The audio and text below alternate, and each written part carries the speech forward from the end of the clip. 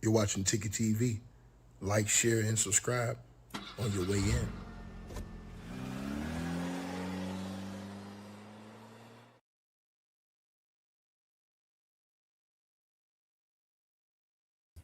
Yo, what's good, everybody? Salute all y'all tapping on in. Like, share, and subscribe as y'all come in the building. Let's pop it off. Let's get ready to get into this thing, man. Appreciate all of you guys that's gonna join us. Y'all already know what's up, man. Y'all know what it is on this, man. So it ain't hard to tell, man. Hopefully y'all doing well, man. Day two, man. This is some legendary classic stuff going on, man. And I pray that we all find out as much as we can about what happened to Tupac Shakur, man. And I believe, as I told you guys from the start, that they will find out who everything or who was involved in this murder. I think a lot of information is going to come out in trial, and I'm so happy that we're at this day, man. Again, man, it's a lot of stuff that's happened over the years. A lot of things have been said. We're going to go over and talk about. I appreciate all of you guys that have been in here. Everybody that's been pulling us, showing love. People have sent support to the Venmo yesterday, to the Cash App as well. I appreciate all of y'all. If y'all didn't hear me shout y'all out yesterday, I'll start off the video shouting y'all out today, because it was multiple people showing love yesterday. And let me go ahead and go through that. Mendy Macaluso, salute to you with a donation to the Cash App yesterday. You said, smash that like button for this great content. Salute to you. Darius Robinson, you sent the strong emoji. Appreciate you for the donation, $25 in the Cash App. Nathan Harris, salute to you with a donation in the Cash App. You said, cook homie facts. Brian McFarland, salute to you with a donation in the Cash App. I appreciate you. Right? Leanne, salute to you with a donation in the Cash App. Much love to you. And if you guys want to support the channel, the link is pinned at the top of the comments. Y'all let me know what y'all feel. Let me know what y'all think. And let's get into what they're talking about. This criminal defense attorney is talking about with this case for Tupac Shakur. I found myself listening to Pac all yesterday. This whole trial, I'm going to be listening to Pac, man. Again, man, heavy, man. This is crazy work, man. Y'all smash the like button if y'all come on in here, man. I see all y'all in the building. Salute to y'all. Everybody that's in the building, y'all know what's up, man. You know what I mean? I appreciate that. I appreciate that love, man. And RIP to Tupac Shakur. RIP to his mother, Afeni Shakur, who I'm pretty sure would have wanted to see this day. And it's sad that she's not able to see this day. Because we know, man. Let's get into this, though. Let's see what they're talking about. For joining us, we appreciate it. Sure, happy to be here. Adam, when you look at this case, I mean, you have Keefe D just over the weekend. He basically retracted the whole book that he had been promoting on podcasts years earlier, before he was arrested and incarcerated in 2023. And he also is now claiming that he wasn't even in. Shout out to Ernestine Collison. I see you coming right early for the first donation of the day.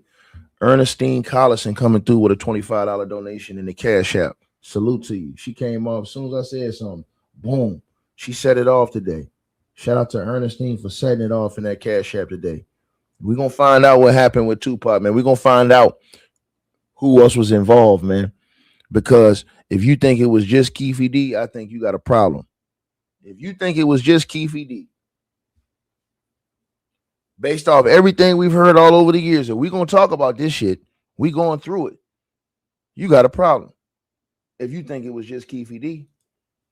In Las Vegas, the night of Tupac's murder, what do you make of where this case is right now? How strong is it? Well, it depends on what side you're on. I could make the argument for both. What do you mean depends on what side you're on? See, this dude's a doofus.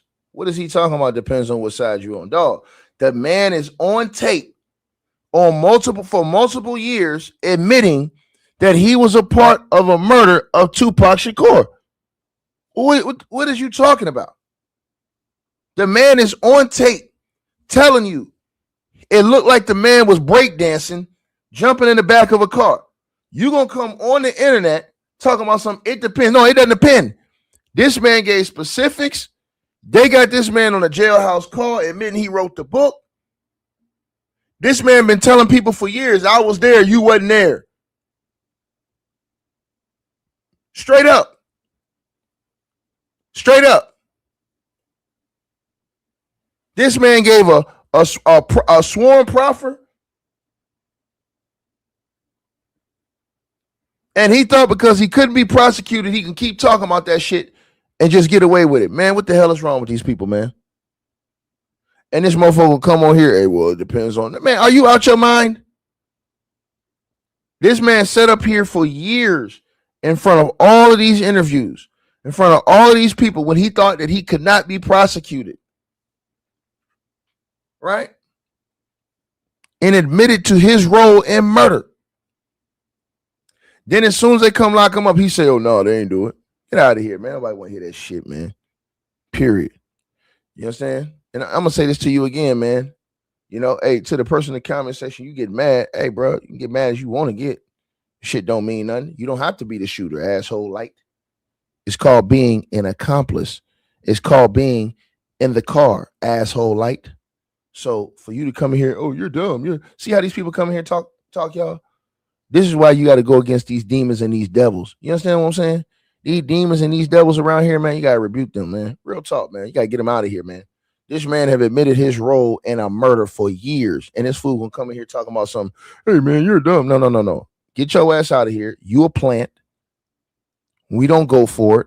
We're going to find out what happened to the man. Everything. Not just what Keefe D told us. We're going to find out what people told the cops over the years.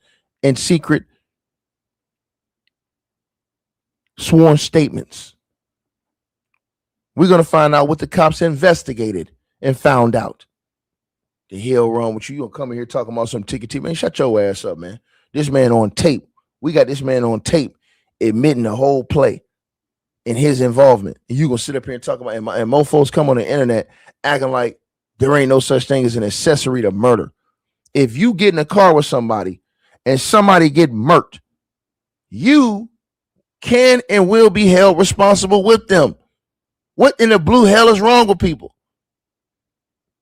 If you are riding in the car, it don't matter if you pull the trigger or not. If you ride in the car and somebody gets smoked, you going down for attempted murder. Not attempted murder, excuse me. You going down for murder. The non-shooters get charged with the same charge as the shooters. And Keefe D called himself a shot caller. Nigga, what the fuck you getting mad at me for? He called himself a shot caller. He came on the internet and told the whole story. He wrote a book.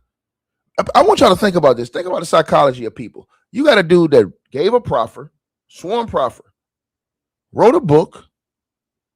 Listen to this, y'all. Wrote a book, did interviews, and caught on jailhouse phones. And this motherfucker will come in here and tell me. This will let y'all know there's something going on with the people in this world we live in, man. It's I don't know if it's a mental thing. It's something going on. And it ain't right. But we're going to get it right on this damn channel. I promise y'all that. We're going to get that shit right. Y'all smash the like button as y'all come on in. We ain't going to do what we did yesterday, man. We supposed to have over 2,000-3,000 likes in this building. Smash the like button as y'all come on in here, man. The hell wrong with these people? And he'll come in here with a straight face, running his rabbit ass mouth. Now is saying this case is incredibly strong because what happened here, how we got to this point, is that we got to back up for a little bit. In 2008, 2009, Duane Keefe D. Davis was incarcerated on narcotics charges, and he agreed to talk to the police and under what's called a proffer agreement. Now, when you do a proffer agreement, it happens all over the country. I've done many.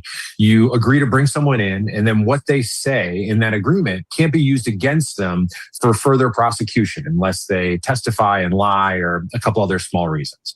So he outlined in those interviews, allegedly, that he was part of this. He was part of the shooting. He was part of planning it. It all stemmed from a Crips versus Bloods beef that escalated. And his nephew, Orlando Anderson, had been beaten up by Tupac the night of the shooting, and this was an immediate retribution. So he kind of went through all that in 2008, 2009. Okay, so now cut to 10 years later. Again, there's been no movement on this case. 10 years later, he starts really talking about this in a public way. First, he does a docuseries on BET. And then the big thing is that he wrote his book, this Compton Street Legends. Now, who wrote it is up for debate, but in the book, it also outlines this in great detail. So there seems to be an idea that maybe he thought he was immune to prosecution because of his proffer agreement, and sort of that's where the genesis of this information really came from. But because he went out and publicly said the same things, the police took a different approach and said, well, we can use all these public statements against you. And that's what they've done. They've used his book against him, and they used the 2018 interview with BET against him. They used the docuseries with Diddy, where he also again says that he was really part of this. They used that all against him. And so now we're at the point where the prosecution is saying, listen, we're just using your own words, and we're going to convict you based on your own admissions of guilt. Now, the reverse of that is the defense is going to say, and has been saying, hold on a second. We've already established that rappers and rap lyrics shouldn't necessarily be held accountable for rap lyrics because that's an artistic expression and they are free to do that under the First Amendment. And it doesn't mean any of this really happened. And this book is just that. It's an artistic expression that another person, a man named Yosef Joe, wrote with really no input from Keefe D, and that this is all a fabrication of the evidence, anyway, is a fabrication of the police who have been dying to prosecute this case for 30 years. And Adam, let's hear Keefe in his own words, because over the weekend, as you know, he gave an interview to Fox 5 Las Vegas, a Las Vegas reporter in the jail where he's been held. And she asked him about this particular book. Let's play that first quote that we have from him. I didn't write that book. I just told him 10 things in my life and gave him some pictures. He did research and stuff like that. Him and my lawyer did that book. My lawyer died, and I just went on to sign on to it with him. I never read it or nothing. And I wasn't even in Las Vegas. You know, so I wasn't in Vegas when this stuff happened. So I just said that stuff to get out of trouble. You had said that you were not in Vegas the night that Tupac died when there was the Mike Tyson fight. Again, I read your book, this book, every single page. You included a picture of your sister and yourself at the fight. That wasn't no fight. Why would I wear an overcoat in September? That's what I had no fight. Why would I wear an overcoat and a hat? I had a suit on and an overcoat. That was a New Year's party. That was a New Year's party.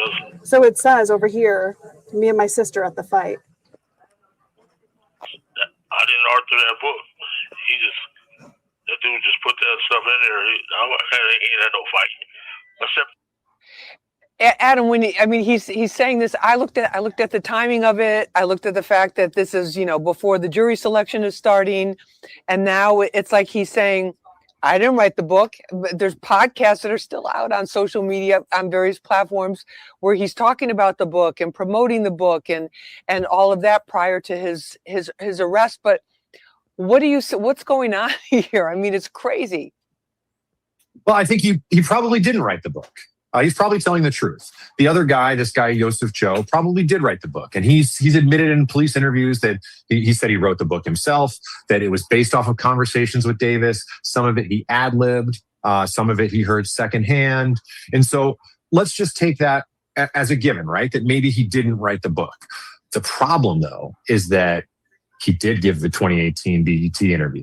He was part of the Diddy documentary, and he did, most importantly, give those police interviews in 2008 and 9. And so here's the big takeaway, is that the judge just very recently ruled that those police interviews from 2008 and 2009 are admissible at this trial. So the jury will hear not just that this potentially made a book had these claims in it. It's that he's been saying a pretty consistent story really for the better part of 30 years or 20 years. And once the jury hears those police interviews corroborated with the documentary, corroborated with the book, it sort of loses a bit of the luster that, well, this is just hip hop braggadocio that was put out in a book that he really didn't have any part of. Yeah, not only that, it goes along with the evidence that the cops collected. And y'all smash a like button. Salute to everybody that's in here, man. Smash that like button. Share the videos. Y'all come in. It goes along with all of it goes along with all the information that the cops collected over the years. So the cops are just gonna say, look, we collected all this information in the investigation. He told us this matches up exactly with what he said to us. I mean, it's gonna be hard to get around that. Let's just keep it a hundo, man. It's gonna be hard to get around that. It's gonna be hard to keeping your lies up, dog. I don't think people understand that shit, bro. It's gonna be hard for him to keep his lies continued. His lies are gonna come to an end in this trial, and everything's gonna get exposed. I'm telling y'all this. All the people he said something about behind the scenes gonna get exposed. Real talk. And then we're going to see what the investigation led to. We're going to see if they linked anybody else into that investigation. Right? We're going to get justice for the family of Tupac Shakur, point blank, period. And that's all there is to it. Right? Like, share, subscribe as y'all come in the building, man. And man, I've been on podcasts for years talking about what they did to a man. And now all of a sudden, when they come pick your ass up now, you know what I'm saying? Come on, man. Nah, man. Come on, bro. Part of. So the jury is going to get to hear the selecting the jury today. The jury selection starts today. They're going to be able to hear this police confession. But is the type of thing, the second point that he made in that interview over the weekend with Fox 5 Vegas was, I wasn't even there that night. And that kind of, I mean, I know it was 1996 and they still had surveillance video in those casinos because we saw the beating video of his nephew, but I mean, wouldn't you think that prosecutors would there be other physical evidence of him having been in Las Vegas at that time besides his choice of wardrobe? I mean, this is certainly one of the main points that the defense is going to have. There doesn't seem to be any, at least that has been disclosed to the public so far. Obviously, they don't have a gun. They don't have the white Cadillac that would tie him potentially. Here's the thing this dude don't know. Witness testimonies. Why do you think they got witnesses coming in there? They may have a witness that saw Keefe D in Las Vegas at that time. Because Keefe D bragged on the interviews, and we're going to go through some of these interviews with all these different people. But he bragged on so many of these interviews, Keefe D did, about different aspects. Bro, I don't want to hear no bullshit. He talked about how he was getting tickets to go to the fight, guys he was scalping from. He said all of this stuff on video. So, like I said, what make you think that the cops didn't do their investigation work back then to piece some of this stuff together? Because remember, they approached him. He had to give a proffer deal. And he said when he went in there, they already had a lot of this shit on the board already. So he had to tell everything. And it had to be corroborated for him to be free. So obviously they had some type of information in their investigation that linked up and linked into what he was saying in order to corroborate his story.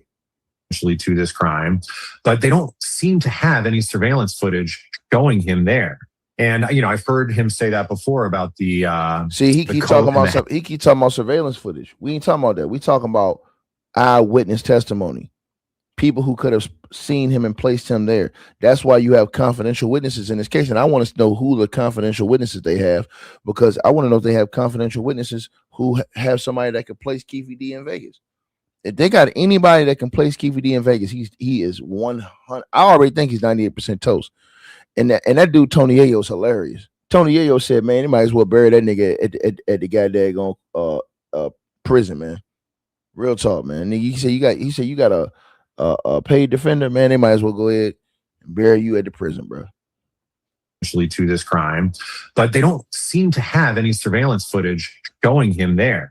And I've heard him say that before about the coat and the hat. I mean, it would be great if they had a picture from that New Year's party that could also establish that that's what he wore to a New Year's party with his sister. But I think this really is coming down to his own words. I think the prosecution has very little evidence outside. I think he's full of shit. When he says they have very little evidence, bro, Keefe D said it in the interviews. He said, yo, when I went in that room, man, they had everything on that fucking board, dude. And if you look at that board, it'll F your mind up, dude.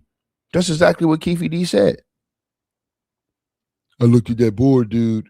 If you look at that board, it'll fuck you up, man. How do you think they got that information that was on that board before Keefe D ever went in there? From investigative work. That means they had to do investigations and verify and find out this information, doofus. Bro, they need to take these bums off TV, man. They putting straight bums on TV to tell y'all information. Bums. This dude is a bum. He is a straight bum. How in the blue hell do you think the cops are doing investigations, bum? How do you think that? And getting all this information, and when he went in there, bum, when he went in there, right? What did Keefe D say? What did Keefe D say when he went in there? Keefe D said, when he went in there, yo, man, like, if you pay attention to that board, see, I'm going to tell you something, dog. That board, shit, that board will fuck you up, man. That board, man. That's exactly what he said. The nigga said Pac was in the seat breakdancing. Come on, man. That shit crazy, man. How could he give you such details if he wasn't there?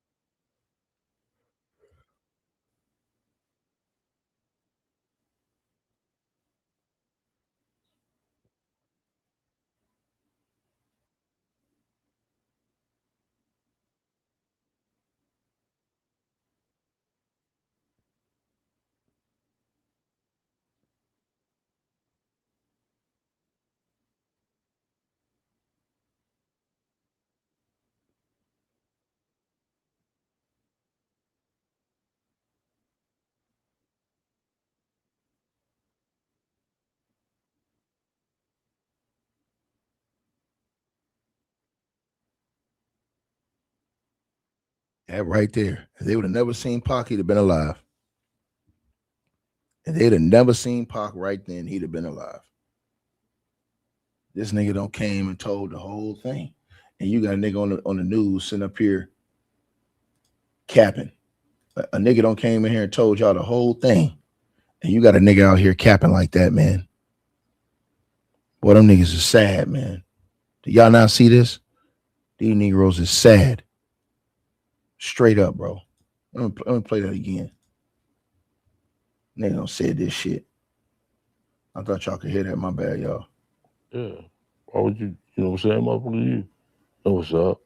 Know who people that is. So what exactly did he tell you? Did he tell you like, yo, Tupac jumped on me, or he just said the Death Row niggas jumped on him? Everybody had was coming to the cafe and shit. I seen some of my partners from 1180 East Coast Crips. They like, hey, they just jumped on your nephew. Like, ooh, said some death row niggas. Like, bullshit. They're like, yeah. And we ran in the lane inside the lobby. So y'all ran into your nephew Orlando. What did he say to you? Weird, he just said they jumped on him and stuff like that. I asked him, was he all right? He said his shoulder's kind of fucked up. I guess when getting kicked in the shoulder or something, he said his shoulder was fucked up. How mad was he?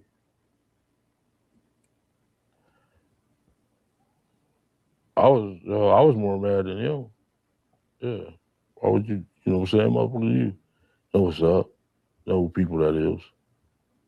So what exactly did he tell you? Did he tell you like, yo, Tupac jumped on me, or He just said the death row niggas jumped on him. and the only injury he had was his shoulder? His shoulder was kind of fucked up. Okay, so take me through that. You know, Orlando, he got jumped.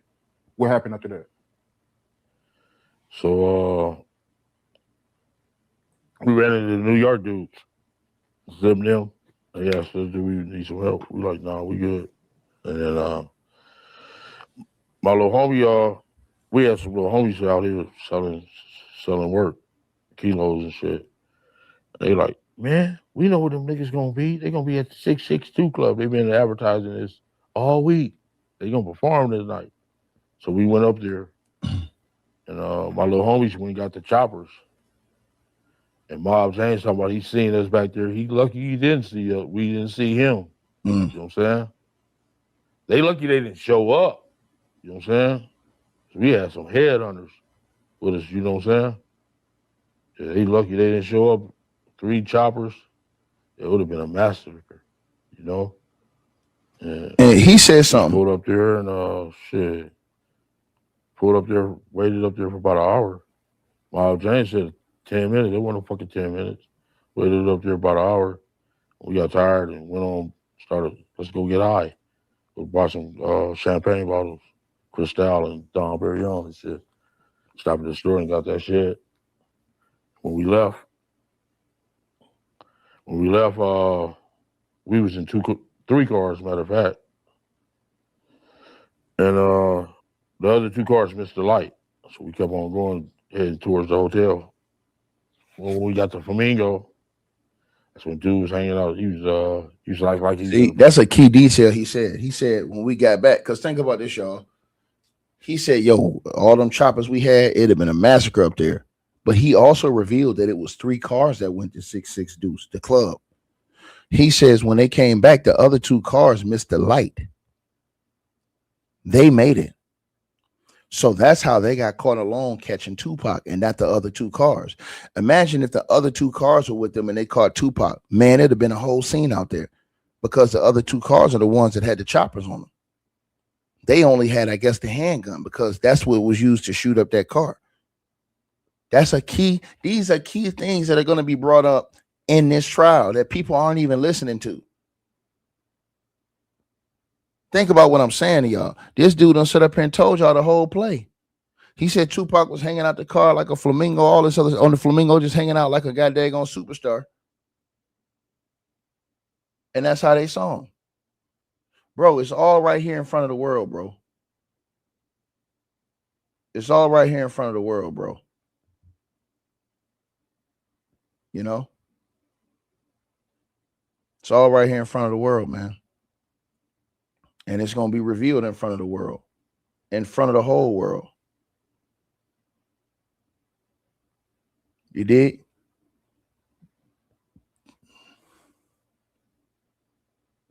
This whole situation is going to be brought out here in front of the entire world, man.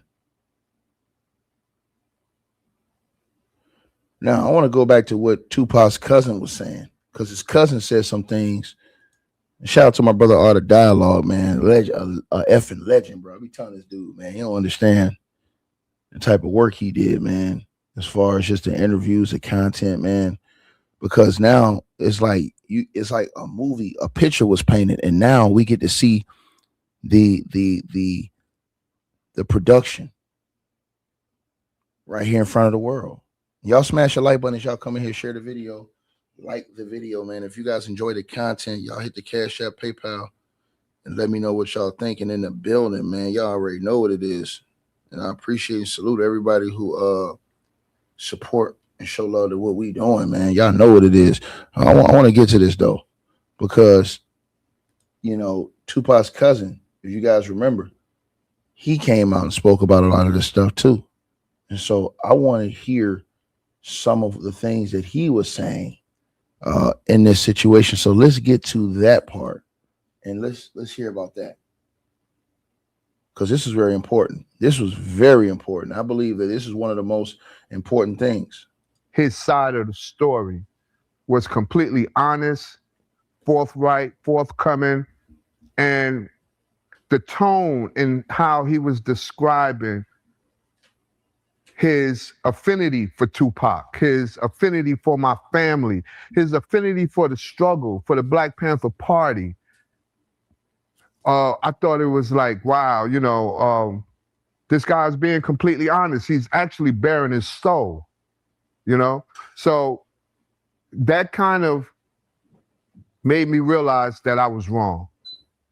If I may, I want to share how I was able to translate that to King Tut personally. Is that okay? Exactly. Go ahead. So, yeah. So, and by the way, his wife, man, shout out to his wife. His wife is amazing at what she does, you know, because she was the one that was interviewing King Tut as he was telling his story. And she was asking him pertinent questions, you know, that would have made a guilty person uncomfortable. You know what I'm saying?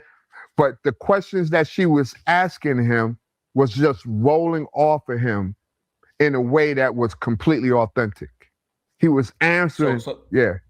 So let me ask you this. So what was one of the questions that she asked King Tut that convinced you that he was not involved with the shooting of your cousin Tupac Shakur at Quad Studio? It was very clear. It was the first, when she got to the part of the interview where she started discussing Tupac, the very first question was, I'm paraphrasing, was to the effect that it's been rumored that you had something to do with the ambush of Tupac Shakur. God bless. She said, rest in peace to the late, great Tupac Shakur. That's how she framed it. Rest in peace. She said that after all, Tupac had named you in a song as someone that shot him. And I guess she said something, how do you feel about that, or something to that effect, right? I'm paraphrasing. And from that point on, as Tut was explaining his position and how he felt about it, is when I realized that I was wrong the whole time. And that I wish that I would have had the opportunity to, I can't say verify the information that I was given in 1993, because like I said, the times dictated the information. It kind of made the information that I received in prison likely that it was true. There was going to be no way that I was going to be able to decipher the information that I was given to determine that Tut wasn't the shooter. You just got to understand the context. It was the time, it was his reputation, it was the outrage that Pac had been ambushed, you know, the fact that I'm in jail, I should have been with him. All these things played into my thinking at the time. So it would have been pretty much impossible to decide otherwise. But after hearing him do the interview and clarifying his position and the fact that he wasn't the shooter, why he wasn't the shooter, why he would have never done it in the first place, is dope. It was all I needed to hear. And by the way, Delray, also understand this. You know, this is 1993. I'm 61 years old. At the time, I was in my early 30s. Tut and I are the same age. We come from the same background. 1960s, 70s, New York City. We come from the same school of thought. You understand? So just by us having that type of connection also made it easier for me to realize that this guy was being completely honest. Because after all, he didn't have to do the interview in the first place. He didn't have to bare his soul about something that he never was involved in. But he decided that he wanted to do it, and it was very convincing to me. I believed him completely. Well, you know, I find that very interesting that you would be man enough to come back and apologize and reconcile with Tut. I actually spoke to Tut on the phone myself, him and his wife, and this is unrelated to you, but in part related to you, because they wanted me to, they wanted your number. And my thing was, I felt like, you know what, that really is not my business to do that, and like to reach out to you. But they had already reached out to you. So I think it's very interesting that you decided to come out and apologize for that. And, from that perspective, I think that makes a bigger man of you. And if only, like you said, if you could look back 30 some odd years, 29 years, and it could have went a different way, maybe things would have went different for Tupac. Well, things would have went different for Tut, because mind you, he had to bear the burden of being known as the person who ambushed Tupac in the studio in New York City. You know what I'm saying? That can be stressful in itself, on top of having 5 life sentences, that he's doing consecutively for a crime that he didn't do. On top of that, even further, someone like me accusing him based on erratic information, right? Based on erratic information, accusing him of actually shooting Tupac, right? I felt responsible in a way for adding on to the confusion around what happened with Tupac in New York City, and that was the last thing I wanted to do.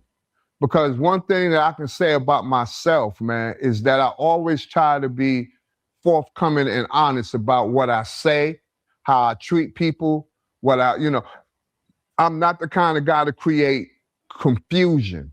You feel me? So it was my duty to correct that wrong.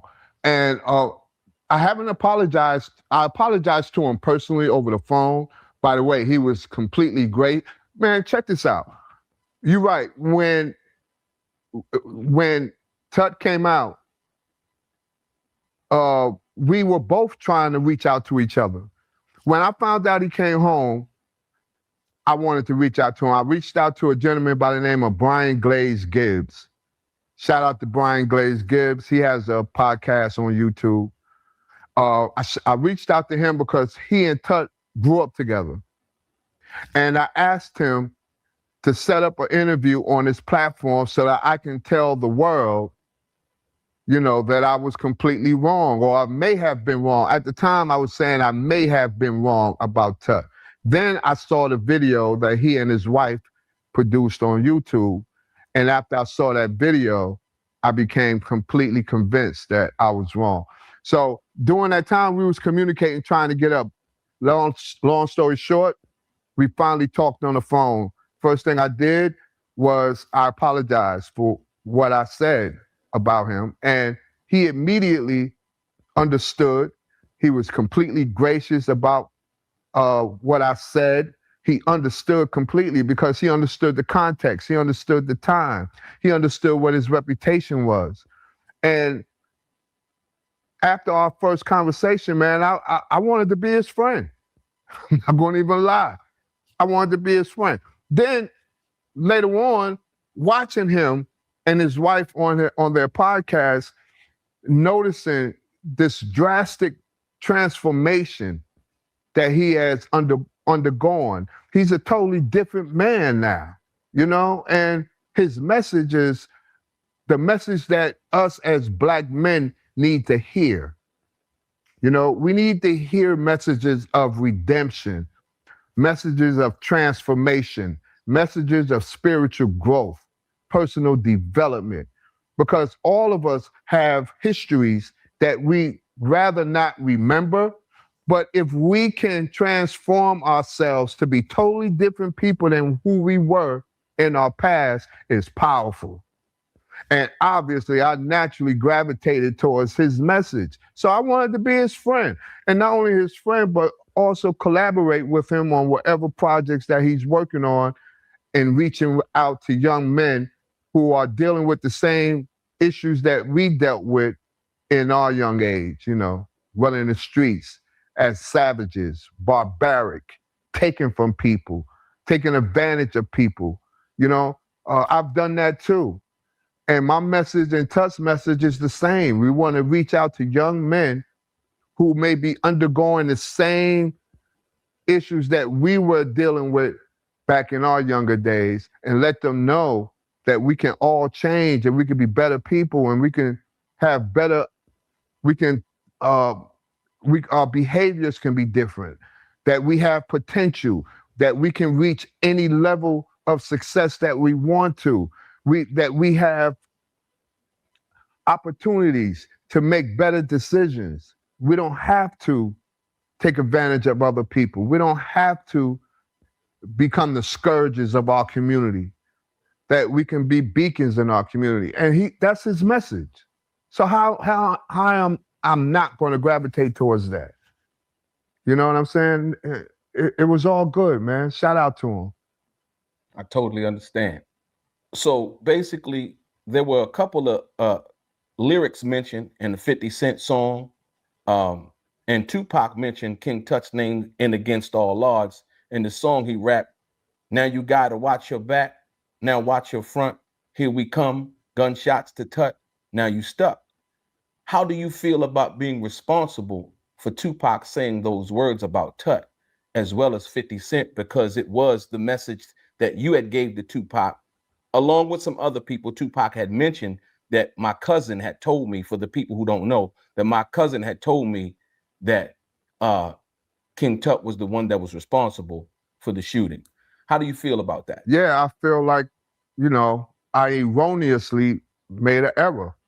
Now, yes, it weighs on my conscience, but also, as I've said, you know, that was where my mind was at the time, 30-something years ago, you know, and I explained the context of why my mind was where it was at. You know, I explained all that. So, yeah, I did feel immensely responsible for it. But what helped me get over it, and what helped me deal with it better than I normally would have dealt with it, was the graciousness that I got from Tut when I spoke to him. He wasn't carrying any grudges. He didn't have any hard feelings against me. He was completely forgiving because he too understood the context of how I received that information. He admitted to me that I understand why you thought that, because I was that guy. You know, I mean, I wore for in the first interview that we did, I described the person who shot Pac as a person who was wearing fatigues at the time as he waited outside for Pac to come into the studio, right? And he had his head down, he had a cap over his eyes. And Tut admitted to me during our conversation that, of course, he used to, and I knew this because I used to see, Tut was known for wearing fatigues. So that was one reason why when the guy told me in jail who shot Tut, that was one reason why I thought it was him immediately. I believed it. Another reason why was because, as we all know, Tut's reputation was that of a stick-up kid, you know, and he was from Brooklyn. And at the time, Pac was having issues with niggas from Brooklyn. You know what I'm saying? We know who they are, you know, and that was another reason why I would. And then on top of that, the person who told me this information in jail back in 1993 is a person that Tut and I both know. When I spoke to Tut, I told him who the person was. He was like, yeah, I know him. I remember him, blah, blah, blah. And he said, man, you know, I forgive him too. You know what I mean? Like, dude, it was like the man obviously understood just as well as I did that it was an erroneous accusation that didn't stem from malice or jealousy or anger. It just stemmed from misinformation, by two people who he both knew. He didn't know me as well as he knew the person that told me, but he knew who I was, as he remembered who I was when we spoke, and he knew the guy who told me. But like I said, he forgave us both. It was unfortunate. It was an unfortunate thing to happen. But as I said, the context at the time dictated it in a way. Put it this way. The context, the circumstances, the timing was more of the reason why I believe Tut did it than me actually believing that he did it. You get what I just said? It was all those things combined that was more of a reason why I would have thought Tut did it than me actually thinking he did it. Because remember during our interview, I told you that, if it was Tut, because I had this because I knew him or knew of him and been in his presence several times, he probably wouldn't have shot me if I was with Pac that night.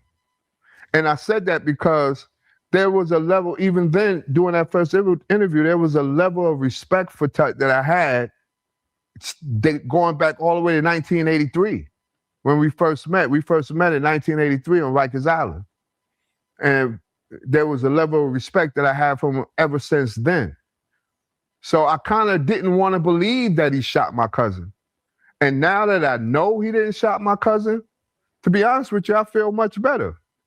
And then on top of that, the man that he's become, this guy, man, that wants to be of service to other people, like I said, I want to be his friend. So, Tut, we already talked, man, but God bless you. God bless your wife, man. I wish you the best. You keep doing what you're doing, man. I got a question for you. And this, because a lot of times, like you said, the person who had told you that you were in prison with, did Tut say anything about even knowing Tupac, being around Tupac back at that time? No, he did say, well, he talked about that in the interview that I was sharing with you, that I watched. In it, he said that he'd never seen Tupac before, which I believed after hearing it from him. He'd never been around him. He'd never been in his presence. And that he was always an admirer of Tupac, that he thought Tupac can change the condition of the black man in our country. This is what he said in the interview, that he thought that Tupac could have even changed him, that he looked up to Tupac, that he looked up to his mother. In fact, he said that he loved his mother. He loved Afeni, and that he wanted to be a Black Panther when he was young. Before he got in the game, he wanted to be a Black Panther. And the reason why he wore fatigues was because he was influenced by the militant attitude of the revolutionary spirit of the Black Panther Party. He said all this in that interview he did with his wife. I suggest that those who are listening to me now, go to that interview that he done with his wife where he talks about, not being Tupac's shooter. He said all these things in the interview with his wife, and that even confirmed for me that this man couldn't have possibly shot Tupac. That I was completely wrong. I was wrong, but I wasn't out of pocket. I wasn't out of pocket because, like I said, at the time, that's what I believed. It wasn't out of maliciousness. It wasn't out of anything evil of me saying that about Tut. It was just me getting the wrong information while in jail right after Pac got shot. Same the next day. You know what I'm saying? On June 15th, 2011, Dexter Isaacs, who was serving a life sentence in prison, confessed in a written letter that he was involved in the 1994 robbery of Tupac. He claimed that Jimmy Henchman paid him $2,500 and let him keep all of the jewelry except one ring in which Jimmy Henchman allegedly kept. Does this explanation sound more plausible to you regarding the shooting of your cousin Tupac Shakur? Yeah, it does, because, and let me tell you why. At first it didn't, because I didn't know the background story of Dexter Isaac. You know, I thought when I first heard that, I thought that he was just trying to live off somebody else's shine. I was wrong about that too. You know what I'm saying? Like, I was wrong. You know, I come to understand that, you know, Dexter Isaac wouldn't have a reason to confess to doing something that he didn't do, especially while in prison. Like, who would do that? You know, but in hindsight, I was a bit unwilling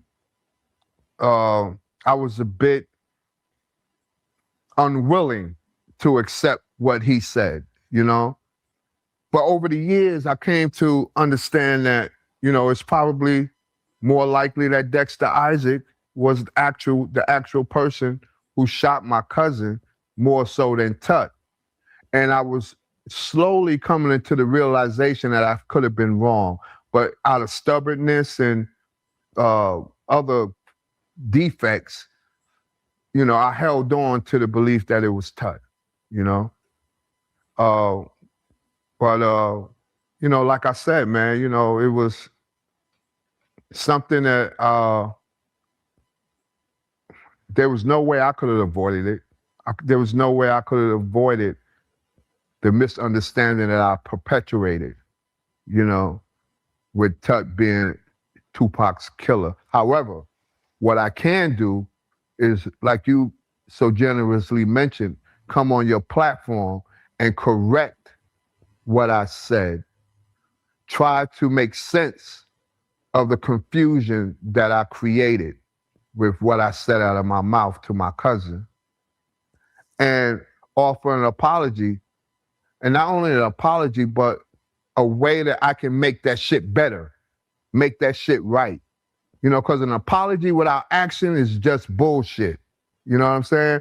But an apology with action behind it is what matters. So, and like I said, this is, you guys are just getting the information, but Tut and I discussed this. I've talked to him at least 2 or 3 times since he been home, and we text each other periodically. So we have a relationship. Not a relationship, but we have an understanding. Let me put it that way. We have an understanding. You know what I mean? So I'm cool with that. I'm satisfied with that. The last time you were on the platform, a lot has happened since the last time you were on. Now that Keefe D has been arrested and charged with the involvement in Tupac's murder, he has denied everything that he said in his book, on other platforms, and basically confessing to his involvement in the murder of your cousin Tupac Shakur. What's your take on that? Well, first of all, let me start by saying that I don't wish anybody that Keefe D is going through right now. I don't wish that on anybody. He just had a fight in jail where it appears that he got his ass whooped. He's 61 years old. He's dealing with cancer, and he's facing life in prison. You know, I'm 61 years old. I couldn't imagine myself dealing with this that he's dealing with in jail, facing murder. You know, so let me just say that first. Now, what I think about it, I think that Keefe D is desperate. That, you know, just like I would be if I was in his position in jail, desperate to get out, I would probably say the same thing that he's saying, denying all the stuff that he said on interviews, countless interviews, wrote a book about his involvement in Pac's murder, was gloating about it, bragging about it on countless platforms, to the point where I felt like, man, I wish I was able to do something about this nigga. You know what I'm saying? I wish that I was able to check this nigga, man, or at least, you know, let this nigga know how hurtful it is that you're gloating over the murder of my cousin, regardless of what role he had to play in what happened, but you're gloating over it. You know what I'm saying? And, you know, that kind of made me, I gotta say, man, like it kind of put me in a bad space, you know? But I would probably do the same thing if I was in his position. I would probably deny my involvement in murdering one of the best rappers, the greatest rappers that ever lived, you know? So that's what I think about it. Now, on the other side of that, there's two sides to that question. I think Keefe D dug his own grave. And I think that it's going to be hard, very difficult for any judge or jury to believe his sudden reversal of his own confession. You know, especially after the book that he's written, the countless interviews that he's done, you know, all this bragging about being in the same car with others who murdered my cousin. So I think he dug his own grave, and I think it's going to be very, very difficult for him to dig himself out of it. Mopreme Shakur expressed doubts and denials and suggested that Tupac's murder involved multiple people planning and coordinating, with that person being Keefe D being one of them. Do you agree or disagree with that? Yeah, I agree. Like, bear in mind, man, like, this is what we've been hearing ever since the night it happened. Ever since Tupac's murder happened, right? We've been hearing about Keefe D's involvement, about Orlando Anderson, also, and the other two men that was in the car. But also, remember, the people who was behind Pac at the time when he was ambushed in Las Vegas, the people that was in the car behind him are my relatives. They're my loved ones. And right after it happened, they gave me their own perspective of what took place, who shot him. They didn't see who shot him, who shot Tupac, but they saw the arm that pulled the trigger to shoot Tupac.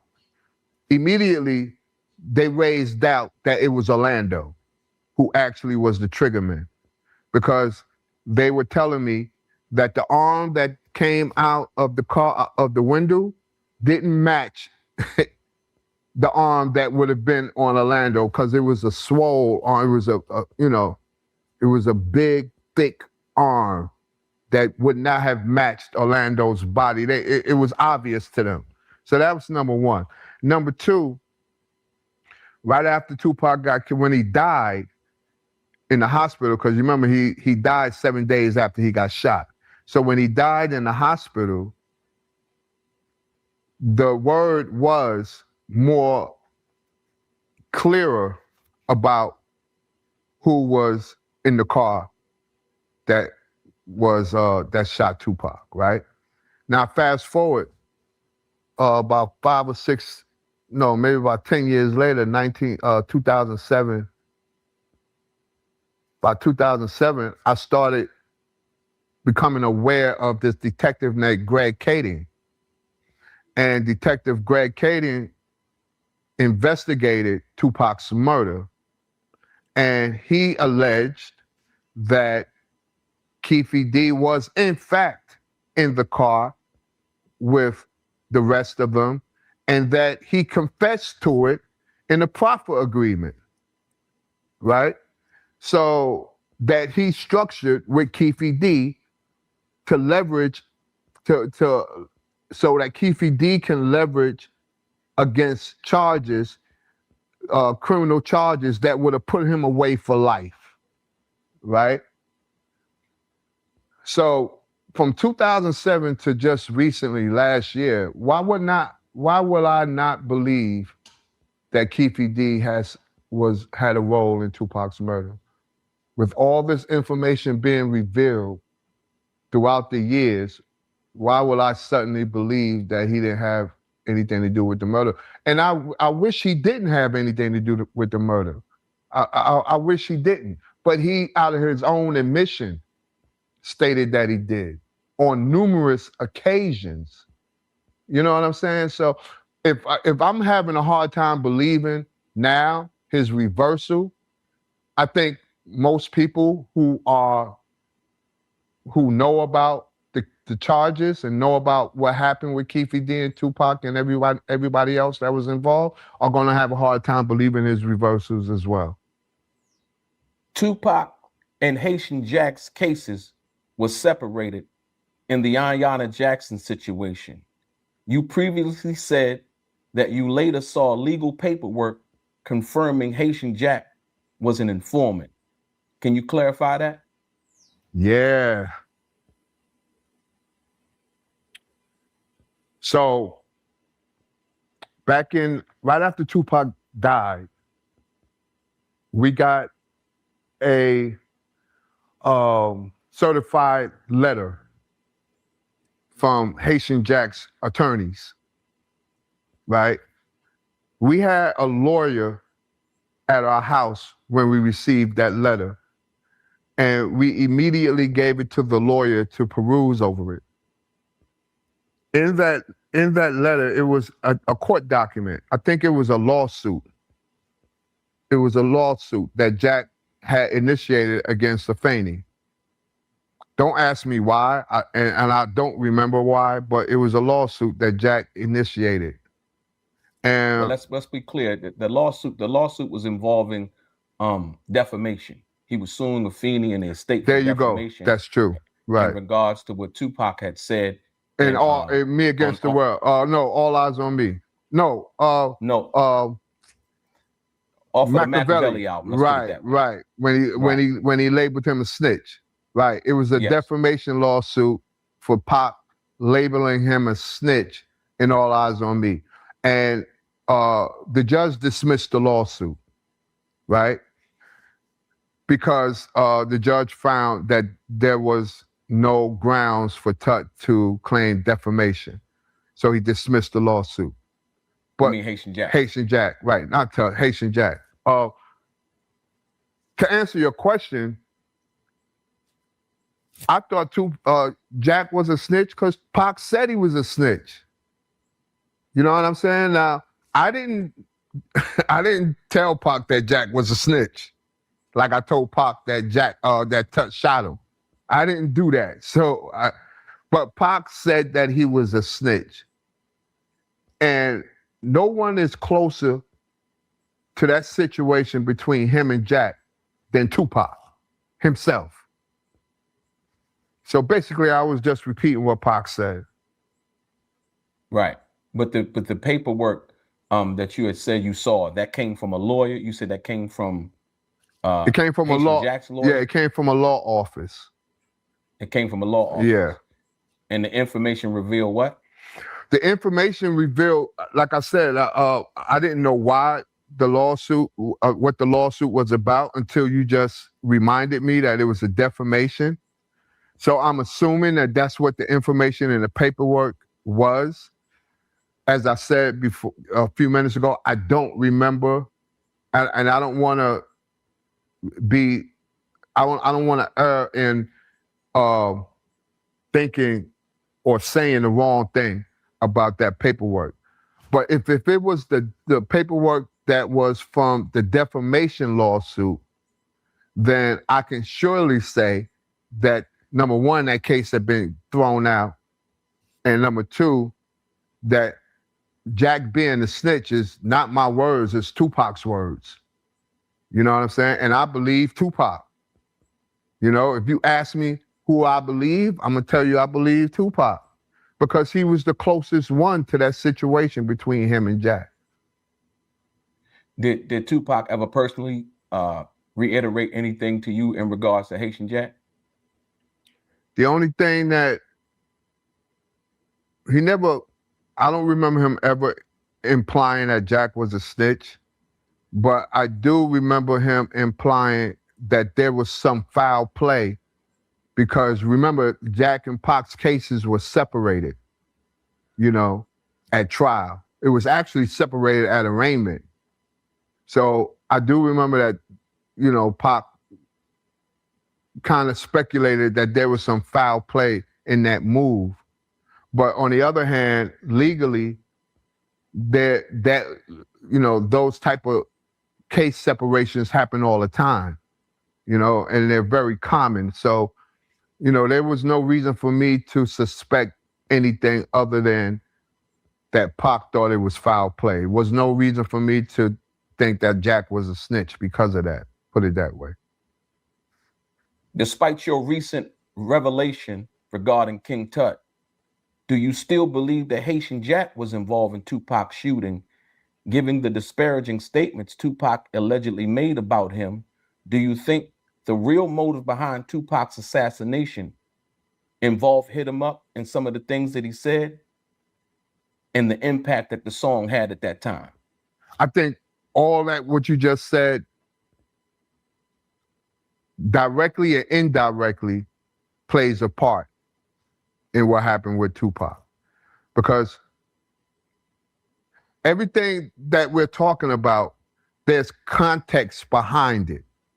You know, there's stuff behind it that we're not really disclosing because these are direct questions, right?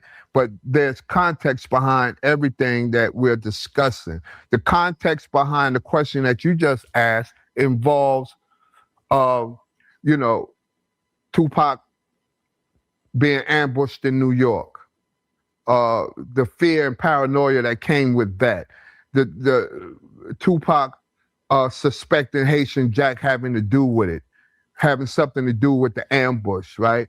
And then him implying that he's a snitch on one of his greatest records, right?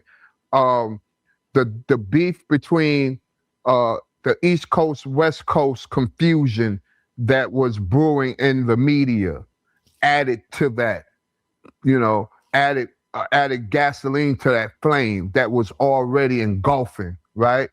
Also, the competitive relationship between Suge and Puff, right? The competitive relationship between Suge and Puff. The idea that Big may have had a role to play in Pac's ambush in New York because Big was in the studio. All this was going on, man, simultaneously when Tupac got shot, and added on to the myth. I mean, not the myth, but the incident that happened in Vegas. You know, it was all part of the speculations, you know, that this is why, the conspiracy theories and all these, this is why Tupac got shot. So we got to make sure that this is, before I answer that question, that I give you the context, right? And so with that being said, and over the years, after hearing different sides of the story, I no longer believe that Jack was the motivating factor for Tupac getting shot in Vegas. I mean, in New York. I no longer believe he was the overwhelming reason why. I think that there were other elements at play. Haitian Jack element. I mean, the Jimmy Henchman element. You know, all those things are also in play. So I no longer believe, as I once did, that Haitian Jack was the person who shot Tupac. I think it's more complex than that. It's more complicated than that, you know? And that's only, by the way, I'm sorry, that's only the only reason why I feel that way now is because so much information has unfolded, you know, over the years, thanks to podcasts like yours and others. And, you know, thanks to information being more freely shared now and me having access to this information, you know, some of these things I have to question. Some of the stuff that I believed then, I have to question as more information is coming out, you know. Did you ever hear the rumor that I believe Jimmy Henchman wanted to manage Tupac and Tupac was opposed to that? And Tupac had said a few things, and that was one of the reasons behind wanting to teach Tupac a lesson. You know, Pac could be a little bit, you know, hot-headed and passionate about what he felt about. You know what I mean? Right. Did you ever hear that? Yeah, as I shared before on your platform, at the time when all this was transpiring with Tupac being shot in New York, no, I didn't hear anything about Jimmy Henchman. I didn't know who he was. Never heard his name before. But since that, in the last 10 years, particularly after he got arrested, and me hearing this of what you just mentioned about him wanting to manage Tupac, I believe it could have been possible that was the reason. There was several other documentaries that insinuated what you just mentioned about Jimmy Henchman wanting to manage Tupac. You know, so now, today, it seems more clearer to me that is a possibility. And that because, and mind you, Tupac was arrogant. You know what I'm saying? And you wasn't going to bully Tupac, right? You wasn't going to extort him. You wasn't going to make him do something that he didn't want to do. He stood on principles. You know what I'm saying? He stood on strength. You know, and even if there was fear in Tupac, you wasn't going to know about it.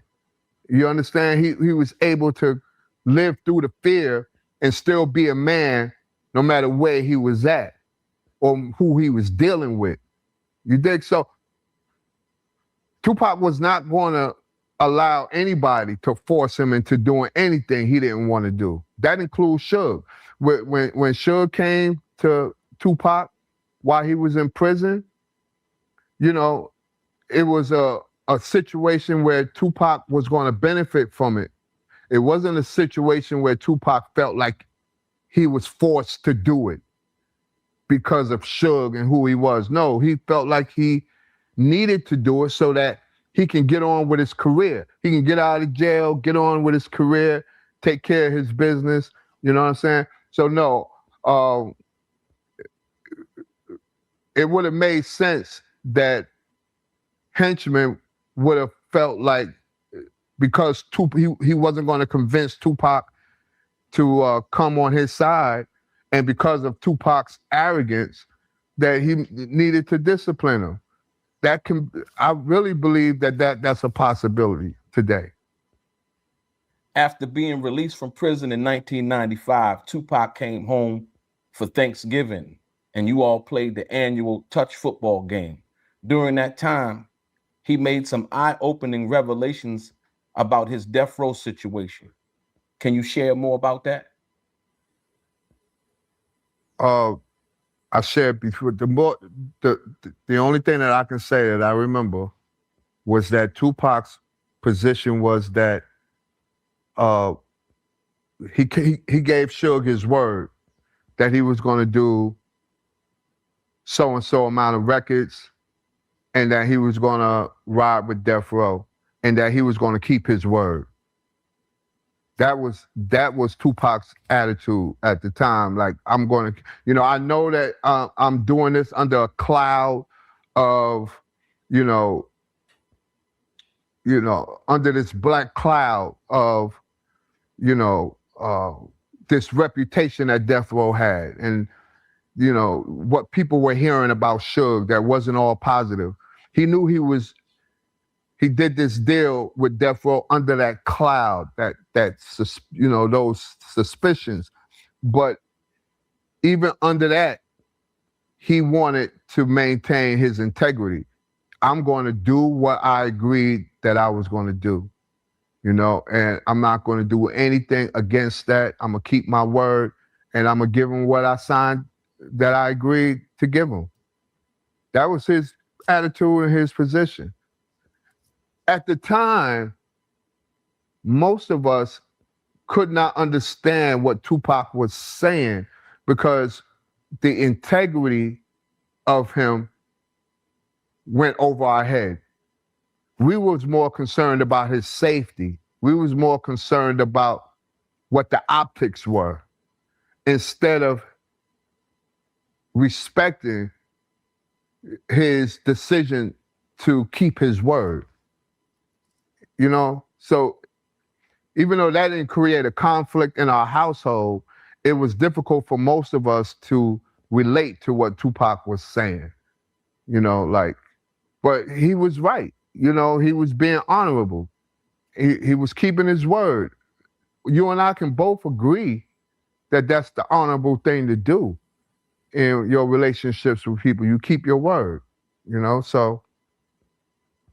I was recently asked, do you, and I want to ask you this, do you believe that Tupac was most honorable for not even mentioning that he wasn't really signed to death row, as Suge Knight had just come on this very platform and just admitted just recently that Tupac was actually still signed to Interscope, but basically he was masquerading under death row. Do you think it was honorable for Tupac not to mention that, even though he knew, and he just rode with basically what he was supposed to ride with at that particular time and getting out of prison? Thank you for that, man. First of all, what you just said is new to me about Suge being on your platform recently. When I go home, I'm gonna look for it and listen to the interview. Second of all, I don't think honor has anything to do with Tupac not mentioning that he's not signed to death row. I think that was just a strategic, perhaps a strategic move on his part, you know, for whatever reason that he was thinking. So, no, I don't think his honor had anything to do with that. But I do think that it was honorable for him to want to, you know, do what he agreed to do with Suge, keep his word to Suge.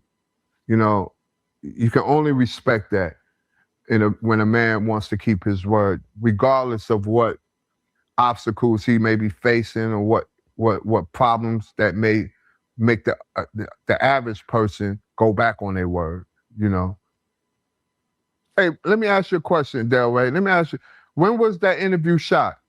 Is it recent? With Suge, what was that? With Suge that you just mentioned. Yeah, Art actually did it. Art, okay. Is it a recent interview? Or is old? Yeah, I believe so. Okay. Yeah, no, it was recent. I'm gonna see if I can find it. Like one of the most recent interviews that were done on Suge Knight. Good. I gotta educate myself on that because I didn't know that Pac was not legally signed to death row. Right? That's what you said. Oh, you did? He wasn't legally signed. There was because I did see a contract that I thought he signed while he was in jail when David Kenner and Suge went to visit him. I did see his signature on a contract, and I did read the contract too. It was a one-page contract, by the way. So I gotta see, you know, what Suge is talking about. Yeah, you gotta see the interview.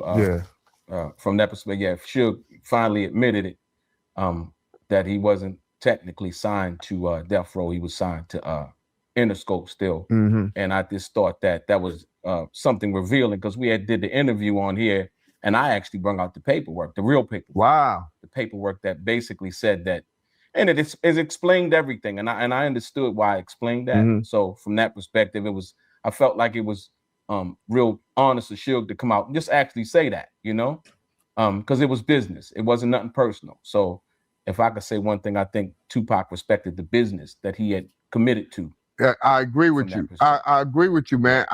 You know, that's what it was all about. Now, there's honor with that, with him respecting the contract, right? There's honor with that. But with him not mentioning it, I don't know why he wouldn't mention it. So I don't know if there was honorable intentions. It could have been strategic. It could have been to avoid any questions from people that he didn't want to share his business with. You know what I'm saying? It could have been a host of reasons why he wouldn't reveal that type of information. But like you, it's dope that Suge revealed it. He was honest about it. And I think that's pretty cool and honorable of him. You know? Exactly. Right. Tupac was known to be a gun enthusiast and often trusted you to hold on to his weapons. Can you recall a situation where things didn't go as planned? I like the way you framed that question. Yeah, I can recall situations. There was the situation in Milwaukee where things didn't go as planned. You know, while I was with Tupac strapped, holding his guns, I never had to use or pull out my gun. I never had to go in my pocket or my pants and pull out a gun, except for that one time in Milwaukee. Other times, while Tupac and I were together, if situations was getting intense, it would usually end up with us fighting with our hands or just Tupac walking away from it or somehow the situation getting squashed. But I never had to pull out my pistol until in Milwaukee when we did the show and Tupac was angry with the gangsters in Milwaukee for what was alleged that the murder of some Yummy Sandifer. And by the way, after our first interview last year, when I discussed that, I saw a lot of feedback in your comments about how I had the details of that event completely wrong. So I'm here to say, you know, if I was wrong in any of my details, please understand that happened 30 years ago. And a lot of the details that I got wrong wasn't on purpose. It wasn't like I was fabricating. It was just that I don't remember. And whatever I do remember, whatever I did remember back then, I forget every year. So whatever happened in the past, if I'm not clear on details, just know that it's not because I'm fabricating information or I'm trying to create some story. I'm telling a story based on my memory, you know? And a lot of the stuff that I don't remember anymore, you know, it is what it is. So in that situation, what was the situation involving as best you remember the situation involving when you had to draw down? Okay, so that situation I do remember. That situation was because Tupac confronted the gangsters in the arena while he was performing. You know, he would, you know, Stretch would drop a song, drop a beat, and Pac would rap over it, and shout out to Stretch. And Pac would rest in peace, Stretch. And Pac would cut the music, tell Stretch to stop the music, and he would confront the audience. And like he would confront him like he was like he wanted to fight him. I swear to God, like he'd confront the whole row, man, like angry, veins popping out of his neck, like he was ready to jump in that audience and fight him. You know, so he did that 2 or 3 times on stage, cut the music off and confront him. And each time he did it, the crowd, the people in the front became more intense. And before you know it, man, we was getting things thrown at us on stage, and it was hitting us, and it became out of control. It became chaotic, you know. And gangsters was coming on stage, trying to run up on stage to get at us, man. And I had to try to protect my people, you know, and it was instinctively, like, you know, I wasn't even thinking. It was just an instinctive move to try to protect my people by pulling out my gun. You know, I thank God that I didn't have to use it. And I thank God that the person, remember I shared, I told the story of how there was a police officer near our stage that saw me pull out my pistol and didn't shoot me. He was thinking about shooting me because I had a gun, visible, you know, but he didn't. And the reason why he didn't was because he understood why I pulled out the gun. And he understood what was transpiring. And even though he would have had every right to shoot me as a police officer, he would have had every right to shoot me because he's witnessing me with that I'm armed and I'm pointing my gun at other people. He would have had every right. He didn't. He didn't shoot me.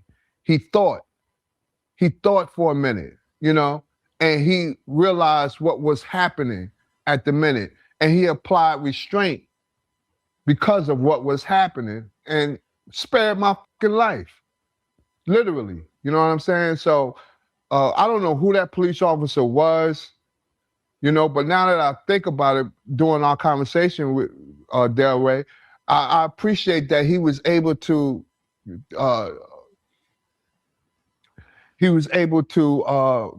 understand what the situation was and why I pulled out my gun, and that, you know, he shouldn't shoot me, you know? In fact, when I think about that now, 30 years later, man, you know, that was something that could have ended up very badly for me and my people that was on the stage. Tupac, the Outlaws, Stretch, Man, all my people who at the time I loved, you know, they were my people.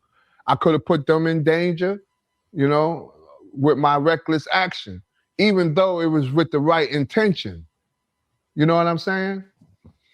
So, you know, when I reflect on those days and when I reflect on that particular event, I can't help but to be thankful that it ended up the way it did. We got out of town safely because Jam Master Jay's people made sure that we would get out of that arena and get straight to the airport without any incidents. You know what I'm saying? Shout out to Jam Master Jay, rest in peace. Jam Master Jay, great dude, man. And I really didn't know him personally, but I know what he set up for us in Milwaukee. You know what I'm saying? He had the foresight to see that it might be beef. You know what I'm saying? So shout out to Jam Master Jay, rest in peace. Great, one of the greats. You just mentioned Big Stretch. There's been people running around, running with rumors. Tupac actually mentioned that he thought that Big Stretch had betrayed him in the situation in New York and when he was shot in New York. And then subsequently, Stretch would meet his demise. People have been running rumors and saying things over the internet that Tupac has something to do with the death of Stretch Walker. What do you know about that? And what can you say about that in regards, because you were close to that situation. What can you say about that in regards to what you know, in regards to Tupac having anything to do with it, you know, Stretch betraying Tupac or anything of that nature? Well, thank you for that question, man, because now I get to talk about something, man, that I kind of mentioned before, but elaborate a little bit more on. So, first of all, Tupac is not a murderer. He's not someone that would kill someone that he had a lot of respect for and that he worked with. You know, Tupac not only knew Stretch, Tupac had relationships with his brother Madge. Shout out to Madge. He had a good relationship with Stretch Girl, you know, because, you know, Stretch and Tupac were very close. So Tupac had relationships with Stretch family as Stretch had relationships with Tupac's family. Me and Stretch was super cool. You know what I'm saying? I mean, there were times when I spent more time, when we was on the road, there were times that I spent more time with Stretch than I did with Pac. Because Stretch was funny. You know, he was a street dude. I was a street dude. He understood what goes on. And, you know, he was thorough. You know what I'm saying? So there was we had a lot in common as far as being dudes from the street. So I spent a lot of time with Stretch. It's hard for me to accept what Dexter Isaac said about Stretch. I don't know if you heard what Dexter Isaac alleged or claimed, but he claimed that Stretch gave him and the guys that was with him, Dexter Isaac, meaning him, the logistics of where Pac was going to be, you know, the time that Pac was going to be there. You know what I'm saying? I find that difficult to believe. Or I don't want to believe it. You know? If it's true, then Stretch was a traitor. Plain and simple. You know, he was a traitor. Out of jealousy, you know, out of whatever reason, he betrayed Tupac. He betrayed all of us. You know? So you basically saying that Stretch actually betrayed Tupac? I'm not saying that. I'm saying that if what Dexter Isaac is saying is true. Okay. Because Dexter Isaac is on the record. He's in a documentary or on a podcast claiming that Stretch gave him and his crew the logistics of where Tupac was going to be, the timing of where Tupac was going to be, where he was going to be, so on and so forth. If what Dexter Isaac is saying is true, then yes, Stretch betrayed Tupac. He betrayed my entire family. He betrayed everyone. Now, the reason why I say that is because Tupac actually said it in the song. Mm-hmm. He said switch sides. I guess his new friends wanted him dead. Mm-hmm. So evidently Tupac had felt something in regards to that too. Mm-hmm.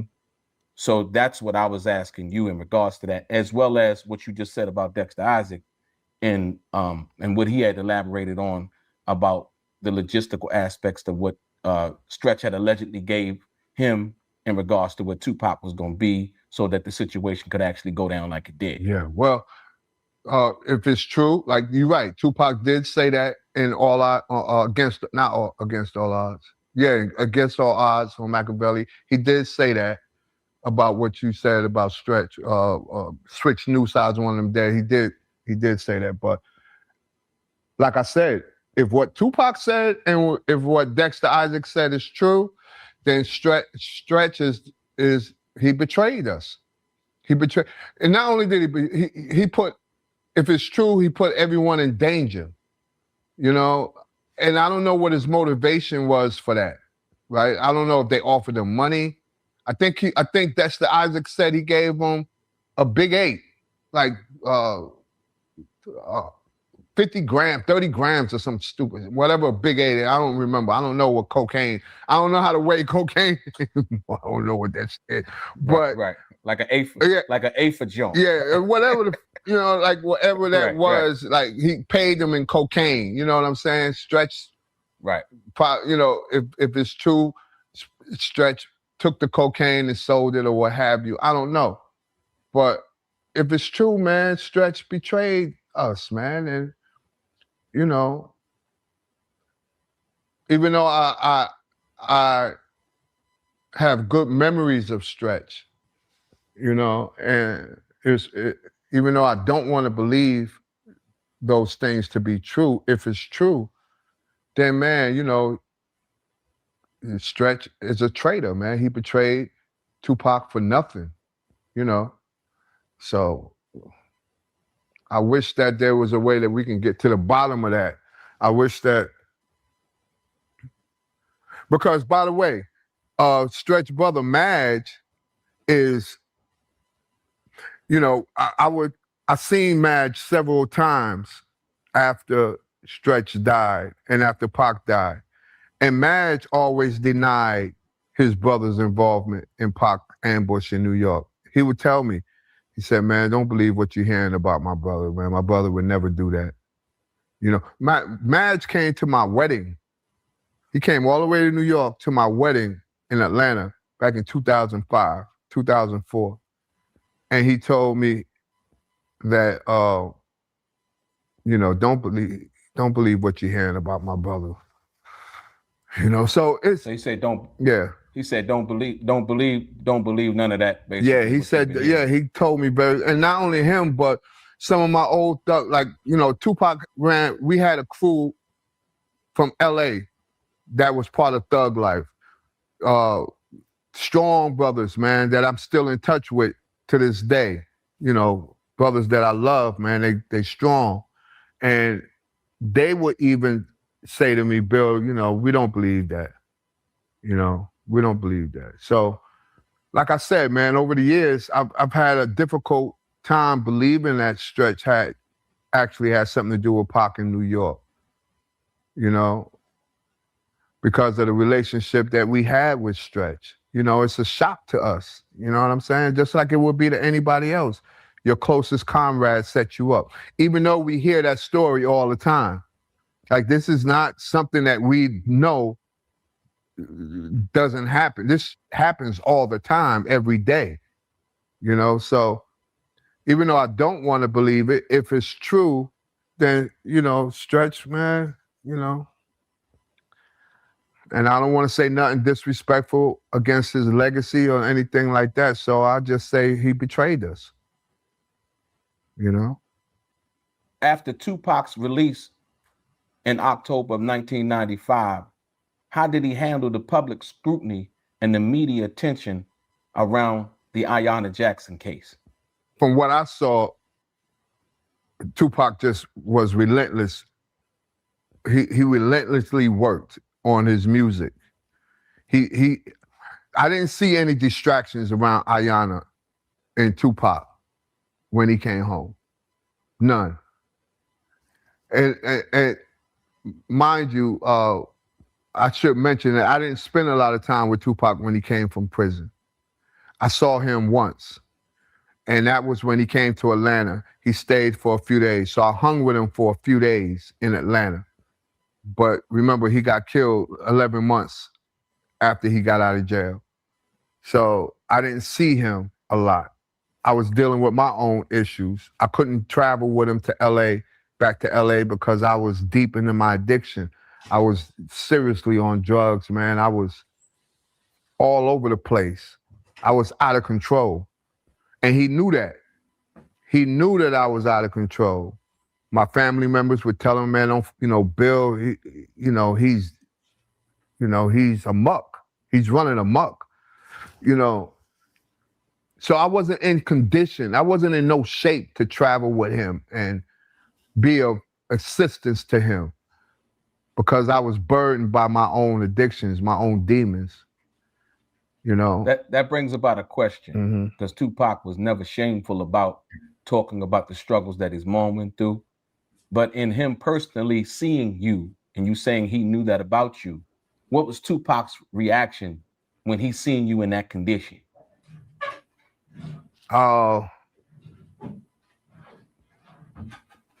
First of all, Tupac hated anything white that was drugs, right? Tupac loved weed, he loved alcohol, but anything that was white that was drugs, he hated. So by the fact that I was using cocaine and heroin, I was strung out off of cocaine and heroin. At the same time, he had a huge distaste for what I was doing, and didn't really want me around him when it came to him and his business, when it came to him and his livelihood. He didn't want that kind of shit around him, what I was doing, which is understandable, but it didn't go beyond that. In other words, our relationship was still intact. Like, he still loved me as his cousin, but he didn't respect what I was doing. I still loved him as my cousin, but I could respect why he didn't want me around him. You know what I'm saying? So it didn't go beyond that. I remember Edie. What's up, Edie? Shout out to Edie. I remember Edie told me, because I asked Edie pretty much that question that you just asked me. What did Tupac think about, me being on drugs? And I asked Edie that question after he got killed or before he got killed. I asked Edie. It was before he got killed. I asked him what Pac is saying about me not being in California with y'all. And Edie said to me, paraphrasing, based on my memory, Bill, he wants you there. He hates that you can't be there because of what you into, but he wants his big cousin there. He did tell me that. So I guess that Tupac felt, even though he wanted me around him, I could not be around him in the condition that I was in. Who would want an addict dope fiend around him all the time? Like, what rapper wants a dope fiend addict around him all the time when they're conducting business, chasing money, doing shows, doing songs? Who would want someone like me at that time around them? I think it goes into saying why I asked the question, because that was a little bit more personal than most people would know, if you understand what I mean, Bill. I understand. When I say that.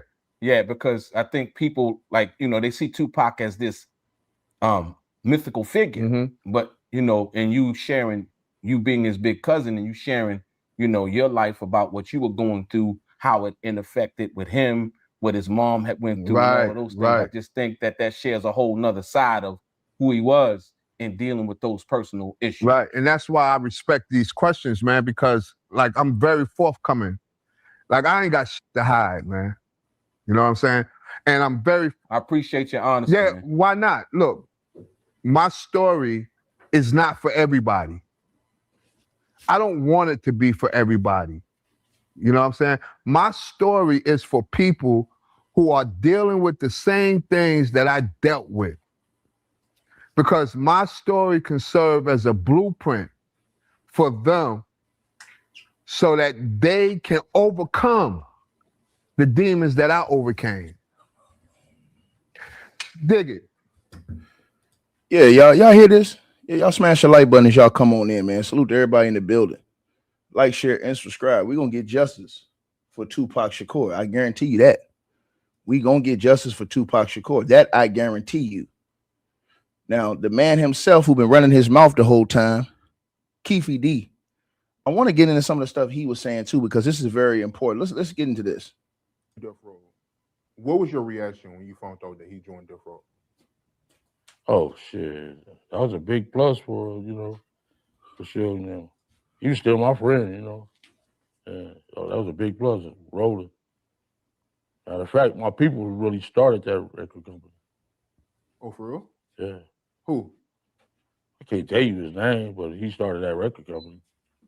And Suge knew that he started that record company. So that's why that night, when that shit happened, they told the police on me.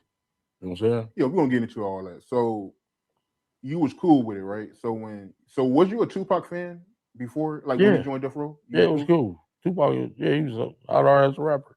Okay. So you was cool when he joined Death Row. Yeah. I was all happy, you, Orlando, because I heard, or I don't know if he was just saying that in an interview, but Orlando Anderson said he was a Tupac fan. Yeah, we was Tupac fans. We wanted against him. Is it true that you had a run-in with Tupac at the House of Blues? Yeah, him and that dude, Edie. Yeah, Edie, I mean. Edie, is that him? Yeah. Kind of bad dude. Yeah, he an outlaw, remember? Yeah. So one of we had went to the House of Blues, and one of our big homies went with us, older dude, and as a matter of fact, his name Old Man. He went with us, and Tupac came out with that song, Long Beach and Rosecrans. Yeah, California Love. Yeah, and the big homie motherfucker, you know what the fuck that shit stand for? And he like kind of snatched him up at him, collared him, and then Edie got like, man, no, that's just a song they wrote. He don't know what's going on in these neighborhoods. Oh, okay, so y'all had an issue with the line Tupac said in California Love, the Rosecrans line. Yeah, that's what the big homie did. Yeah. And what was Tupac's reaction when y'all confronted him? Shit, he was scared. Shit. Because really, he didn't know nothing about no Long Beach or Rosecrans when he got out of jail. What was your reaction when Tupac dropped "Hit 'Em Up"? He at that last verse, I think he was like, what he said, like, fuck whoever hang with him. You know what I'm saying? I guess he was meant that for us. But shit. He ain't ready. They wasn't ready for us though. You know what I'm saying? Because they rappers and they was in that music shit. We street dudes. You know what I'm saying? He wasn't ready for us. Period. So you felt like Tupac was talking about you at the end of the song when he made that talking about our hood, yeah. When did Puffy first approach you about being his security when he came to LA? He never approached me about no shit. He just asked, was it cool to come out there for concerts? Because they had that conflict in Atlanta with Big Jake, shit like that. So you was hanging out with Von Zip and Puff Daddy called, right? Yeah, this was like maybe like 95, beginning of 95. And he was doing that tour. I think it was the BET tour. He had Naughty by Nature on there, Craig Mack, what's them broads' name? Total, Mary J. Blige, and Jodeci, then Junior Mafia, and then Biggie. That was that tour. And we so one night me and Zip was rolling in his van, that little nice ass luxury van, and the phone rang. And he has to speak to me, and I talked to him. And he said, "Is it cool to come out there for concerts?" Shit. So why not? He called the CEO, big CEO. And I like, man, just give us like 50 tickets to every concert, and we'll be there. And we went to the San Diego one in Anaheim, the Irvine shit, one out here in Vegas. Most of yeah. But he didn't have no problem with that. Puffy, if I'm not mistaken, Puffy, he approached you on 3 different occasions, right? About pitting the hit on Tupac and Suge? No. He never approached me about that. That's Greg Kane. He want to make just like he had me a little fat dude, sagging, a little gang member, you know what I'm saying? Wearing khakis and shit. Never was dressed like that. You wouldn't even know we was gang members if you seen us, you know what I'm saying? He stereotyped our ass. To me, all that show was a bunch of bullshit. It's like the dog with the gun in the mouth. That was a bunch of bullshit, all that. You know? That show was bullshit. If they want a real show, they need to come and get me and they can get a real show. You know what I'm saying? Really, really what happened. You believe everything he say, you know what I'm saying? He just put it the way he wanted it to be. The white man way. You know what I'm saying? Stereotyped us bad. To me. Yeah, but some of the stuff, I mean, with Greg Caden, because like you just said, he recorded you and you didn't know. But yeah, some of this stuff you actually told him in a recording, right? Some of the stuff, yeah. I didn't tell him. Right. I was telling the people that was in charge of the shit. Right. Yeah. So you told him this stuff, right? Yeah. Yeah, so Puff Daddy, he put a hit. Well, maybe. Have you ever heard that on the recording? Maybe, okay. Here's the thing, right? Maybe he didn't directly say, yo, put a hit out on Tupac and Suge, but he did make comments about it. Maybe he wasn't serious about it, but he did when he was around you saying that, yo, I'll put $1 million if somebody can handle Tupac and Suge. Even if he wasn't serious about it, but he did say that around you. It was floating in there. I'll just say that. Yeah. So before we get off of that, you and Puffy was hanging out one day, and he wasn't serious about it, but it was floating in the air. He made a comment. You just gonna keep on trying to get that. I keep saying it was floating in the air, dog. Okay, gotcha. Let's move past that. Okay, so the 1996 Soul Train Awards, was you there? Yeah. Tell me about that. I never pulled no gun on nobody. I wasn't even with Biggie and them. I said it, I had some tickets for my little scapper dude, me and my homie Win. We wasn't never with Puff and them. I never pulled no gun on them dudes. If I pull a gun on you, motherfucker, you would have been dead. You know what I'm saying? That's just the law. You pull a gun, you use it. You know what I'm saying? I'm from the old school, homie. If you pull a gun, you use it. You know what I'm saying? That was a bunch of bullshit, man. I swear to God, that shit was fabricated. He made it out to what he wanted it to be, what his prescription or his vision of what it was supposed to be. Yeah, Reggie Wright even said that he remembered you pulling out a gun. And then one of their guys kind of pulled out a gun. Gene said who the guy was. I could have sworn it was Keefe D. I always said it was Keefe D. I ain't pull out no fucking gun. I'm bigger than that, homie. If I send motherfuckers, what I look like, the man pulling out a gun. That's just like Suge pulling out a gun. Come on, homie. Right. What I look like pulling out a gun. So did you see the I've never seen Puff and them there, nothing at that Soul Train Award. I never seen them. I wasn't backstage or nothing. I was in the audience, sitting next to the fucking Boys and the Man dude. And they ain't even complimented my suit. Brother, you clean as a motherfucker. I sat next to Boys and the Man at that fucking award show. I was never backstage or nothing. So Reggie Wright, he lying about that. That's a lie. Did you see the TV show Unsolved? Yeah. And you see how they portrayed you? A bunch of bullshit. I wasn't sagging, little fat dude. Come on, man. I only weighed about 160 pounds back then. That would have fucking happened, I would have been on the news for murders. If I would have pulled a gun on a motherfucker, Suge would have been dead, Tupac would have been dead, Reggie Wright would have been dead, a whole lot of motherfuckers would have been dead. I would have emptied the clip. I ain't gonna pull no gun on nobody without using it. That's a street law, man. That'll get you killed quick, dude.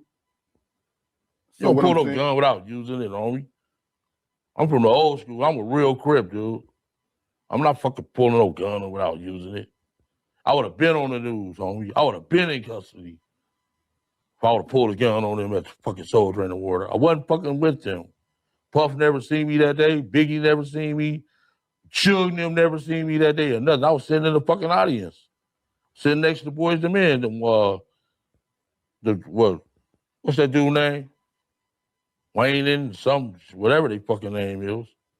Yeah. So what did you hear about it? Because you wasn't there, but it did happen. So what story did you hear about that? I heard they just had a little class. I didn't hear about no gun being pulled or none of that bullshit. I heard they had a little class. Who told you that?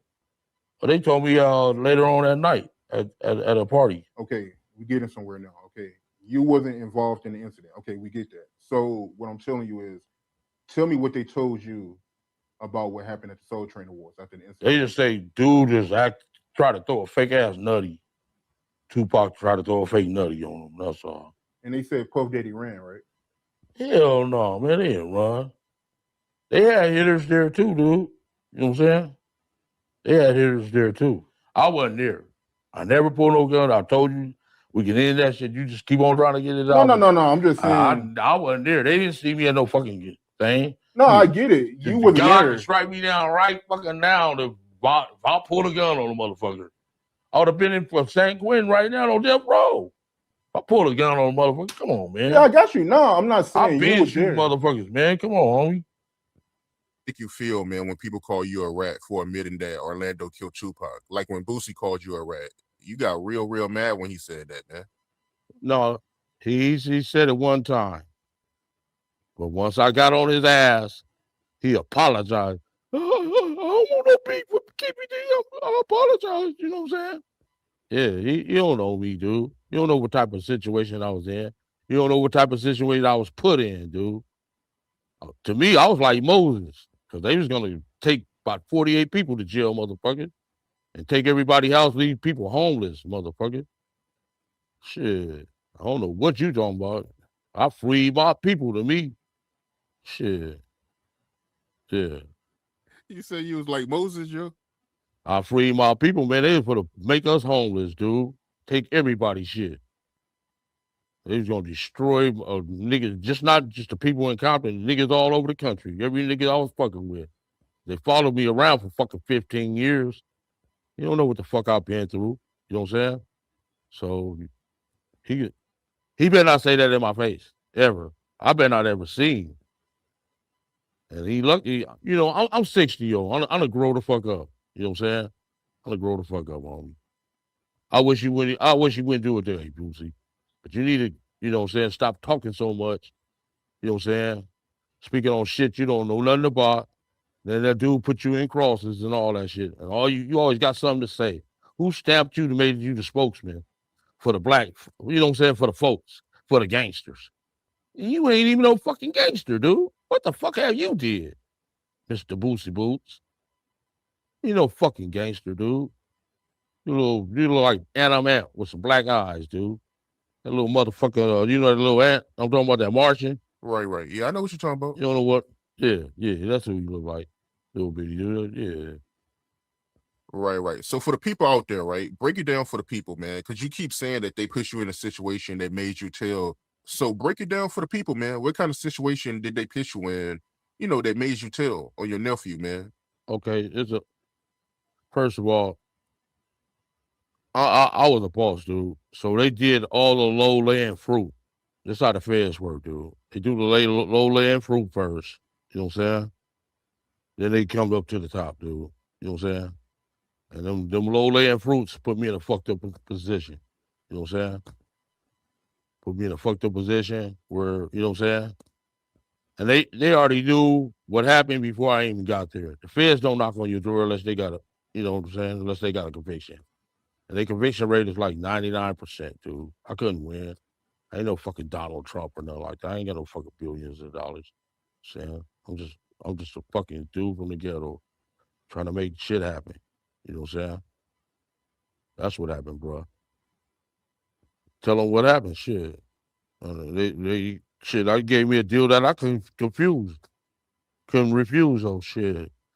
I don't give a fuck what Boosie's saying. Boosie ain't in my life. You know what I'm saying? Boosie ain't no factor in my fucking life. He don't pay my fucking bills, none of that shit. He can suck my motherfucking dick. So his opinion like an asshole to me. He lucky he ain't got a state charge out here, nigga. I mean, you know, my brother. He lucky he ain't got a state charge out here. You know what I'm saying? They'll really get his ass. They got monsters in the state prison out here, dude. Folsom and Corcoran and all them big prisons. They'll spin him on they'll pack his ass up with some motherfucking peanut butter. You know what I'm saying? Little bitch. Yeah, but Boosie, he you know, fuck him. You really feel a type of way about Puffy not reaching out to you, man. I can tell by talking to you that you feel a type of way about it. So nobody from Puffy team reached out to you. No. Hell no. I did time for the bro, everything, you know what I'm saying? That nigga, he ain't even send me a suit, man. That's bad. I seen it, this other dude named Fleetwood, ran into him. He like, man, Puffy send me $20,000 worth of clothes every season. I said, for real? Yeah. But yeah, no, he never reached out to me or nothing. Yeah. And don't look like he won't ever reach out to me. Yeah. Yeah. I met him back in like 91. He was doing an Usher video. My Way. You know what I'm saying? My Way. No, not My Way, but Can I Get With You? That was Usher's very first song. And they called my hydraulic place and asked to use some lowriders. So I let them use my phone. We took the car up there. Usher danced all on the hood, on the window door. So it was a big old dent in it and shit. So I took it up to the paint shop, man, and they like, man, we got to paint the whole car. So Puffy reimbursed me with that. That's where I met Puffy. Puffy, everybody think I met him through Zib and D-Mac and stuff like that. No, he called and asked to use my lowrider for Usher video. Could I get with you? Usher got the little Lakers uniform on in school. You know what video I'm talking about? Yeah, I know what you're talking about. Can I get with you? Yeah. That's how I met Puff. And he wound up kicking me the $4,000. Paying $4,000 to get the car repainted. Yeah. What makes you say you lost your empire because of Puffy? Why you say that? I did. Shit. If I wouldn't have never met him, I wouldn't have never been involved in this bullshit. You know what I'm saying? If I would have never met the brother, I wouldn't have never been involved in this bullshit. Really. Because me and Suge was playing on the same Pop Warner team and everything. My homeboys helped put Suge in the game and all that shit, you know? And it really crashed two people's empire that fucking one night. You know what I'm saying? Mine's for sure. Suge's too. Yeah. Right. Yeah, man. So you feel like Puffy, he's the reason for your empire and Suge empire going down because of the whole situation with Tupac. Exactly. He the only one still balling. Shit. Yeah, he made our shit go down, man. Yeah, I ain't even met him over. He won't even look out or nothing, you know? So break that down, man, for the people out there that don't know the backstory. What did Puffy do exactly to break down y'all empires? Because he pitted us against each other, it seemed like he pitted us against each other. You know, which was kind of smart because we're Crips and Suge was Bloods. Like, you know what I'm saying? He just called one, me and Zip was rolling up Greenleaf one night. He called and asked, you think it's safe to come out here to do our concerts? And I just said, man, give me like 50 tickets at each concert. We'll be out there with you. We'll go with you. We went to the concert in San Diego, went to the concert in Anaheim, Irvine Meadows, and the one in Las Vegas with them. Yeah, and back then they was just a startup coming up. You know what I'm saying? They didn't really have no money like that. We were balling. We was the bosses for sure. I know I was a boss. My whole crew was bosses. I made bosses all over the country, like I said. I even made some bosses in Boosley Town. What you up, Baton Rouge? I got a couple of homeboys out there in Baton Rouge rolling. He just don't know who I know. And if he smoked any kind of crack or snort any kind of coke, he probably had some of my product. You know what I'm saying? Mr. Boots. But yeah, getting back to Puff, yeah, I feel he owe me. He never reached out or nothing. He had like I'm some shit on the grass or something. You know what I'm saying? You know how you step around and shit on the grass? Yeah. Everybody that's in here, y'all already know what's up. And we're going to get right into this video, man. As what I think is going to be the trial of probably the century is coming up very soon, man. And something was just dropped. Oh, my God. Y'all got to come in here, man. They're officially stating that they have just released documentation evidence that the murder of the notorious B.I.G. was definitely linked to the murder of the late, great Tupac Shakur. And I got all the information for y'all. I'll let y'all come on in here, like, share, and subscribe as y'all come in the building. Let me know if you guys can hear me in the chat. Y'all pull on up, man. Come on in the building. We about to let it ride for y'all, man. Can you guys hear me in the chat? Y'all let me know, man. Hit the like button, share the video, turn me up in the headphones. Turn me up in the headphones, man. Because we definitely going to get into it. I don't know. I caught y'all at this hour, but this is crazy. Unbelievable stuff. So, Keefe D, the man who has been accused, the one person who is still living, that was allegedly in that car the fateful night that Tupac Shakur lost his life. Dodo, salute to you, brother. Appreciate it. His trial is getting ready to come up, man, and his lawyers are now scrambling. His lawyers are scrambling after they just got hit with this paperwork. Apparently, you guys, 4,000 files have been dropped on Keefe D's lawyers connecting the murder of the notorious B.I.G. to Tupac Shakur. And I'm going to go through what's going on right now. So, according to the report, you guys, shout out to allhiphop.com. Keefe D's defensive team is now scrambling after the prosecutors have flooded the case with evidence that's connected to the murder of Tupac or Biggie Smalls, right? So let's get right into it. So basically, they're reporting that Keefe D's attempt to keep his confessions and book out of the Tupac trial just hit a major roadblock in court right now. Now, apparently, Keefe D is back in court, and once again, he's fighting to keep his own words out of the trial that could send him to prison for orchestrating Tupac's murder. It said the South Side Crips member appeared today in Las Vegas for a hearing focused entirely on what evidence prosecutors can actually use against him, and his legal team is trying to block some of the most trials damaging material against him. According to Fox News 5 Las Vegas, his attorneys want to exclude his police interviews and his tell-all book, Compton Street Legend, from the trial, claiming that both were protected under a previous agreement with the LAPD. The problem for Keefe D is that prosecutors say he violated that agreement by publishing the book in the first place. They're arguing that once he went public with those confessions and details, that the protection disappeared for Keefe D. And now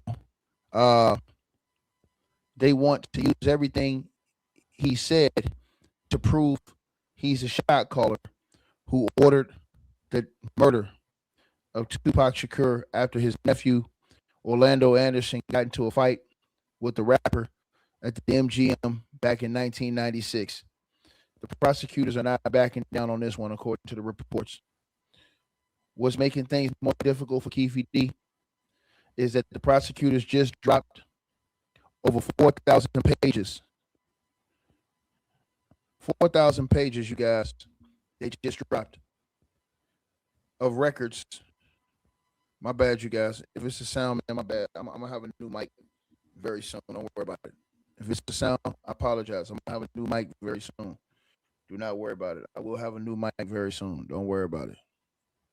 All right. Y'all just bear with me and let's get through this video. So it says that, you know, what's making things difficult for Keefe D is that the prosecutors just dropped over 4,000 pages of records related to Biggie Smalls' murder on his defense team the day before the hearing, you guys. Hold on, y'all. Y'all telling me to check the sound. It's not my signal. My signal's perfect. I can show you that on the screen. My signal is absolutely perfect. Hold on, you guys. Just give me 1 second, y'all. Let me check something. I don't know why it's acting like this. Oh, it sounds good now. It sounds good. I'm listening through my headphones. I think we cleared out now because I'm listening through my headphones. All right. So yeah, I'm listening to my headphones, you guys. Yeah, it sounds good now. Doesn't sound like a problem on my end. So I apologize about that. I got a new mic coming, so don't worry about it. It'll be in here a couple days. So as I said to you guys, and as I was telling y'all, man, this thing is crazy right now. It just all went down for you guys coming in the building. All right. Basically, the situation is this. The prosecutors just dropped over 4,000 pages of records related to Biggie Smalls' murder on Keefe D's defense team a day before this hearing. Now, they claim that some of this connects to Tupac's case and Keefe D's involvement. This is bad news, y'all. His attorneys are already complaining about the timing and the volume of these files. They're saying that they can't properly review everything before the trial starts on August the 10th. It seems like this trial is going to get pushed back, you guys. It says the defense team says that they're ready to go, but they're clearly frustrated with how much material keeps showing up at the last minute. Keefe D's been locked up since his September 2023 arrest, nearly 27 years after Tupac got shot in that drive-by on the Las Vegas Strip. His book is basically what triggered the whole grand jury investigation that led to his indictment in the first place, and now has become the prosecution's best weapon against him. He's pleaded not guilty and claimed his innocence in jailhouse interviews, but the evidence keeps piling up. His next court date is scheduled for June the 30th. I'm going to tell y'all something, and I have more information. I think that they're going to push his date back. I think they're going to push his date back. But let me tell y'all what's going on. Basically, you guys, these court documents have been unsealed. And they were unsealed, and they were sent to Keefe D's team a day before. Yesterday, actually. They were sent yesterday to Keefe D's team, right? Now, these files basically establish a direct link between the murders of Tupac Shakur and Christopher, the Notorious B.I.G. Wallace, through Keefe D's role as a former police informant. Let me repeat myself again. Keefe D's trial has officially established a direct link between the murders of Tupac Shakur and Christopher, the Notorious B.I.G. Wallace, through Keefe D's role, according to reports, as a former confidential police informant. They're saying he was a police informant. He was a confidential police informant, Keefe D, a former one. Basically, that documents outline how the two investigations intersected, right? Now, let me go and play this for you guys, and I'm going to finish telling y'all what's going on. Let me play this for y'all. And I'll play this for you guys right now, and then we're going to talk about the rest of this situation. So I'm going to play this now. Let's get to this. But first, from our 8 News Now investigators, a Valley home searched in connection to the Tupac Shakur murder investigation nearly 27 years after his death. Thanks for joining us here at 6. I'm Denise Valdez. And I'm Brian Loftus. Metro Police confirming they searched a home as part of their ongoing work to solve who killed the rapper and hip-hop icon. 8 News Now investigator David Charnes breaking this story. David, what are you learning tonight? Right, Denise, sources telling the 8 News Now investigators this search involves Duane Davis, also known as Keefe D. Davis speaking publicly about the night Tupac died in videos on YouTube and in a book. It's a murder that shocked the world of music. 25-year-old Tupac Shakur shot 4 times inside this BMW in this intersection near the Las Vegas Strip in September 1996. He would die from his injuries 6 days later. 8 News Now investigator Vanessa Murphy speaking exclusively with paramedics in 2016. We brought the gurney up, over, just pulled him out, pulled him out.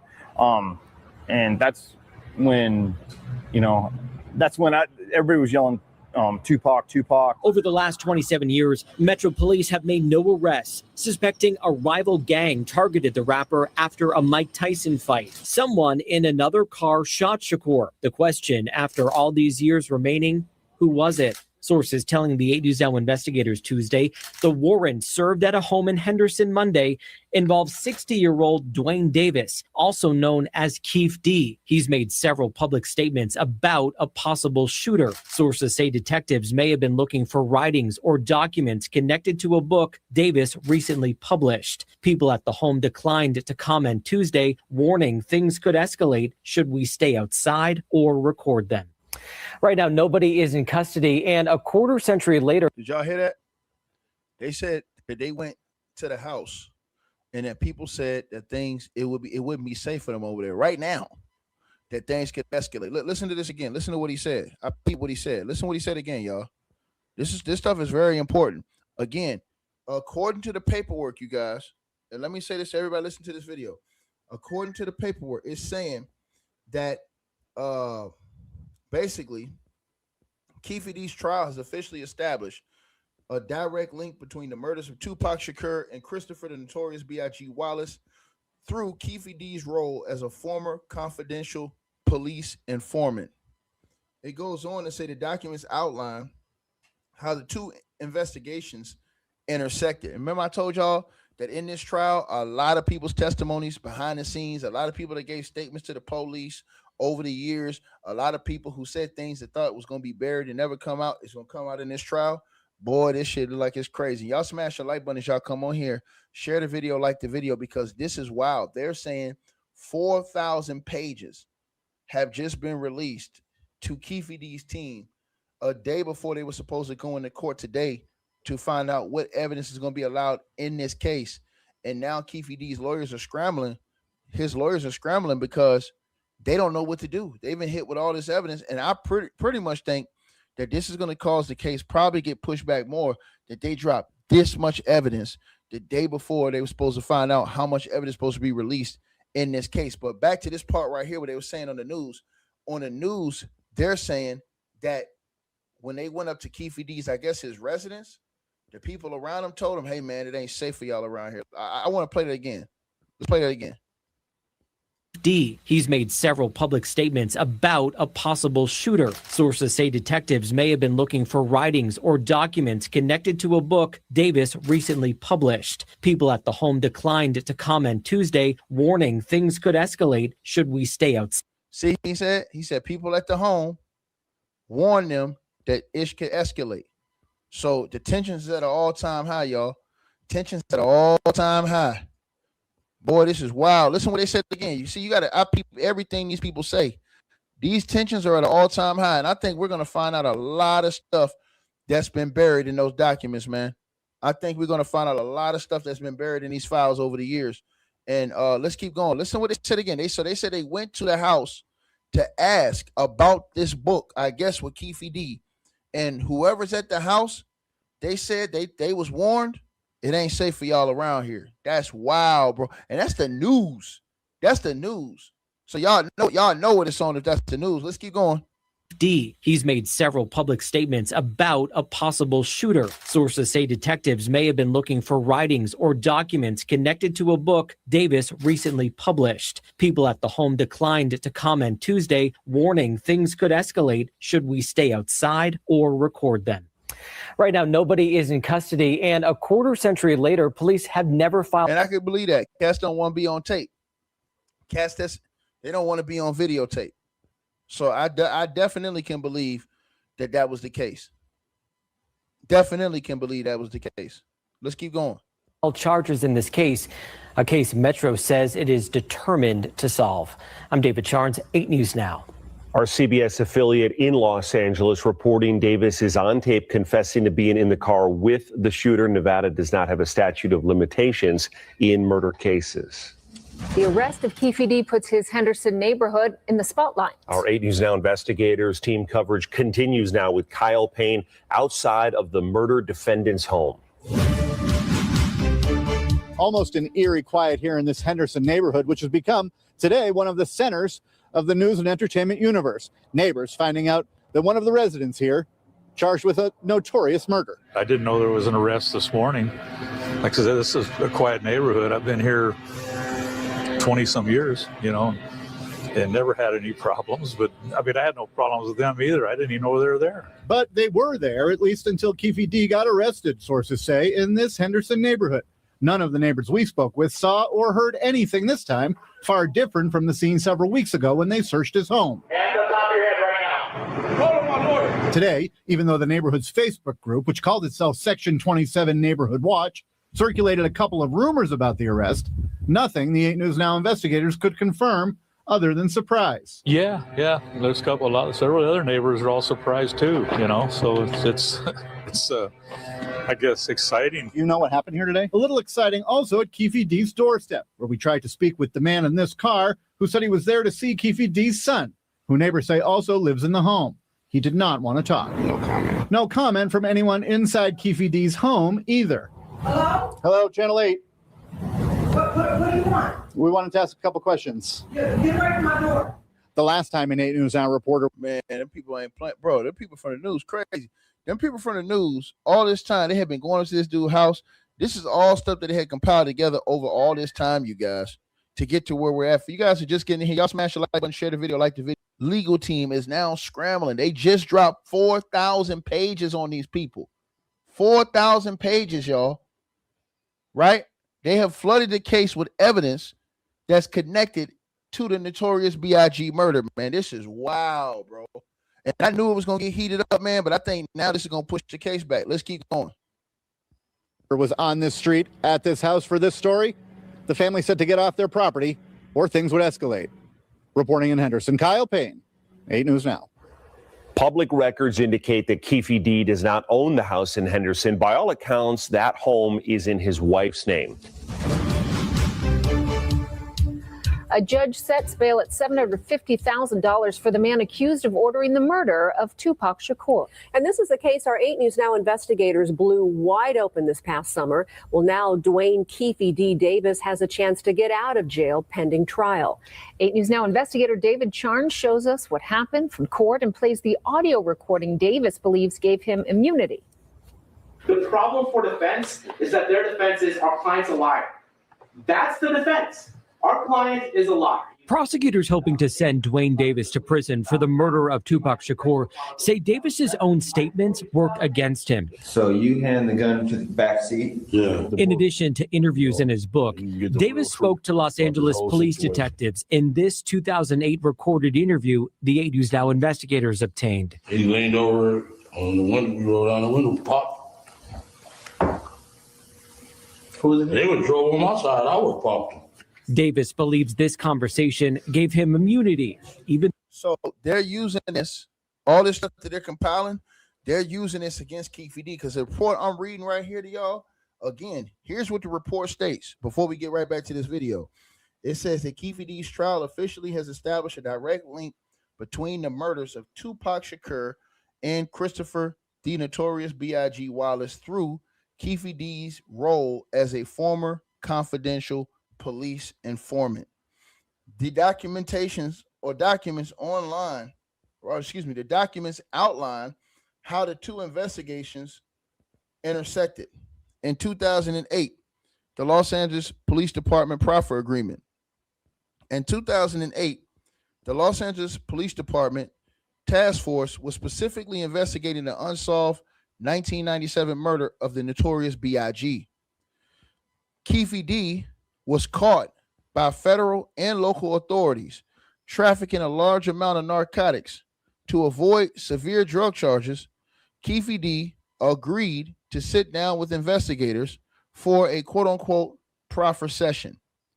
While being questioned regarding his potential knowledge or involvement in Biggie Smalls' unaliving, right, Biggie Smalls' murder, which Keefe D denied that, Keefe D pivoted, and according to the report, y'all, Keefe D gave the police a detailed recorded confession regarding how he and his gang orchestrated the 1996 drive-by shooting of Tupac Shakur in Las Vegas. Lord Jesus have mercy. Then it says the Sean Diddy Combs connection. It says in those unsealed 179 pages, y'all. Let me repeat this again. In those unsealed 179-page documents, prosecutors detailed that Keefe D, he claimed that Sean P. Diddy Combs allegedly offered him and the South Side Compton Crips $1 million bounty to assassinate both Tupac Shakur and Death Row Records CEO Marion Suge Knight.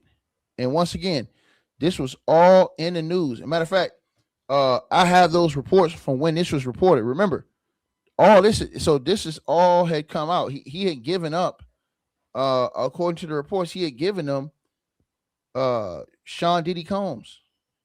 He basically is saying, testified that Diddy offered them that bread. Right? Wild work, man. Wild situation, bro. Wild situation, y'all. Unbelievable stuff. I can't believe that we're here right now. I can't believe that, man. And it's still going. Hold on, you guys. So basically, hold on. Let me put that on the screen. I want to put that on the screen. Hold on 1 second, you guys. Because I don't want people to think. Hold on. Hold on, y'all. Hold on. Just give me 1 second. Hold on.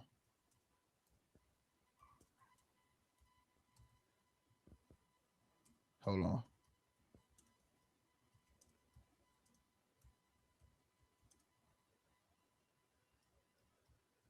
One second.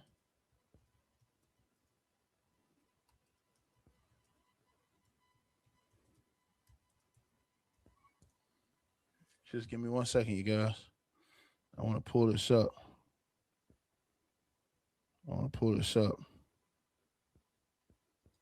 For you guys, so y'all can see I'm not just telling y'all this, right? Oh shucks, let me stop this video right here. Hold on. Stop that video. My bad, you guys. It was in the USA Today, y'all. So I just want to show y'all, just so y'all know, this was in the USA Today right there. As you guys can see, the USA Today. This was in the USA Today. Y'all see the USA Today right up there. Right? It's right up there. Right? So as you guys can see, it says, hold on, y'all. Give me 1 second, you guys. Oops. Damn. Let me I think this is it right here. Right there. Y'all see it right there. USA Today, right up there in that corner. So that was in the USA Today, man. Right?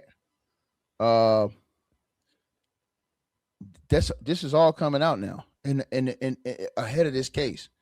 So and as y'all see right there, it says the man charged in the Tupac Shakur death claims that Diddy put out $1 million hit. Right? This is wild, man. And this is what I told y'all. Diddy, they don't brought up this man's name and this man, or he brought up his name. Let's put this in here. Let's show you guys what I'm talking about. Right?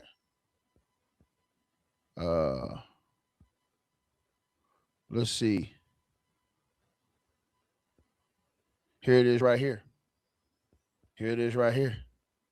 So it says 2 more accusations that Combs, that's Diddy, was involved in Tupac Shakur's death have surfaced in the records filed as a part of a spat of civil suits against Diddy, that he bragged about ordering the hit and that he may have paid for the rented Cadillac used in the drive-by shooting. Shakur's murder and that of rival rapper Biggie Smalls, who was shot in March of 1997, have been scrutinized for nearly 3 decades, both in the media and in the courts. The killings have spawned conspiracy theories of cover-ups, hitmen, and cops on gangbangers' payrolls, right? USA Today's review of the previously secret law enforcement and grand jury files, along with court records and civil cases against Combs, provide a new insight into his suspected involvement in a murder for hire and the violent hip-hop rivalry that preceded it. It goes on, you guys. As you guys can see right here, it says he is pushed back. Diddy has pushed back against these claims, right? Let me see. I want to see right here. I want to show you guys what I'm talking about right here. Right? Here it is right here. Hold on. They got a long article on this stuff, you guys. This is a long article, right?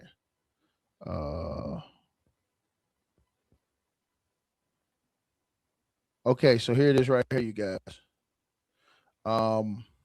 It says that, let's see. Let me see. Wow. What the fuck? Yo, it says at a California stop in the 1995, you guys, Summer Jam tour, where Biggie Smalls and other hip-hop acts performed, about 40 Crips protected Diddy's group, according to Keefe D. Davis, who is Keefe D, told a joint state and federal task force that night. Let me blow this up for y'all. Damn, what the hell? So it says Keefe D told a joint state and federal task force that night was the first time that Diddy expressed desire to have Tupac and Suge killed. Diddy said something along the lines of, and I quote, he'd have anything for those dudes' heads, according to the DEA, the Drug Enforcement Agency, report summarizing the 2008 task force interview. Wow. What the fuck? So they're saying that Keefe D told the Alphabet Boys. They're saying he told the DEA this information he alleged about Diddy. Wow. So it goes on to say,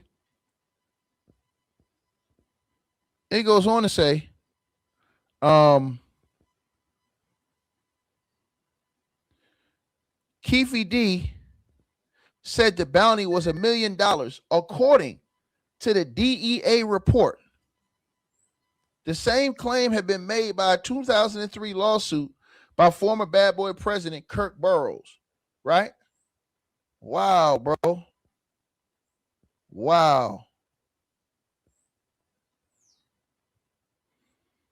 Damn.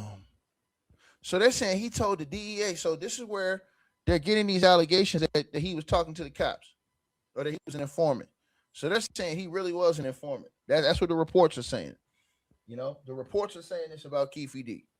They're saying that he was an informant.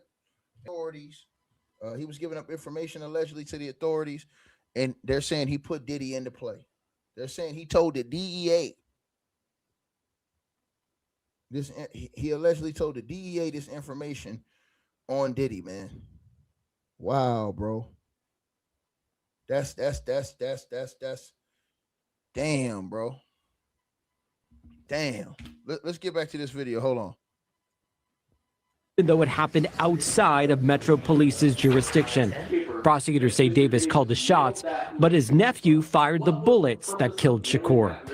Davis's public defenders say his comments and others from purported gang members muddy this case's waters. Part of the problem is this case has been tried on YouTube already. As Judge Carly Kearney weighed setting bail, prosecutors pointed to a witness list they say another public defender, not even assigned to the case, provided Davis. It was probably both unethical and ridiculously dangerous to provide a list of 39 people and tell Mr. Davis that these are people that have provided information to the police. They claim Davis then told a family member the list of names and that those people may have been threatened. This wasn't any surprise. Duane know everybody on there. Half of the people on that list aren't involved in the case. Half the lists are dead. We did not receive a response from that public defender. Davis's public defenders say they do believe he can post bond. That would be just above $100,000. If he does get out of jail, he will be confined to house arrest, and his trial, however, was scheduled to begin this summer, but will likely be delayed.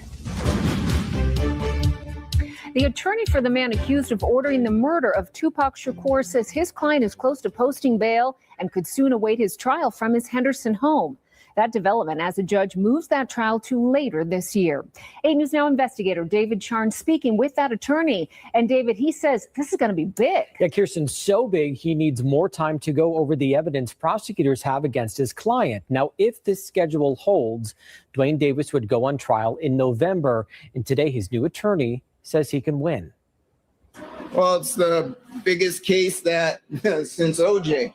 Why wouldn't you want to take this case on? It's a big case Duane Davis's new attorney is taking head on. Davis, charged with murder in the death of Tupac Shakur, hiring Carl Arnold in January. Page 6, Duane Davis. In court Tuesday, Arnold asked a judge to give him time to review the evidence, pushing a trial to November.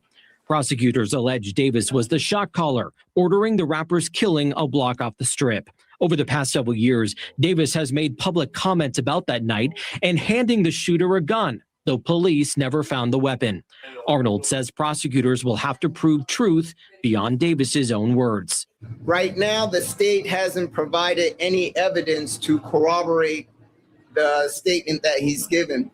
Metro Police arrested Davis in September, and he's remained in jail since. Arnold says his client is close to posting the $75,000 he needs to go on house arrest. He's upbeat that he can possibly get out of here real soon. In the meantime, all eyes are on the fall. It's going to be a great trial, I'll tell you that. So if Davis comes up with that money to post bail, remember his total bail is $750,000, but he just needs to put up a portion of that. He'll have to go before the same judge again and tell her just who is paying for it. I'm David Sharns, 8 News Now. Thank you, David. If the trial schedule holds for November, it will mark 28 years since Shakur's death. You do not think he had any involvement in the murder of Tupac Shakur? No. None. None. He was not there. No, I don't believe he's there.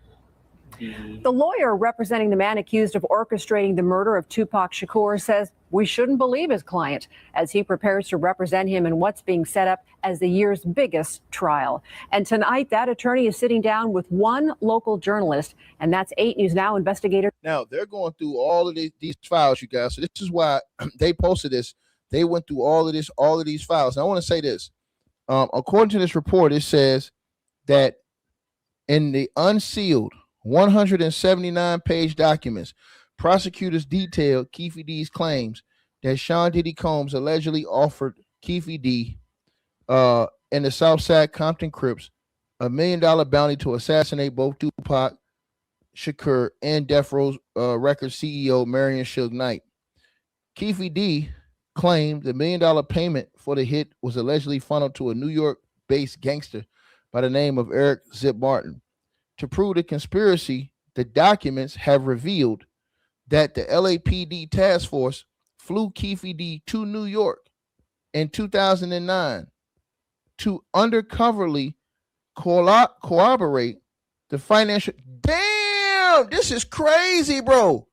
What the? Hey, hold on, y'all. What the hell? I didn't even know all this. They're saying, hold on, y'all. They're saying that they basically ran a sting operation with Keefe D to where they were trying to get Keefe D to line up them New York cats. Let me read this to y'all. It says in this report, says, to prove the conspiracy, the documents reveal, it said the documents revealed this, that the LAPD task force flew Keefe D to New York in 2009 to undercoverly corroborate the financial links and plotting between the East Coast figures and the Compton Crips. That's crazy. It says Keefe D's defense attorneys have repeatedly filed motions to exclude these 2008 and 2009 recorded police interviews and his subsequent 2019 tell-all book, Compton Street Legend, from being used as evidence. They argue that his statements were protected under that original LAPD proffer agreement. However, prosecutors have successfully countered that because Keefe D violated the spirit of the agreement by quote unquote talking too much and boasting about his role in the murder across books, podcasts, and documentaries for a commercial profit. He violated or voided his protections. A judge subsequently cleared the path for these confessions to be used as core evidence in Keefe D's trial. Damn, bro, I didn't know that they're saying that he had a police sting. Listen what they're trying to say, y'all. They're saying that there was a police sting, that they flew Keefe D out to the East Coast to try to get him to get financials somehow linked. They ain't saying no names, but I think I know who they're talking about. They tried to, bros, this dude was on. So you mean to tell me they put Keefe D in a sting operation? Damn, bro. That's crazy. They're saying that this is in the files, y'all.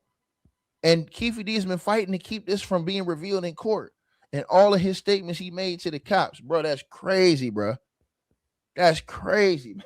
Bro, unbelievable work. Let's keep going. Hold on. Let me see what else is talking about. Hold on. David Sharns. Thanks for joining us. I'm Denise Valdez. I'm Brian Loftus. Our 8 News Now investigators broke the news of the raid at Duane Keefe D. Davis's house. That set off his arrest and now his criminal case in the murder of the hip-hop icon. And now his attorney says, don't believe him. Here's 8 News Now investigator David Sharns with the interview you will only see on 8. He's a liar then. That the statements. I would definitely say he's a liar. Defense attorney Carl Arnold says we shouldn't believe what 60-year-old Duane Keefe D. Davis has to say. Bro, your lawyer can't say you're a liar, bro. This is the reason why I think that lawyer is off the case. The lawyer went on national TV and said he's a liar. I mean, bro, what are we talking about, man? The lawyer goes on the case and said he's a liar on national TV, on Channel 8. What? Hold on, man. About the shooting of Tupac Shakur. He keeps repeating this, is that the whole thing is unfair. He feels that he had protection from his earlier statements that were made. Those earlier statements to police in California who were investigating not the death of Shakur, but the death of Notorious B.I.G. He didn't have any information, but said, hey, let me try to, rehash this Tupac murder, give you some information that he heard on the streets, and he filled in the gaps as they were asking questions. Arnold says Davis lied about his alleged involvement in Shakur's murder, saying he was in the shooter's car and handed him the gun. That eventually unraveled, according to Arnold, where those private statements to police turned into public interviews, paid interviews. He's sitting over there, how come I didn't make any money on this? And now someone's presenting him with the opportunity to make some money, combined with, okay, he's looking at these are his last years of life. Let me tell my story. So isn't it kind of stupid to do that and then get hit with a murder charge? Yeah, it was really stupid. But then again, here's what he's thinking is, he called this man a liar and stupid. No wonder he's off the case. He already said all these things way back when. Arnold says it's now up to prosecutors to prove Davis's own statements are true beyond a reasonable doubt. And as far as Arnold knows, there's no video or DNA evidence to prove that. How do you defend those statements? Again, there's no proof of that. That's the first thing. So his own words, you can't take for granted, is what you're saying. Correct. There has to be some type of corroboration. Anybody can say, well, I gave this person the gun and he shot Tupac. So if he didn't do it, does he know who did? No, he does not know who did. And why should we trust Keefe D now? You shouldn't trust Keefe D. You absolutely should. He said you shouldn't trust Keefe D. This is why his lawyer's off the case. Bro, that's crazy, bro. Bro, this is unbelievable stuff, man. This is all this been going on. They done dropped 4,000 files, y'all. For y'all who don't know what's going on, they have dropped 4,000 files that are saying that they're going to pull up in this trial. Keefe D had an evidence. He's supposed to have an evidence hearing tomorrow, right? Today, they dropped 4,000 files on his lawyers that they intend to use in court to link the death of the Notorious B.I.G. to Tupac Shakur. Lord Jesus have mercy. And now his lawyers are scrambling, as y'all can see, because they hit these dudes with all this paperwork today. And his lawyer's like, oh, yo, we need more time, man. They hit us with 4,000 papers today. That's crazy, bro. Bro, and then his lawyer goes out here and says, oh, he's a liar. This is old lawyer. He's a liar. Yeah, you shouldn't believe him. Oh, why the hell are you here? If we shouldn't believe him, why the hell are you here, lawyer? Bro, that lawyer did so much damage to that dude on TV, man. That's crazy, bro. Listen to this guy, man. I gave this person the gun and he shot Tupac. So if he didn't do it, does he know who did? No, he does not know who did. And why should we trust Keefe D now? You shouldn't trust Keefe D. You absolutely shouldn't. And that should be the thing that causes him to walk. Arnold says he plans to subpoena Suge Knight for the trial. Knight is the only living witness. Oh, they said they should plan. So he planned on subpoenaing Suge Knight. Suge Knight can get on the stand? I think not. But if he subpoenas Suge Knight, he'll force Suge Knight to get on the stand. Now, Suge, he might not say nothing. But if he subpoena him, he'll force him into court. And it's not like he can hide. He's already locked up. Witness and was driving the car Tupac was riding in. Arnold also says another witness we could hear from, Sean P. Diddy Combs. I'm David Charnes, 8 News Now. Sean P. Diddy Davis Combs. remains in custody. They was going to call up Diddy, too. They had a plan on calling up Suge and Diddy. Let's keep going, y'all. and $750,000 bail. Arnold and prosecutors back in court next week to tell a judge how their preparation for the scheduled fall trial is going. They're not only ugly on the outside, but they're ugly on the inside too. Duane Keefe D. Davis lashing out at prosecutors during another hearing about releasing him on bail. And you just use something in the boxes. They just use something in the boxes.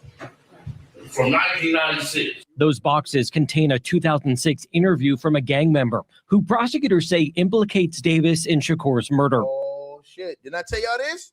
Didn't I tell y'all? I missed that. They said that they got a box, y'all. All this shit get ready to come out in the trial, bro. They said that they got a box, and in that box is a recording from a fellow gang member. Now, I don't know if this gang member got caught up or something like that and told, but they're saying that they got a fellow gang member ratting out Keefe D. Listen to this again. They're saying that they got a fellow gang member on tape. Remember I told y'all, a lot of this stuff going to come out because you never know who got jammed up over the years, who got questioned, who said what behind closed doors. Man, that shit coming out in court. That shit coming out in court. They already had that in the files. That's wild, bro. So they're saying, listen to what I'm saying to y'all. They're saying that whoever this fellow gang member was, he gave up Keefe D. And they got him on tape.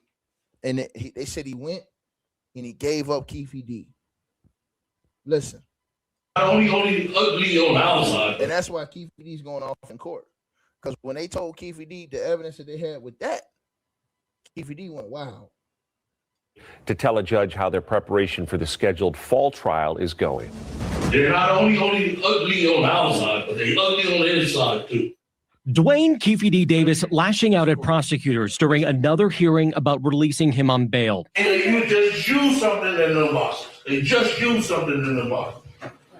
From 1996. Those boxes contain a 2006 interview from a gang member who prosecutors say implicates Davis in Shakur's murder. So somebody who was in the gang in 2006, they're saying that they have an interview where he told on Keefe D and he snitched on Keefe D, a gang member. So they're saying a gang member is on tape snitching on Keefe D in 2006. And they got that information. Play it again.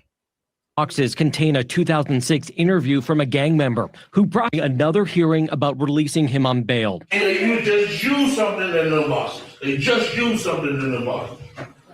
From 1996. Those boxes contain a 2006 interview from a gang member who prosecutors say implicates Davis in Shakur's murder. He makes that statement 2 years before any confession the defendant ever made. But speaking out of turn, Davis says he believes those boxes came from retired LAPD detective Greg Kading, who interviewed Davis as part of the investigation into the death of rapper Notorious B.I.G. In a recorded interview, Davis told Kading what happened in Shakur's case, believing he would have immunity. The boxes should not be allowed. They've been at his house for 15 years.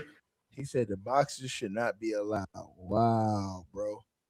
They got somebody on tape. They got a gang member on tape giving up Keefe D. That's correct. That's wild, bro. That's wild, man. They got a gang member on tape giving up Keefe D. Unreal, man. Unreal. Unreal, bro. Unreal. And they're saying they got this in a box. And that's why Keefe D had went off at that time in court. B.I.G. In a recorded interview, Davis told Kading what happened in Shakur's case, believing he would have immunity. The boxes should not be allowed. They've been at his house for 15 years, and he do interviews, going in the boxes. Well, Tuesday's hearing centered on that new evidence. The main reason was Davis's bail, the judge denying Davis's first attempt over concerns the man putting up the more than $112,000 was really a middleman. She also said she was concerned Davis could profit off the alleged crime, but Davis's attorney says no law prevents that until a person is convicted. Right now, his son, myself, even he can enter into a contract with any media entity and make money on this case. Now, a judge refusing to dismiss the case against the man accused of orchestrating the murder of Tupac Shakur. Thank you for joining us at 4. I'm Kirsten Joyce. And I'm Brian Loftus. Duane Keefe D. Davis says he was there when the rapper and hip hop star died, and prosecutors say those statements are really the key to their case. 8 News Now investigator David Charnes in court as a trial gets ever closer. Clark County District Court Judge Carly Kearney declining to dismiss Duane Keefe D. Davis's murder case Tuesday after hearing arguments from his attorney about why she should drop it. We cannot have just the confessions, because if you just leave that to the jury is going to just assume guilt because he confessed. Those confessions in Davis's book and in TV interviews where he said he was there the night in 1996 when Tupac Shakur was shot and killed. Davis has said he handed Shakur's killer the murder weapon. Mr. Davis chose upon himself to publicly confess to a crime multiple times. Prosecutors say they accelerated their case against Davis once he published that book in 2019. But Davis's attorney says they waited too long, 27 years to charge him. They just can't sit here and say, well, he kept talking about it.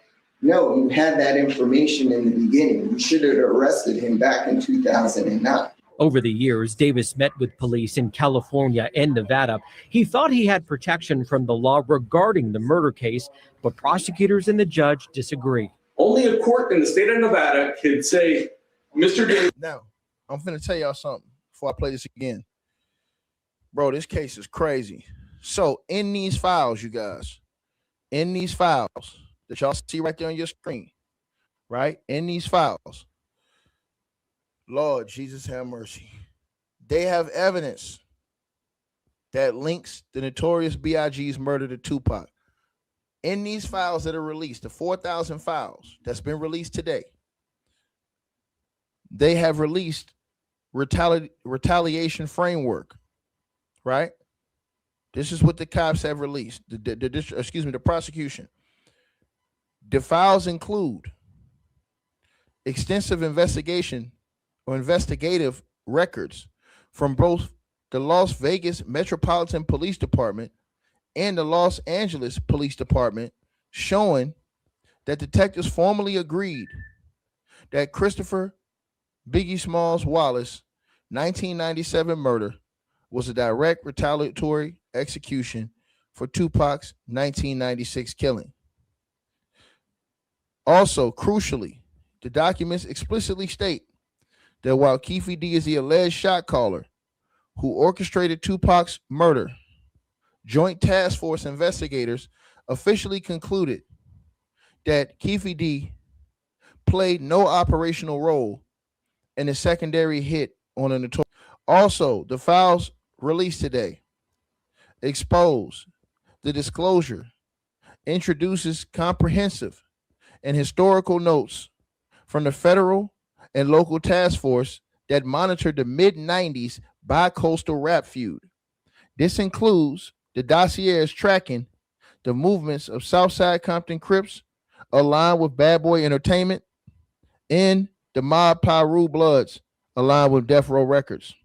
Also in the files released today, roughly 15 years of intelligence gather up details in the 2009 undercover travel logs, wiretap requests, and surveillance notes from when investigators flew Keefe D out to New York to secretly gather evidence against East Coast co-conspirators. Oh shit. Keefe D does not want this to come out. If Keefe D knows that this evidence comes out in court, it is over with. They're saying that they put Keefe D on a goddamn sting. Let me repeat myself again. They're saying that they have exposed in court today that they put Keefe D on a sting. They sent Keefe D to New York on a sting operation to try to jam up those East Coast guys to get evidence to lock those East Coast guys up. Look at this again. It says roughly 15 years of intelligence gather up details. The 2009 undercover travel logs, wiretaps. They had wiretaps going on, y'all. wiretap request and surveillance notes from when investigators flew Keefe D out to New York to secretly gather evidence against East Coast co-conspirators. Wow, bro. They was really trying to they was on the wiretaps and everything, y'all. This is unbelievable stuff, man. It goes on, you guys. It says that the package, this is more stuff that was released today. This is all the shit that was released today, y'all.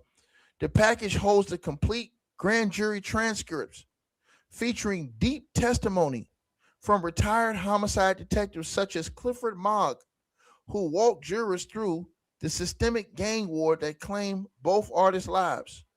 Also, these files included statements and evidence tying Keefe D to other figures in the alleged conspiracy, which directly aligns with the complex conspiracy claims outlined in the concurrent wrongful death lawsuit filed by Tupac's family. Remember, Mo Preem just filed that wrongful death lawsuit. In that lawsuit Mo Preem filed, Mo Preem put a lot of unnamed co-conspirators. We already know who he's at, this unnamed. And Mo Preem said that directly the reason why he filed that lawsuit is to force those unnamed co-conspirators in the death of Tupac Shakur to have to testify under deposition, sworn deposition. And what happens is when you sue people and they're forced to testify, when you sue people and it goes to the deposition and evidentiary stage, potentially, you can force them legally to be deposed and be asked all these questions under oath, under the penalty of perjury. So who you think that he have this unnamed co-conspirators that he gonna name? You know who's number one on that list. And that's the way you get them in a room and your lawyers can ask him anything they want to ask him pertaining to your allegations. That's wild. And you have them on the record speaking on this stuff.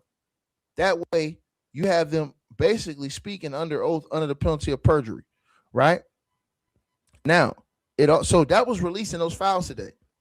It says, once again, the files include statements and evidence tying Keefe D to other figures in the alleged conspiracy, which directly aligns with the complex conspiracy claim. So when it says other figures, you guess who it is. You guess who these files are aligning Keefe D to. If they had Keefe D going to the East Coast on a sting operation, bro, this nigga did an undercover sting operation. It was wiretaps, all kind of shit. They flew him out to the East Coast. That's wild, bro. They flew Keefe D to the East Coast to try to jam up the East Coast cats.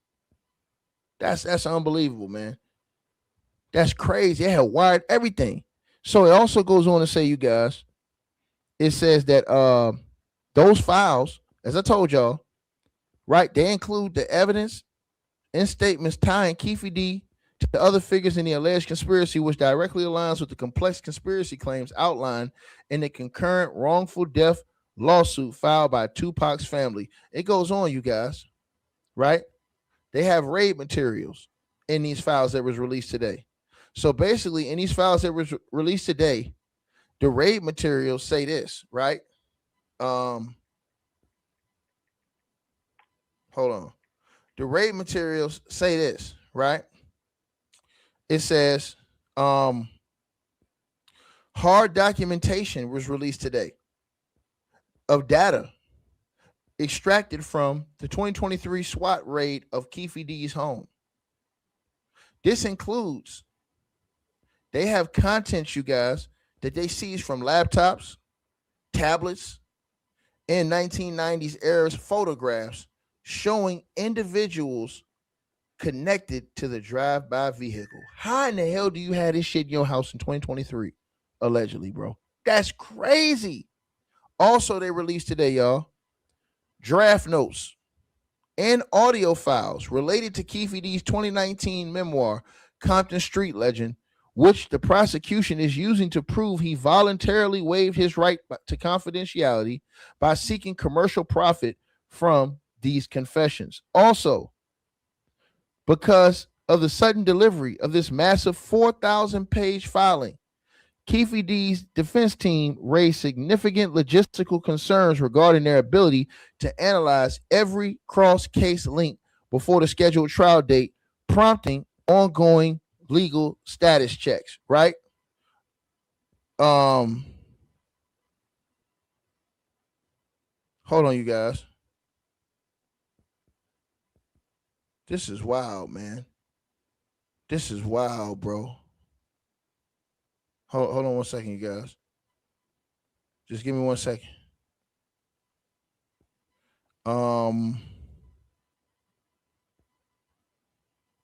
Give me 1 second, you guys. Oh shit. I got paperwork, y'all. Hold on. I got paperwork, y'all.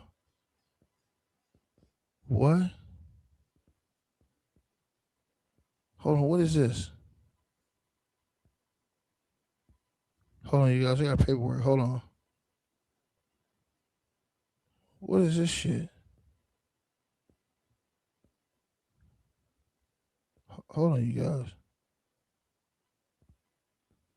What? Hold on. Hold on 1 second, y'all. Hold on 1 second. Y'all give me 1 second. Everybody, y'all give me 1 second. Give me 1 second. What? Hold on.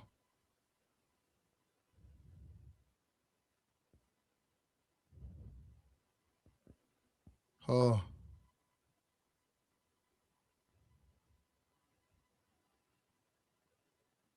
Hold on.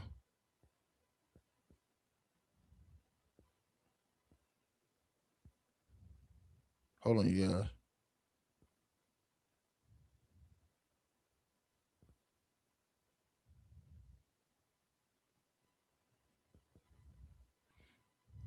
Hold on.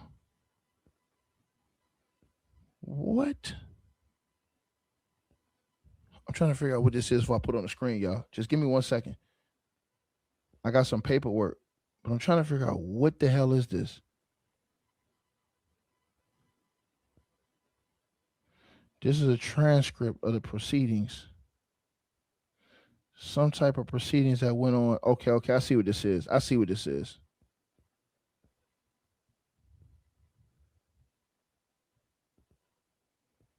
What? Hold on.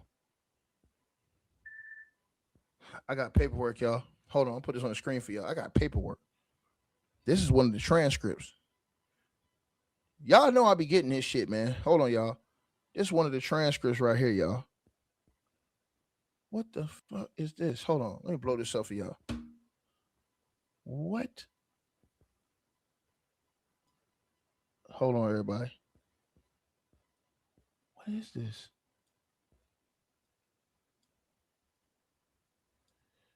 This is a transcript. Hold on, you guys. The state of Nevada versus Keefe D, Duane Keefe D Davis. Just give me 1 second, you guys. Let me pull this up. Pull this up for you guys. 1 second. 1 second, you guys. It says, all right, we're gonna get right into it. It says this right here, y'all. We got to get down to this. Hold on, y'all. I saw something down here. That's why I said something, y'all. I saw something down here. Hold on, y'all. I seen something down here. What the fuck? Hold on, bro. Hold on. This shit finna all come out. I saw something at the bottom of this page. Hold on. Clifford Mogg. Oh, that's the guy who died. So this is the guy who died, you guys. Clifford Mogg. That's the guy, one of the guys who was covering this case. He got a lot of information on this case that's secret that is now being released, y'all. It's being released. It's secret information that's being released. Hold on, you guys. It says, Detective Mogg, you were here last week and you had presented sort of a lengthy interview of Mr. Davis. Mr. Davis is Keefe D, you guys. Of Mr. Davis concerning the events surrounding Mr. Shakur's death. Is that accurate? He said yes. He says, question, have you, or at least we have within grand jury exhibit number 48, 3 more, I'll call them clips, some more lengthy than others, describing certain facts and circumstances surrounding that as well. Answer: correct. Question: in addition to that, are there numerous other times that Keefe D, Mr. Davis, has been portrayed on the internet in videos describing essentially the same version of events? Remember I told y'all this? This is exactly what I told y'all. All they were going to do is, I told y'all this shit. I knew they was going to do this.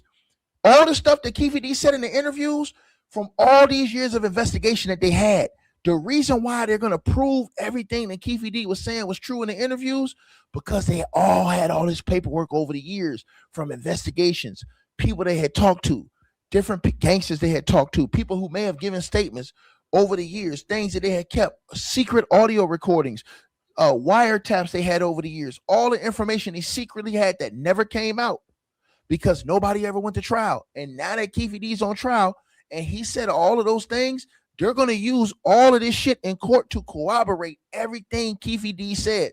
So Keefe D coming out, right? Keefe D coming out.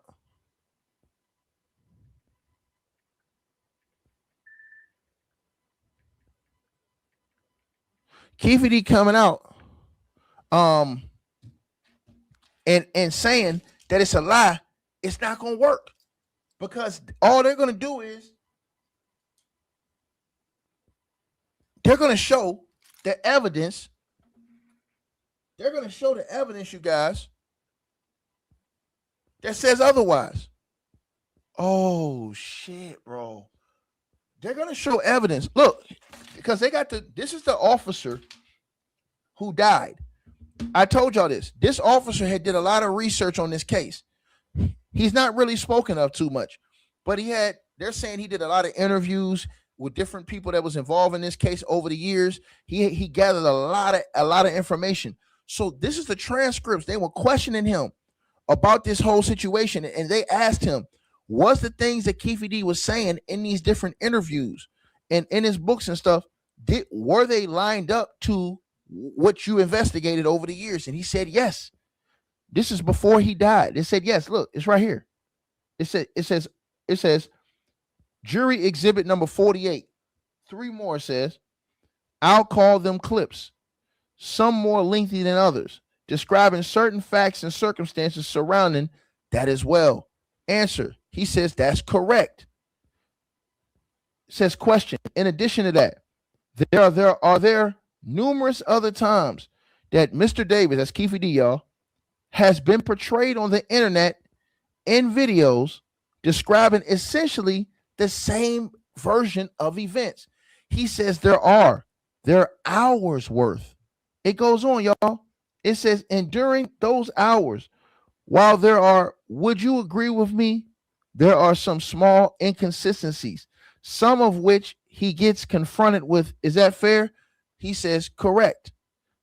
The question says, but ultimately his story is fairly consistent on who's in the car, what direction is heading, when they realize that certain caravan with Suge and Mr. Shakur are in it, and that they do a U-turn and pull up on the gutter and shoot the vehicle, essentially, question mark. He says that's correct. So they asked him, so I'm going to play what's marked on grand jury exhibit number 48 as number 2. And they played a video, y'all. Now, some guy, Mr. Digacomo,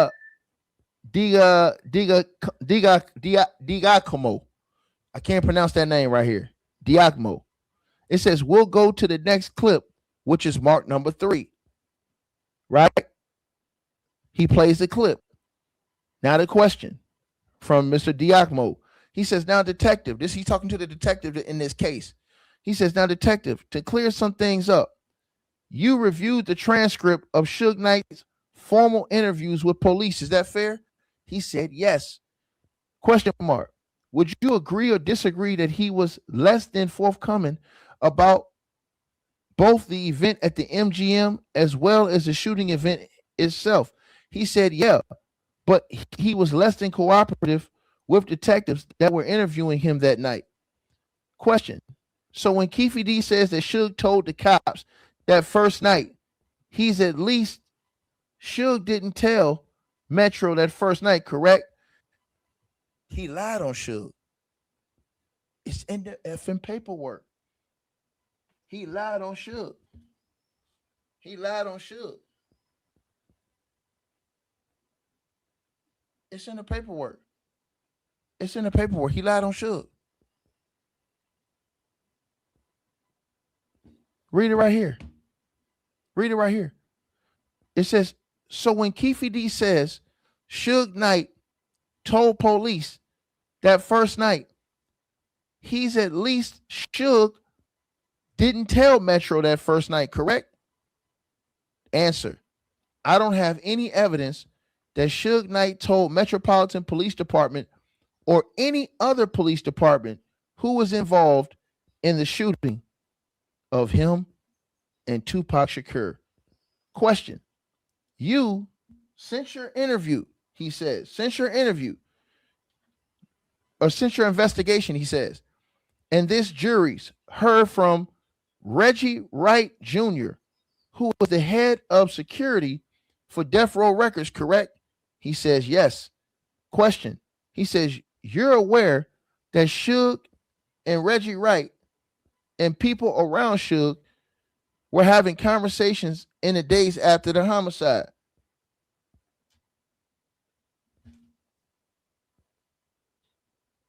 He says, hold on, you guys. He says, what the fuck? Hold on, you guys.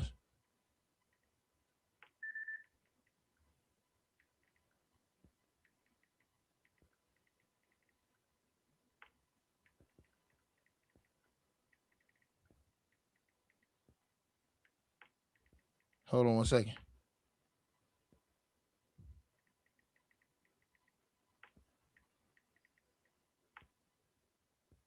Hold on, you guys. Hold on, you guys. What the hell? Hold on. What? Hold on, y'all. Look at this shit. Hold on.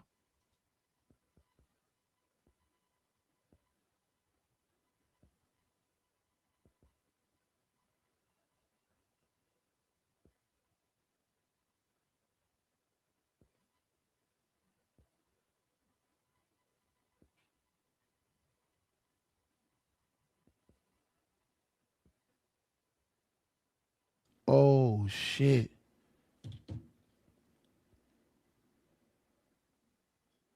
Oh, shit.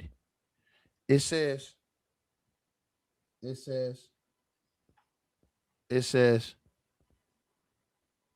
you're aware that Suge and Reggie Wright and people around Suge were having conversations in the days after the homicide, ? Says that's correct. And you're aware that Reggie had communicated to his father, who was either at the time a lieutenant or captain of the Compton Police Department gang unit. He writes, yes. And so when Mr. Davis says Suge told that first night, that appears to be corroborated by the event that occurs with Reggie Wright Sr. He says, yes. And I also learned that through my investigation, right? It goes on to say, hold on, you guys.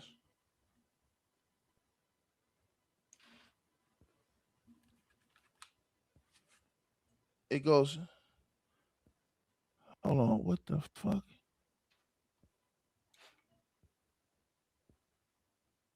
It goes on to say, you guys, I'm looking kind of down, y'all, my bad. This shit is crazy down this page right here, bro. I'm looking down. That's why I'm looking. That's why it's taking me a second, you guys. I can't really believe what I'm seeing. It says one more video to play, and this is marked as 4 on exhibit number 48. The video plays. It says throughout these videos, Mr. Davis, meaning Keefe D, keeps referencing telling on himself. Do you hear that a variety of times? He says yes. He says, question, in the course of your investigation, there have been portions of some recording that was taken in California by California law enforcement and or federal agents as a part of California task force. Is that correct? He says, there was. Question mark. Have you ever received a full copy of the recording that allegedly occurs in LA sometime between 2006 and 2009? He says, I have not. Question mark. It says, the only parts of that you know about are what has been posted on the internet in small snippets. He says, that's correct. He says, thank you. That completes my questioning for this witness. Does a grand jury have any questions? Right now, we got to keep going. Hold on one second. Because I saw something down here. I want to show y'all.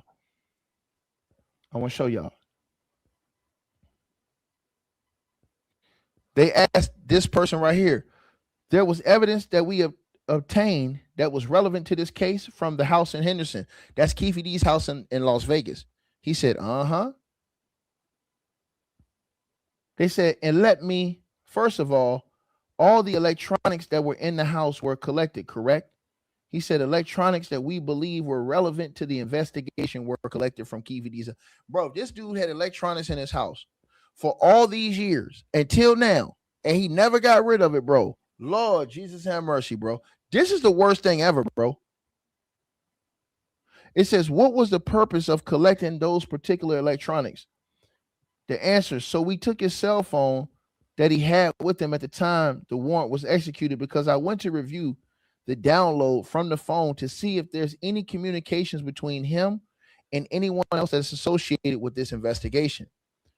He says, when I say that, I mean people who he has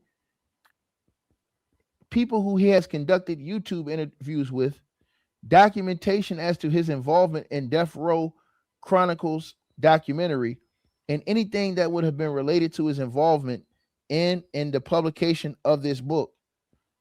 They asked a question. In addition, were you looking to see if there were evidence of remuneration or financial payment for his claims of being responsible for the death of Tupac Shakur?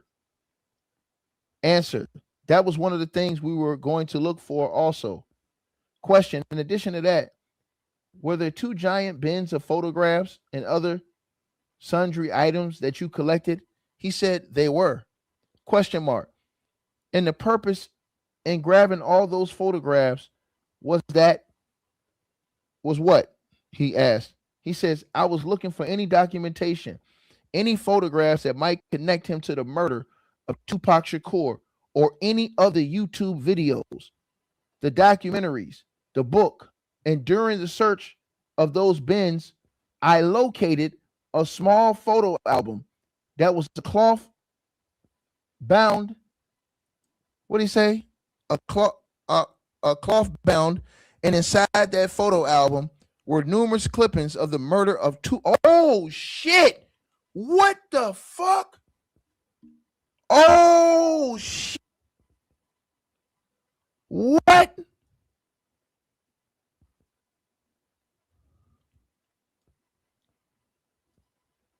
I was looking for any documentation, any photographs that might connect him to the murder of Tupac Shakur or any of the YouTube videos, the documentaries, the books, and during the search of those bins, meaning the trash bins, I located a small photo album that was cloth bound. And inside that photo album were numerous clippings of the murder of Tupac Shakur dating back to 1996 and in that time frame. And also his book. I recovered a copy of that.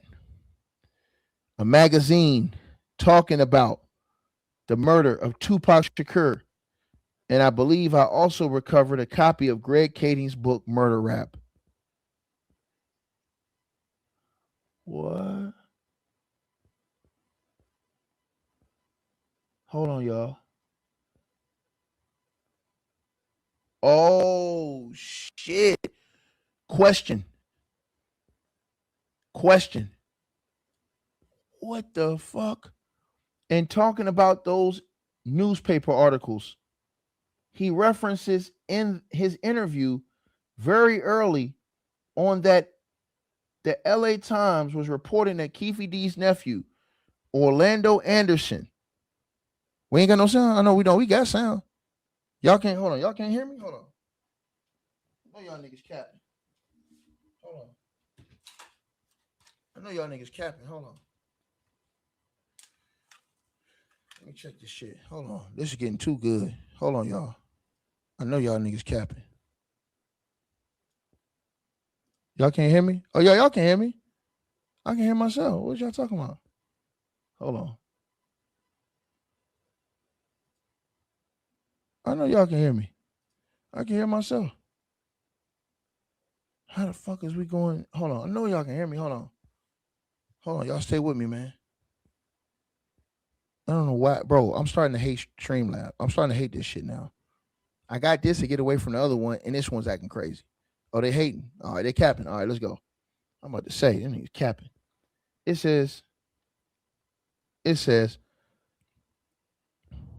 hold on, you guys.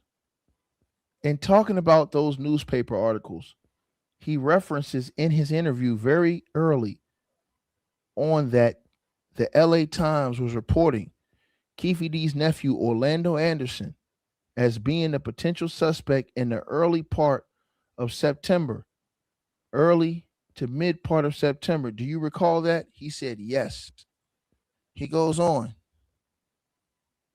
Did Keefe D actually keep a copy of that LA Times article? He said he did. Hold on, you guys. Let me see something. Hold on a second. Hold on. What? Give me one second. Let me see this.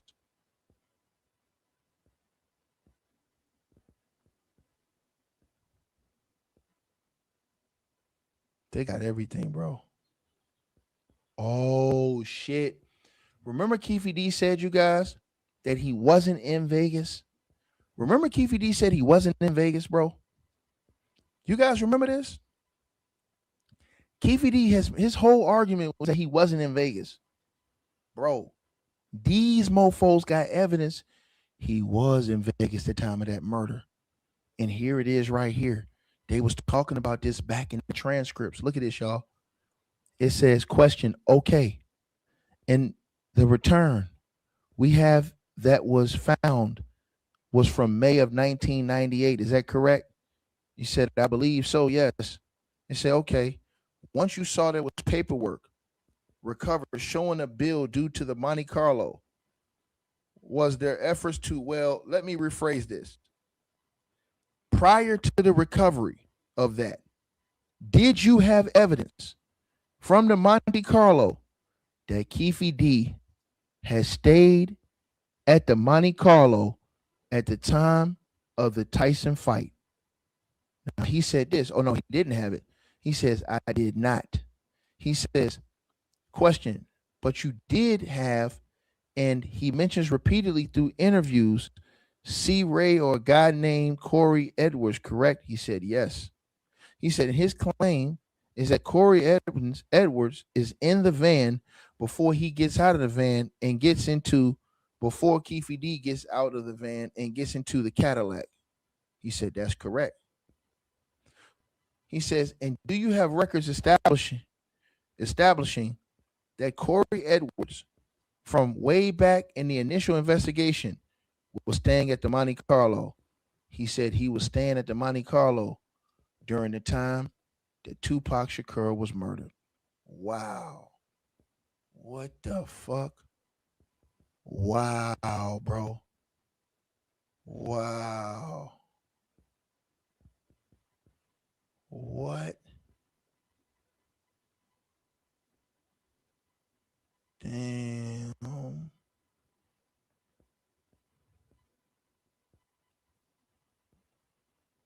They say they never recovered the murder weapon in the files. Hold on, you guys. He says, let me ask you this. During the course of your investigation, you learned that obviously Bubble Up, Terrence Brown, was the driver of this particular vehicle? He says, yes. He says, during the course of your investigation, did you learn that Terrence Brown had a family member that used to rent cars in Compton? He said, that's correct. He said, but that company, or I guess you call it a company, that rented those cars in Compton no longer has, or no longer either exists or has records that go back to 1996. He says, so I was aware based on information I obtained from other police departments and other detectives of a company that was used to rent vehicles. I contacted that company and attempted to find out if they had records going back to 1996, and they did not have records. The only way they might be able to obtain any information is if I had the name and the phone number of the person who rented the vehicle or the vehicle identification number from the car. Since I had neither one of those, they were unable to provide my information. Hold on, you guys. He says, question. In the first video we watched today, towards the end, Mr. Davis said, Keefe D said, don't tell anyone. That's the only way you'll stay free. So did he at any time state why he did so many interviews, being that the murder had not been, no one had been actually charged for the murder? If he was involved, why is he speaking out so much? Answer. He says, so he never told me personally why he was doing so many interviews. The only reason I can see now that he's doing all the interviews is monetary gain, and everyone else that's involved in the murder of Tupac Shakur is deceased. Wow, bro. He says, Keefe D mentions that he believes the police knew he committed this crime back in 1996. He said, yep. He says, and Keefe D, as far as you know, has no law license, correct? He says, nope, he does not. He says Keefe D told some Los Angeles or people in California associated with law enforcement about his involvement and didn't get prosecuted for this crime, correct? He said, that's correct. He says, but Metro, the jurisdiction that has the authority over the investigation, never received whatever information is, nor as far as you know, or nobody has ever from Las Vegas ever provided Keefe D any sort of immunity from prosecution, correct? He said they have not. Bro, this is wild, man. Hold on, you guys. The YouTube interview did him, y'all. He says, and so by 2018, he decided to write his own book and start talking on YouTube videos in an effort to gain money from the killing of Tupac Shakur. Tupac Shakur. Wow, bro. He says, that's what I believe. He said, okay. Man. What the hell? That's that, bro. Hold on, you guys. So that is the god daggone. Hold on, y'all. Hold on, you guys. Hold on, you guys. Hold on, you guys. Hold on, you guys.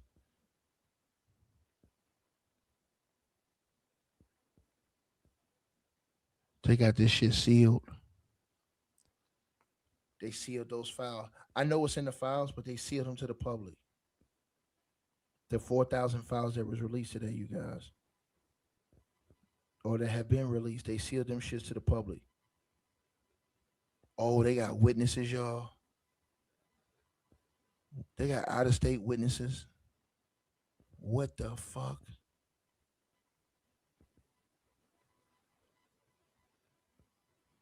They got certificates for out-of-state witnesses. They got a lot of requests for out-of-state witnesses in this case. I'm looking at it right now, you guys. It's not filed yet. I mean, it's not released yet to everybody, but I know what's in it. Wow, bro. They finna get this nigga. They finna hit this nigga with the Holy Ghost. Hold on, you guys. Hold on 1 second. Just give me 1 second, you guys. Give me 1 second, y'all. I need to see something. I need to see it with my own eyes. What? Hold on.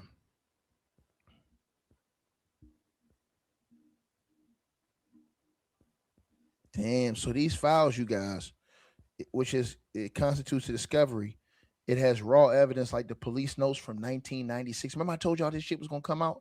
The police notes from 1996, private electronic data from the raid, and sensitive LAPD and FBI gang dossiers. So they got all the gang dossiers. That's basically all the gang members that they interviewed back then. They got all the statements from all the gang members. And it's all going to come out in this trial. Keefe D takes this shit to trial. All this shit coming out. Whoever said what is coming out in court. It's right here. I'm reading this right here on the what you call it.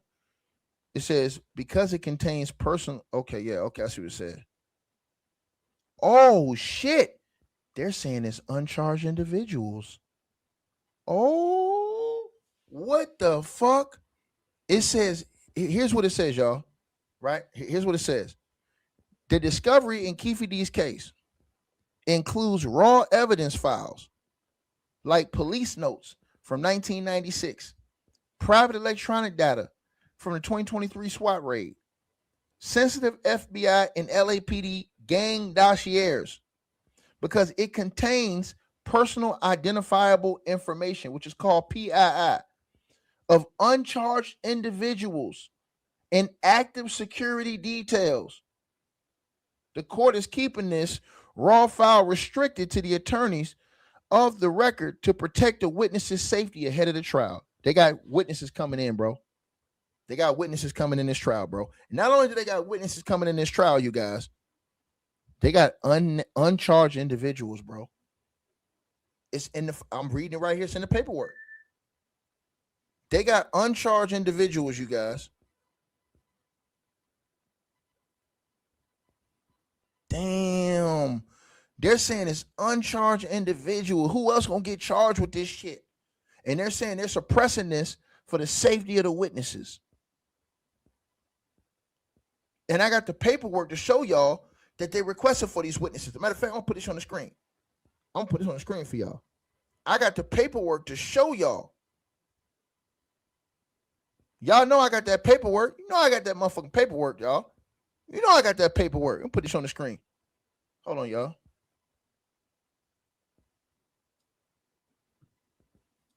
There you go, right there. Filed under seal. Certificate for attendance of out-of-state witness. Request for attendance of out-of-state witness. File. All this is under seal right now.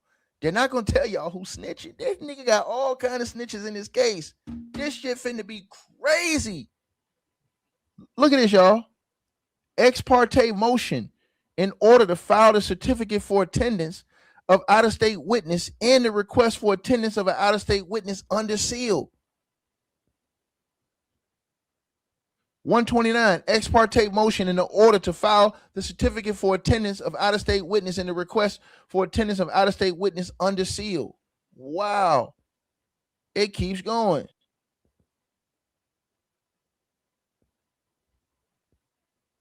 It's more. Another request for attendance of an out-of-state witness. Another certificate for attendance of an out-of-state witness. Bro, this nigga got so many, and I got more. I got more of this shit. Hold on, y'all. This nigga got snitches in his case.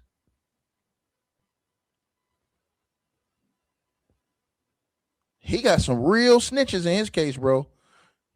They finna pack this nigga up. They finna pack him up, y'all. Let me show y'all this. Hold on. Let me show y'all this. This is the next page. Right here.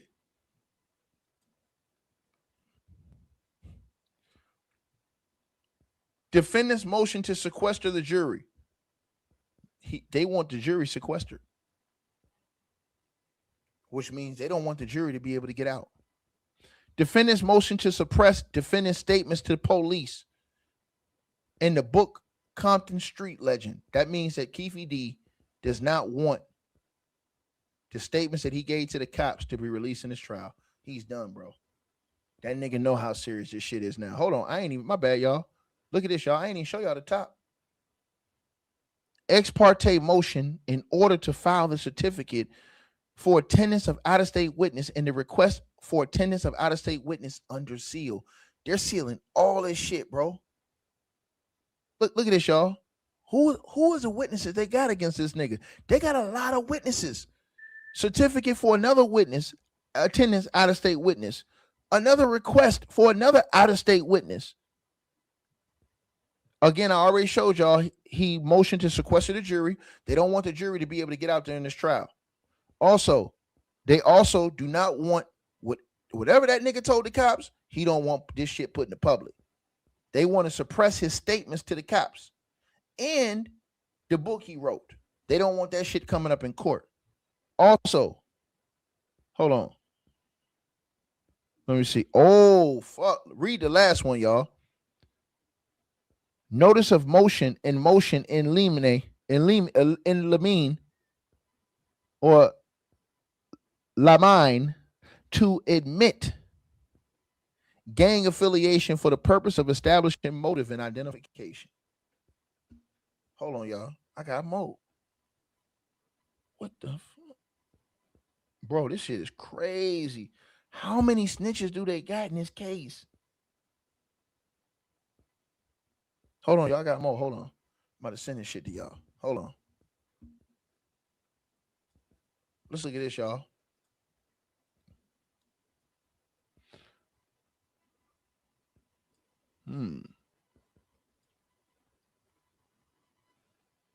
Another one?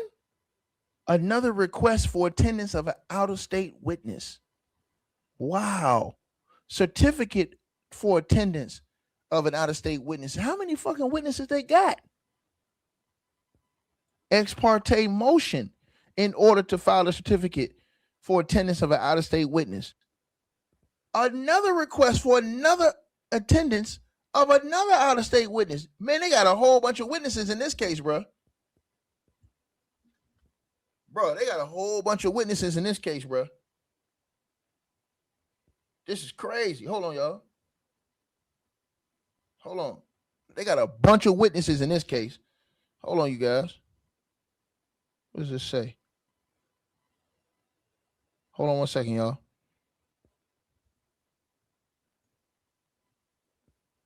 I got another one. Just give me a second. I got another one right here. Why is my shit not loading up? Let me see what this one say. Just give me a second, y'all. Here we go.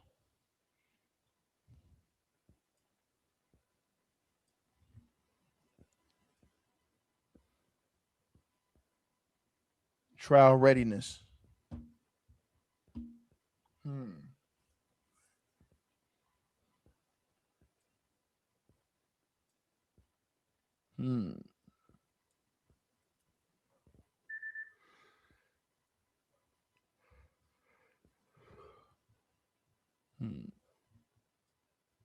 Hold on, y'all.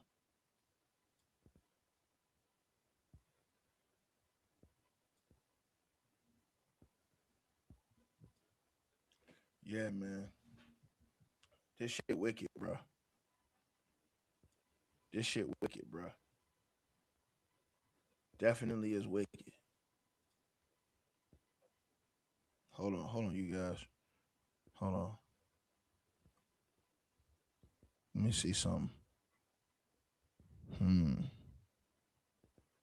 What? I think I seen. Yeah, I got that right there. I got that one. All right, I got that. Let me see. Damn, bro. They gonna bring out all them statements, man. All them, James, what up, boy? All them statements they got, they bringing that shit out, y'all. They bringing out all these statements, man. Hold on, let's look at this, you guys. Hold on one second. Hold on, let me fix this. Hold on. I gotta fix this so y'all can see this. Just give me 1 second. I know I got that joint way too big. Hold on. Just give me 1 second, you guys. I'm finna show y'all something.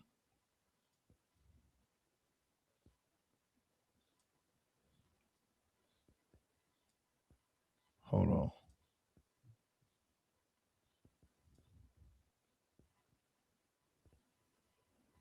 Davis has immunity from the crime of murder in the state of Nevada. Right now, a trial in this case is scheduled for March, but that is unlikely to happen. The judge ordering everybody back in February to talk about if they're going to be ready for that date. At the Regional Justice Center, I'm David Charnes, 8 News Now. And the judge has declined to release Davis on house arrest over concerns he could profit from his criminal case. She previously set his bail at $750,000. Brian? The man accused in the murder of hip-hop legend Tupac Shakur giving his first interviews with 8 News Now investigator Vanessa Murphy. You're watching 8 News Now at 6. I'm Brian Loftus. I'm Denise Valdez. Vanessa has been visiting him in jail actually now for months as he proclaims his innocence and insists he'll soon be released. Duane Keefe D. Davis insists he was not involved in the murder of rap legend Tupac Shakur. So were you there that night in that car? What was your role? No, I wasn't there. I wasn't there at all. No car, nothing. I wasn't even in Vegas. They ain't got no proof I was in Vegas. They ain't got no gun, no car, no KPD, no nothing. Shakur's murder, an unsolved case since 1996 when he was shot and killed near the Las Vegas Strip. As first reported by the 8 News Now investigators, Metro Police arrested Davis in 2023 after he wrote a book and gave interviews stating he passed the gun to the shooter. How much money do you think you made from the book and the interviews? Davis insisting he'd be released from jail since our first visit with him back in September. Clark County District Court Judge Carly Kearney set his bail at $750,000 with a requirement to know exactly where the money is coming from to make sure Davis wouldn't profit from the case. I'm an American citizen. They act like I'm guilty before I give the chance. It's not Russian to say Iran. This is wrong. He claims he previously made an immunity deal with the federal government. They violated all my amendments and constitutional rights. I'm never supposed to be put in jail for this. Never. Well, they're pointing to the interviews and the book. I didn't violate that. And during our visit in January, Davis continues to insist he's innocent. They ain't got me. They ain't got no car. They ain't got no gun. They don't have no forensics. They don't got me. They got everybody on video. Do they got me on video? By our visit in See, he think that that's gonna help him. That's what Keefe D thinks. Keefe D thinks that this is gonna help him. That's what he thinks. That's not gonna help him, bro. He think because they don't got all that. That's not going, bro. They got everything else. They got your own admission, brother. They have people who gave them information, brother. Informants. You don't see how many goddamn people that's going to get that they calling up here to testify against you. That's why they keeping the file sealed, brother. For the safety of the witnesses. This is insane. Davis insists he'll soon be a free man. I ain't no flight risk or no threat to the community. At the time of his arrest, Davis was living in Henderson, a grandpa by then who had fought cancer. Now he is charged in one of the most notorious murder cases in America. He's really a good person. He's no bad person. A jury trial is scheduled for early 2026. Vanessa Murphy, 8 News Now. And Davis's next court appearance is scheduled for June. We anticipate presenting a competing narrative and a more truthful narrative concerning those events of September. Our client was not involved in the shooting. It's wrong in my life, but I've done nothing criminally. Not involved in the shooting death of rap icon Tupac Shakur. It's a huge murder case that happened right here in Las Vegas. And tonight, it's taking yet another turn. Thanks for joining us at 6. I'm Denise Valdez. And I'm Brian Loftus. The man accused of orchestrating Tupac's murder has new attorneys, and they are speaking first with 8 News Now investigator David Charnes about how they plan to prove Keefe D is innocent. Well, Duane Davis has repeatedly said that he handed a person the gun used to shoot and kill Tupac just right here off the Strip nearly 30 years ago. Tonight, his attorneys say don't believe him because lying to the public isn't a crime.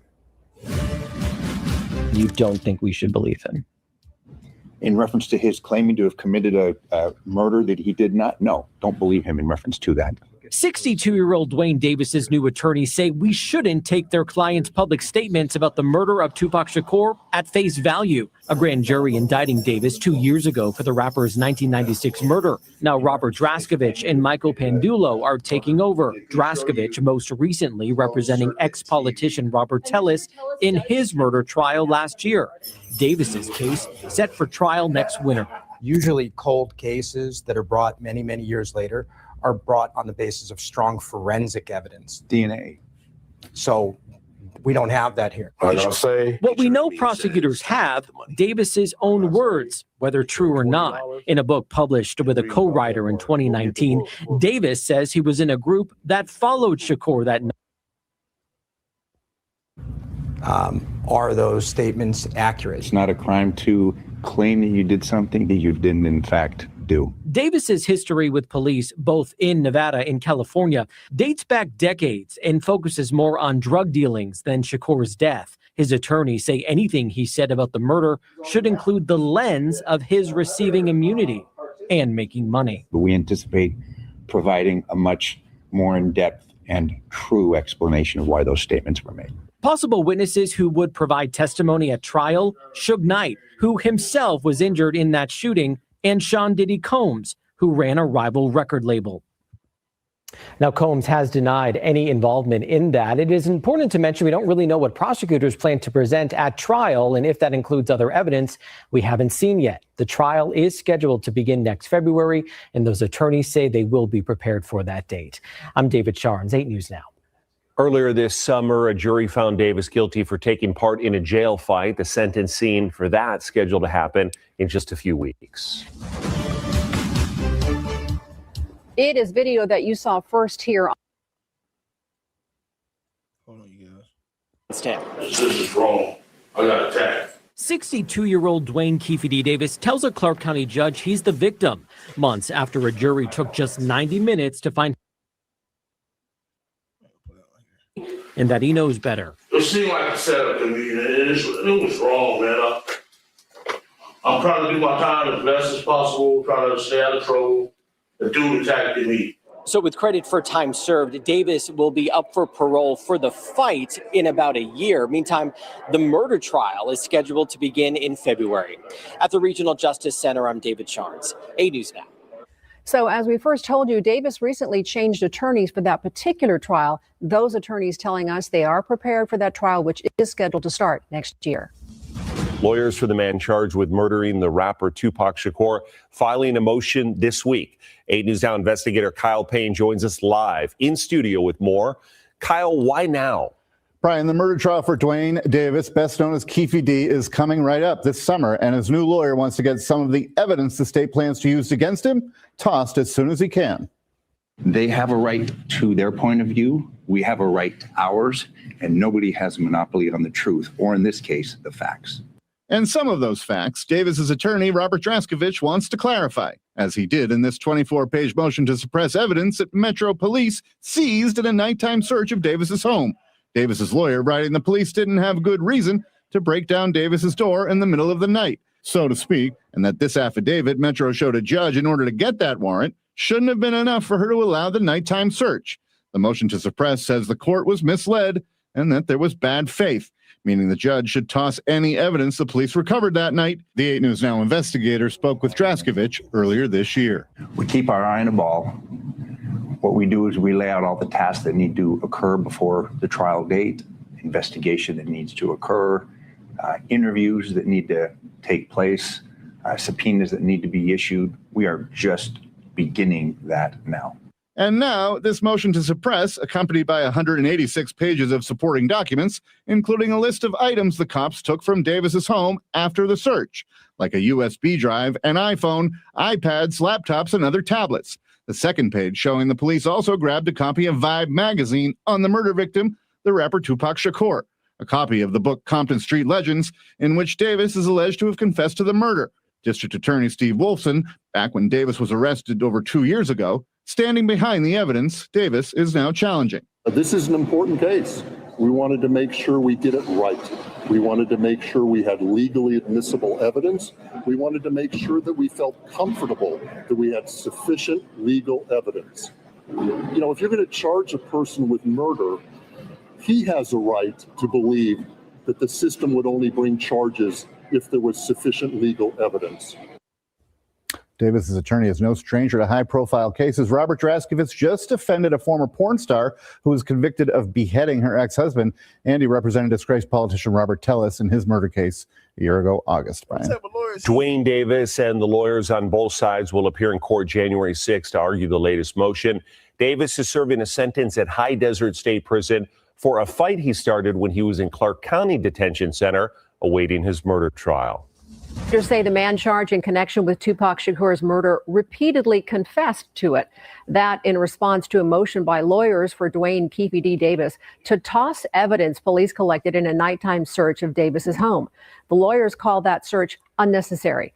Documents say police seized several computers, tablets, hard drives, firearm cartridges, and black tubes containing photographs. Prosecutors say Davis was a high-ranking leader of the South Side Compton gang Crips and served prison time as recently as 2015. Bro, that's wild, bro. This whole situation is crazy, man. Just me being honest with all of you guys, man. It's not gonna end well, bro.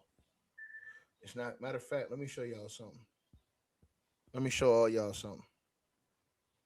Let me show y'all something. This blew my socks off, man. This literally blew my socks off, man. When I tell y'all they said that they have unnamed individuals, I literally, matter of fact, let me put it on the screen. I want to show y'all that. Where they said they have unnamed individuals. Who the hell are they talking about, bro? When they say unnamed individuals, you guys, who are they talking about? Hold on. Let's put this up here. Do y'all not see that? Those 4,000 pages are restrictive. Now read this right here, you guys. The 4,000 pages of discovery, which is different from a typical court filing. Discovery includes raw evidence like police notes from 1996, private electronic data from the 2023 SWAT raid, and sensitive LAPD, FBI gang dossiers because it contains personal identifiable information, PII. That means that they didn't release these files in their full today because there's so many people's names in it. The fear of the safety, the fear of the public safety would have been through the roof. Because if they would have released today with all these, the 4,000 pages, if they would have released the names of some of these gang members and some of these people that was involved that may have given information or may have said something or may have even been involved. Look at what it says right here.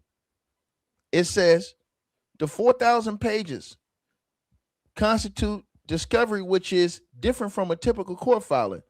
Discovery includes raw evidence like police notes from 96, private electronic data from the 2023 SWAT raid, and sensitive LAPD FBI gang dossiers because it contains PII, personal identifiable information of uncharged individuals,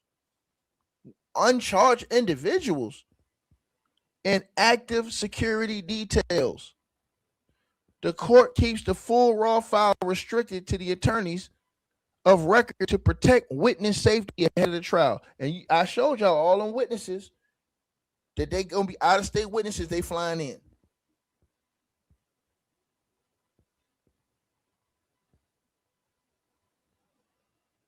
This is gonna be crazy. This is gonna be crazy. This is gonna be crazy, man. This is gonna be crazy. All them out of state witnesses, you guys. Yeah, this is gonna be one of them ones, man. Wow, bro. We'll see if they push it back again. That case been getting pushed back for years now. But we'll see because they dropped 4,000 pages on this dude, bro.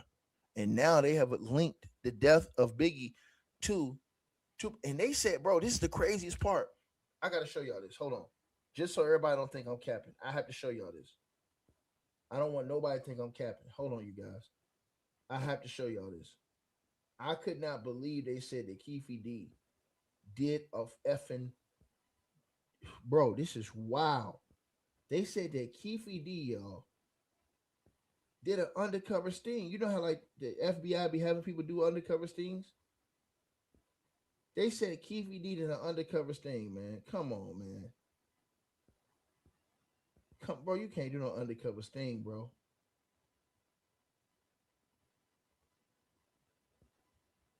They said this man did an undercover sting, bro. Hold on, I'm about to show y'all.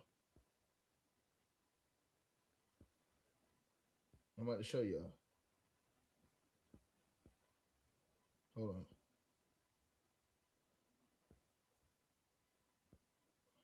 Let me see.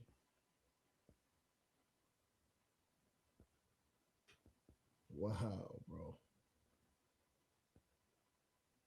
He's so fucked, man.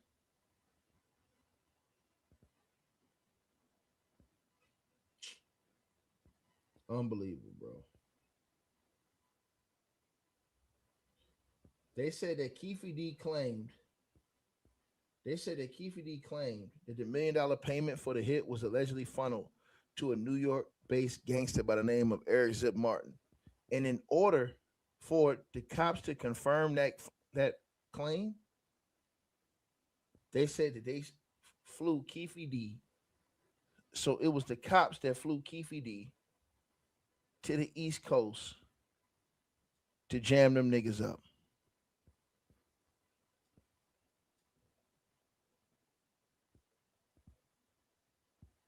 It's right there.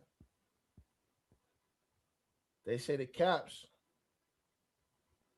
flew Keefe D to the East Coast, y'all. Look at it. It says to prove the conspiracy. The documents revealed that the LAPD task force flew Keefe D to New York in 2009 to undercoverly corroborate the financial links and the plotting between the East Coast figures and the Compton Crips. That nigga was wearing a wire, they said, and he don't want that to go into court in front of the world. And they said he was wearing a wire, man.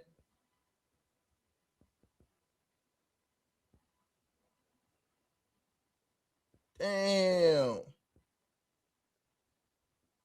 That man, they said this nigga wearing a wire, man.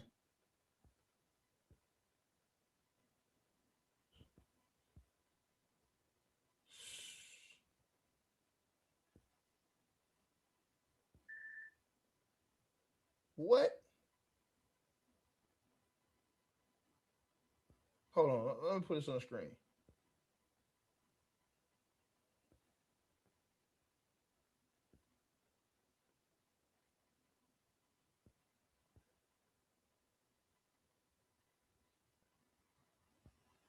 Hold on, you guys. I'm putting this on the screen. Cause I know niggas be thinking I'm capping.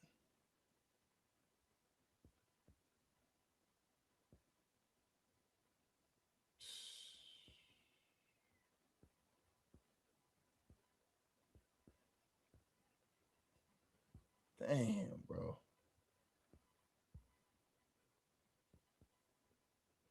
They said that nigga was a confidential informant for the LAPD. And they said the reason why he did it was because he was they had caught him on the drugs.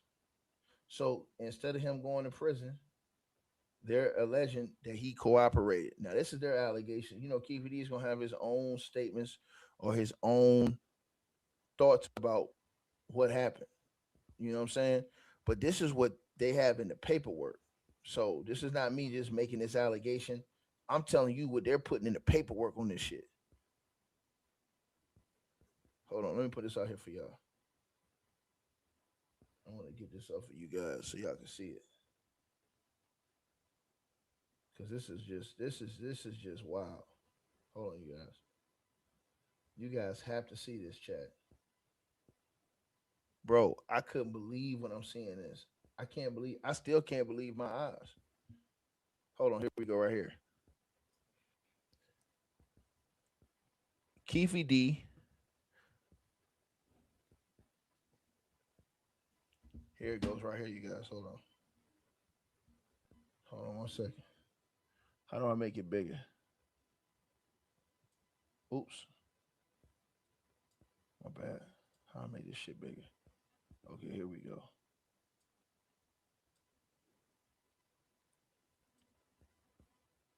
Keefe D went undercover for an LAPD-led federal task force in 2009 during a sting operation in New York City. According to a 179-page court filing by the LA prosecutors, Keefe D actively worked as a confidential informant. His primary objective was to uncover evidence connecting Sean Diddy Combs and his associates to the 1996 murder of Tupac Shakur. That's crazy, bro. That's crazy. The details of the New York sting. The primary target of the undercover operation was Harlem gangster Eric Von Zip, right? Keefe D had previously claimed that Martin intercepted the $1 million bounty offered by Diddy to kill Tupac. He kept the money for himself, keeping the money for himself. Keefe D flew to New York City alongside Los Angeles law enforcement officers under the guise of a drug transaction. Keefe D met with Eric Zip Martin and his nephew. His instructions were to recruit Martin into a narcotics trafficking scheme. That nigga was wearing a wire? Man, that's crazy. His instructions were to recruit Martin into a narcotics trafficking scheme to gather wiretap evidence and build a case regarding Tupac murder conspiracy. Wow. Wow. Wow, man. This can't be true. This can't be true. What the hell? Damn. It goes on to say the outcome was the sting failed to secure the intended results. As Eric Zip Martin told Keefe D he was out of the business and redirected Keefe D to handle any drug activities with his nephew instead. Zip was smart. Keefe D agreed to the undercover operation because he had been caught trafficking a large quantity of drugs by a joint federal LA task force to avoid a life sentence in prison. He signed a proffer agreement. Under this agreement, he confessed to his role in Tupac's murder and agreed to work as an informant to help implicate bigger targets. That nigga was trying to y'all know who he was trying to put down. Wow, bro. And now Keefe D is fighting right now to keep all this information from coming out in the trial. Because in the trial, it's all gonna come out. It's all gonna come out. So he's fighting to keep this information private for the trial. Like, share, subscribe, man. Y'all gotta let me know what y'all feel about this, man. This is crazy. I did not expect this today, y'all. 4,000 pages, y'all. They dropped 4,000 pages on this dude today of evidence that has now linked Biggie Smalls to the murder of Tupac Shakur. They have linked those two murders together, to Tupac and the Biggie. That's wild, bro. R.I.P. to Pac, R.I.P. to Big, man. Damn, bro. They're gonna play everything in court, my nigga. Yo, we covering this trial. They're gonna play all that shit in court, bro. All them undercover tapes, they playing all that shit in court, bro. Bro, anybody that gave statements, they playing that shit in court. They said this nigga went on a sting operation to jam up Diddy and Zip. That's wild, bro. That's what they're alleging. In 2009, they said that the officers flew out with him to New York, bro. That's wild. Y'all let me know what y'all feel, man.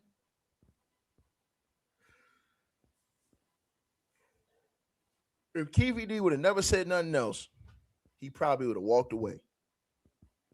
A free man. If he would have never said nothing else. To happen in a couple weeks. And we have just got an explosive update for you guys. As the man accused of killing Tupac Shakur that is on trial, Keefe D, has just rejected a plea deal. Apparently, they offered him a plea deal from between 10 to 25 years. I'm gonna repeat myself again. They going for the whole meal on this nigga.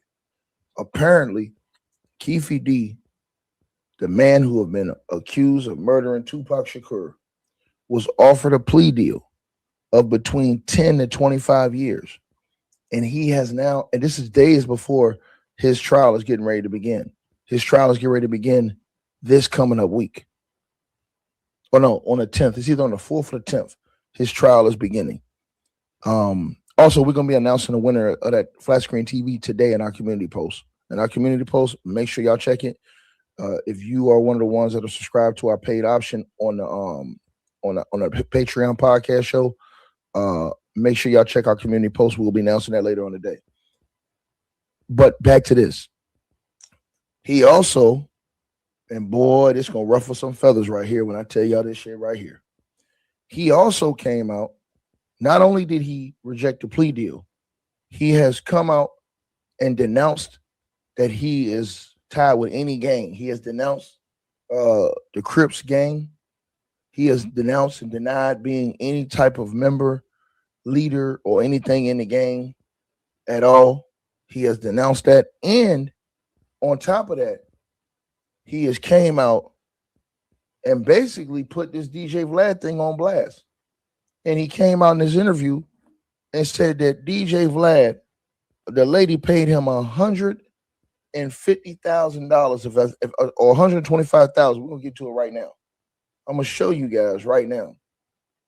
So it says Keefe D sat down behind bars just days before his trial kicks off, and the whole thing's a contradiction wrapped in a contradiction. It says that he's denying everything about Tupac's 1996 murder, yet he's already told the world his version of the events in a 2019 memoir and multiple interviews.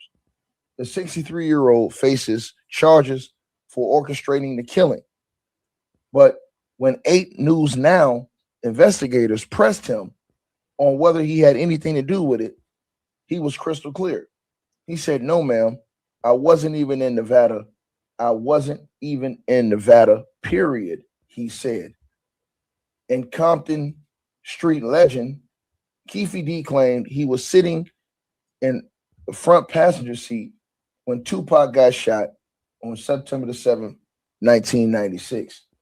His nephew, Orlando Anderson, a Crips gang member, was supposedly in the back seat when with the gun, when he saw Suge Knight driving by in his BMW with Tupac in the passenger seat. Yo, y'all can't hear me? Yo, y'all let me know in the comments. Can y'all hear me? Somebody said they ain't got no volume. Can y'all hear me? Yo, we got a mic check, man. Yo, y'all gotta let me know in the comment section, man. Somebody said, yo, Ticket, what's going on? I can't hear you. It must be your volume, because everybody in the comment section seem like we good. Yo, are we good in the comments? Y'all gotta let me know. Yeah. Hey, that's your volume, dog. To the dude, Brother Muhammad, in there in the comment. That's your volume, bro. So y'all smash the like button and share the video on this. This is wild, y'all. So check it out, man. It says that his nephew, Orlando Anderson, a Crips gang member, was supposedly in the back seat when with the gun, when he saw Suge Knight driving his BMW with Tupac in the passenger seat. Orlando Anderson shot up the BMW. Knight was shot in the head but survived the shooting, while Tupac died days later, this article says. Now, that's not having been proven at all. You know what I'm saying? So we got to get back to that as far as who shot him. So I don't know why this article put that Orlando Anderson did it, because Keefe D is on trial right now. So we don't even know. We'll hear some evidence, I guess, during this trial. Now, because Keefe D lost a lot of motions and they're going to be having shit in trial against him. So anyways, it says Keefe D's explanation for why he wrote all this down and talked about it. Well, he said publicly, he said he did it for money. He said, I was just after the money. I did it for money. You know what I'm saying? That means all them interviews he did with all the dialogue, the interview he did with DJ Vlad, he's saying it's for money. And now, ladies and gentlemen, I'm going to show you guys, right, what he said, because he's saying now he didn't even write that book. And the shit he said in this interview now, bro, crazy. Let's get to it. This afternoon, an 8 News Now exclusive before one of the biggest trials in Las Vegas history. A sit-down interview with the man accused in the murder of Tupac Shakur. Duane Keefe D. Davis speaking with investigator Vanessa Murphy. A quick note, our team was not allowed to put a microphone on Davis due to security. That's why we've included subtitles. The trial surrounding the murder of rap legend Tupac Shakur nearly 30 years ago is just days away. We were given the rare opportunity to sit down with the man at the center of it all, Duane Keefe D. Davis, face to face while he waits here in jail. Did you have anything to do with the murder of Tupac Shakur? No, ma'am. No, ma'am. I wasn't even in the matter. I wasn't in the matter, period. Do you regret the book and the interview? Yeah, I was just after the money, and they said I was covered. I did it for the money. You know what I'm saying? And but did anyone tell you maybe it's not a good idea to do that because they might arrest you after they hear you say that or read it in your book? Like, did anyone close to you say, not a good idea? That was the ghostwriters. I didn't write that book. You know, I don't know nothing about no Winston Churchill. So now he's saying, I ain't write that book. So the book he paraded all around when he was out, and he went from platform to platform to platform. He's now saying he ain't even write that book. He's saying somebody else wrote that book and he lied just to get all the money. You know what I'm saying? So now all those details that was already confirmed then, as far as different events, because he told all the dialogue and those guys and DJ Vlad a lot of shit. So how could you say all that? And then over the years, some of those details he said had already been confirmed. Y'all smash the like button as y'all come on in here and share the video. But listen to what else he said, because he goes into DJ Vlad and he talks about the plea deal they offered him that he just rejected. They offered him 10 to 25 years. He was like, hell no, I can't do that. I'm going to die. Frank Sinatra, just read the book, you know why. They might arrest you after they hear you say that or read it in your book. Like, did anyone close to you say, not a good idea? That was the ghostwriters. I didn't write that book. You know, I don't know nothing about no Winston Churchill, Frank Sinatra. Just read the book, you know why I didn't write that book. You know what I'm saying? And the Vlad thing, the lady, she gave me $150,000. But then when I was watching the interview this week. He said the Vlad thing, man, people gonna be mad about this motherfucker right here. He said the lady gave him $150,000. Y'all heard Boosie and them arguing about that the money that Vlad was giving him, because Boosie, I thought, hey man, look, he has a right to ask for more money. He have a right to ask for what he feel like. You know what I mean? Real talk. So I didn't like when people was trying to put a price on the man. He can ask what he want to ask for. He the entity. This is the same shit with Marlon Wayans. So Marlon Wayans told Vlad, hey, I want 40,000 for the interview. Why is DJ Vlad crying? If you don't want to pay the 40 racks, move on. Take it. I mean, you ain't got to go do a whole broadcast about it. DJ Vlad went and did a whole broadcast about that shit. And I told y'all this. And y'all was wondering why all those other people came and upped the price of the brick on what they was asking for the interviews. Ari Spears, all them.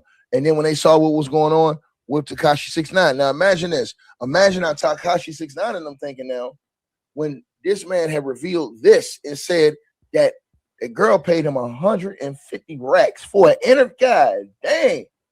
Do you know how much money that is for an interview? 150? Shit. You know I ain't right there, bro. You know what I'm saying? And the Vlad thing, the lady, she gave me 150,000. And the Vlad thing, the lady, she gave me 150,000. God dang. Think about this, y'all. You get 150 racks from Vlad, from the lady, is what he said. For that interview? God dog, bro. What the fuck? That's a lot of cheese, bro. 150 racks. And niggas out here talk, that's pennies. Excuse me, what these other niggas getting is pennies. Compared to that. If that's true, 150 racks. Now imagine being Vlad and you may have allegedly paid this guy 150 racks and then he lied on your platform. Is what he's saying. Right now, that's what he's saying because he got charged. Boy, this shit is crazy, bro. This shit damn near demonic right here, bro. Frank's allowed to just read the book. You know I ain't right there, bro. You know what I'm saying? And the Vlad thing, the lady, she gave me 150,000. But then when I was watching the interview this week, and the way you sort of go through it by play, like then this happened, then this happened. See, that's the thing. That's where you're gonna get fucked. And I told y'all, he is gonna get FUC double K with that because he did go play by play with that shit. And matter of fact, if y'all remember, right, he went play by play with that shit, bro. He went play by play with that shit, bro.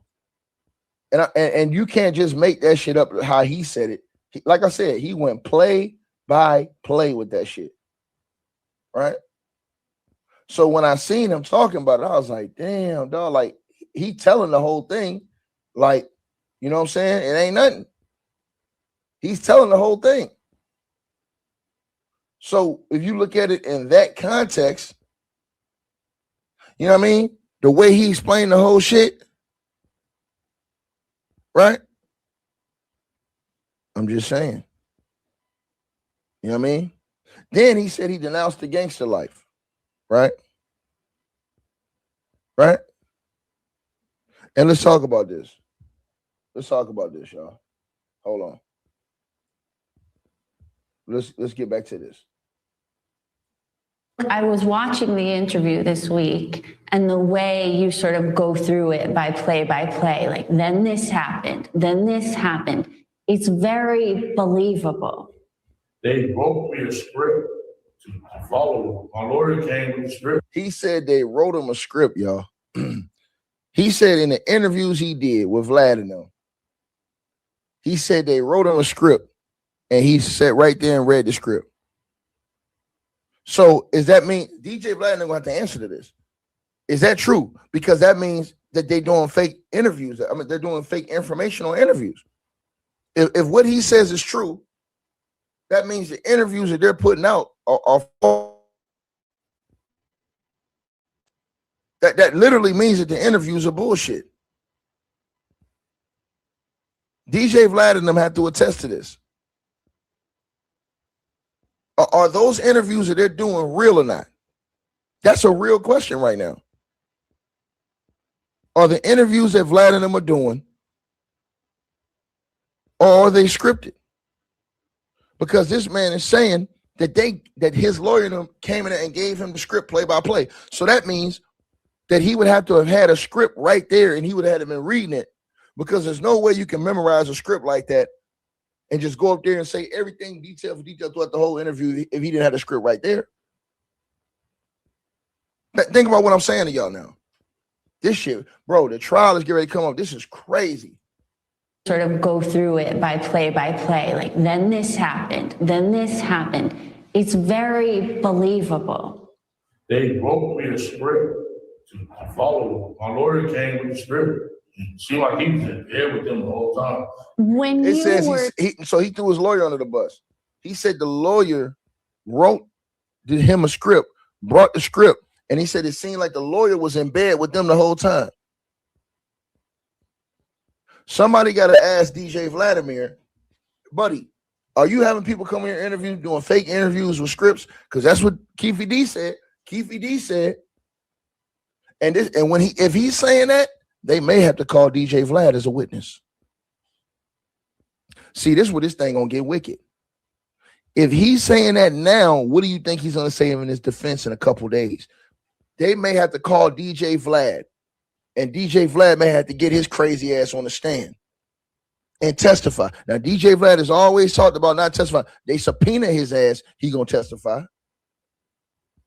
And they gonna subpoena and make his ass, this is a bad idea he did this interview. Because I guarantee you, if that is a contradiction and he says that in court, they're going to subpoena DJ Vlad, make him come out there to the trial, make him testify. I'm going to say this again. They're going to make him testify whether or not what Keefe D just said was true or false. So DJ Vlad always talk about not being in the case in the original script. Well, guess what? I'm going to tell y'all something. Vlad got more cameras than he got that just show y'all the interview. During them interviews Vlad got, he got more cameras that's going. So y'all see one angle. Vlad got other angles that y'all never see. That's called raw video. So Vlad is probably going to be subpoenaed if he comes with this. And they're going to say, hey, Vlad, did his lawyer come with a script to that interview? And they're going to make Vlad probably get on the stand. I will guarantee you they'll probably have to make Vlad get on it because his interview is key in this case. The interviews that this man did on Art of Dialogue and the things he said over there. Think about this one more time. And then he said the lawyer seemed like that he was, in cahoots with them. Man, that's crazy, bro. play, like then this happened, then this happened. It's very believable. They wrote me a script to follow. My lawyer came with the script. It seemed like he was in bed with them the whole time. When you were talking in this interview about Tupac's murder and when you were doing this book, were you considering maybe his family at all? No, I just did it for the money, you know what I'm saying? Trying to feed my family, you know what I'm saying? And it's wrong. Notice how he keep looking to the left. Notice how he keep looking to his right. Our left, his right. He keep looking to the right. Every time he say something, he looking to the right, bro. I don't know if it's his lawyer over there, but he keeps looking to the right, man. Right? Y'all watch this right here, man. Watch what I just said now. Trying to feed my family, you know what I'm saying? And it's wrong. Maybe his family at all? No, I just did it for the money, you know what I'm saying? Trying to feed my family, you know what I'm saying? And it's wrong. It's just wrong. I'm an innocent man. And they said, yeah, Chris, I haven't been around that stuff since like 89. So he's saying he stopped in 89. Now, Tupac was murdered in 96. He's on tape talking about how he was. I ain't gonna say. I'm gonna let him say it. If he says this in court, he says he hadn't been a Crip since '89. Look at this again, y'all. I'm innocent, man. And they said, yeah, Crip. I haven't been around that stuff since like '89. I stopped that stuff, pulled up my pants. He said he stopped that stuff. '89. Pac died in 96. He said, I stopped being around that stuff and pulled up my pants. Let's keep going now. I'm not no leader of Crips or none of that stuff. That's wrong. He said he's not no leader of the Crips. None of that stuff. That's wrong.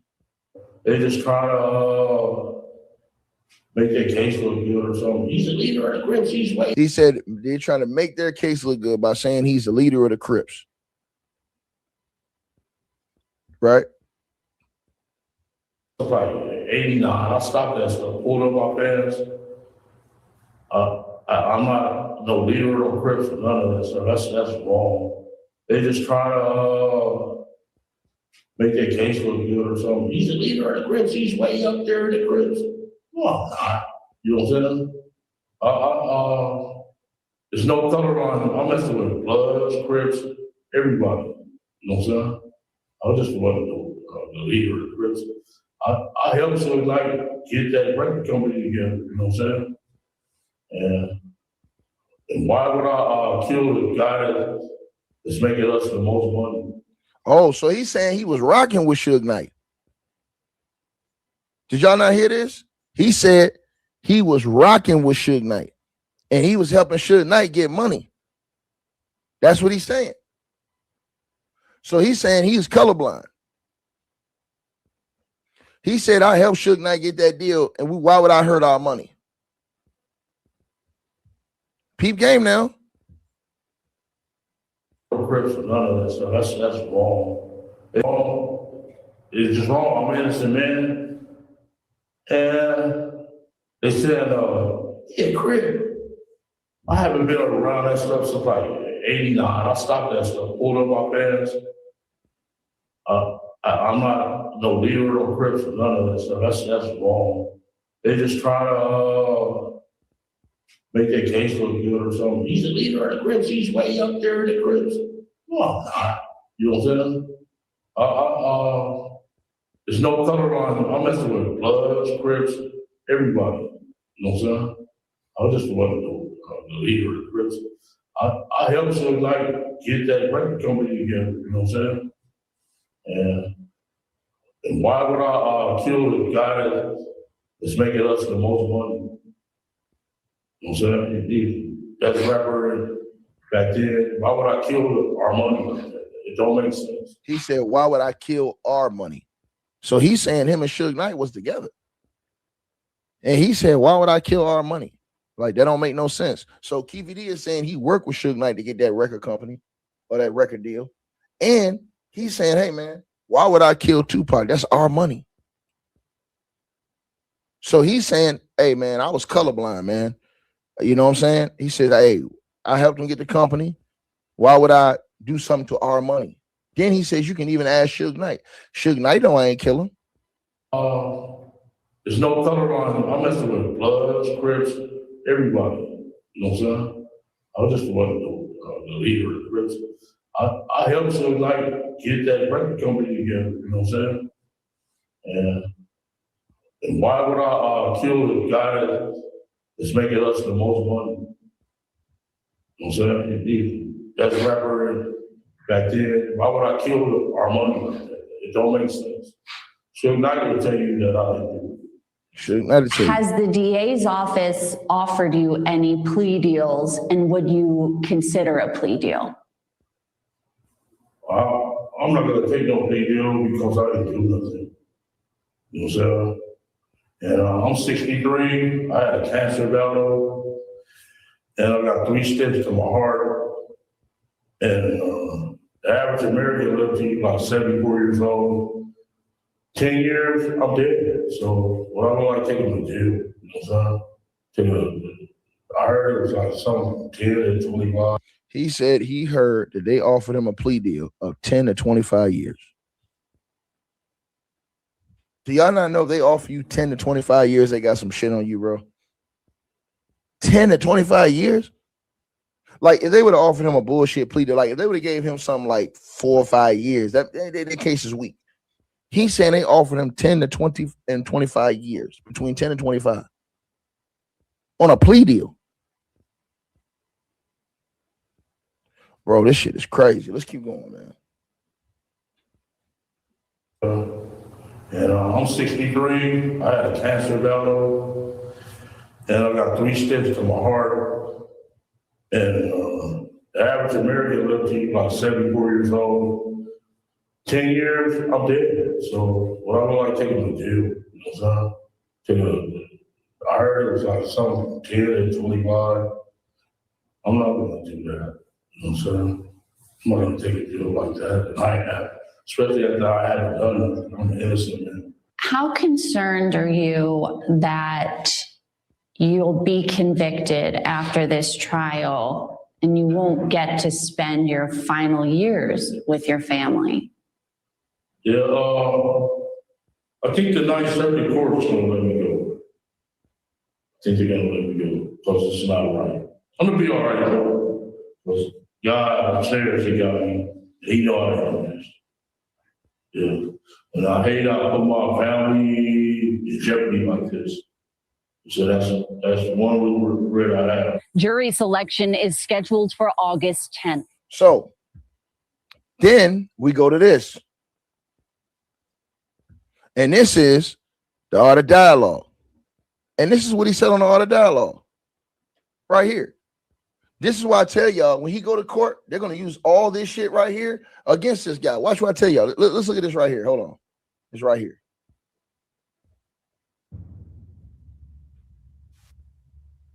All right, here we go. Keefe D, happy to have you back on the platform, my man. Yeah, hey, good to be here, big dog. Yeah, man. So, you know, I had to bring you back. I mean, you hit me up. You know, it was a few things that, you know, you wanted to get off your chest. So, yeah, man, the floor is yours, my man. Okay, first of all, I wanted to address the Mob James situation. Big dog, I'm not scared to go on the show with you, big dog. You know, you went with my homegirl. Then you said, I can't get 10 South Sides to say Keefe D was a gangster. Man, gangsters move in silence anyway. You know what I'm saying? And my homeboys ain't going to go with the ops against me for you. So you can knock that off. And back in 84, I went to the pen for emptying 2 clips in this dude's house, dude. And I was in jail when there was only 8 prisons in the state of California. You had to do something to go to prison. Now they just send anybody, drunk drivers, 40 prisons in there. It's a money-making business. But back when I went to prison, it was only 8 of them, and you had to do something to go to prison, dude. So you can kill that as I'm a buster or whatever. You know what I'm saying? I'm a buster even for even addressing this situation anyway. Coming back for saying this. You know what I'm saying? But big dog, I lived on your street for 3 years on killing. Address 1815. You know, I can tell you everything.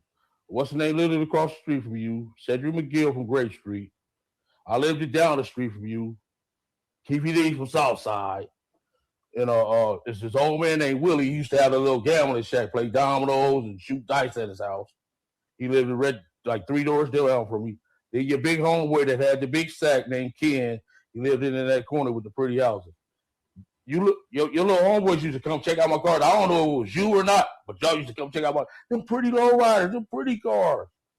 Big dog, I ain't scared to go on the show with you, big dog. You know that, homeboy. My son, you know, you and my son do talk to each other all the time. You know what I'm saying? And you went with my homegirl. You got a baby by my homegirl. I was good to you. I was good to Pam. You know what I'm saying? Make sure she had money and everything. She bring money home to y'all, man. Come on, big dog. Matter of fact, a couple of your homeboys was on my team, Zeke. You know what I'm saying? It ain't just all about a Crip and blood thing, big dog. You know what I'm saying? That's all. What show is you referring to? Well, show Vlad. Okay.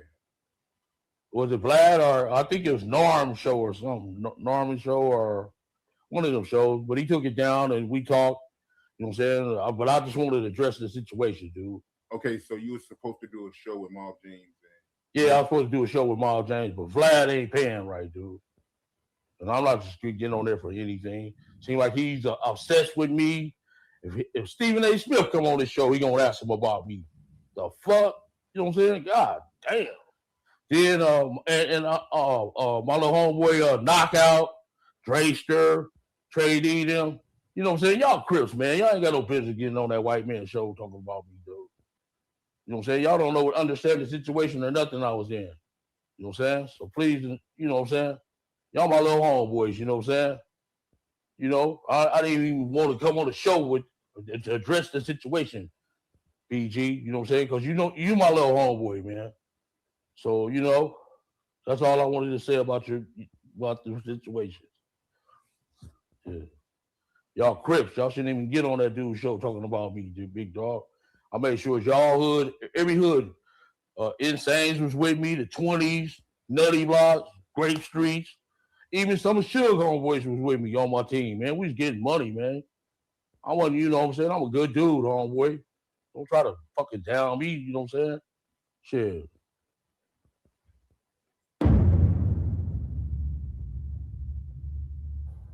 So I can't come to Compton. Here I am, Reggie Wright, Reggie Sr., Mob James. Man, I am Compton, dude. What is wrong with you? Ain't nobody got no beef with me but y'all. I'm a real dude, homie. I'm from Compton, man. I'm a real Compton motherfucker. Born and raised. Yeah, that's all I got to say. I'm here. Boom.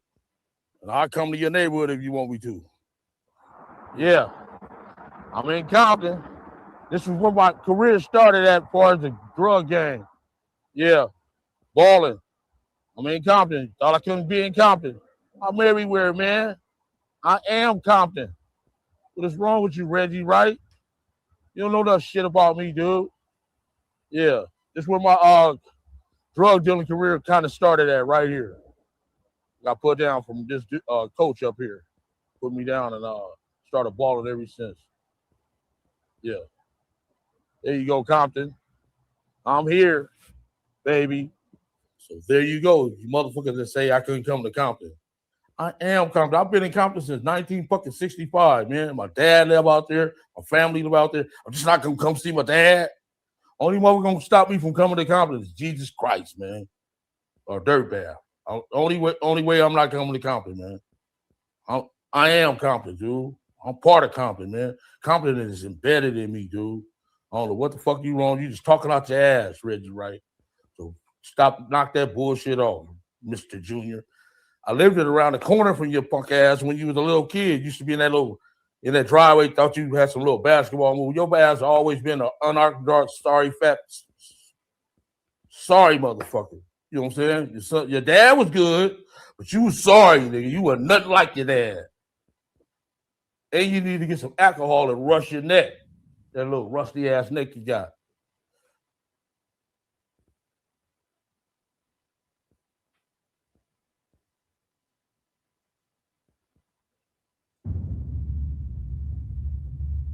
Is it true that Puff Daddy had a bounty on the death row chains? No. Like they say, they said it's $10,000. It don't make sense because the change wasn't worth fucking $10,000. It was some little punk ass change worth about $500-$600 back then. That was a bullshit change. I guess he get that to his little henchmen. Get them bullshit change away. Yeah, because I know Suge Knight, Tupac, Snoop, they wasn't wearing no, cheap chains like that. So it had to be his henchmen. So you saying his henchmen was wearing like... That was a bullshit change. I wouldn't wear that bullshit. I wouldn't have put that on my neck. So how you know the change was cheap? Because I seen it. How you seen it? The homies had it. We came back from the mall. Okay, so with that being said, man, let's get right into that, man. So the Lakewood Mall incident with Trayvon Lane. Give me a detailed account of everything that took place. I wasn't there, but one of my little homies, he's going to play for Arizona, University of Arizona. And he was at the mall. And my nephew and all the other homies was on their way to meet him to buy him some stuff so he can go off to college. and they was already trying to press him. It was Trayvon Lane and a couple of more dudes. I think Kevin Woods, and some other dude. There was 3 of them. And once my little homie seen, he a football player, motherfucker. You know what I'm saying? And he was strong safety. So once he see the homies come through the door, that's when he knocked Trayvon Lane out and took his chain. Snatched his chain at the same time. Boom. When one of them got knocked out through the shoe rack, knocked out all the shoes, they fucked him up bad. Yeah. Trayvon Lane, he said y'all never took the chain. Y'all tried to, but y'all didn't get it. Now, my little homeboy had the chain, Marcus. He passed away though. Bless his soul. Yeah, those bullshit chains, really. I wouldn't wear that bullshit. You know what I'm saying? Right. Orlando Anderson, he was involved with that incident, right? He was there. Yeah. He was up there. It was about 8 of them. 8 homies went up there from South Side and handled their business. Did Orlando talk to you about the incident? Everybody that came back from the wall told me about the shit. Told me what happened. They was laughing like motherfuckers. The Tupac Vegas incident. Why was y'all in Vegas in the first place? Coming to the fights. Now, see, he said, I wasn't never in Vegas. But this is what's going to hurt him. On these interviews, he said he was in Vegas. See, this is what's going to kill him in the court of law. When he goes to court, this is going to destroy him. All they're going to do is play these tapes. Right? So he's going to have to show, because he said, I read this from the script. They gave me the script.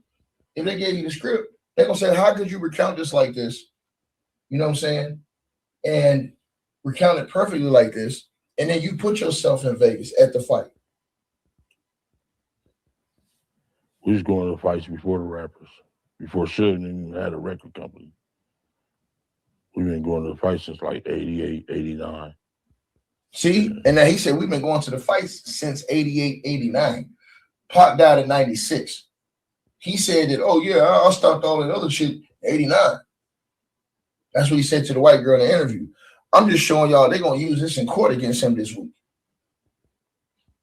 Bro, this dude is fucked, man. He's going to prison for the rest of his life, man. Come down there for the big fights. So did y'all have tickets to that fight? Yeah. Y'all did? Yeah. Okay. Got them from my little scapper partner. Scapper. Matter of fact, I was in Tracy with him.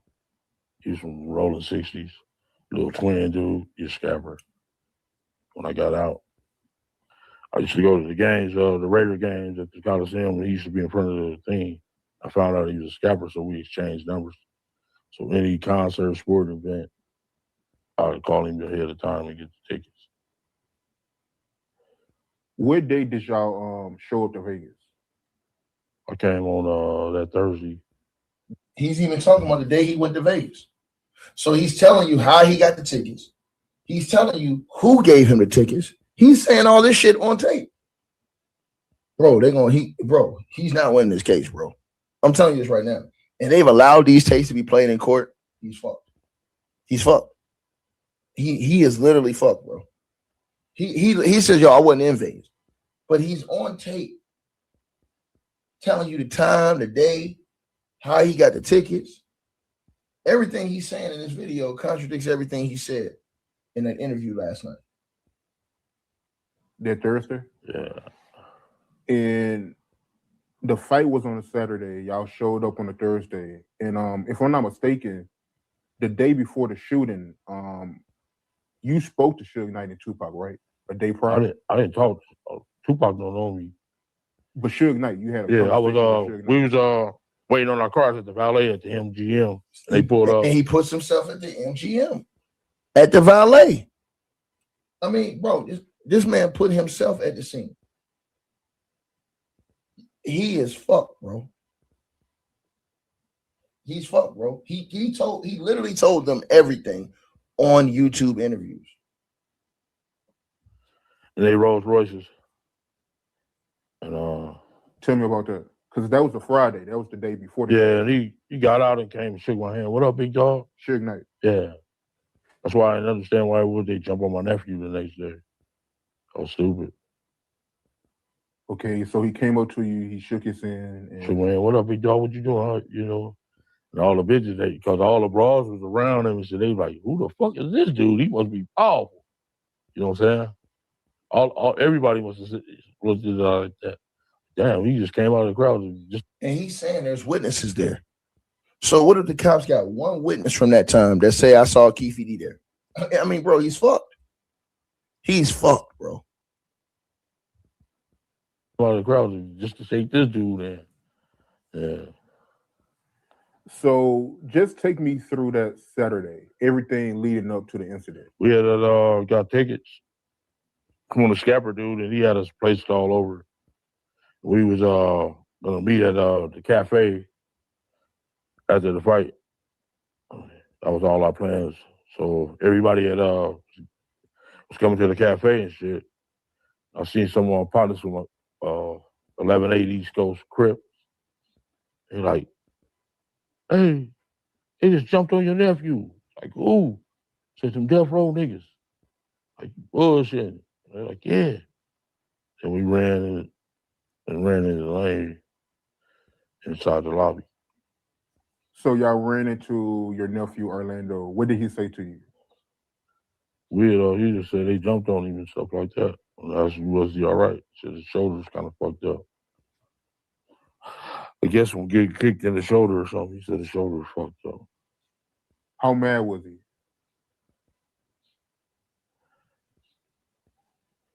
I was more mad than him. Yeah. Why would you know what I'm saying, motherfucker? You know what's up. Know who people that is. So what exactly did he tell you? Did he tell you like, yo, Tupac jumped on me, or? He just said the death row niggas jumped on him. And the only injury he had was his shoulder. His shoulder was kind of fucked up. Okay, so take me through that. You know, Orlando, he got jumped. What happened after that? So we ran into the New York dudes. Them. They asked us, do we need some help? We like, nah, we good. And then my little homie, we had some little homies out here selling work, kilos and shit. They like, man, we know where them niggas gonna be. They gonna be at the 662 Club. They've been advertising this all week. They gonna perform this night. So we went up there, and my little homies went and got the choppers. And Mob James talking about he seen us back there. He lucky he didn't see us. We didn't see him. You know what I'm saying? They lucky they didn't show up. You know what I'm saying? We had some headhunters with us, you know what I'm saying? Yeah, they lucky they didn't show up. 3 choppers. It would have been a massacre, you know? And just pulled up there and shit. Pulled up there, waited up there for about an hour. Mob James said 10 minutes. It wasn't fucking 10 minutes. Waited up there about an hour. We got tired and went on, let's go get high. We bought some champagne bottles, Cristal and Dom Perignon and shit. Stopped at the store and got that shit. When we left, we was in 3 cars, matter of fact. And the other 2 cars missed the light. So we kept on going, heading towards the hotel. When we got to Flamingo, that's when dude was hanging out. He was like he was in a parade or something. Stupid ass. Hanging out the window. Hey! He was like, Tupac! And we like, oh, there go that motherfucker. And we popped a Yui. And that was it. So I want to backtrack a little. So y'all was waiting at 662. Tupac and Suge Knight didn't show up. But if I'm not mistaken, y'all was actually waiting at 662 for Tupac and Orlando can fight, right? Yeah. Tell me about that, because Orlando actually wanted to fight Tupac, right? Yeah, he's gonna get his ass knocked out. So Lane had hands, 1 punch. Oh, for real, he had hands? Oh, hell yeah, like God. Yeah. So tell me about that. Orlando saying he wanted to fight Tupac and have a heads up with him. We was just, I was gonna tell Suge, let him get down. That's all. He's just gonna beat his ass. So y'all was at 662, Tupac and Suge Knight didn't show up. So that's when y'all decided to retaliate, and that's when y'all was like, okay. No, we just left because they didn't show up. Okay. Von Zip is the one that provided y'all with the gun, right? I don't know nothing about that. I mean, it's in the book and everything, yeah. I don't know nothing about that. Ask Gabe Gray King, you believe most of his stories. You know? You do though. Yeah, Greg Caden said it. I mean, it said it in the book. I got your book, the audio book. See, he got the whole world fucked up. Like you got you fucked up. You know what I'm saying? Like that. Like I said, that. No, this is in your book. Unsolved is fucking unsolved is a fabricated bunch of bullshit. The way he wanted to portray me. You know what I'm saying? I'm sagging, khaki pants. Man, I ain't wore no khaki pants in fucking junior high school. High school, I'm a player, dude. But here's the thing. I got the audio book. So yeah. So it's all in the book. So Von Zip is the one that provided, not you, but somebody that was in a white Cadillac with the gun. Yeah. Okay. All right. So tell me how that came about. You don't have to tell me the person he gave it to. Okay. So we're not trying to blame you for that, but just tell me how that came about. Von Zip offering somebody that was in the car with the gun. What'd you say? No, just tell me how it came about. Once again, you don't have to say who exactly he gave the gun to, but just say how it came about where Von Zip provided you and your crew with the gun. No, he just asked, do we need some help? And shit. He came up with the thing. That's all. Said he had a thing on him. We already had things too, though. You know what I'm saying? Right. We had already had things too. And he had a thing. That's all. So how did you know Tupac and Suge was in the black BMW? He was hanging out the window. Tupac? Yeah. What was doing? Shit, he had half his body out the window. Yeah. Just, that Bay Area shit. You know how they do. That weird shit. Like Ghost Rider whip. They just want to be flamboyant. You know what I'm saying? Want to be seen and shit. But you said the females was yelling Tupac's name, right? Yeah, once that's he how was hanging y'all out the found window. out they was in the car, right? Tupac, and he was, that's bullshit. A real motherfucker, gonna be sitting down and set his ass down somewhere. You know what I'm saying? I'll be hanging out no fucking window. Just want to be seen and shit. Right. Yeah. So What's up? So you and your crew, y'all on Flamingo and Koval, and y'all slowly pull up to Tupac and Suge in a black BMW. Tell me how that came about. We just took the gutter lane.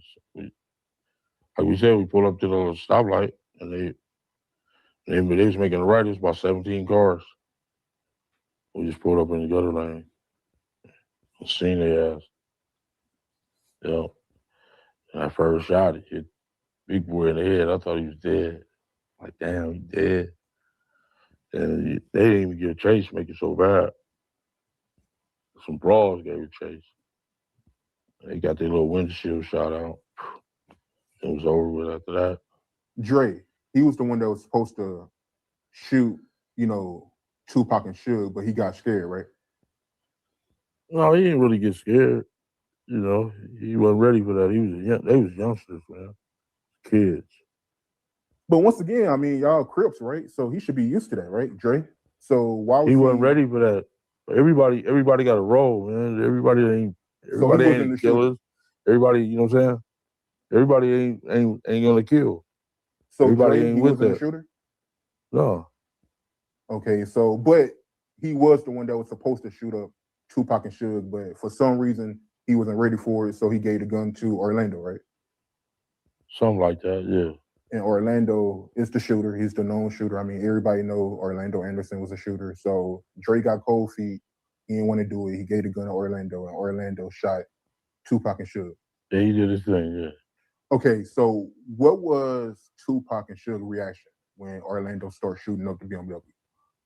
Oh, shit. Suge just ducked his head, and the first bullet went in his head, so the next one's hit him. It was like he was doing a breakdance trying to jump in the back seat or something. Yeah. Like, damn. Yeah, what the fuck? It looked like he was trying to jump in the, but it was, the bullets was in his ass. Then we made the right, and them bras try to get a little chase. You know what I'm saying? But I wonder why Reddy didn't get a chase, because I've seen him do some shooting before, for sure. Right. So you want to talk about that too? no, we're gonna get into all that. So Tupac, you said he was trying to reach for a gun, or it looked like he was trying to reach for a gun. Yeah. Looked like he was trying to get his thing done. That's what it looked like. And you said Tupac tried to jump in the back seat. It looked like he was when y'all start shooting. He was reaching, and it looked like he was trying to jump in the back seat or something. He was like breakdancing or some shit. It was, yeah. All right, so how you feel about people that say Suge use Tupac as a shield? Oh, he used it as no shield. This man shot in the fucking head. That's what we thought was dead. Okay. First bullet went straight in his head. So Suge Knight reaction wasn't him trying to grab Tupac? Nah, he's lying. That's why I say Greg Caden, Reggie, Knockout, was they there? They wasn't there. Yeah. So after the incident, what did y'all do after that? Y'all went to the hotel, right? Yeah. Tell me about that. Just started drinking and shit. Popping bottles, shit. That's all.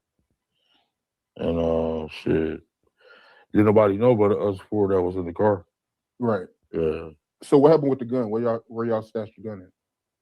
I left it on the tire on one of them cars in the parking lot. What did y'all do with the white Cadillac? Took it back to the rental car place. How long did y'all stay in Vegas after that incident? We left the next day. And you told Orlando not to tell nobody, right? Yeah. Tell me about that. I said, on this type of shit, you can't be telling nobody shit. That's the only way you're going to stay free. Yeah, you told Orlando and everybody else that was in the car that. Yeah. Shut the fuck up.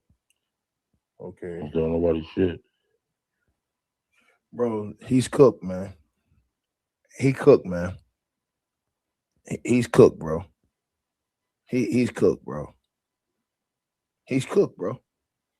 He is cooked, bro. And then you could tell because a year later, he got mad when they was talking about, yo, you trying to get me put in prison? This is a different interview he did a year later with Art. And another thing,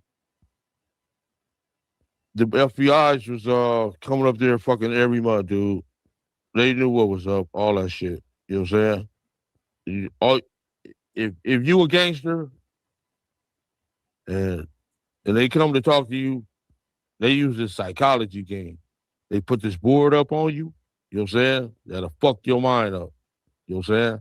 Every time they was come up into that prison, they had that board up there. You know what I'm saying? And, if you pay attention to that board, that shit'll have you fucked up. You know what I'm saying? It's a psychology board. You know what I'm saying? People don't know about it. But they got a board up there where they had the snitches and, you know what I'm saying? They had us where we was in the car. You know what I'm saying? I was like, oh, fuck. So, you know what I'm saying? They was up on it, dude. They knew the shit. They knew what I was going to say before I even said it. They knew what happened. They knew what happened already, dude. They said, that's why they say if you lie, the shit is off the table. We already know what happened. You know what I'm saying? Yeah, that's wild, man. So they already knew where everybody was sitting at in the white Cadillac. Yeah. Yeah. When I was in prison and they came up there in 99, they had the little where we sitting at in the car and all that shit. It's a psychology board. If you pay attention to that shit'll fuck your mind up. I'm just like, you know, these gangster motherfuckers, don't look at that fucking board. Don't pay attention to it. You know what I'm saying? It was a slow burn, dude. Slow burn. You feel me? Yeah. And they know I was hard, dude. Because I used to give them the blues, like, telling me, kiss my ass, you got me, bring it, all that old shit. Even that fucking day they came. Well, I ain't, fuck y'all. You know what I'm saying? I ain't doing shit. Fuck y'all. You know? Yeah. How you feel about the people that feel like Big Dre, he shot Tupac? Because you did make a confession some years ago, man, and you said that you gave the gun to Big Dre, but he got cold feet. So Orlando, he ended up snatching the gun and shooting Tupac. No, Big Dre, no. Was Big Dre like that? Was he capable of doing that? Was he a shooter? Them dudes was kids, man. Both of them dudes was kids back then. They was kids, dude. Them dudes was kids. Dre was an all-CIO basketball player, dude. You know what I'm saying?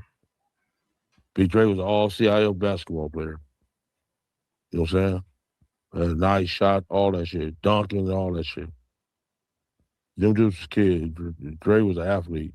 Them dudes was athletes, dude. You know? They weren't about that, you know? Yeah. Back then, Dre was a... Yeah. So he didn't pull the trigger? Man, we already discussed that. Would you trying to get me in jail again?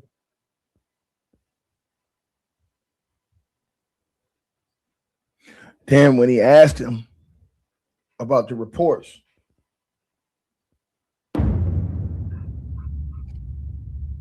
when he asked him about going to jail, the reports. So I gotta ask you, man. I know you've been hearing the rumors that's been going around. So Reggie Wright Jr., he did an interview and he said that you're gonna be getting arrested soon for Tupac's murder. Is that true? Not that I know of, unless he's the U.S. fucking attorney or something. I don't know. This dude obsessed with me. What the fuck? You know what I'm saying? I know I said I wasn't gonna ever bring his name up again. He did that bullshit phone call, you know what I'm saying? That like a tap line or something. This is recorded. And he didn't let me hear the shit. I should sue him and that fucking RJ Bonds. That dude obsessed with me. He act like he want to give me some head or something. I don't know what the fuck is wrong with him. You need to leave me the fuck alone. That back in when I got out of the federal prison, I see this dude at the at a grocery store. This man don't know me from a man in the moon. He act like he my fucking friend. This dude ain't my fucking friend. I walked up to him and said, "Man, you know who the fuck I am?" He's like, "Nah." I said, "Man, I'm Keefe D." He's like, "Oh shit." Then I was sitting in the parking lot waiting on him to come out. He pulled out of this little gray BMW. That mother was scared to death. That mother don't know me. I never been your friend or nothing. But I know of you, motherfucker, because your daddy the fucking police. And I'm tired of him. You know what I'm saying? He bringing up my name. He brought up my name from day one. You know what I'm saying? I am tired of him. And I guess he wanna I don't know what's wrong with the dude. He obsessed with me. You heard that song by Mariah Carey? Shit, leave me the fuck alone, bitch. I'm not your friend. You're doing secret phone calls and all that shit, man. Leave me the fuck alone, dude. You know what I'm saying? If anything, if they do arrest me, you need to be handcuffed to me, motherfucker. For all the dirty shit you done did, you son of a bitch. Hey, have you washed your neck yet? Maybe that shit getting stuck to your fucking brain or something. All that fucking dirt on your neck, nigga. Leave me the fuck alone, bitch. Yeah, that's all I got to say about him. And if he come back with anything, he trying to get views off me, he's strolling me or something. I don't know what the fuck is wrong with him. You know what I'm saying? Yeah, he like, I guess I got a free interview. You know what I'm saying? What the fuck? Yeah, that nigga said strolling. Yeah, that was some bullshit. They called me 12 at night. You know what I'm saying? Called me off golf guard. Give you smoking. No, bitch. You smoking, motherfucker. You and your daddy. Back when I used to live over there in their neighborhood, this dude had to be in fucking ninth, eighth, ninth grade. That motherfucker used to be had a cardboard boxing on this little driveway off of Bradfield and Stockton. Nigga used to be doing breakdancing and shit. You know what I'm saying? So fucking, man, leave me the fuck alone, dude. Little fat motherfucker. Unless you the U.S. attorney, I don't know what the fuck's going on. Good news to me, motherfucker. Okay, I'm tired of addressing him. To the next thing, bro. Right, but I want to backtrack, man, because you just made a comment and you said that if you get arrested, Reggie Wright Jr. needs to be arrested. What you mean by that? Go into detail about that. He need to be handcuffed to me. All the dirty shit he done did. You know what I'm saying? I'm quite sure he had his hands into that Peter Pritchard shit over there on what's that, Fairfax and fucking Wilshire at that fucking auto museum lot. I'm quite sure he had his hands in there. So if I go to jail, you need to be handcuffed to me, bitch. Only thing I understand tall through it all, motherfucker. You not with your weak ass. And I heard COVID whooping your ass anyway. You know what I'm saying? Leave me the fuck alone, dude. All that dirty shit you done did, nigga. Yeah. Okay, I'm done with him. On to the next, man. I'm tired of him. Just get off my dick. Hanging from my fucking ball sack, motherfucker, like a dingleberry. Fucking hoe. Fat ass bitch. Yeah. I'm tired of him. And if they do come arrest you, you need to be fucking handcuffed to me, nigga. For that shit at Fairfax and fucking Wilshire, that Biggie shit, motherfucker. I'm quite sure you had your hands in it, you fat, dirty son of a bitch. Well, you obsessed with me. Get off my dick. Well, when you want me to come get into bed with you and Boo, motherfucker, do a threesome or something? Man, leave me the fuck alone, bitch. Oh, my God. How you know? You the U.S. attorney? Fuck. Oh, motherfucker, you dirty motherfucker, man. You just obsessed with me, young. You heard that shit by Mariah Carey, young. Girl, you go. All right, big dog. I'm tired of him, though. You know what I'm saying? I will never address. I don't care what. Y'all heard a nigga try to sing. He tried to sing that shit. He said, "Girl, you so." I don't care where he comes. No, you the U.S. attorney. He probably tried to sing that shit. He couldn't hit the note. Oh, motherfucker, you dirty motherfucker, man. You just obsessed with me, young. You heard that shit by Mariah Carey, young. Girl, you go. All right, big dog. I'm tired of him, though. You know what I'm saying? I will never address. I don't care where he come with, whatever he come with. I will never address this shit again ever in my life. Leave me alone, motherfucker. You want me to come jump in the bed with you and Boo, motherfucker? Yeah, man, that's what Reggie Wright Jr. said, man. He said in a few months you're gonna be getting arrested, man. He even said they've been knocking on people's doors and everything, man. I'll just address that, brother. You know what I'm saying? I understand tall through it all. If they do, I'm not gonna fucking kill myself. I ain't gonna do the fucking Hernandez or nothing like that. Come on, big dog. Shit. Bro, that shit is crazy.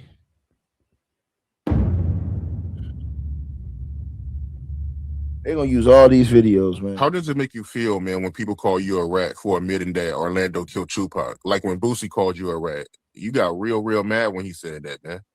No, he said it one time. But once I got on his ass, he apologized. I don't want no beef with Keefe D. I apologize. You know what I'm saying? Yeah, you don't know me, dude. You don't know what type of situation I was in. You don't know what type of situation I was put in, dude. To me, I was like Moses, because they was going to take about 48 people to jail, motherfucker, and take everybody else, leave people homeless, motherfucker. Shit, I don't know what you talking about. I freed my people to me. Shit. Yeah. You said you was like Moses, Joe? I freed my people, man. They was for to make us homeless, dude. Take everybody's shit. They was gonna destroy niggas, not just the people in Compton, niggas all over the country. Every nigga I was fucking with. They followed me around for fucking 15 years. You don't know what the fuck I've been through. You know what I'm saying? So he better not say that in my face, ever. I better not ever see him. And he lucky, you know, I'm 60 years old. I'm gonna grow the fuck up. You know what I'm saying? I'm gonna grow the fuck up, homie. I wish you wouldn't do it there, Boosie. But you need to, you know what I'm saying, stop talking so much. You know what I'm saying?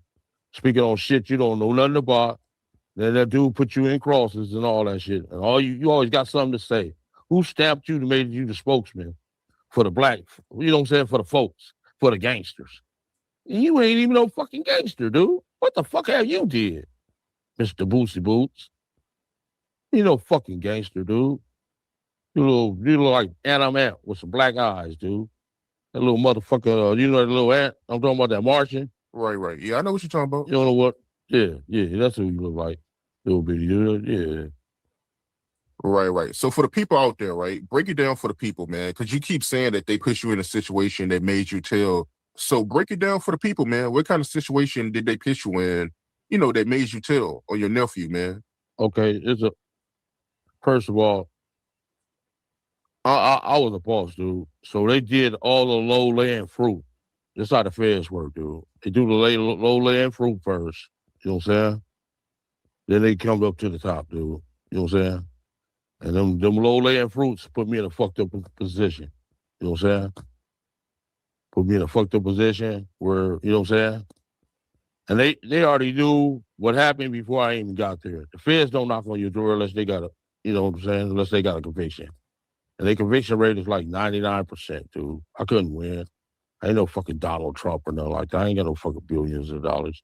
Saying I'm just a fucking dude from the ghetto trying to make shit happen. You know what I'm saying? That's what happened, bro. Tell them what happened. Shit. I gave me a deal that I couldn't refuse. Oh shit. I don't give a fuck what Boosie's saying. Boosie ain't in my life. You know what I'm saying? Boosie ain't no factor in my fucking life. He don't pay my fucking bills. None of that shit. He can suck my motherfucking dick. So his opinion like an asshole to me. He lucky he ain't got a state charge out here, nigga. I mean, my brother. He lucky he ain't got a state charge out here. You know what I'm saying? They'll really get his ass. They got monsters in the state prison out here, dude. Folsom and Corcoran and all them big prisons. They'll spin him on his, they'll pack his ass up with some motherfucking peanut butter. You know what I'm saying? Little bitch. But Boosie, yeah, he fuck him. Bro, this is wild, man. This whole situation is it's sad how this all ended, man. You know what I'm saying? It really is, man.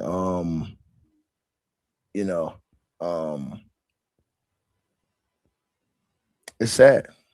I'll be honest with y'all, man. It's a very sad situation. This whole situation, man.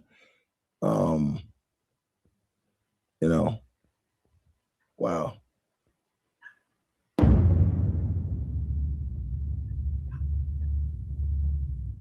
You really feel a type of way about Puffy not reaching out to you, man. I can tell by talking to you that you feel a type of way about it. So nobody from Puffy team reached out to you? No. Hell no. I did time for the bro, everything, you know what I'm saying? That nigga, he didn't even send me a suit, man. That's bad. I seen this other dude named Fleetwood, ran into him. He like, man, Puffy send me $20,000 worth of clothes every season. I said, for real? Yeah. But yeah, no, he never reached out to me or nothing. And don't look like he won't ever reach out to me. Yeah. I met him back in like 91. He was doing an Usher video. My Way. You know what I'm saying? My Way. No, not My Way, but Can I Get With You? That was Usher's very first song. And they called my hydraulic place, and that's to use some lowriders. So I let them use my phone. We took the car up there. Usher danced all on the hood, on the window door. So it was a big old dent in it and shit. So I took it up to the paint shop, man, and they like, man, we got to paint the whole car. So Puffy reimbursed me with that. That's where I met Puffy. Puffy, everybody think I met him through Zeb and D-Mac and stuff like that. No, he called and asked to use my lowrider for an Usher video. Could I get with you? Usher got the little Lakers uniform on. He in school. You know what video I'm talking about? Yeah, I know what you're talking about. Could I get with you? Yeah. That's how I met Puff. And he wound up kicking me the $4,000. Paying $4,000 to get the car repainted. Yeah. What makes you say you lost your empire because of Puffy? Why you say that? I did. Shit. If I wouldn't have never met him, I wouldn't have never been involved in this bullshit. You know what I'm saying? If I would have never met the brother, I wouldn't have never been involved in this bullshit. Really. Because me and Suge was playing on the same Pop Warner team and everything. My homeboys helped put Suge in the game and all that shit, you know? And it really crashed two people's empire that fucking one night. You know what I'm saying? Mine's for sure. Suge's too. Yeah. Right. Yeah, man. So you feel like Puffy, he's the reason for your empire and Suge empire going down because of the whole situation with Tupac. Exactly. He the only one still balling. Shit. Yeah, he made our shit go down, man. Yeah, I ain't met him over. He won't even look out or nothing, you know? So break that down, man, for the people out there that don't know the backstory. What did Puffy do exactly to break down y'all empires? Because he pitted us against each other, it seemed like he pitted us against each other.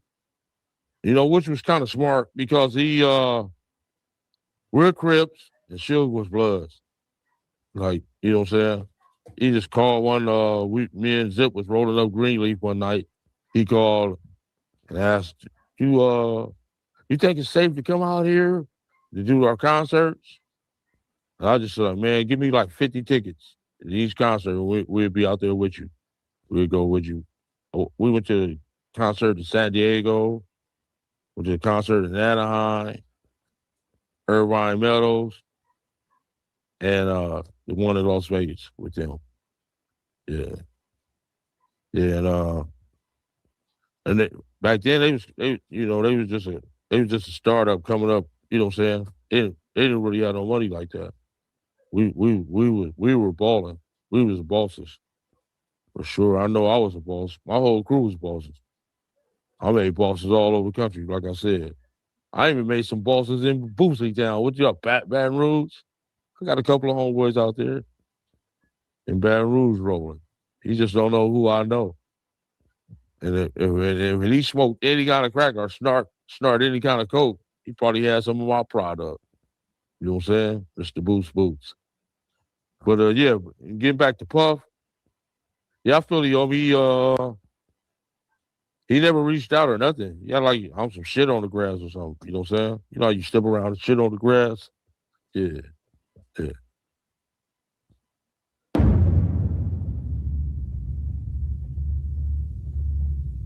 So when it comes to the rumor that's been going around, man, that you might be getting arrested for the murder of Tupac, any last words? Dude, I'm a man, understand through it all, dog. Whatever the law got to offer me, I'm gonna come through it. You know what I'm saying? I'm staying tall through it all, dude.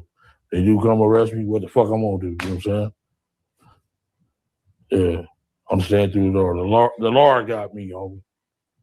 God got me, homie. That's why I'm still here and everything, dude. You know, the law got me. And I'm not worried about that or nothing like that. What I'm gonna do. If they do come arrest me, all I want to do is just try to do the best, hire me some good attorneys and try to get up out the shit. You know what I'm saying? Because they would have never found out everything. All that shit was a big cross. You know what I'm saying? He crossed me. All he did was he was in it for money gang, dude. You know what I'm saying? But nobody supposed to ever find out that bullshit, and dude was in there for money gang. And I'm done with that. So that's what he says. So we'll see, man. Trial get ready to start in a couple days. We're gonna cover the trial over here, and we'll see what happens. We'll see what comes out. We'll see. The big interesting thing, you guys, is gonna be whether or not they put Keefe D on the stand. That is what's gonna be the most important thing. Do they put Keefe D on the stand? Website billboard.com. Just put this report out, and I'll let you guys be the deciders. This lawsuit is not coming from Tony Busby. This is coming from a different lawyer. So this is not Tony Busby right here. This is a different lawyer that's coming with this lawsuit against Diddy right here. Now, according to the reports, it says, Sean Diddy Combs is the subject of yet another lawsuit. It says a male escort has accused the disgraced Bad Boy Records mogul of sexual assault. The victim, who filed this case in the Southern District of New York, is John Doe. On February 26th, through his attorneys at Eisenberg and Baum, claims that Diddy sexually assaulted him and then coerced him to remain quiet with a series of threats.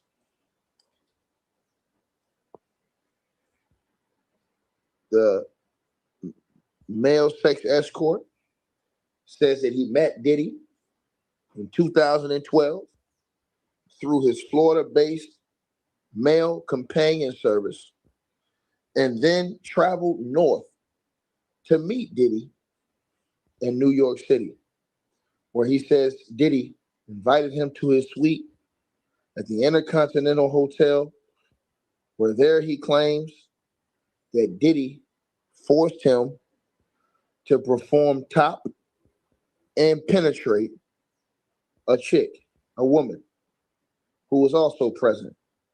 He alleges that Diddy had him drink from a water bottle. Now, let me tell y'all this. This says the Intercontinental Hotel. Is this the same sex worker that is in this Fed case? Remember, the Fed said that that videotape that came out of Diddy and Cassie, they're alleging that that happened at a freak-off. And they're also alleging that there was a sex worker, a male sex worker, that was in that room. Now, this guy, and I believe that was the Intercontinental Hotel, if I'm not mistaken. Somebody can help me remember. Did that situation with Kathy happen then? Now, this sounds way too similar to be too far apart in situations. But I think that this might be the same guy. That's what I'm thinking. That the feds are going to get on that stand and testify.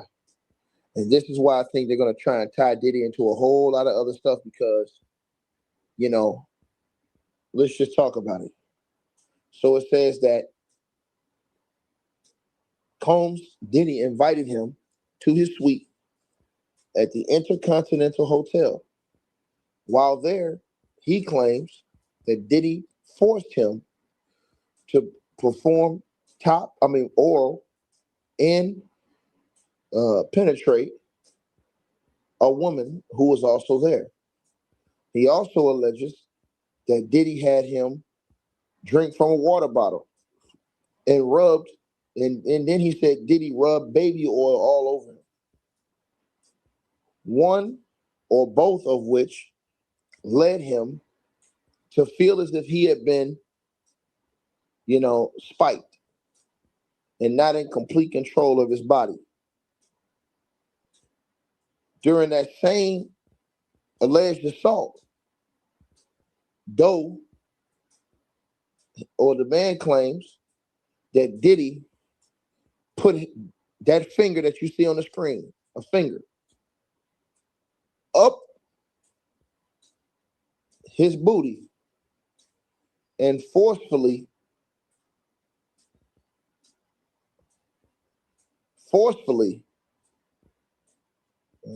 took his manhood and R-worded him. And I quote the male escort testified in this suit. He says Diddy told him, "You better not say a word to anybody about this. Did you hear me?" Is what he recalls Diddy saying to him following the assault. "I'm not effing playing with you. If I can get Pac hit, what the F you think can happen to you?" Diddy's lawyers have continued to deny all of these claims, and they say no matter how many lawsuits are filed, especially by individuals who refuse to put their own names behind their claims, it won't change the fact that Diddy has never sexually assaulted or trafficked anyone, man, woman, adult, or under. Combs' attorney said in a statement sent to Billboard today, they said, "We live in a world where anyone can file a lawsuit for any reason. Fortunately, a fair and impartial judicial process exists to find the truth, and Mr. Combs is confident he will prevail in court. In addition to the dozens of sexual assault lawsuits that have been filed against him, Combs currently detained at Brooklyn's Metropolitan Detention Center ahead of his criminal trial, which is slated to begin on May the 5th. The disgraced rapper and executive was arrested in September on sex trafficking and racketeering charges. He faces life in prison if he is convicted on all the charges. So this guy is alleging that Diddy told him that he got Pac hit and that he was the one responsible for ordering the hit of Tupac Shakur. That's what he said in his lawsuit. Those are the accusations. Those are some damning, and do I mean damning accusations that he has against Diddy. And I'll tell you something. I believe that they may try to run these type of things into that situation y'all see going on with Keefe D right now. Unbelievable, man. Unbelievable stuff, bro.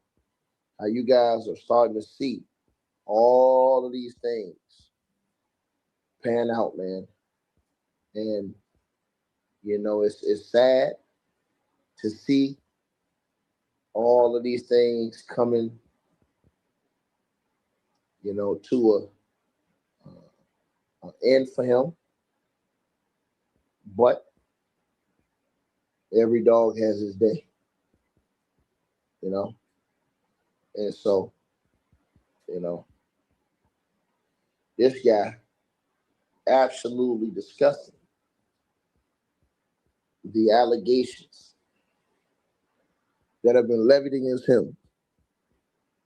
And they're saying that he has admitted that he was the one who ordered the assassination of Tupac Amaru Shakur. This goes along with other rumors, other allegations, and it's just sad, bro. If you guys can remember, Keefe D, before Keefe D got locked up, he revealed some things before he got locked up to the homie Art of Dialogue. And the things that he revealed was unbelievable, man. But I'm going to play, and I want you guys to hear what he said about Puff. But he also stated that he wouldn't even have been involved in Tupac's murder if it wasn't for Diddy.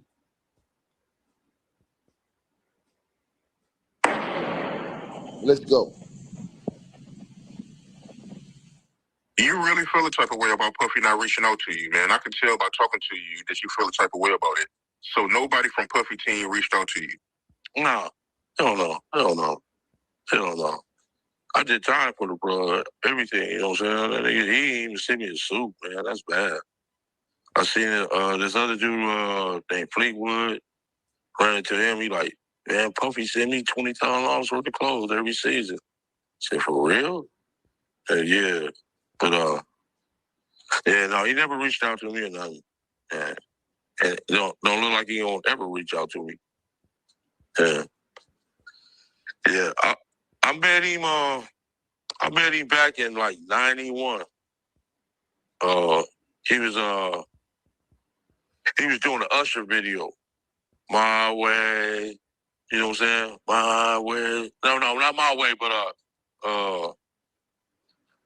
Can I Get With You? That was Usher. very first song, and they called my hydraulic place, and that's to use some lowriders. So I let them use my phone. We took the car up there. Usher danced all on the hood, on the window door. So it was a big old dent in it and shit. So I took it up to the paint shop, man, and they like, man, we got to paint the whole car. So Puffy reimbursed me with that. That's where I met Puffy. Puffy, everybody think I met him through Zip and D-Mac and stuff like that. No, he called and asked to use my lowrider for Usher video. Can I get with you? Usher got the little Laker uniform on. He had school. You know what video I'm talking about? Yeah, I know what you're talking about. Can I get with you? Yeah. That's how I met Puff. And he wound up kicking me like $4,000. Paying $4,000 to get the car repainted. Yeah. What makes you say you lost your empire because of Puffy? Why you say that? I did. Shit. If I wouldn't have never met him, I wouldn't have never been involved in this bullshit. You know what I'm saying? If I would have never met the brother, I would have never been involved in this bullshit. Really. Because me and Suge was playing on the same Pop Warner team and everything. My homeboys helped put Suge in the game and all that shit, you know? And it really crashed two people's empire that fucking one night. You know what I'm saying? Mine's for sure. Suge's too. Yeah. Right. Yeah, man. So you feel like Puffy, he's the reason for your empire and Suge empire going down because of the whole situation with Tupac. Exactly. He the only one still balling. Shit. Yeah, he made our shit go down, man. Yeah, I ain't met him already. He won't even look out or nothing. You know? So break that down, man, for the people out there that don't know the backstory. What did Puffy do exactly to break down y'all empires? Because he pitted us against each other, it seemed like he pitted us against each other. You know, which was kind of smart because we're Crips and Suge was Bloods. Like, you know what I'm saying? He just called me and Zip was rolling up Greenleaf one night. He called and asked, you think it's safe to come out here to do our concerts? And I just said, man, give me like 50 tickets to each concert and we'll be out there with you. We'll go with you. We went to the concert in San Diego, went to the concert in Anaheim, Irvine Meadows, and the one in Las Vegas with them. Yeah. And back then they was just a startup coming up, you know what I'm saying? They didn't really have no money like that. We were balling. We was the bosses. For sure. I know I was a boss. My whole crew was bosses. I made bosses all over the country, like I said. I even made some bosses in Boosley Town. What you up, Baton Rouge? I got a couple of homeboys out there in Baton Rouge rolling. He just don't know who I know. And if he smoked any kind of crack or snort any kind of coke, he probably had some of my product. You know what I'm saying? Mr. Boots Boots. But and getting back to Puff, yeah, I feel he owe me, he never reached out or nothing. Yeah, like I'm some shit on the grass or something. You know what I'm saying? You know how you step around and shit on the grass? Yeah.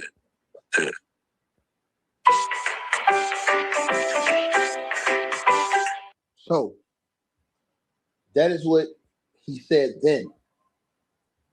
Then he said this, and this right here was, bro, man, I mean, bro, man.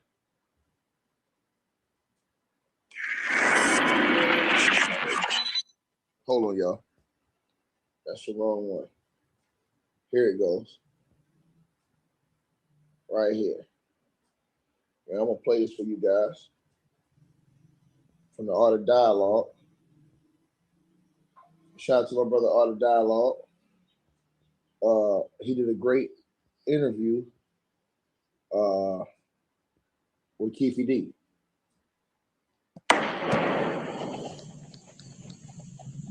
So Tupac joining Death Row. What was your reaction when you found out that he joined Death Row?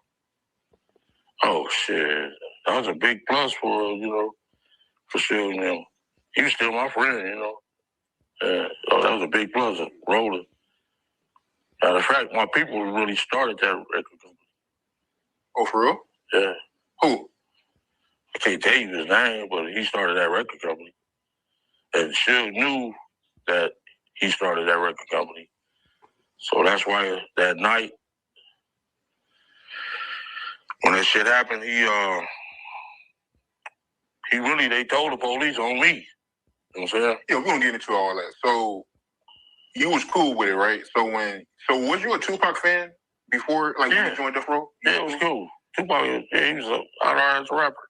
Okay. So you was cool when he joined Death Row. Yeah. I was all happy, you, Orlando, because I heard, or I don't know if he was just saying that in an interview, but Orlando Anderson said he was a Tupac fan. Yeah, we was Tupac fans. We wanted to get him. Is it true that you had a run-in with Tupac at the House of Blues? Yeah, him and that dude, Edie. Yeah, Edie, I mean. Edie, is that him? Yeah. Kind of bad dude. Yeah, he an outlaw, remember? Yeah, so, we had went to the House of Blues, and one of our big homies went with us, older dude.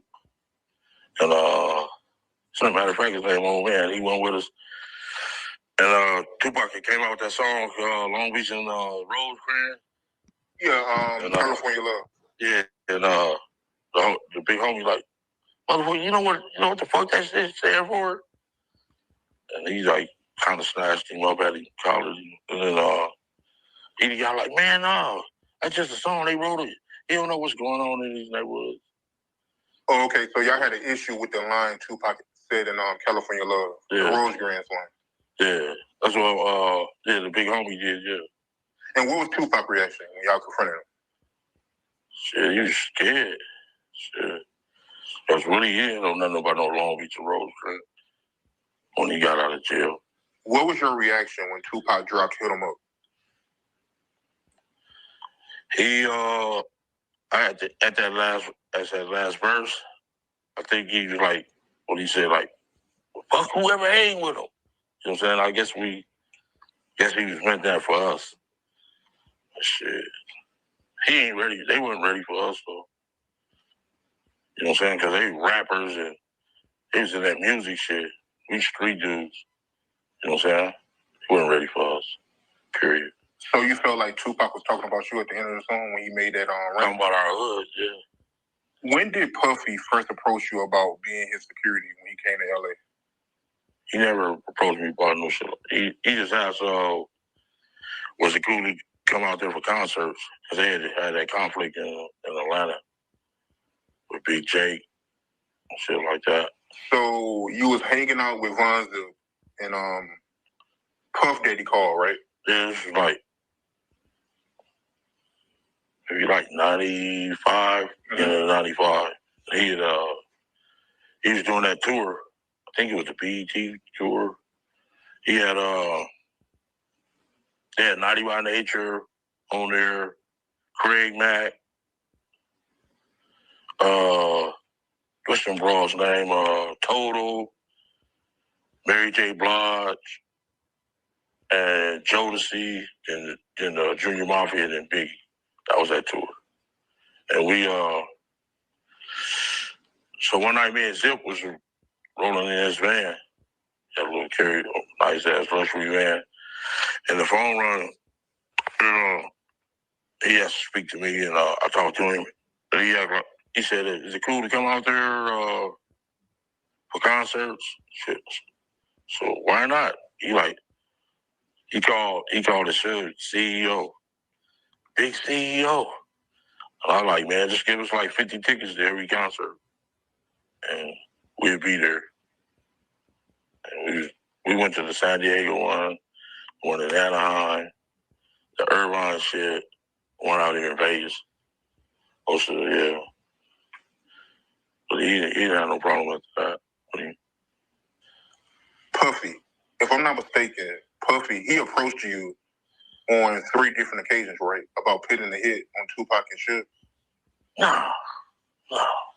He never approached me about that. That's Greg Kane. He want to make it's like he had me a little fat dude, sagging, little gang member, you know what I'm saying? Wearing khakis and shit. never was dressed like that. You wouldn't even know we was gang members. You just seen us, you know what I'm saying?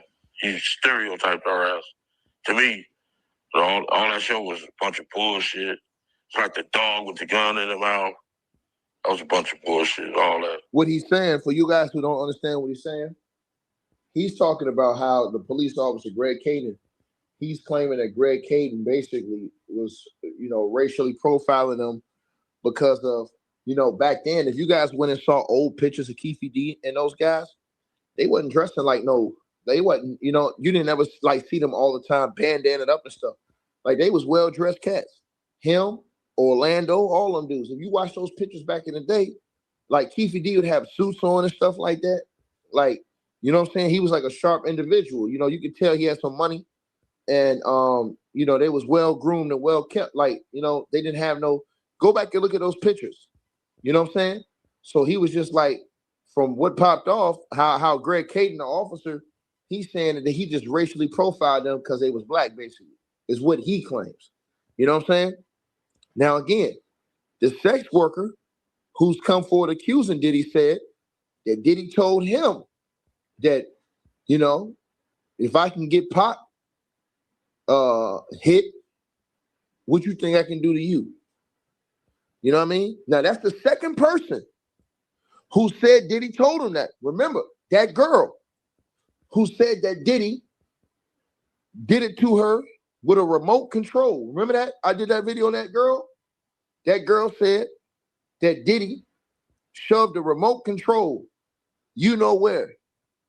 And she said that was because she said that when her friend had FaceTime Diddy or had video called him, FaceTime, I think it was a video call, she said that she didn't never like Diddy and told Diddy, you the dude, because she said her friend was like, I'm talking to Diddy now. And she said, oh, you lying.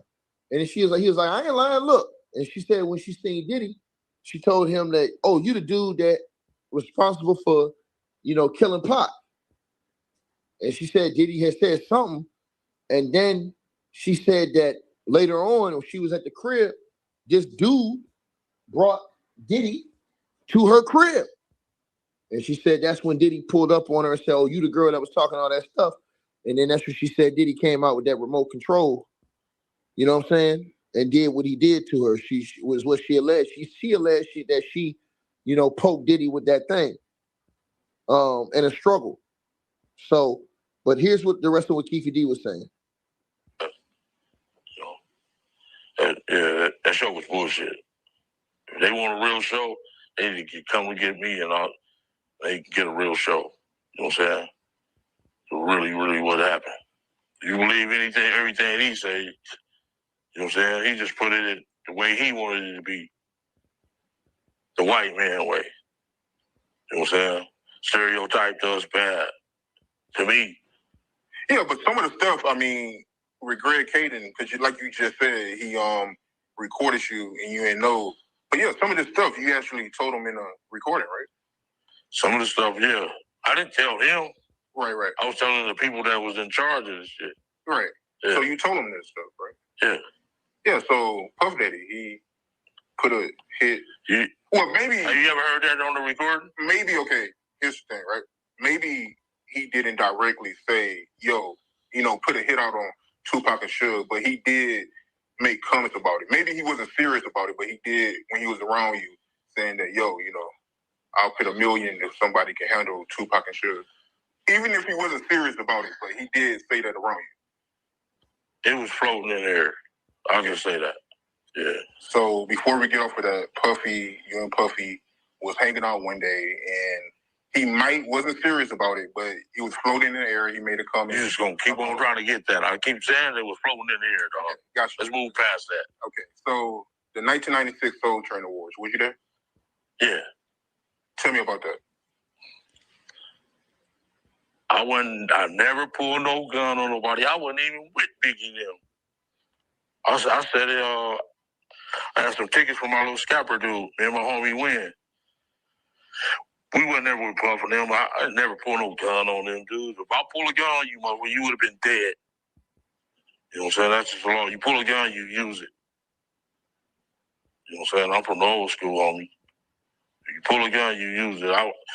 You know what I'm saying? That's a bunch of bullshit, man. I swear to God, that shit was fabricated. He made it out to what he wanted it to be. What his prescription, his vision of what it was supposed to be. Yeah, Reggie Wright even said that he remembered you pulling out a gun. And then one of their guys kind of pulled out a gun. They didn't say who the guy was. I could have sworn it was Keefe D. I always said it was Keefe D. I ain't pull out no fucking gun. I'm bigger than that, homie. I send motherfuckers. What I look like the man pulling out a gun. That's just like Suge pulling out a gun. Come on, homie. Right. What I look like pulling out a gun. So did you see the I've never seen Puff and them there, nothing at that Soul Train Award. I've never seen them. I went backstage or nothing. I was in the audience. Sat next to the fucking Boys and the Man dude. And they ain't even complimented my suit. Brother, you clean as a motherfucker. I sat next to Boys and the Man at that fucking award show. I was never backstage or nothing. So Reggie Wright, he lying about that. That's a lie. Did you see the TV show Unsolved? Yeah. And you see how they portrayed you? A bunch of bullshit. I wasn't sagging, little fat dude. Come on, man. Only weighed about 160 pounds back then. That would have fucking happened, I would have been on the news for murders. If I would have pulled a gun on the motherfucker, Suge would have been dead, Tupac would have been dead, Reggie Wright would have been dead, a whole lot of motherfuckers would have been dead. I would have emptied the clip. I ain't gonna pull no gun on nobody without using it. That's a street law, man. That'll get you killed quick, dude. You don't pull no gun without using it, homie. I believe him. Let me tell y'all something. And shout out to Art of Dialogue. That's an excellent interview he did. I totally believe Keefe D on that. I believe Keefe D. I don't think Keefe D got the type of hot temper. He ain't gonna pull no strap unless he gonna use it. And everything Keefe D said right there, I believe it 1,000%. Because like he said, them cats was different. If you was gonna pull that thing out, you better use it. Because they was gonna smoke you. If they seen you pull that thing out, they won't get you up out of here if you didn't. So, you know, I believe that. I believe what Keefe D said right there. Totally believe that. And I'm telling you, I think they're gonna link all this stuff up and try to throw Diddy in that pot. I told you guys, it's two people now that have mixed up and have some Tupac type of talk inside of these allegations with these lawsuits. Then when you take all this stuff Keefe D have said, and Keefe D on trial now, man, what would you do for a Klondike bar, nigga? That's all I'm asking y'all. Real talk. I'm from the old school. I'm a real Crip, dude. I'm not fucking pulling no gun without using it. I would have been on the news, homie. I would have been in custody. If I would have pulled a gun on them at the fucking Soul Train Award. I wasn't fucking with them. Puff never seen me that day. Biggie never seen me. Suge them never seen me that day or nothing. I was sitting in the fucking audience. Sitting next to Boys the Man. What's that dude's name? Wayne and whatever they fucking name is. Yeah. So what did you hear about it? Because you wasn't there, but it did happen. So what story did you hear about that? I heard they just had a little class. I didn't hear about no gun being pulled or none of that bullshit. I heard they had a little class. Who told you that? But they told me later on that night at a party. Okay, we're getting somewhere now. Okay, you wasn't involved in the incident. Okay, we get that. So what I'm telling you is, tell me what they told you about what happened at the Soul Train Awards after the incident. They just say, dude just tried to throw a fake ass nutty. Tupac tried to throw a fake nutty on him. That's all. And they said Puff Daddy ran, right? Hell no, man. They didn't run. They had hitters there too, dude. You know what I'm saying? They had hitters there too. I wasn't there. I never pulled no gun. I told you we can end that shit. You just keep on trying to get it out. No. I'm just saying. I wasn't there. They didn't see me at no fucking thing. No. Hey, Art, you crazy as hell. Hey, yo, he told my boy Art, he said, man, I wasn't there, man. He said, you keep trying to get me. Art said, no, man. Hey, so look. So then, this what I know made the police mad. This is how I know they coming for this shit. Because remember that the prosecutor said a couple weeks ago when them and Diddy went to court. I mean, not when Diddy, when Keefe D went to court. He said, the reason why we came after you is because of what you said when you talked about you beat the feds. Remember this? So I gotta ask you, man. I know you've been hearing the rumors that's been going around. So Reggie Wright Jr., he did an interview, and he said that you're gonna be getting arrested soon for Tupac's murder. Is that true? Not that I know of, unless he's the U.S. fucking attorney or something. I don't know. This dude obsessed with me. What the fuck? You know what I'm saying? I know I said I wasn't going to ever bring his name up again. He did that bullshit phone call. You know what I'm saying? With that like a tap line or something. This is recorded. And he didn't let me hear the shit. I should sue him and that fucking RJ Bonds. That dude obsessed with me. He act like he want to give me some head or something. I don't know what the fuck is wrong with him. He need to leave me the fuck.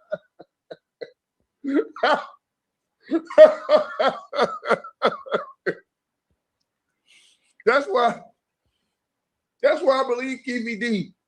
When Keefe D say, if he pull that thing, he gonna use it. That's why I believe Keefe D. Because Keefe D, he a higher. His temper gets so hot, boy, ain't no way. I'm telling y'all this, bro. He go from 0 to 100 real quick. Oh, that here to ever bring his name up again. He did that bullshit phone call. You know what I'm saying? With that like a tap line or something. This is recorded. And he didn't let me hear the shit. I should sue him and that fucking RJ Bonds. That dude obsessed with me. He act like he want to give me some head or something. I don't know what the fuck is wrong with him. He need to leave me the fuck alone. Back in when I got out of the federal prison, I seen this dude at a grocery store. This man don't know me from a man in the moon. He act like he my fucking friend. This dude ain't my fucking friend. I walked up to him and said, "Man, you know who the fuck I am?" He's like, "Nah." I said, "Man, I'm Keefe D." He's like, "Oh shit." Then I was sitting in the parking lot waiting on him to come out. He pulled out of this little gray BMW. That mother was scared to death. That mother don't know me. I never been your friend or nothing. But I knew of you, motherfucker, because your daddy the fucking police. And I'm tired of him. You know what I'm saying? He bringing up my name. He brought up my name from day one. You know what I'm saying? Oh, I'm tired of him. And I guess he wanna I don't know what's wrong with the dude. He obsessed with me. You heard that song by Mariah Carey? Shit. Leave me the fuck alone, bitch. I'm not your friend. You're doing secret phone calls and all that shit, man. Leave me the fuck alone, dude. You know what I'm saying? If anything, if they do arrest me, you need to be handcuffed to me, motherfucker. All the dirty shit you done did, you son of a bitch.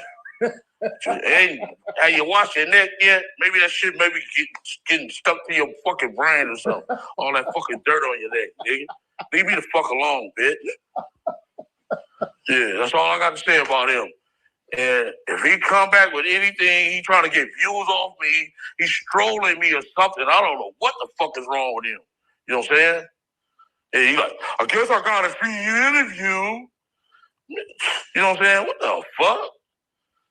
Yeah, that was some bullshit. They called me 12 a night. You know what I'm saying? Called me on golf guard. And, give me you smoking. No, bitch. You smoking, motherfucker. You and your daddy. Back when I used to live over there in their neighborhood, this dude had to be in fucking the ninth, eighth, ninth grade. That motherfucker used to be at cardboard boxing on this little driveway off of Bradfield and Stockton.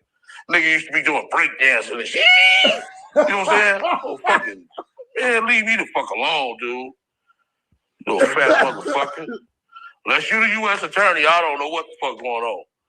Good news to me, motherfucker.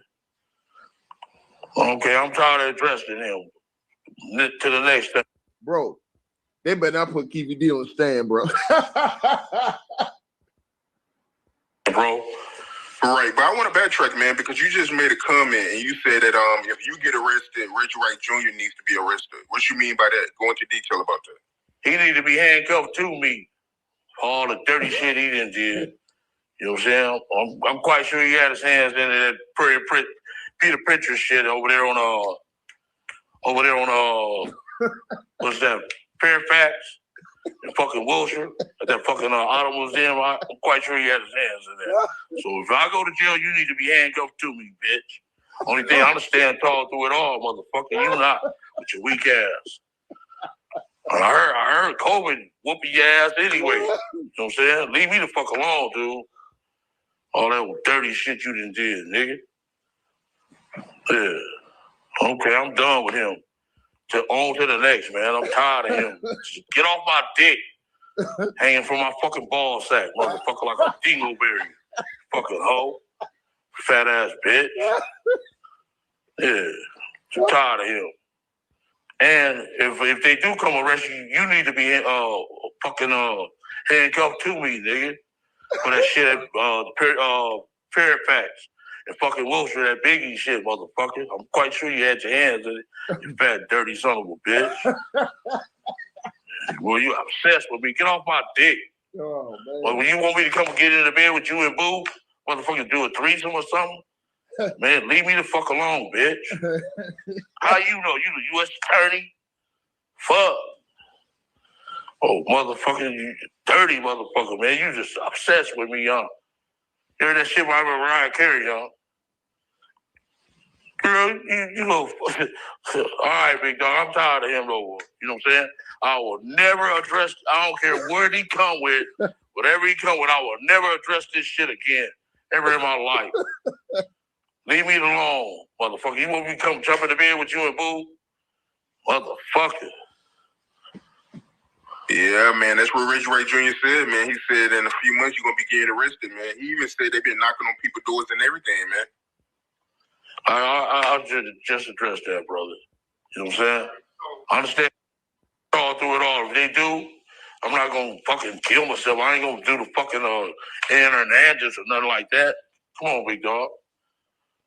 Man, bro. Bro. They better not put Keefe D on the stand, bro.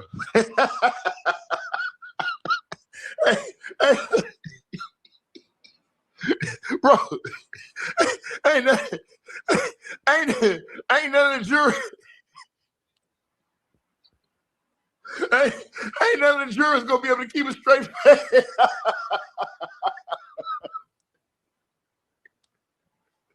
Oh. Bro, I swear Keefe D don't get. I swear he don't care, bro. I swear he don't care, man. I got Keefe D cussing the judge out and she make him mad, bro. I'm telling y'all this on everything I love. They better not put him on no stand, bro. They better not put him on no stand, man. Oh man, bro. This dude sat up there and said, "Yo, Buffy." He said, "Yo, you can do something, man."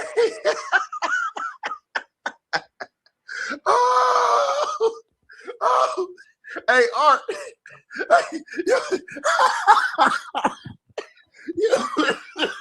You're a goddamn fool, boy. Oh my God, man. Boy, you a beast. Man. Oh my God. If I'm not mistaken, you had an issue with how Puffy treated his people, right? Like you. And I remember you saying that you had an issue with how Puffy did Shine. I just think Puff, you know, he needs to be a stand-up man, man. That dude sat up there and did that time for you and nothing like that. Then you got this man living down there in police, living all fucking bad, man. You seem like you just leave your people for dead, man. Shit wrong, dude. Is Gene Deal complaining about you? I'm complaining about you. You ain't. I heard one of my homies from 30s. I heard he get every quarter he get clothes, all this shit. Then you gave this other dude some fucking a brand new fucking Benzo or Maybach. Another nigga piece of the rent company. God damn, homie. I was on top of the world until I met your motherfucking ass, dude. Shit is wrong, dude. Come on, homie. I need something. Hey, look, y'all. Hey, look. But these niggas want you to take up for Diddy.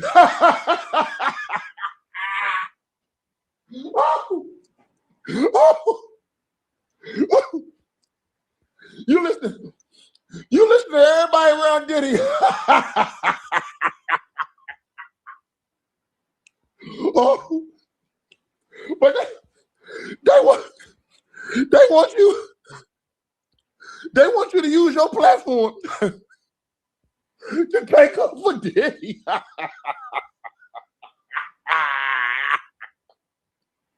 Oh, I gotta rewind this shit. I gotta rewind.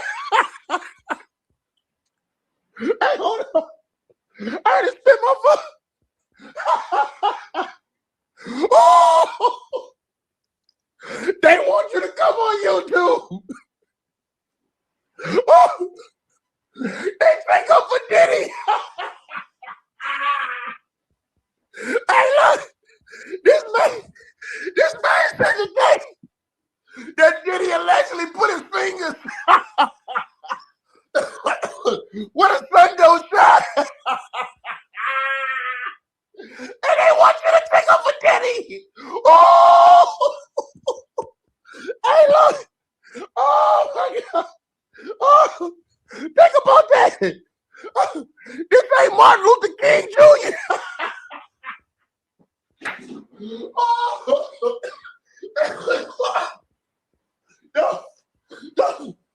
no. They act like this nigga got a Nobel Peace Prize. Hey, this man been accused of taking niggas' manhood. But they want you to take up for Diddy, man. Oh, man. Oh, keep going, Keefe. Man, you seem like you just leave your people for dead, man. Shit wrong, dude. You Gene Deal complaining about you. I'm complaining about you. You ain't. I heard one of my homies from 30s. I heard he get every quarter he get clothes, all this shit. Then you gave this other dude fucking a brand new fucking Benzo or Maybach. Another nigga piece of the rent company. God damn, homie. I was on top of the world until I met your motherfucking ass, dude. Shit is wrong, dude. Come on, homie. I need something. So throw a dog a bone or something. You sit up there talking about you, Daddy Love. Show us some love. Mr. Love, I be watching you, dude. Damn, you ain't said shit or keep your ear or nothing. You walk around me like I'm some shit on the ground or something. God damn, dog. You can get in contact with me, man. Nigga, there's ways around that shit, dude. Fuck. What the fuck? Man, you know what I'm saying? There's ways around that, homie. Throw my kids something. Throw somebody kids something. God damn. Daddy love. You ain't no love. That ain't love at all, nigga. That's some bullshit. Man. That ain't cool, dude. You know what I'm saying? Swear, man. Gene Jill, Sean, Keefe D, just every fucking body, man. God damn. You just leave bad tastes in everybody's mouth, man. Come on, homie. Damn. You forgot where you come from. You know what I'm saying? I know I'm like some shit on the grass and shit, nigga. You know I was in fucking jail, nigga. You ain't throw a nigga a noodle. Fucking, what you call that shit? You put the hot water on, man. God damn. Fuck. Yeah. Life ain't been the same, bro. Fuck. You know what I'm saying? So I want to backtrack. What? So I want to backtrack. You said that you was on top of the world until you met Puffy. What you mean by that? Man, shit, I was getting 300 kilos a month, man. Balling, man. Didn't nobody know about me. My shit was smooth, dude. My shit was laid out smooth, man. I met your motherfucking ass, and all the heat and thunder come around with your motherfucking ass, man. Shit. Hey, did y'all hear when he said that Diddy leave a bad taste in his mouth? Oh, man. Bro, y'all can't, man. Y'all can't, man. And these niggas want niggas to come on YouTube and take up for Diddy, man. Oh, my God, bro. Oh, my God. Diddy done been accused of taking like 25 niggas' manhoods. And they want y'all to come on YouTube and take off for Diddy, bro. Unbelievable, man. All we told, damn, man, don't leave bad taste in everybody's fucking mouth, dude. Just like when I was in the feds, you know what I'm saying? You dudes was drinking that fucking that moonshine and shit, man. Well, hey, Keefe, you say don't leave a bad taste in everybody's mouth, but all them dudes that accuse him say he did. Oh my God! Oh, every time we met at them rooms at the concert night, I used to put 2 cases in the motherfucking bathtub and shit, homie. You know what I'm saying? You ain't none of it, you know. You weren't buying them bottles. You niggas was drinking moonshine. This how y'all do it? Now let me show you how Cali niggas do it, man. Come on, man. Shit ain't right, dude. And I get once I get in the fed, I see you popping bottles. Poop, poop, poop. Nigga, you was popping moonshine at first. God damn. Homie, damn. There's ways around this, man. Come on, homie. Man, you gotta do a better job, dude. I swear, homie. Yeah, I'm done, big dog. I feel you, man. So you feel like Puffy owes you then? I don't really owe me, but god damn. What the fuck? You know, man? Brother love, come show some love. That's all I can fucking say. Show some love, brother love. You know, shit. Brother, I be seeing you doing your little pretty dance and all that, man. Show some love, homie. Oh, man, don't be like that, brother love. What are some of the things you used to do for Puffy back in the day? Go more into detail about that. What exactly did you do for Puffy? I gave him you know what I'm saying, a pass through my town, man. Gave him a pass through. all right. So since you didn't answer, we already know you's a bum, but we're going to get right to it. This is Kirk Burrows in the picture with Diddy. Kirk Burrows was Diddy's former business partner, president, Bad Boy Entertainment. He claimed he had part ownership in the company until he allegedly was threatened by Diddy with a baseball bat and another man to give up his portion in the company. You can go look up photos with him and Diddy, the history, quotes that Diddy has spoken about this guy and how important he was to the actual growth of Bad Boy back in the day before all these things hit the fan. And so now we are here.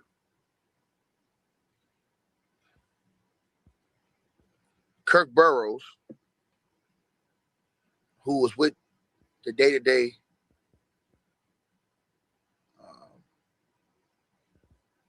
business of Bad Boy, he knew all the secrets, is what he said.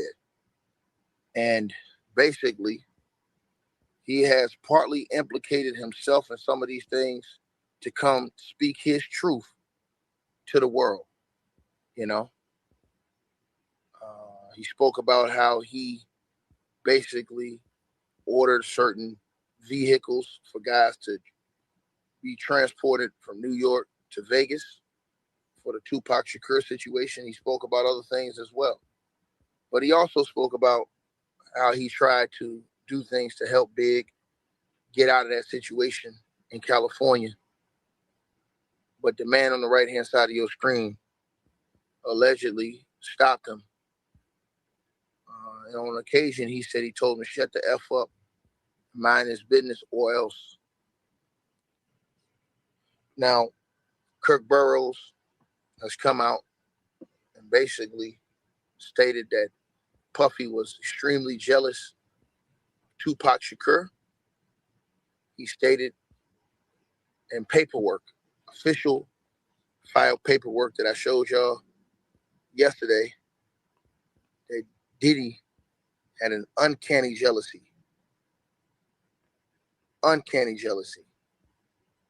Tupac Shakur. And he basically stated that it was Diddy who started the East Coast, West Coast beef. he stated that Diddy did not like Big's friendship with the legendary Tupac Shakur.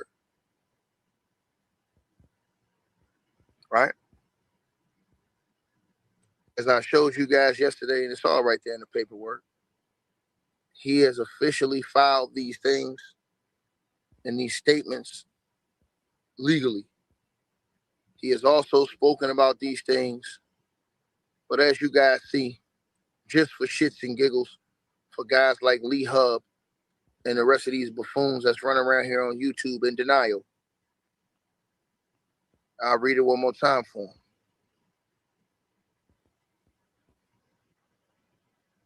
As you can see the top of your screen, ladies and gentlemen, and I'm pretty sure everybody in here should be able to read to see what is on that screen right there. Sean Combs' role in escalating the East Coast-West Coast rivalry in connection to Tupac's shooting. And I'm going to tell you guys this, and I'm going to say this right now. I believe that Kirk Burroughs' testimony is going to hurt Keefe D. And it's going to keep Keefe D behind bars, because Keefe D is trying to argue that he had nothing to do with this now, that all the stuff he said on the interviews were lies just to get money. And the court's not going for it. But now with Kirk Burroughs' statements, and I'm pretty sure that they're going to pull him up on this, because Kirk Burroughs was the president at Bad Boy Entertainment throughout all this time, the murders of Tupac and Big. He spoke about all of these things. Now, for people to say Keefe D is the fall guy, well, I don't think so. Not the way it seems. Because it seems like if Kirk Burroughs is telling the truth and the feds pick this up, along with the Keefe D situation, P. Diddy will be going down with Keefe D. Now, as you guys see, and I'll read through it really fast because I did it yesterday. But it says, upon information and belief, defendant Combs harbored deep jealousy and resentment towards Tupac Shakur due to Shakur's rapid rise in the music industry, charismatic persona, and widespread influence. Now, this is Kirk Burroughs saying this, Diddy's former business partner and the former president of Bad Boy Records. This ain't no nigga off YouTube. This ain't no dude off the street. This ain't nobody telling all these fairy tales. This is somebody who was actually there. Period. To the brother who said Russell Poole solved the case and Keefe D is not the killers, know your role and shut your goddamn mouth, sucker. I'm talking to the dude that was in the room, clown. Period. This man put himself in the actual situations, fool. Now shut the hell up while Big Dog talking.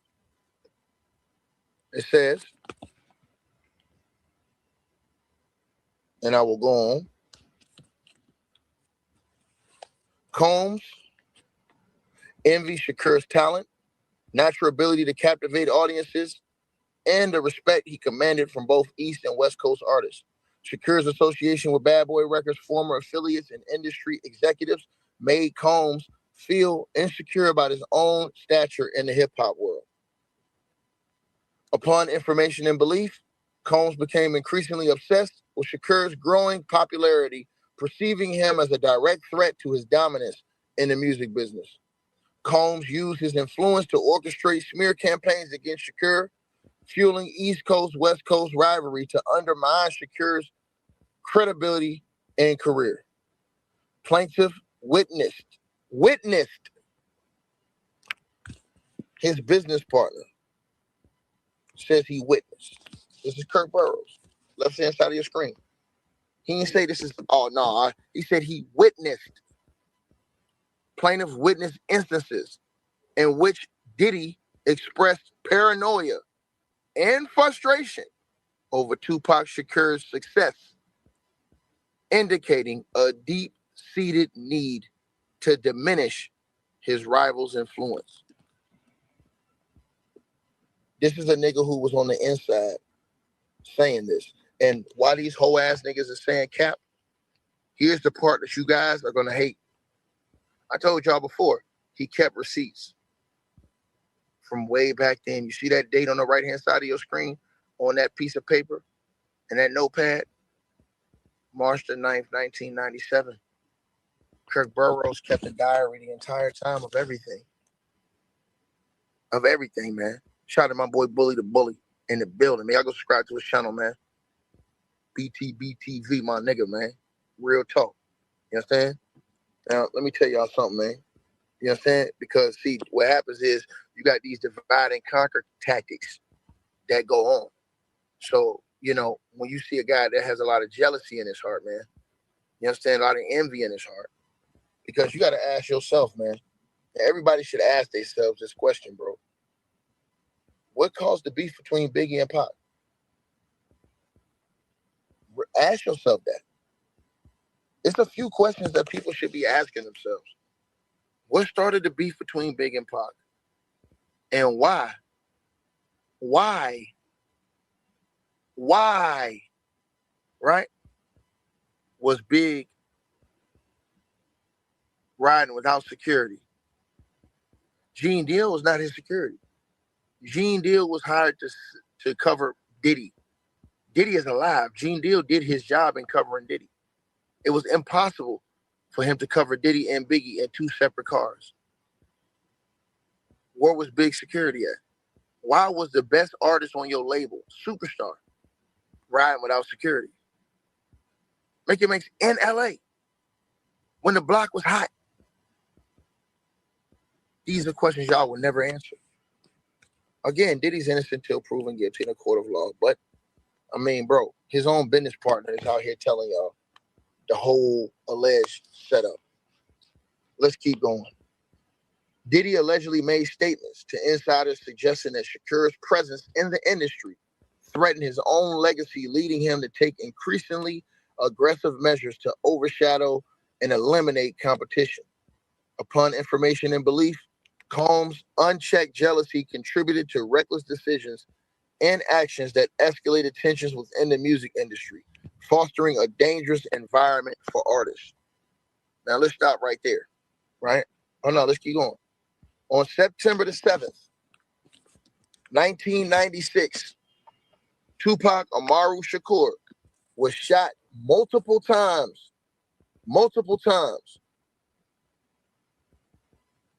in a drive-by shooting in Las Vegas, Nevada. He succumbed to his injuries September the 13th, 1996.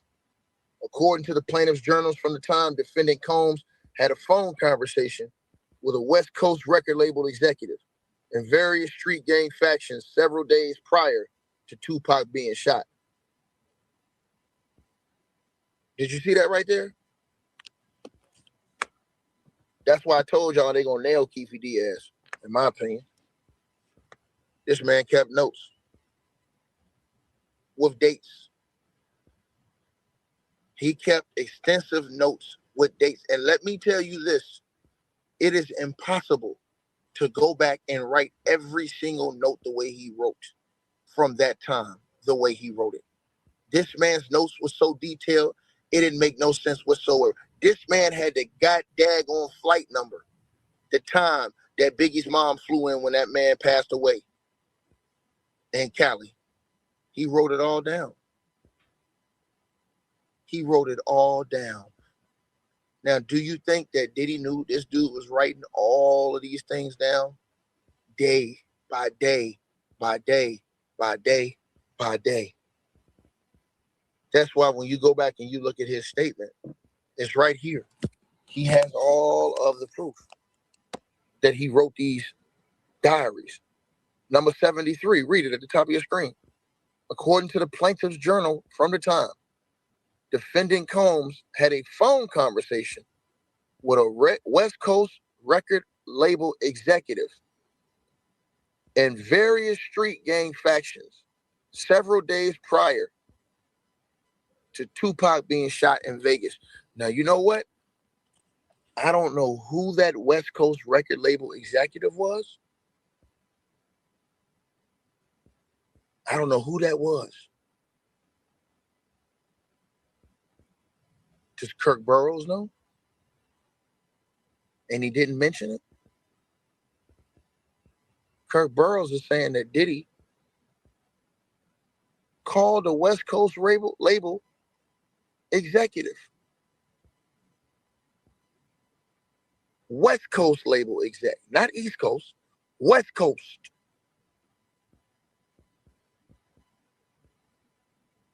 Who was the West Coast label exec that Diddy called? And various street gang factions several days prior to Tupac Shakur being shot in Las Vegas. Number 74, upon information and belief, this was fueled by Combs' jealousy and envy of Tupac and Christopher Wallace's budding friendship and rise as the top two hip-hop artists in the world. So Diddy's own business partner, right here, his own business partner, is claiming that the reason why Diddy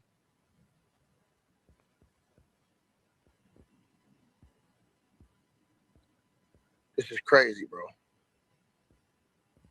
The reason why Diddy wanted this done, according to Kirk Burrows, was because of his jealousy and envy of these two's friendship and their rise to the top of the hip-hop world. You know something I noticed, you guys? Diddy had a rap in his last album, the Love album. He had a rhyme. Because I listened to that album. It's a great classic album Diddy put out. Classic. And in that album, Diddy said something to the source. He's the greatest rapper to ever live. He said that in the rhyme. In the Love album. Look it up, the last album. Look that up. So now when Kirk Burrows says this right here, number 74, man, it hit me like a ton of bricks. It said, upon information and belief, this was fueled by Combs' jealousy and envy of Tupac and Christopher Wallace's budding friendship and rise as the top two hip-hop artists in the world. So basically, he's saying that Diddy was jealous that Biggie and Puff, that Diddy and Big was on top of the hip-hop world, and he was just a, take that, all in the videos. Number 75, it says the topic of discussion between West Coast record label executive and various street gang factions and Sean Combs was the East Coast versus West Coast rivalry. Number 76, the week prior to Tupac's Vegas shooting, defendant Combs rented. He's not saying these are allegations. He's saying that this is what he is witnessing. He says the week prior to Tupac's Vegas shooting, defendant Combs rented several vehicles and instructed several men from Harlem to drive those vehicles from New York City to Las Vegas. Number 77, the plaintiff questioned Kirk Burrows is saying he asked Diddy, he questioned the logic of this decision. Why would you do that, Diddy? As it would have been more cost effective and efficient for those individuals to fly.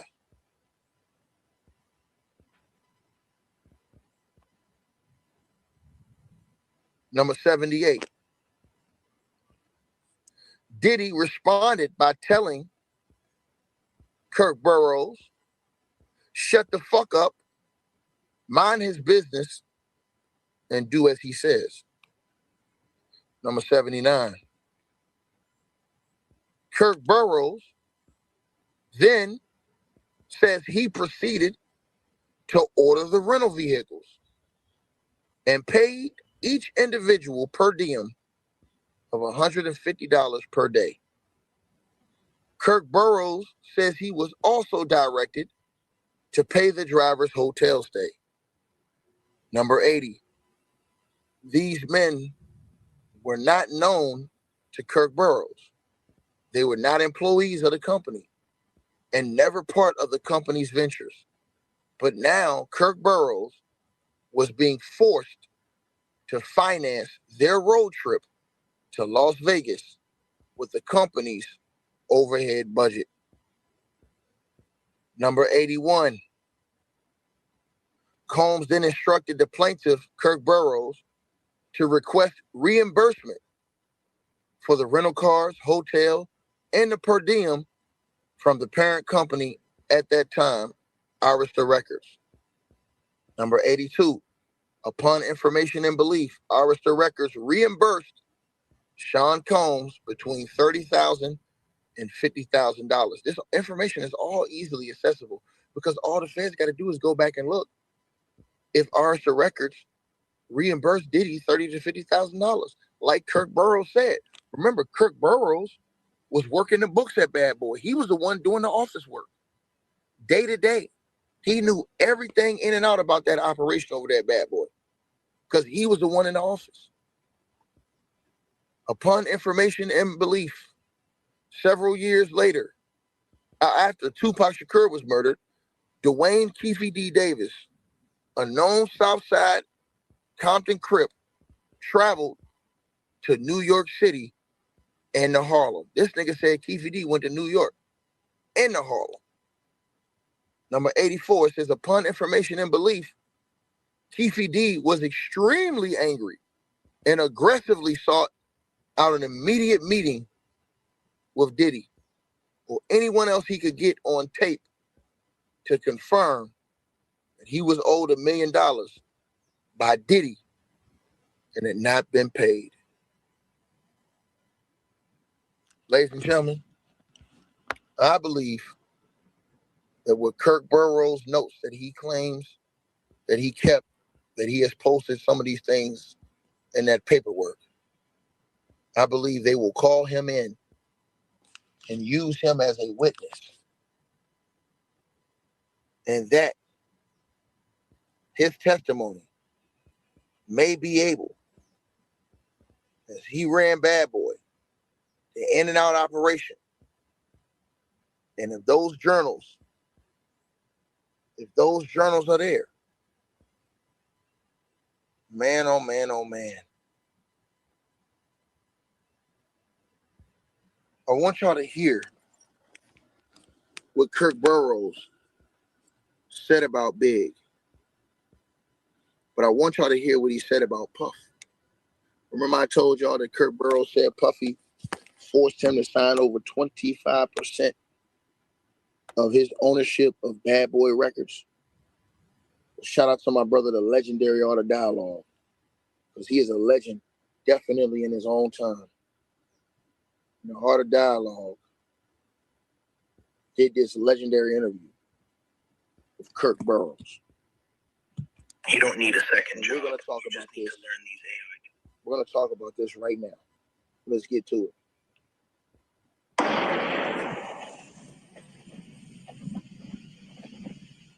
What went wrong between you and Puffy? Because if I'm not mistaken, he made you give up your ownership in Bad Boy, right? And they had you in the room and they had bets and they made you give over your percentage. Art, I would love to be able to answer that. Like I said, the evolution of the company started like you and I sitting like we are right now. It's, in a way, it's like you're there and I'm across from you. That's the way we started Bad Boy. I would come over to the Uptown office, my notebooks right now and everything I need to do that day. Oh, let's get the LLC together. Oh, call Kenny. We need the employment agreement. Oh, let's do this. So we got this session to do. Oh, mostly it was productions with the producers because we were uniquely situated as Bad Boy Productions to do productions on Uptown artists' productions, and we were paid through Bad Boy, through Uptown, paying Bad Boy to do tracks for like Heavy D, Mary J, things of that sort. So we were very active in that, and that kept us very busy in that time to do that. And what happened along the way, we had a lot of success, got fired from Uptown. I was there, helping them to build back up again. Loyal, no betrayal, no stealing, family. His son's godfather, We were renegotiating Bad Boy. We had gotten over CCNY. It looked like the coast was clear. We were renegotiating with Arista. We were about to get a step up in the money. I had 25% of the company. I didn't know why he needed to get that back from me and then give it back to me again. I didn't understand that. That's like a trick. Like, okay, here, I gave it to you, now give it back, and don't worry, I'm gonna give it right back to you. I didn't want to give it up. So he came into my office one day unexpected, him and Kenny Marsalis, they had it planned out. Kenny had the briefcase with all the stock certificates in it, and Diddy had the bat. Not like, I'm gonna beat the shit out of you with the bat, but he had the bat like, man, we got to do this. This has to happen. I didn't feel I was going to get beat down in that office, in all honesty. I got people that could jump out of the shadows in a minute. I wasn't threatened by him. What I was messed up over was the fact that I started this company with you from day zero, and now the one solid thing that you told me I had, you want to take that back and do a return to me on that at this critical time that we're renegotiating and getting a step up on the contract.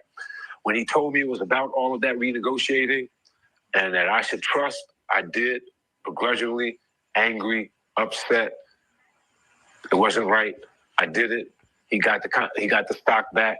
I went on, tried to get over that, kept doing my job, doing what I had to do, delivering everything. And once again, I was caught up in the job. I forgot all about it. And next thing you know, we had the snafu. I was fired. And he just said, oh, okay, bye. And since he had never given me the stock back, he never said that he would pay me anything or give me anything. He just avoided me all these years. Not only did he avoid me all these years, running high and low, I went on and started working with Mary, who the three of us started out together through Bad Boy Productions. What's the 411? She was signed to Uptown. She was started out under elder A&R person. He assumed an internship position, from internship to vice president of AD and A&R. He assumed the Mary Project. He put that magic on it.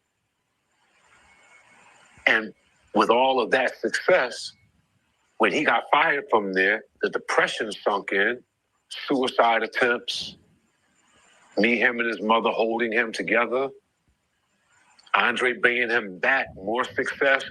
Andre fires him, more depression.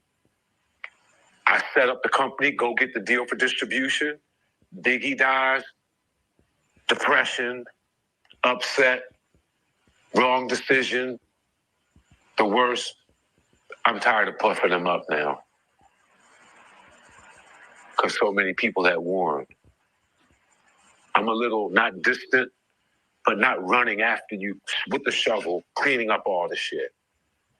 Smell a little bit of it now. We lost the number one guy that we had. Listen, smell a little bit of it. Learn a lesson. He said, nah, you out. I didn't pursue it with a lawsuit. I looked at it like this was big, black, beautiful. I had something to do with it. It looks good. I don't want to embarrass myself in front of all the other cultures that looked at us and said they were winning. This was beautiful. And say, oh, I knew something was messed up with those guys. I knew something was wrong. I was trying to hold that back. At the same time, it was the worst thing that could have ever happened. He didn't want to honor me with credit. He started erasing my names off the albums, taking me off of anything that had any history with the company.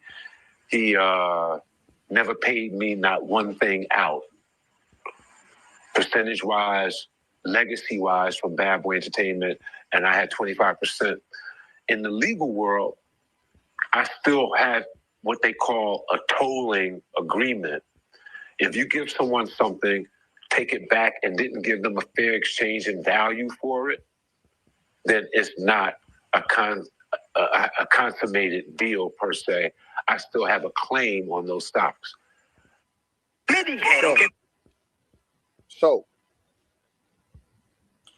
And I see the dude in the comment section talking about all self-snitching. Man, that dude ain't no gangster, man. That dude was a businessman, brother. I don't want to hear about no snitching when you ain't talking about niggas that's in the streets.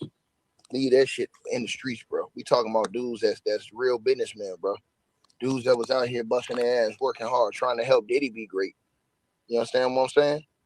And you sitting up here talking all this shit, man. Cut it out. Cut it out, bro. Cut it out, man. The man implicated Diddy in the absolute murders, involvement in the murders of Biggie and Tupac. You can see it right here. It's right here on your screen. Right there. Right? Sean Combs, exploitation, control, and betrayal of Christopher Biggie Smalls Wallace. You can read all the shit right there by yourself. The man even said that the man took the money from Biggs, to pay for his funeral. He didn't even pay for Biggs' funeral, like he said. Kirk Burroughs was there helping run the company. He had 25%. Something really wrong with y'all dudes, man. Y'all dudes is like, I'm telling you, and then y'all praise a nigga like Diddy when don't nobody got nothing good to say about this nigga. In the black community. This man told y'all, I ain't saying nothing about the dude because I ain't want people to look at us blacks like we can't get along, do shit right. But look what was going on. But then as soon as he tell y'all the truth, now y'all say he capped. Man, y'all niggas, that's why I don't be respecting none of these niggas. I'm trying to tell you, bro. Trying to tell you, man.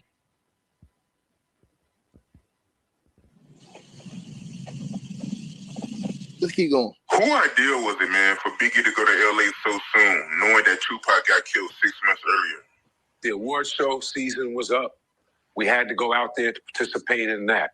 We had records that were nominated. We were a budding, launching company that already launched, and we were successful. We could not go. But Biggie did have an inconvenience. He had a car accident. I think it was in Brooklyn, maybe downtown Brooklyn. He had a broken femur at that time. Now, for you guys who don't know who's talking, that's the nigga who worked with Diddy. That is the part owner. 25% owner of Bad Boy, former owner that got his shares taken away from him because he said Diddy came in office with a baseball bat. I'm just saying. That's Kirk Burroughs right there on your screen. He's the one that's saying all of these things and basically telling y'all what he says was happening behind the scenes at Bad Boy with Diddy this time. And he was recovering from that. Big size person, could not really sit comfortably in a plane, not even first class, with a cast on. It was uncomfortable. He was talked into going to the LA portion of the trip so that he could be out there ahead of time. He was out in LA so there wouldn't be a big rush and bustle to get him there. So I think he was out there for a good week and a half ahead of time leading into the event. So being out there, we came to follow up and to have that night. And then he was supposed to, as per Arista. Now, how does he know all this, you guys, if he's capping? Think about this. How is this nigga telling y'all all these details if he capping? If he capping, how is he giving y'all all these details? Make that make sense. Arista, one of the best labels and distribution company. And out there, we came to follow up and to have that night. And then he was supposed to, as per Arista's marketing department, Arista, one of the best labels and distribution companies that you can have to back you. The legendary Clive Davis, who backed so many artists, believed in Bad Boy so much. He put together a marketing campaign that was never seen before that campaign and still wasn't seen, but it was put together so that Biggie could receive an international press junket in London with all press from around the world meeting him that Saturday, Sunday after the Friday awards show night. He was supposed to go on an international flight with me. We have the itinerary still to this day. He was supposed to leave that early morning, go to London, and we would be out there for 2 or 3 days, and then he would go back to New York and go home. Diddy called Sean P. Diddy, whatever his name was during that time, called late Friday night, early Saturday morning, saying he's not going to London. Call Arista, cancel it. You go. You represent it. You go. He's not going. He wants to stay here in LA. Now, I know for a fact that he was prepared to go, would have loved not to go if his label owner had only said, you don't have to go big. So we had a schedule to be in London, to leave early Saturday morning, take 2 flights or whatever, get over to Europe. A lot of money was spent and put into journalists from around the world, flying to one location in London, meet, greet Biggie, hosted by us, Bad Boy, big send-off. Nothing like that had been done for any other hip-hop artist to that date. Clive Davis was unique, a legendary marketing guy, and we were marketers too. So we knew how big of an event that could be. LA, in the world of flavor, was also impressionable too. In the world of people speaking, talking, the word, what's happening, the award show, that buzz, that's a big allure. We conquered that. We were supposed to be on a plane and out of there. Sean had his album that he was recording. He wanted to do some of it in LA. I think that was a bit of poking your chest out. We could have recorded that album completely in New York. A little bit of, I'm here doing this when you told me not to come here. I came to the awards show. We showed up. You told us not to be there. I went out on the town on Saturday. You told us don't be in your city. And going out on the town on that Saturday night, when we had reached the wall. Something that we probably should not have done. We might have overstepped our boundaries based on all the warnings. Based on... My brother, are you dumb, deaf, or blind? Kevin M. Something is really wrong with you guys' brains. Let me repeat this again. Something is really wrong with your brain. Really wrong. Sharon Clark, yes, salute. Everybody, y'all go subscribe to Art of Dialogue, man. Legendary channel, legendary interviews. He almost had 1 million subscribers. Something's wrong with your brains, Kevin M. The president of Bad Boy. Let me repeat myself again. The president of Bad Boy, who was with Diddy at the time, on your screen, Kirk Burrows, Google him, fool,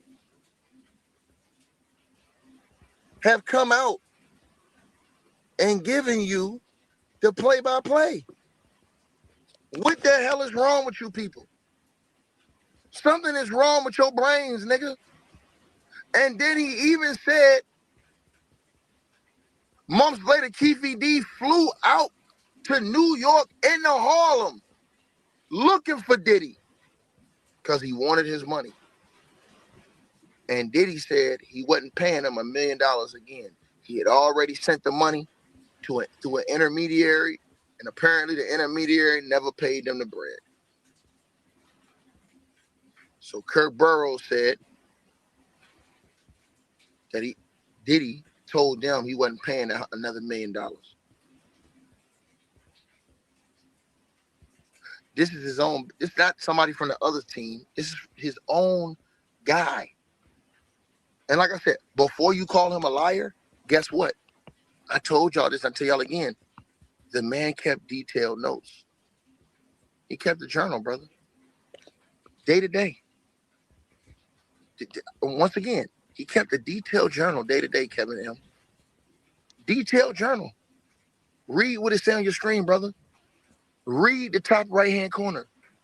He even kept the date of the journal. He showed that page where Biggie Smalls, the day he was killed, and he showed how he had to do all the planning to get all the other guys home. He had to wait for Biggie's mom to arrive. You see the flight number right there on your screen, sir? It's right on your screen, sir. Flight number 15, TWA, Mrs. Wallace. It's right there on your screen, 8 a.m. Right on your screen, sir.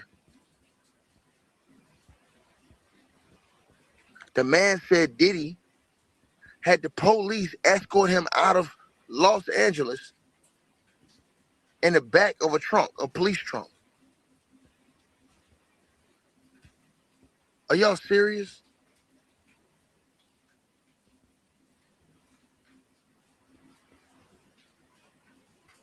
Something wrong with y'all. For you to sit up there and, I ain't know. I don't think he, yeah, bro. It don't matter. Bro, the man Diddy could tell y'all himself and you still wouldn't believe it.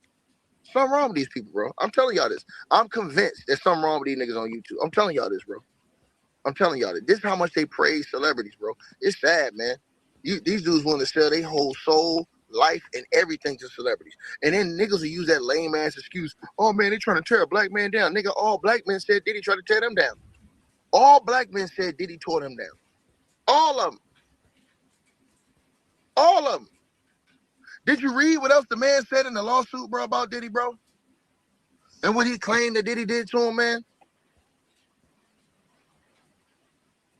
And the sad part is, if Diddy would have paid the dude and didn't steal his allegedly steal his part of the Bad Boy, the man would have never told. Them secrets would have went with him to his grave. Same thing with Cassie. Had Diddy would have paid Cassie that bread, all that shit Diddy was doing would have went to it. Cassie would have took that to the grave because she would have had an NDA. She'd have took the money. She'd have went on live her life. Period. Period. It's just funny to me how y'all niggas pick and choose, man. It's funny to me, man.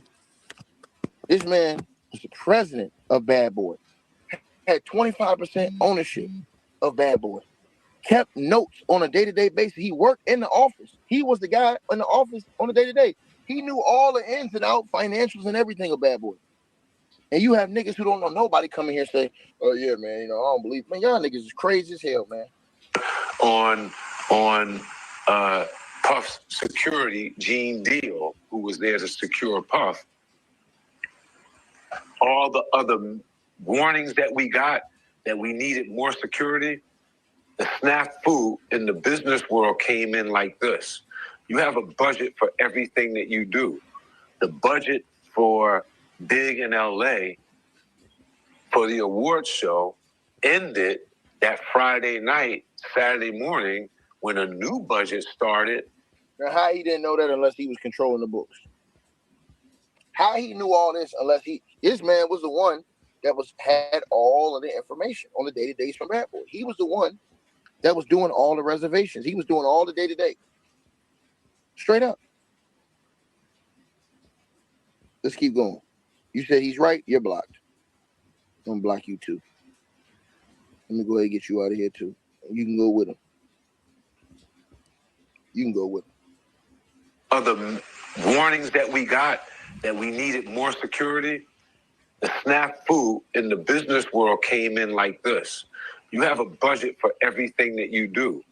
The budget for Big in LA for the awards show ended that Friday night, Saturday morning, when a new budget started to get him from LA to London, where he would be taken care of with security, his friends, and everyone that he wanted to be with him in the style that he was accustomed to handle the press junket. When that didn't happen, that budget was never opened. The budget for LA ended, and there was a great need for security that Saturday night, and he was out without that security. Makes sense. He just made it all make sense right there. I asked y'all the number one question nobody has ever asked in the general public. Why didn't Big have security that night? You know why Big didn't have security that night? Because Big was not supposed to be in Vegas that night. I mean, in Cali that night. Big was supposed to be on a flight to the UK. And his budget had ran out. Big did not have a budget for that night in Los Angeles. He was unexpected to be there. So they didn't have security for him. His security was supposed to be headed to the UK to handle their business out in the UK. Straight up. You guys, bro, I have a feeling that this is all going to end up in court. And this is all going to end up, I have a feeling they're going to pull this man up in court, have this man get on the stand and testify, and then pull up all the receipts he got. That's exactly what I think is going to happen. And I also think that they're going to try to indict Diddy on the murder of Tupac Shakur and the Notorious B.I.G. That's what I think. Based off this man's testimony, I believe that. Now, again, Diddy's innocent till proven guilty in the court of law. But I believe with this man's testimony being in the position he was in and being the fact that he kept notes and he knew all the day-to-day, so he can tell you, hey, well, Arista lended us this money, this, that, and the third. All they got to do is go back and check the files to see if this man's saying about this financials line up. He confirmed that Keefe D was upset about not getting $1 million at that time. To the person Alpha Omega said this is old, everybody knew that. Everybody didn't know. Everybody didn't know. Everybody did not know Puff had something to do with Big. Everybody did not know. You had people who speculated, but nobody knew inside details. There's a goddamn lie. They told you they knew that before Kurt Burrows put it out on the internet a couple years ago. Nobody knew. And to the extent of what he said now, this information that he gave now that nobody knows. It's impossible that you knew because that was private, confidential information. Nobody knew that his budget ran out on that Friday. You know why? Because Kurt Burrows was controlling the books, nigga. That's why. That's why. And to the person who said Kurt Burrows don't want to go to jail, he didn't have to say anything. He could have been quiet. He didn't have to get involved in this.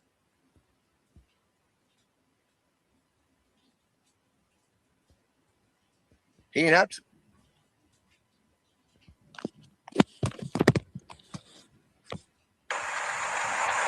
To beef up.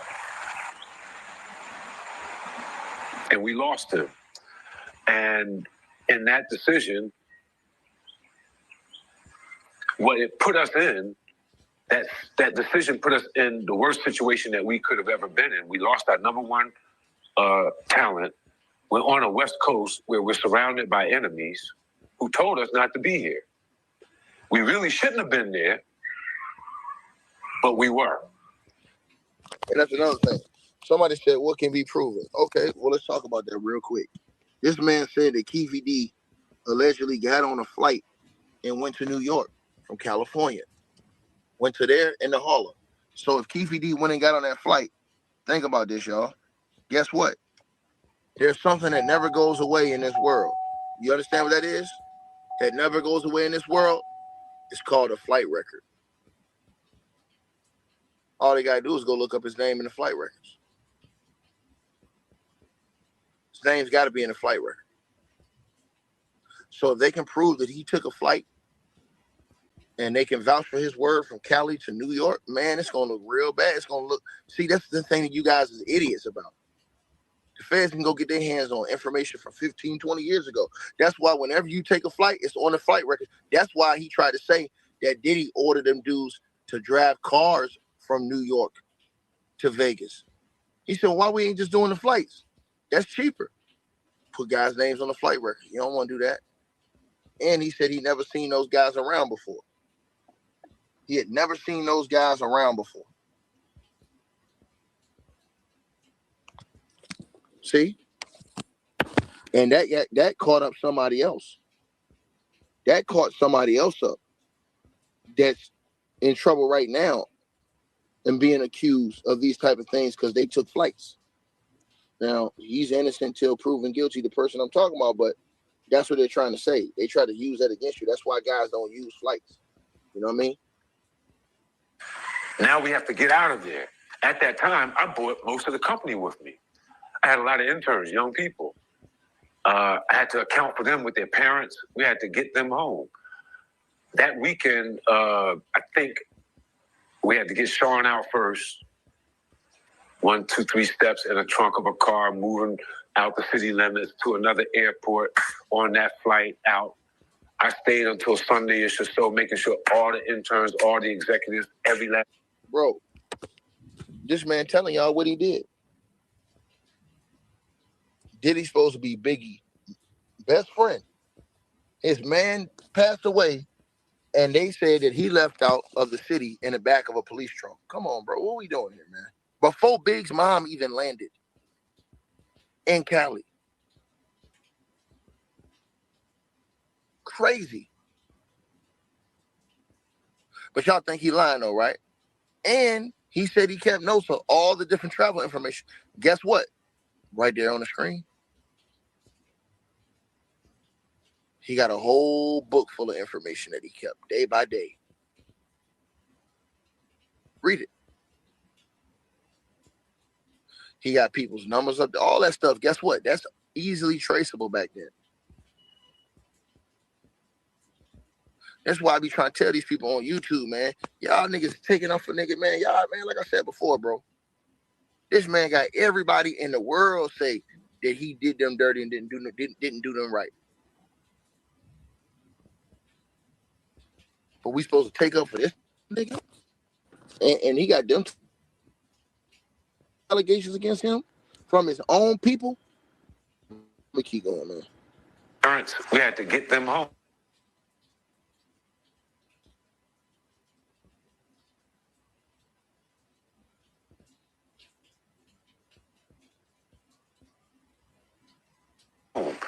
Really shouldn't have been there. He said that they had young interns. We're on a West Coast where we're surrounded by enemies who told us not to be here. We really shouldn't have been there, but we were.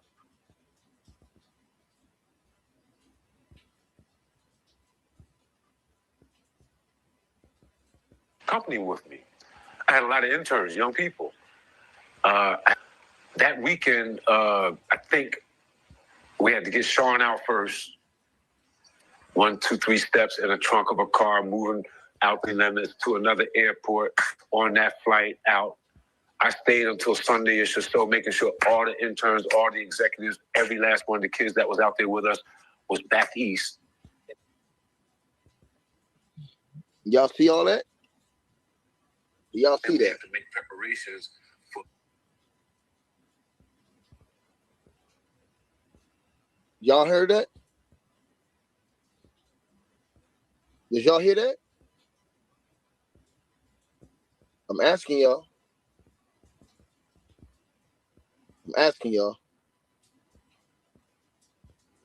Telling y'all what's up, man. Telling y'all what's up, bro. So, you guys, y'all make yourselves look bad. This man said he said that the whole time. And basically,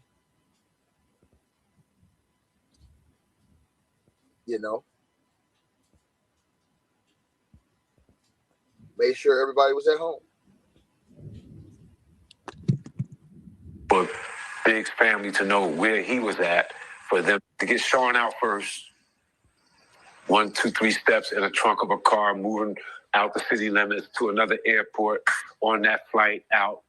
I stayed until Sunday-ish or so, making sure all the interns, all the executives, every last one of the kids that was out there with us was back east. And then we had to make preparations for Big's family to know where he was at, for them to make preparations to bring him back home a week or so later. So that was the job. And then I slowly crept up out of LA. So they left this man back to do all the cleaning up. Not Diddy out there, allegedly, waiting for Big's mom to come out there, his boy. They say this nigga hightailed it and went home in the back of a police truck. Went to another city and got the hell up out of there. All those other people, he had to get all them other people they had, he had to get all them niggas home. All them niggas' flights home. Everybody lined up, corrected. Then he had to get his stuff straight with Big and Big's parent, Big mom. He stayed back to do all that. Can't say, oh, he lying, he capping. Can't. He was the president of Bad Boy. He was there. Kirk Burrows was right there. He was the one making all the reservations. He was the one doing plans. Look at his notes. It's right there in his notes. Right there in his notes.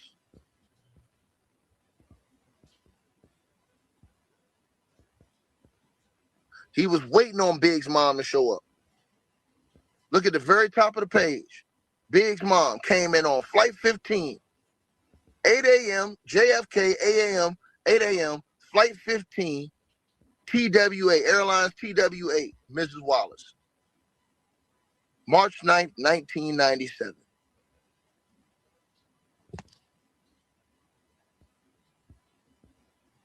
Y'all, you said why it isn't all over the blogs? Because these niggas don't read. They only read articles. They don't read paperwork. I read all the paperwork, Playboy. Them niggas read articles, go on YouTube and act like they know everything. They don't read the paperwork. They don't take time to read the paperwork. That's why you got a bunch of bozos running around here saying, I don't even know what Diddy's being charged for. Nigga, it's right there in the indictment on count 1. Under the racketeering, because I had a nigga tell me, I think the kidnapping gonna be dropped. Nigga, are you stupid? It's under the racketeering. RICO Act.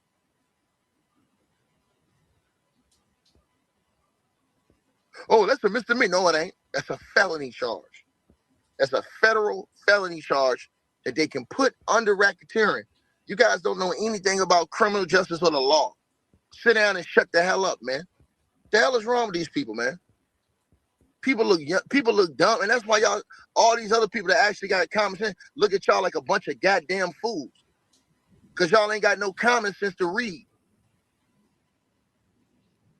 The feds put all that shit under the RICO. All those allegations, the blowing up cars, the beatings, the kidnappings, all of that shit comes under the RICO. That's why they call it a RICO. They calling it organized crime. Why? Because they said that Diddy had a group that worked with him in order to not only execute, but to cover up these actions. That's a RICO, nigga. All these other things go up underneath the RICO because they call it organized crime. And you got a bunch of Negroes that don't even know the law. Disgusting. And went back home and got ready to deal with the mourning and grieving and shutdown of our activity, the hold up of another hotel, hold up with Sean and his mother, the depression moments, depressive moments, and the recalculating, the rethinking, where did we go wrong, and all of that right then and there, as well as releasing a brand new album that we were already in the flux of releasing, Life After Death.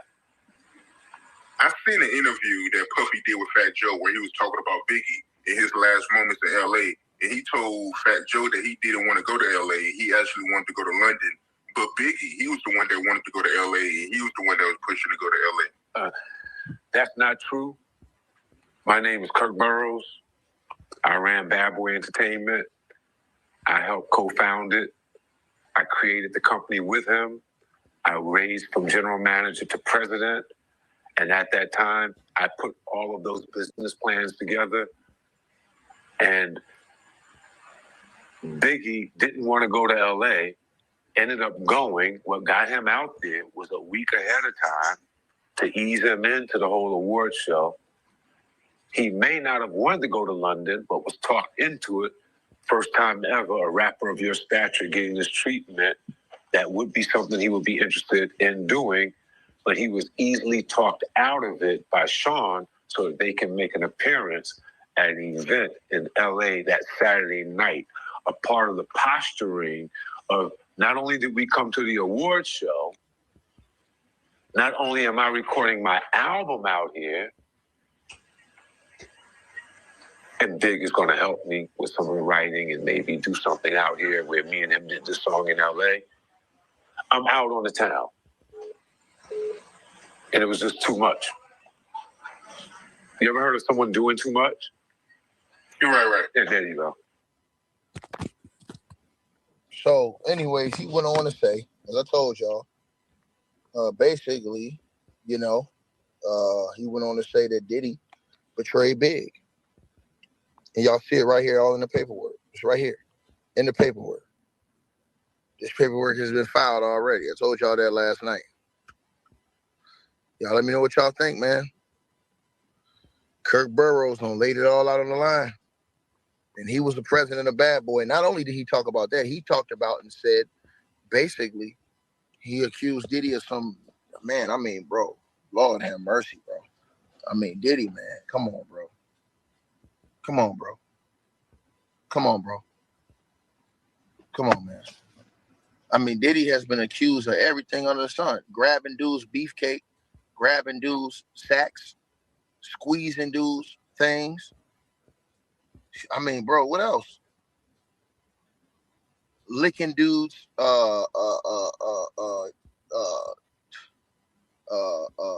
sauce, swallowing dudes' sauce. He been accused of all this stuff. And for some reason, niggas still won't ride with that, man. I tell y'all, man, we live in a whole different world, bro. I don't understand. Like I said before, man, I'm cut from different cloth, man. I was just told, listen, man, I don't roll like that, man. You know what I'm saying? I know Diddy's innocent till proven guilty, but I'm just saying, bro. I'm just saying, man. You seen the nigga on tape call niggas daddy. Nigga, who y'all know call another man, grown man, daddy? Come here, daddy. Well, what type of time is that?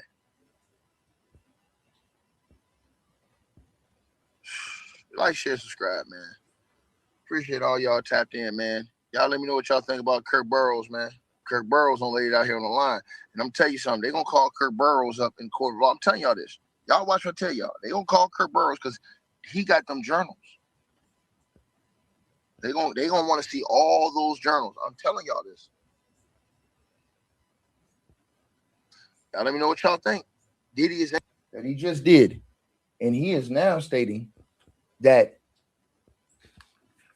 the cops, they wanted Sean Diddy Combs for the murder of Tupac Shakur. Let me repeat this again. Keefe D is now stating that the police, they wanted Sean Diddy Combs for the murder of Tupac Shakur. And I'm going to let y'all hear it right now. We're going to go right through it. This is unbelievable.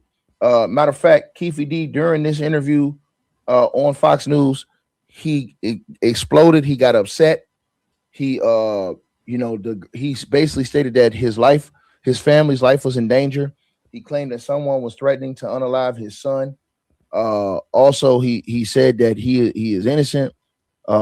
He says that he knows who, he has an idea who did what they did to Tupac, but he also revealed that the police wanted Sean Diddy Combs for the murder of Tupac Shakur. And I'm gonna tell y'all something. The fact that Kirk Burrows and certain people's names are allegedly on that witness list to testify in the trial, it just makes me think this thing is gonna get disgusting because they already put out reports that they feel like the Tupac and the Biggie murders were linked in this trial. So they already put that in this trial, if I'm not mistaken, because you have a lot of those ends. Now, shout out to the brother Gene Deal. Y'all go subscribe to the Gene Deal show. Gene Deal stated that he will not be testifying. Even if he's called, he will not be testifying. So if Gene Deal is called, he'll be what they call a hostile witness, right? And this, I've been telling y'all about this stuff on my channel because Gene Deal says that he is not testifying. Now let's get right into it, right? Let's talk about what happened, right? All right, here we go. We're gonna get into this right now. What Keefe D said. Custody since 2023. Your trial's coming up in a few days. How are you holding up? I'm doing good. I'm doing good. Best I can. Yep. So how you doing? Getting ready for the trial as well. So I read your book, Compton Street Legend, that you co-authored. Why did you feel the need to tell your story? And when you wrote it, did you ever imagine the situation you'd be in now? Now, y'all let me know. Can y'all hear that in the comment section? Can you guys hear this in the comment section? Let me know if you guys can hear this in the comment section.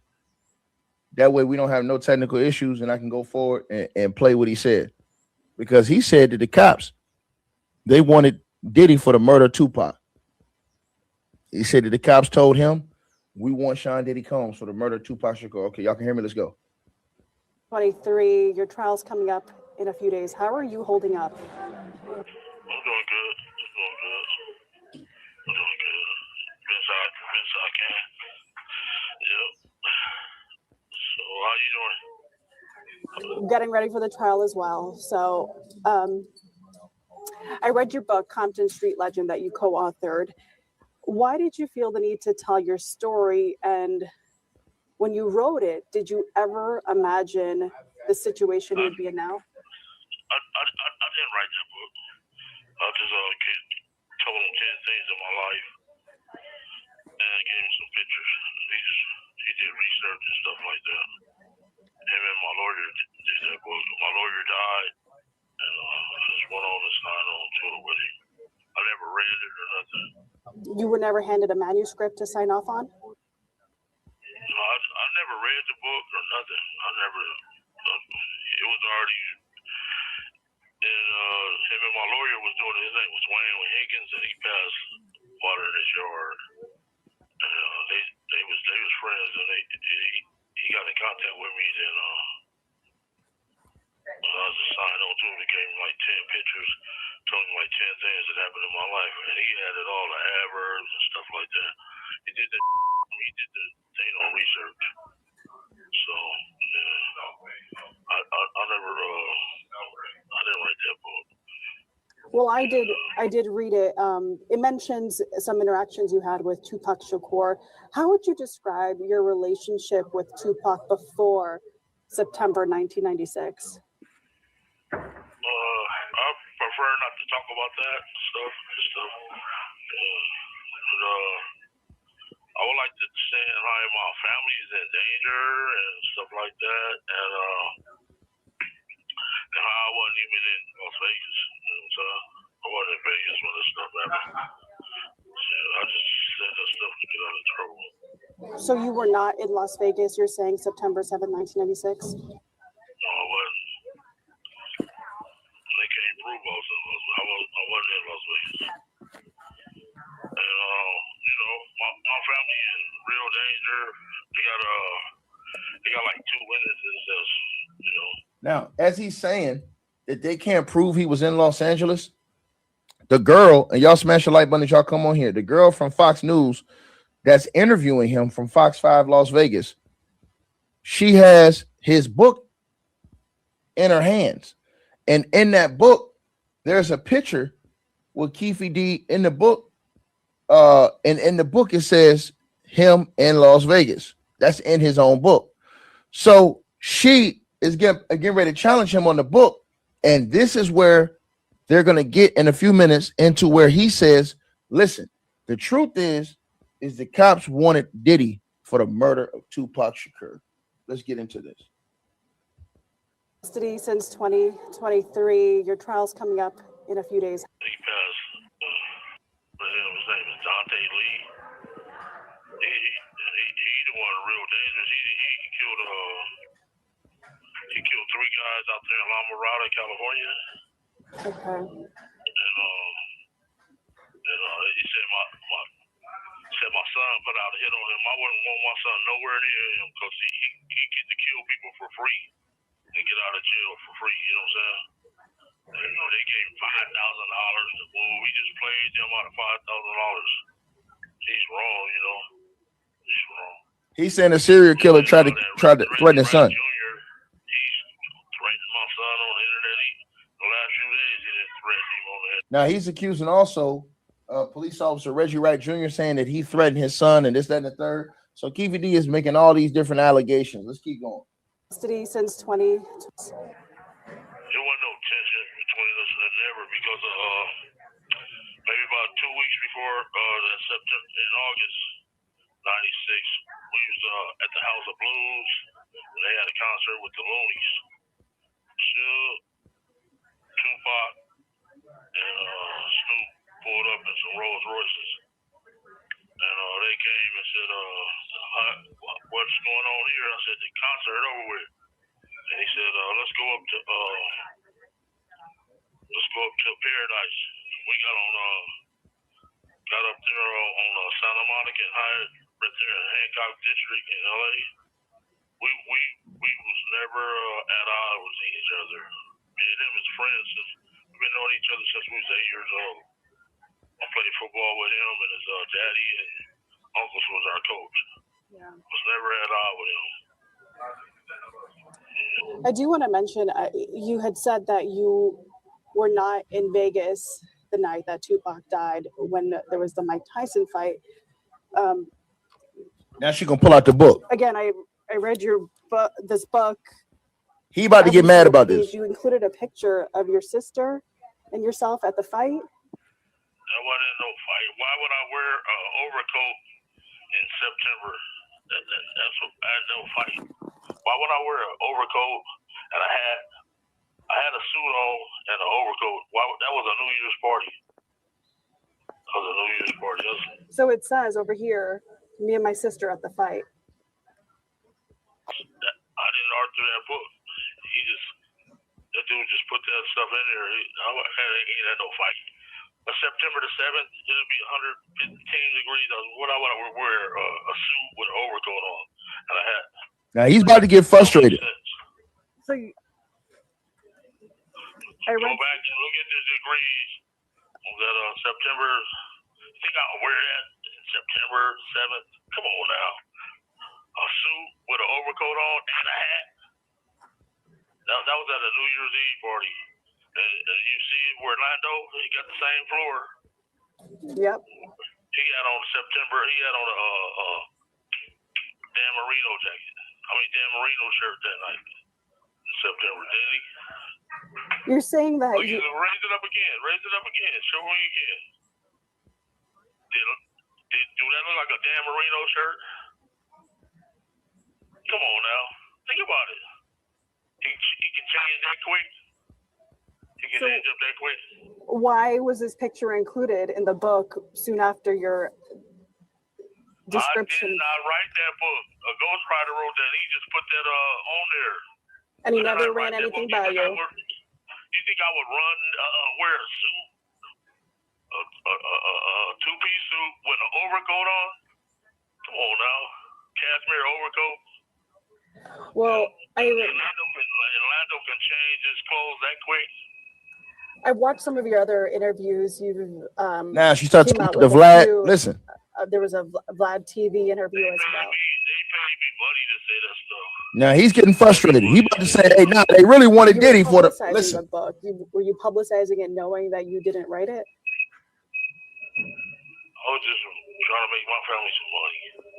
So it is. So he's saying he lied about all the details, y'all. He made up all this stuff. Now, what's happening is the tension is building up. And y'all smash the like button as y'all come in here. The tension is building up because he's starting to get mad at this girl. The girl, she's not letting go off that book. I don't think Keefe D should have did no interviews because they're going to just use this against him in his trial on Monday. But hey, to each his own. He starts getting so frustrated. He tells her, if you don't stop talking about this damn book, I'm going to end this interview. Old girl keeps poking in different ways. Keefe D get ready to come out and say, man, listen, man, the cops, they wanted Diddy. That's who they wanted. The cops wanted Diddy for the murder, not me. Here we go. Custody since 2023. On there. And he never ran anything by you. You think I would run, wear a suit? A two-piece suit with an overcoat on? Come on now. Cashmere overcoat.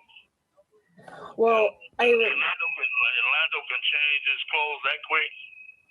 I've watched some of your other interviews. You came out with a few.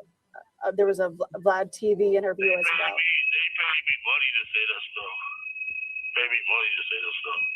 You were publicizing the book. Were you publicizing it knowing that you didn't write it? I was just trying to make my family some money. So it is.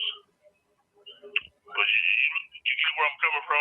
Why would I wear a suit with an overcoat on and a hat September the 7th? Come on now. Think about it. Orlando can change clothes that quick. He can change clothes that quick. Honestly. You think he's a magic man? He got the clothes in the lobby. He can change them clothes that quick. Orlando was a kid, and that picture was 2 years later. That was on a New Year's Eve. He getting frustrated now. Look at him, y'all. I did not write the book. That's going to show you that I didn't write the book. Why would I want to sit there? You know what I'm saying? I did not write that book. But the book has been a center of discussion in prior court proceedings, and it seems like it may be brought up in trial. Your name's also associated with it on the front cover. One more time? I said that the book has been brought up in prior court hearings and it could be brought up in court as well. Your name is on the front cover. So why not stop the book from being published if you knew it was going to be published, if you didn't write it? I didn't know that. I never read it. I didn't know that book was going to be published. They gave me money. I just did for money. That's going to prove that I wasn't in, that was no fake. Why would I, September the 7th, you know what I'm saying? Why would I wear a suit, overcoat, and a hat? And you can check out, it was 100 probably 100 some degrees on September the 7th. So think about it. Why would I wear that? Orlando, he's a magician or something. He can change his clothes that quick. Come on now. So if you didn't, that was on New Year's Eve. If you That was weren't, a New Year's Eve party, and we're going to have somebody come and tell you that was a New Year's Eve party. That wasn't at no fight. if you weren't there that night, how did you know the details to write about in this book? Not write that or where book. did these vivid details You come? ask me one more time about on the end of the interview, I swear. Okay. You ask me one more time. We're not here to talk about that book. I'm here to tell you how my family's life is in danger. I'm here to tell you about there's a bunch of lies going on. I'm not here to talk about that book. It's like a gag order on that type of stuff anyway. You know what I'm saying? So. A lot of the stuff that's been a judge ruled that the 2008 police interview can be used against you. I noticed in court you were very upset when that judge denied your defense's motion. What was your reaction? What was going through your head a couple of weeks ago in court? What was going through my head? She acted like she was there. She wasn't there. She acted like she was there. She was in junior high school or something. She wasn't there. She was in like high school. You know? Do you regret giving that 2008 interview? What's that? Do you regret giving that 2008 interview to police? You know, to me, I'd save 48 people from being federated. They was going to give her like 700, 800 years. And my lawyer gave me a script to read. He said, this is the only way you're going home. So I just came back and read the script. And he told me, we practiced that stuff before they even came to his office. And she said, the judge said that was at a federal building. That wasn't at no federal building. That was at the lawyer's office. They act like they know everything. They don't know nothing. They wasn't there. And you didn't know. There. The judge wasn't there. The DA wasn't there. They act like they know everything. They wasn't there. It was at a lawyer's office. That was at a federal building, so that's covered. No, it wasn't at no federal building. It was at my lawyer's office. And you didn't know that interview was going to be recorded? Not at all. They don't record. They do not record. It's the 302, and that dude did that just to make money. My lawyer, they gave me 2 months to come back with my decision. It was going to take 40-some people to jail. And he said, this is the only way you're going home. He gave me a script to read, and I just came and read that script. So that's what happened. And then she said it was at a federal building. That's why it's covered, baby.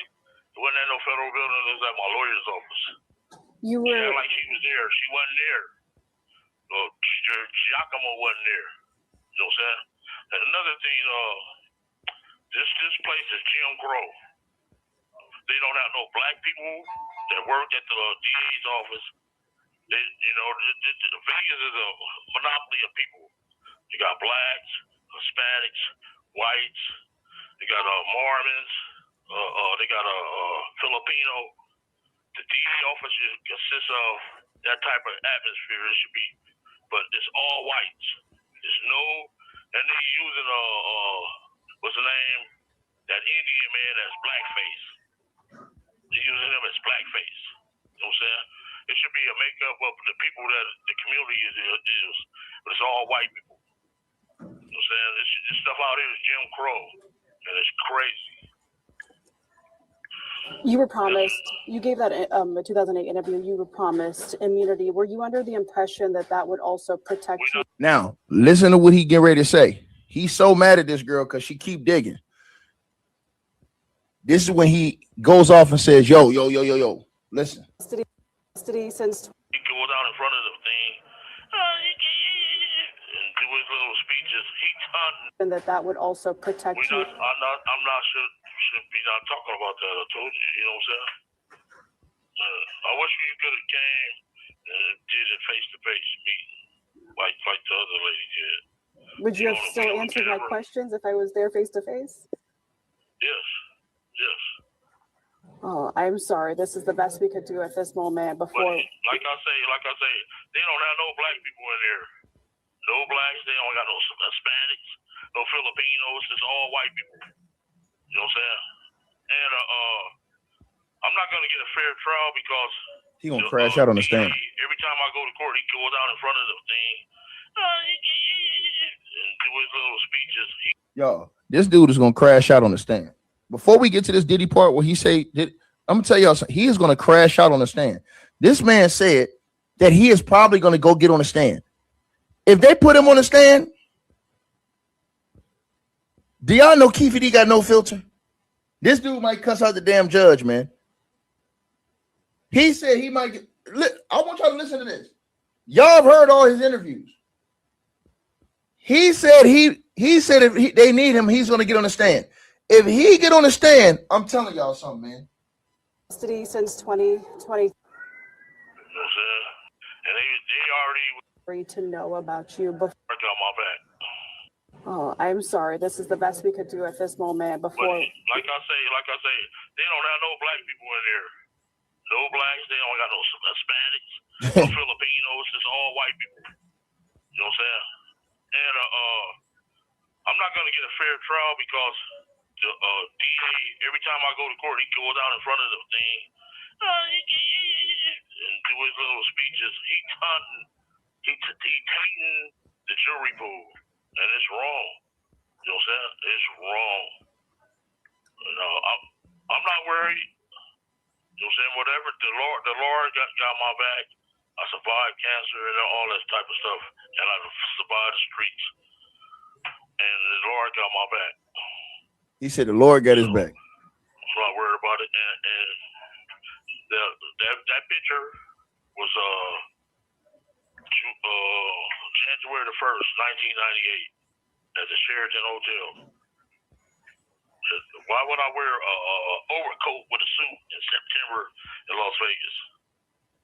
So your trial starts Monday here in Las Vegas, miles away from where Tupac was shot. What do you want the jury to know about you before they walk into that courtroom? That I didn't do it and I'm an innocent man. And my nephew didn't do it either. He was at the hospital when they pulled up. My nephew was at the hospital when they pulled up. He didn't do it. They gave me a script to read in order to go home. My lawyer said, this is the only way you're going home. And when they came in that building that morning, I had been there an hour there rehearsing what to say to go home. They said, they don't want you, they want Puff Daddy. Told you. There you go right there. He said they don't want you, they want Puff Daddy. Game over. He don't told this. Now, see, this is the thing. If he gets on the stand, this is why I told y'all he should have never did this interview. Him saying that in this interview, and the trial is on Monday. If he gets on the stand, they can't put him on the stand because he's saying they're gonna ask him, what do you mean they wanted Diddy? He's gonna have to explain that. He's saying, let's play that again. He was like, yo, they ain't want me. They said they wanted Diddy. Wow.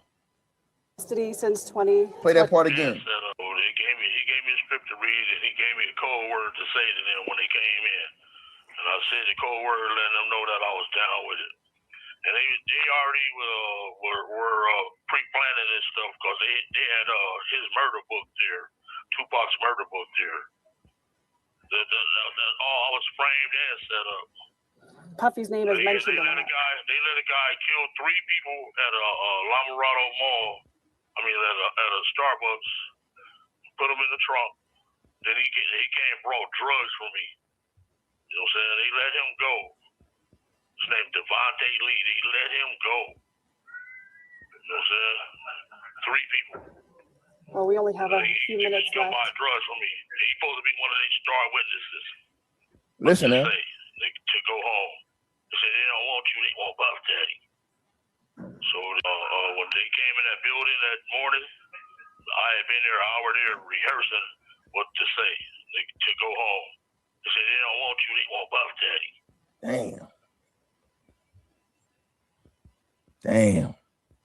And I'm telling y'all this. If he gets on that stand, which he may have to get on the stand, when they cross-examine him, they damn sure gonna ask him about that. What you mean? They said they wanted P. Diddy. Now he's gonna have to go into that.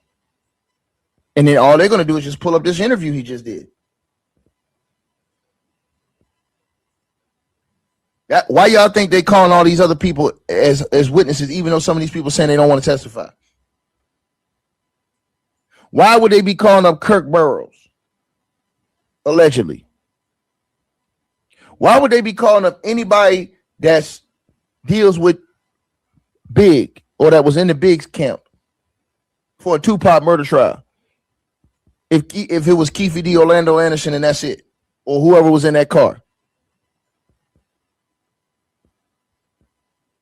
I done told y'all this. Custody since 20. Listen what she said again. Word to say to them.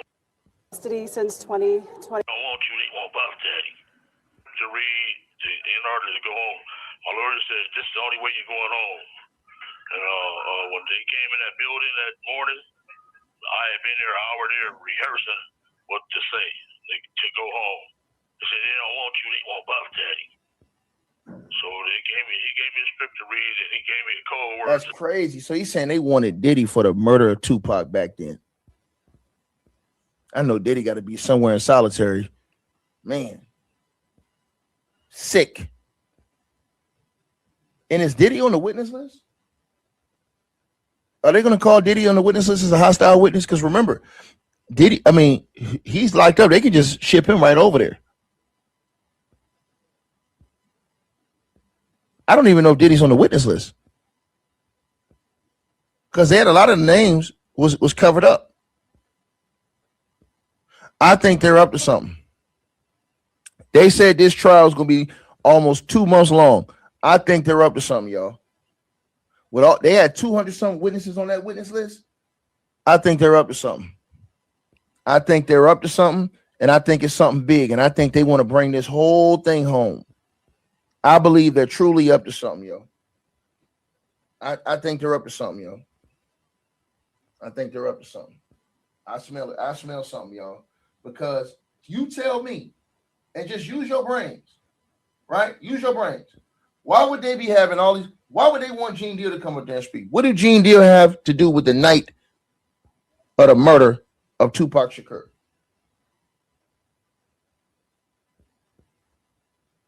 That don't have nothing to do with Diddy.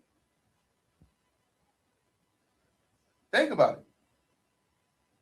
Think about what I just said to you. I'm gonna play the rest of what he said, but think about what I just said to y'all right here. Right? Think about it.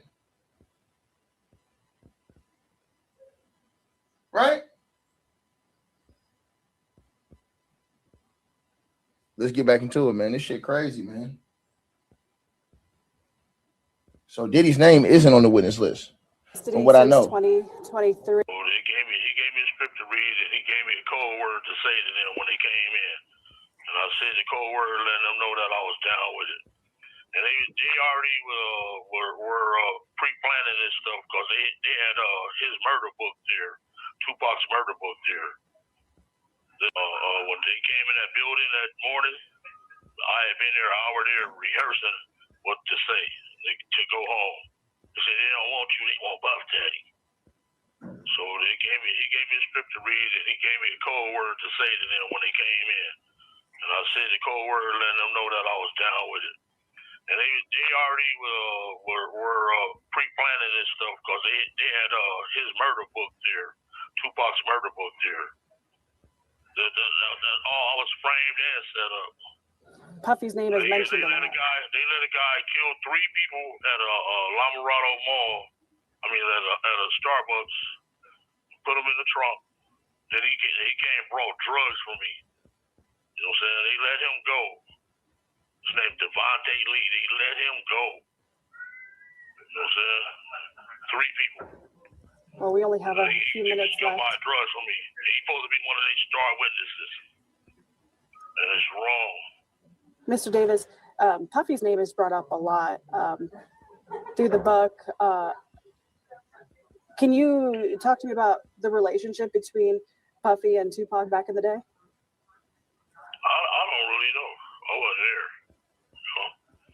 Like I said, my lawyer gave me a script that he said this you can save all your friends and your family. And I came and read that script to them in 2008. After they left, he high-fived me and everything. I told you, big dog. You know, they knew, that lawyer knew me, because they came in my garage one morning, that morning and said, if you hire E. Fall, then we got to take you to jail. They told me what lawyer to hire and everything. Dude had a motive to make money this whole time. His name Greg Caton. He had a motive to make money the whole time. Did that really anger you when you found out that the recording you gave has been released and Detective Caton has been broadcasting about it? Yeah. He put my life in danger, put my whole family's life in danger. And they came and asked me, do I want to be in a witness protection program? I'm like, no, you know. They like protect your family at all costs. After this is all over, he said they offered him to be in the witness protection program. That's a good man and a good father. And, you know, and it's wrong. You know what I'm saying? They got an innocent man in jail. All they had to do was just put a lie detector on me, and I would have passed with flying colors. I ain't killed nobody. My nephew ain't killed nobody. They had a script already ready. You know what I'm saying? And that guy, he's the worstest person on earth. Go around, kill people. The guy, Devontae Lee, he can go around, kill people. You know what I'm saying? Then they said my son put a hit out on him and $5,000. My son can't put a hit out on a goldfish. That is wrong. They gave him $5,000 to move. My son ain't going near nobody that's gonna kill somebody and get away with it for free. if you're saying that you didn't do it, Orlando didn't do it, who did it? To me, I think Reggie Wright did it because he on all them lies. He get on the internet and just go crazy every day. What? I set Keefe D up. I set him up. Stuff like that. Then he told my son threatened his life. Bro, y'all, don't y'all know if this nigga you understand, bro? This shit is gonna be fireworks, bro. This shit is gonna be fire. Bro, listen, there have been testimonies over the years. You saw the testimony from the dude Cornelius Smith. That was an all-time legendary snitching performance from Cornelius Smith on the stand in the Young Dolph trial. You saw the testimony from Woody, how that was just crazy. Everybody was like blown away from Woody's testimony, how he did to those people on the stand. If they put Keefe D on the stand, Keefe D will have the most legendary testimony in the history of this entire world. Let me repeat myself again. Keefe D gonna be going all off script. The judge gonna be saying, "Hey, Keefe D, you gotta come." It's gonna be objections. Keefe D gonna be cussing people out. If they put this man on the stand, bro, I'm telling y'all this right now. This man may be held in contempt of court. I'm telling y'all this. It's gonna be something that we've never seen before, to the likes of what we've never seen before, bro. Ever, bro. And guess what? He's gonna make it known. He's not gonna sit back and be quiet. If he's sitting there and he feel like the trial is going a certain way, oh, Keefe D gonna go off. That's some bullshit. I'm telling y'all, it's gonna be objection, all kind of shit. How do I know? Go back and look at his interactions with the judge already in pre-trial movements when he was going off on the judge about all the other shit that was going on in the court. Since 20. Now look at this, y'all. It's going to be 30 years since Tupac Shakur was murdered here in Las Vegas. Does his family deserve the truth? Yeah. Yeah, his family do. And it's going to come out. The interviews, I was paid to say that stuff. You're saying the truth will come out in trial? Yeah. Now, see, here's the thing. Here's the thing where he made a mistake. He said in the interviews he was paid to say this stuff. If they call up the people who interviewed him and say, hey, did you guys pay him to say a script? Did you guys pay him to come tell a lie? Now it's going to be his word against all those people who interviewed him word in a court of law. Now the integrity of the interviewers are going to come into play now. You guys know the people who interviewed him. He's saying that he was paid to say a script on there. They paid him to say a script. So they'll ask these interviewers, hey, man, did you pay him to come on there and lie just for views on the internet? See, it's going to get disgusting, y'all. I'm telling y'all this, man. It's going to get disgusting. I promise y'all this. He came and feed himself. That's why he's suffering from COVID right now. I survived cancer. If I was a bad person, the Lord would have took me out. You know what I'm saying? The Lord would have took me out. I'm not worried about these people because I understand through God's hands, I understand tall through it all. You know what I'm saying? We've got 3 minutes left. It's going to be 30 years since Tupac Shakur was murdered here in Las Vegas. Does his family deserve the truth? Yeah. Yeah, his family do. And it's going to come out. See how he cussing now in the interview? I was paid to say that stuff. You're saying the truth will come out in trial? Yeah. Not trial. It's going to come out once it, if I lose, I'm going to send my stuff to a bigger court. So you plan on fighting this till the very, very end? To the very, very end. Yo, that nigga said, hey, y'all, that nigga said, to the very, very end. Hey, yo, that nigga said, to the very, very end. That nigga said, man, nigga, God love me, nigga. Man, bro. So you plan on fighting this till the very, very end? To the very, very end. And I feel on a win because they don't have no evidence. They don't came. I wasn't even in Las Vegas, so I'm not worried about them. They little Mark Giacomo, he can say all that stuff he want. All he do is tell lies. Just like last week, Agent Tolliver ain't a such agent, ain't a such person. Agent Tolliver, Agent Tolliver. I ain't never heard of no Agent Tolliver. You know, FBI agent ain't no Tolliver. He just says he tell a lot of lies. They using that Indian man that like he black face. You're not black. He's a gang expert and a hip hop expert. He's an Indian. He's not black. They using him as black face, and it's wrong. You know what I'm saying? Just a DA office should be made up of the community. They should have some blacks in there. They should have some Latinos. They should have some Filipinos. You know what I'm saying? They don't. All they got is, you know what I'm saying? And it's wrong. So are you saying that you're being targeted? Just like January 2024, he get on the front of the newspaper, in front of the TV, the rest of the year. Steve Wolfson, the rest of the year. He's taking the jury pool. You know what I'm saying? It's wrong. Well, we got 1 minute left. Anything else that you want to add, Mr. Davis? No, but I'm an innocent man, and the Lord's gonna set me free. Like that Devontae Lee, he's just scum of the earth. He kills people. He go around snitching on people. You gonna say this on the stand, y'all? People up and stuff like that. Then he pays them out of $5,000. You know what I'm saying? You heard him the other day. He get on TV and do an interview.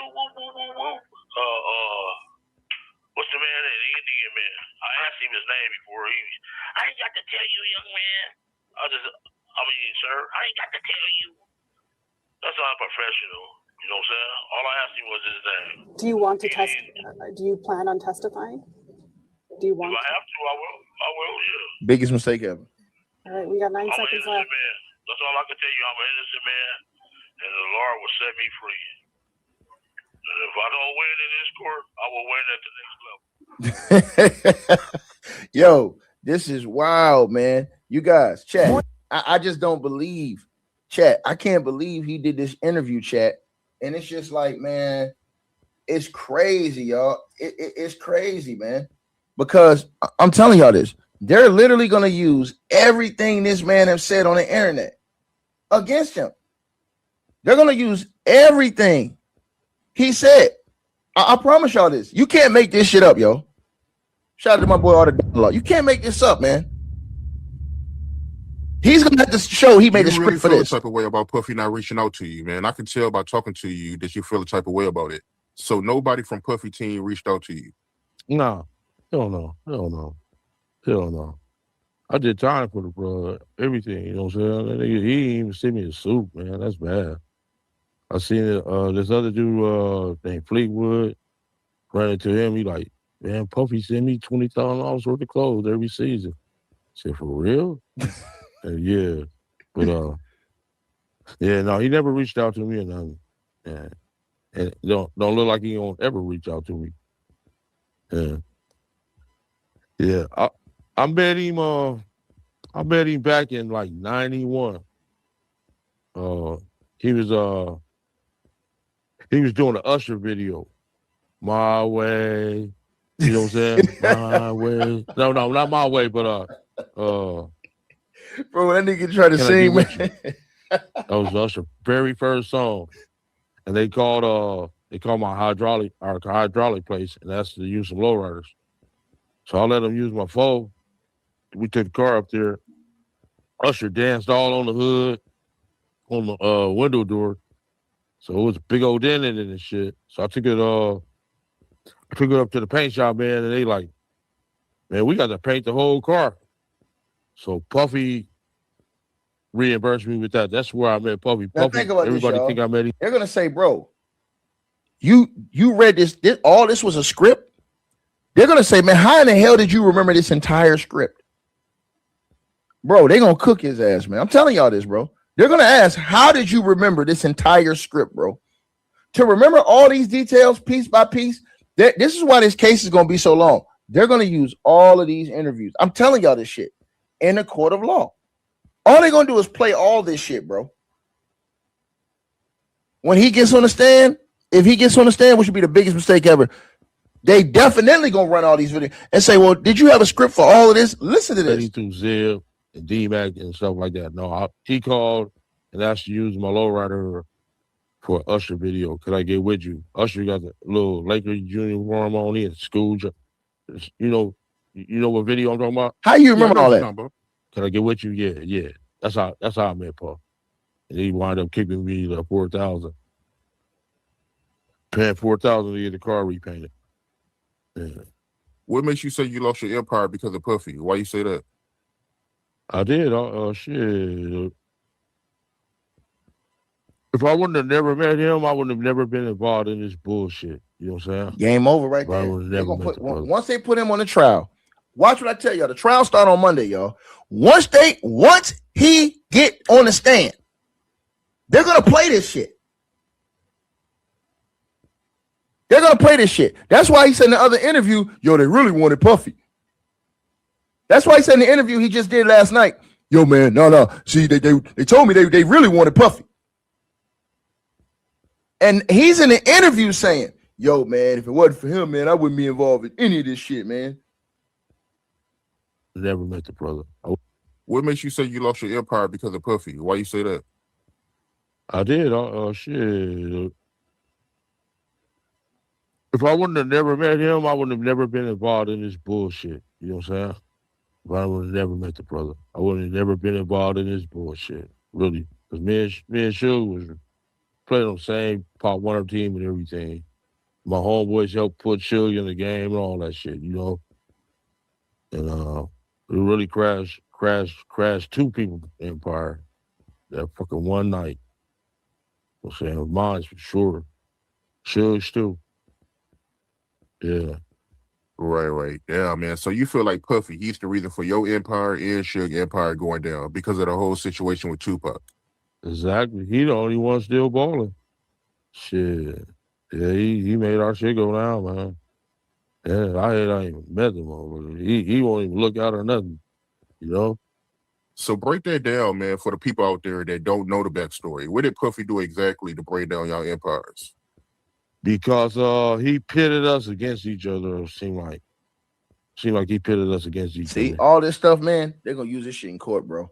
This is coming in the trial on Monday. Yeah, we covering the trial. We covering the full trial. This is happening. This is going on in court on Monday, y'all. On Monday, we're going to hear all this shit. All of these secrets for all the years, everything people have been saying that is relevant to this case. I'm think they're going to pull the whole goddamn slab out on this one. Because they only got one shot at this. They've only had one shot at this in a lifetime. I'm telling y'all, bro. He literally on videotape said that Diddy set this whole thing up. That he alleges that Diddy put both sides against each other, East Coast, West Coast. Now, him saying that, they're gonna have Kirk Burroughs allegedly coming in saying this. Bro, it's gonna get disgusting in there, man. It really is. And this is a reason why I think, y'all, me personally, if I was Diddy, I'd be very worried. I would be very fucking worried about what comes out in this trial. If I was Diddy, I would be very fucking worried. Because I'm gonna tell y'all something. If Keefe D get on that stand, they gonna eat him alive on that stand on cross-examination. Because once he takes a stand, they cannot control, his team cannot control the questions that the defense ask him. Because you open the door. You open the door. You open the door. He get on that stand, bro. That shit gonna be some everlasting shit, bro. Something that we ain't never seen before in a whole. And I'm telling y'all this, for them to have over 200, and you're still calling people. So what I heard is they're still gonna be using people's statements over the years too, that was given to police, people that ain't alive, all this stuff that was given to the cops, that was sworn statements or given to the police, or people's statements that was made in the media, on social media. I'm telling y'all this, man. It's gonna get real nasty, man. Real nasty, bro. Joey. Listen to what he said, bro. Because he pitted us against each other, it seemed like he pitted us against each other. You know, which was kind of smart because we're Crips and Suge was Bloods. Like, you know what I'm saying? He just called me and Zip was rolling up Greenleaf one night. He called and asked, you think it's safe to come out here to do our concerts? And I just said, man, give me like 50 tickets to each concert. We'll be out there with you. We'll go with you. We went to the concert in San Diego. Went to the concert in Anaheim. Now, let me tell y'all how the police work. They'll probably look at all those concerts. If they could get any photos or anything to prove that these guys were at any of these concerts, based off what he said in this interview. Based off the things he said in this interview, they've had all these years. They had 3 years since that interview happened right there. But they've had all these years to investigate this shit. I'm telling y'all this. Bro, 30 years damn near. Irvine Meadows and the one in Las Vegas with them. Yeah. Yeah, and back then they was just a startup coming up, you know what I'm saying? They didn't really have no money like that. We were balling. We was bosses. For sure. I know I was a boss. My whole crew was bosses. I made bosses all over the country, like I said. I even made some bosses in Boosley Town. What you up, Baton Rouge? I got a couple of homeboys out there in Baton Rouge rolling. He just don't know who I know. And if he smoked any kind of crack or snort any kind of coke, he probably had some of my product.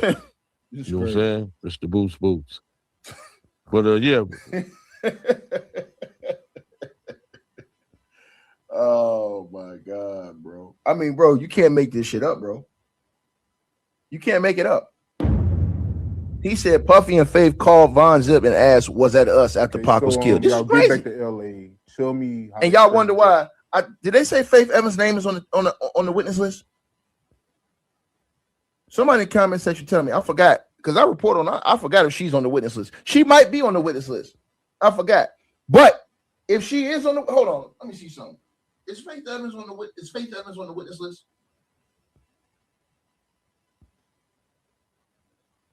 I don't know if she's on or not. I gotta find out, you guys. She might not be. If she is, man, she might not be. I don't know. But he said all these different things. Look at this shit.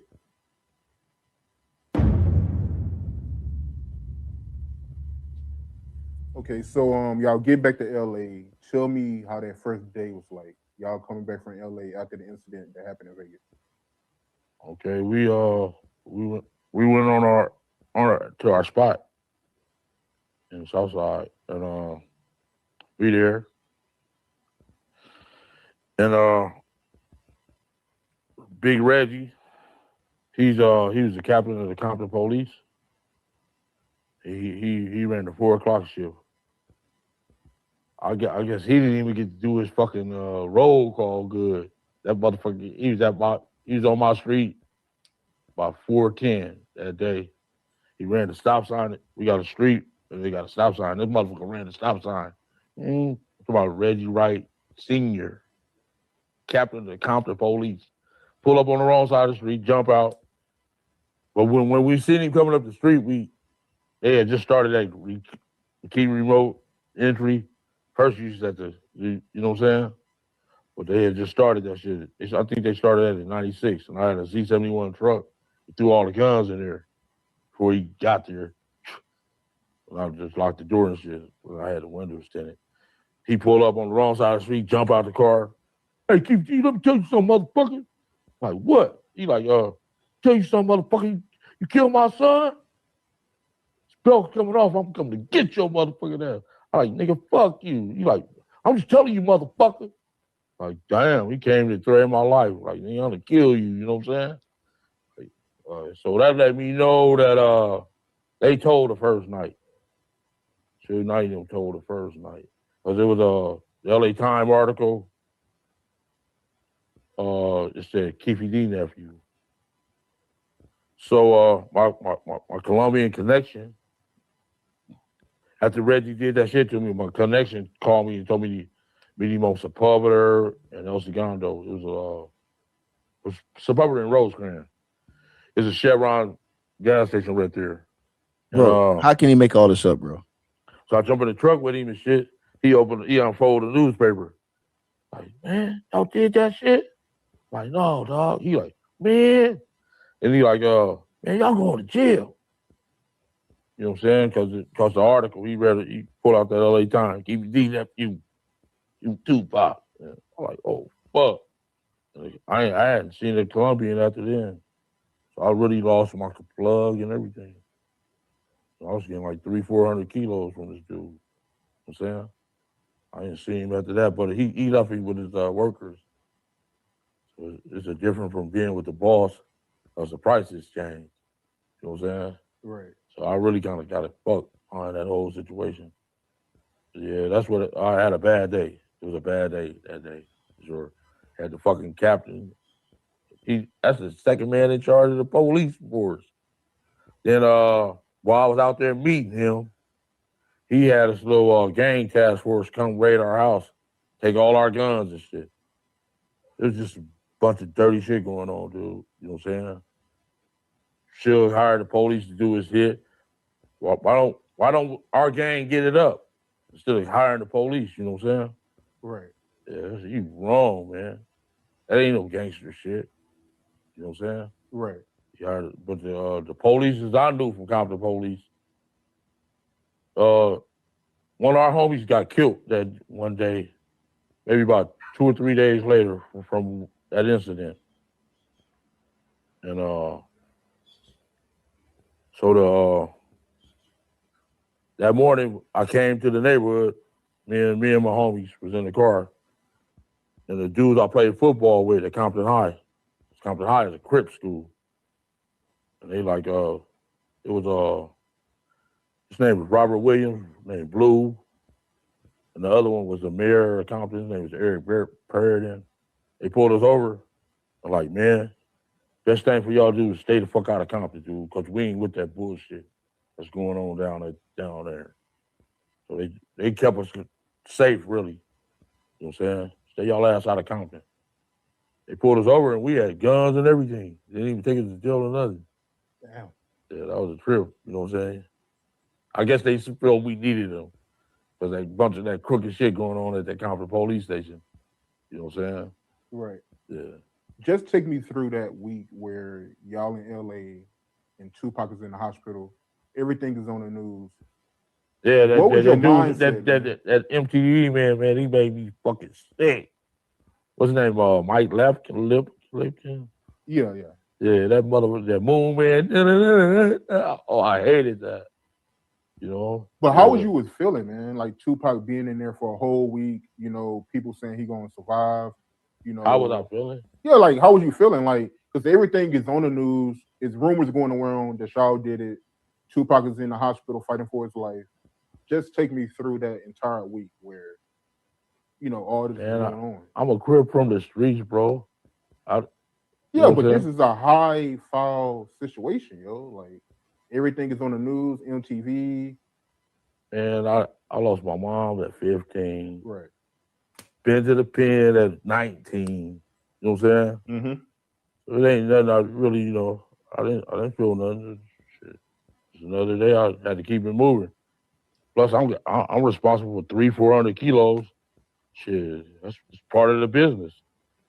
So what was your reaction when it was announced that Tupac passed away? Was my reaction? Yeah. Shit, they did a raid the next day. I couldn't do nothing but react. You know what I'm saying? They did a raid on South Side and in the mob Pyru. Tell me about that. Oh, my homeboy, he do grease traps called crown greasing. Mm-hmm. That night, he was out there getting his grease. They make gasoline off of used grease now. Right. Yeah, he run a grease company. So he happened to be coming in the neighborhood about 3:30, 4 o'clock in the morning. And he came knocked on my door. Like, man, it's a sheriff bus up there. Gang of FBI, Compton police, and sheriffs up at the donut shop. They finna tear some shit up. I didn't even drive my car. You know what I'm saying? I told him, hold on. I jumped in the grease truck with him. Man, take me to the Metro Rail. By the time I got to Watts, seeing all that shit on the news, like, damn, I got away. Yeah, but they had raided my house and my sister's house, Lane house. They raided a whole lot of people's house, matter of fact. But the moment it was announced that Tupac passed away, what was your reaction and what was Orlando's reaction? And we don't let them see us sweat, you know what I'm saying? That's giving away the city, you know what I'm saying? This is like telling ourselves. Just let me see them sweat, you know?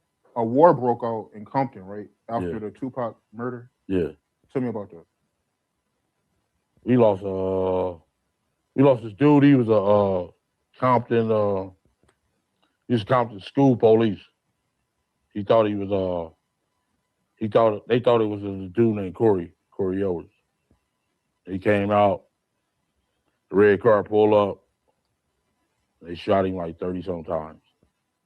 That's the day that the police had we pulled up maybe about 30 minutes after that. And the police pulled us over and told us, stay y'all ass out of Compton. We ain't down with that bullshit what Reggie and them got going on. I'm like, okay. This is the Crip police Right. that I went to school with. You know what I'm saying? That I knew. They came and told us. But then another one of my homies got shot at a store. So then Southside went on the attack. You know, we only lost one person. They lost about, they lost about 9 dudes, dude. We wore them out. They wasn't no competition, really. You know? There wasn't no competition. Right. So he really, he had the police doing his shit. You know what I'm saying? Right. And that ain't gangster, you know what I'm saying? And once they figured out they couldn't get me, they sick the people from downtown on me. You know what I'm saying? The big boys. That's wrong, man. It should have just kept the shit street. You know what I'm saying? He should have kept this shit street. I really didn't like that. He told the first night. Didn't nobody give me no grief or nothing.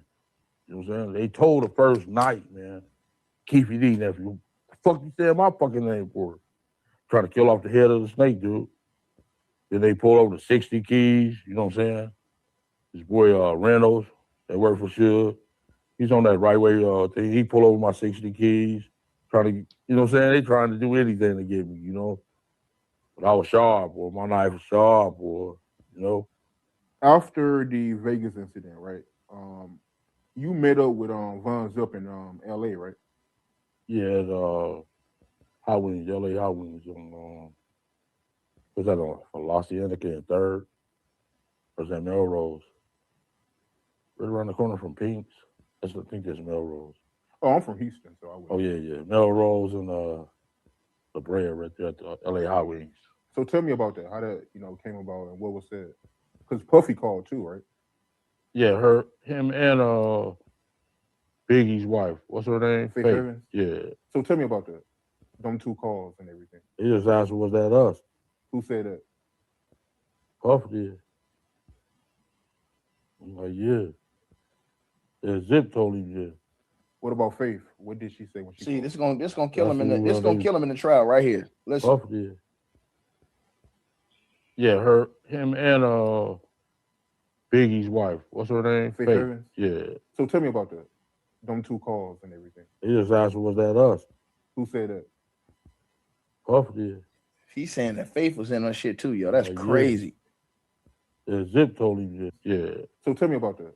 Them 2 calls and everything. He just asked, was that us? Who said that? Puff did. I'm like, yeah. Yeah, Zip told him, yeah.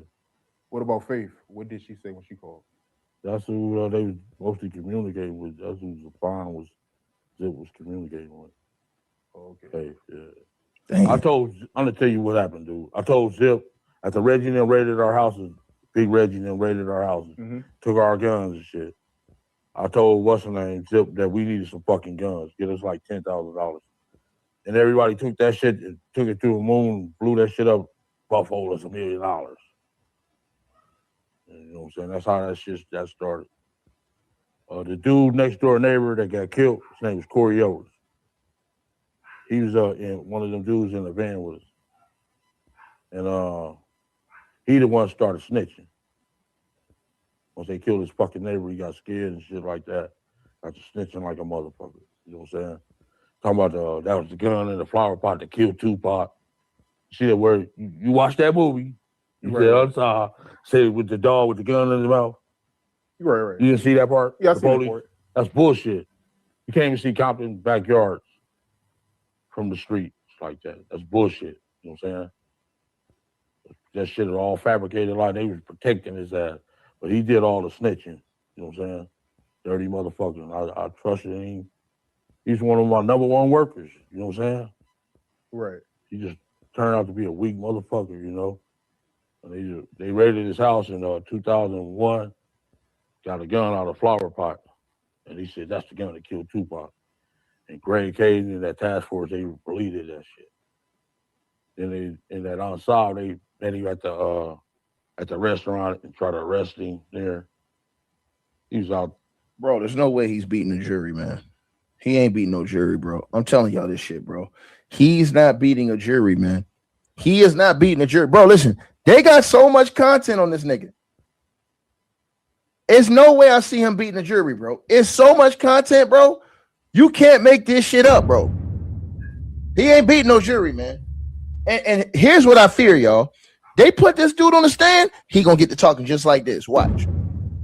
When I say talking like this, I mean cussing people out. Listen what I'm saying, y'all. He got no filter. I gotta ask you, man. I know you've been hearing the rumors that's been going around. So Reggie Wright Jr., he did an interview and he said that you're gonna be getting arrested soon for Tupac's murder. Is that true? Not that I know of, unless he's the U.S. fucking attorney or something.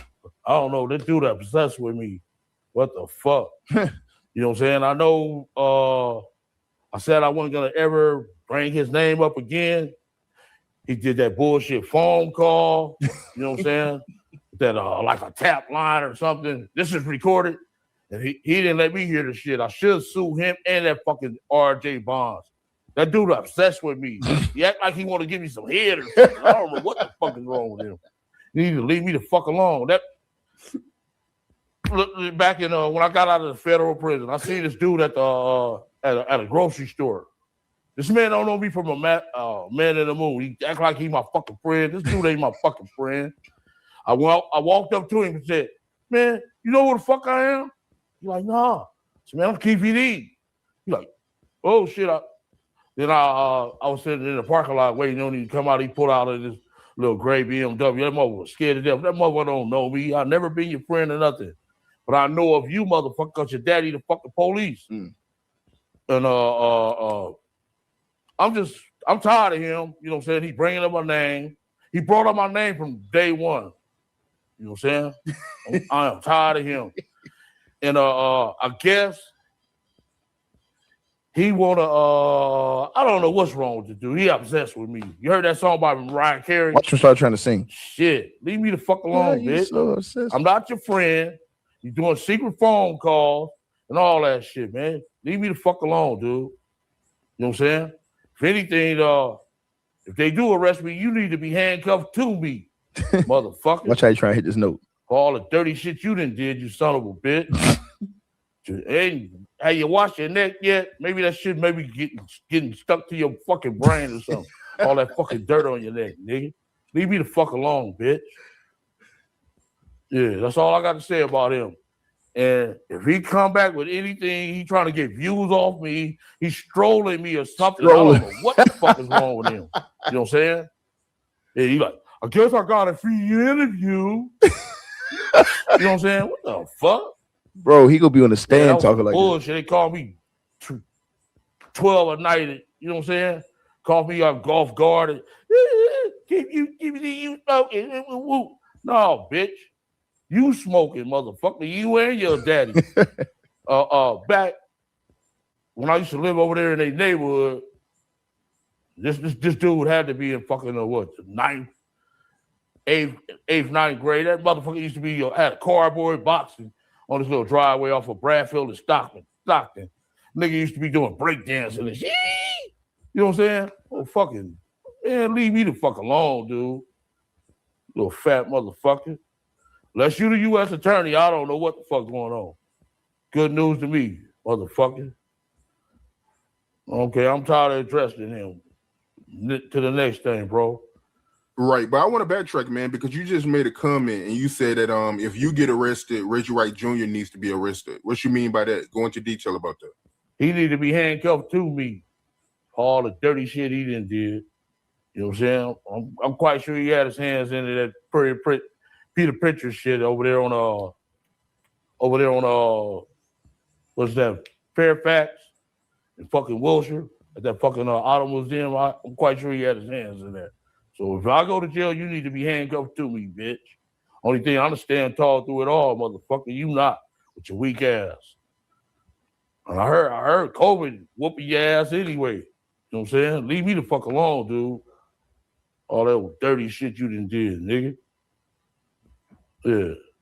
Okay, I'm done with him. On to the next, man. I'm tired of him. Just get off my dick. Hanging from my fucking ball sack, motherfucker, like a dingleberry. Fucking hoe. Fat ass bitch. Yeah. I'm tired of him. And if they do come arrest you, you need to be fucking handcuffed to me, nigga. For that shit at Fairfax. And fucking Wilshire, that Biggie shit, motherfucker. I'm quite sure you had your hands in it. You fat, dirty son of a bitch. Damn. Well, you obsessed with me. Get off my dick.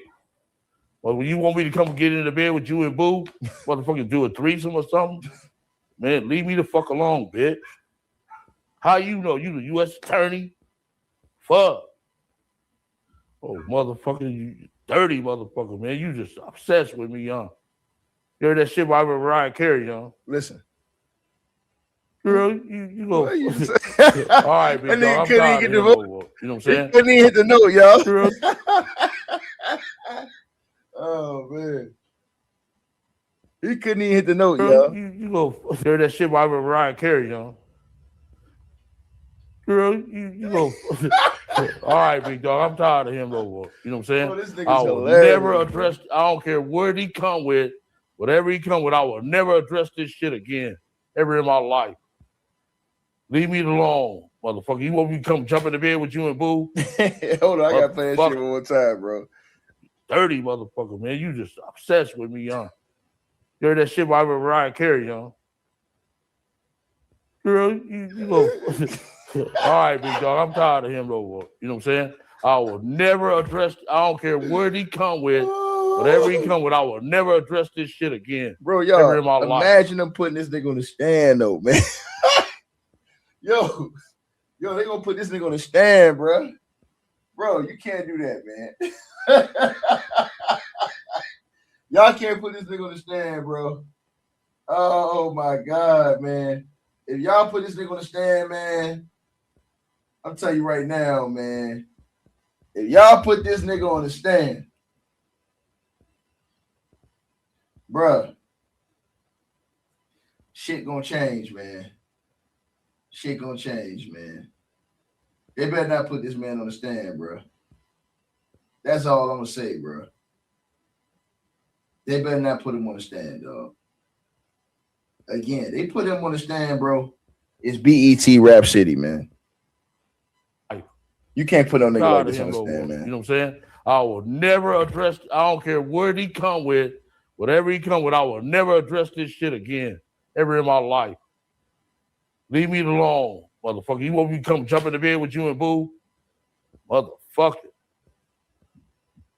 Yeah, man, that's what Reggie Wright Jr. said, man. He said in a few months you're gonna be getting arrested, man. He even said they've been knocking on people's doors and everything, man.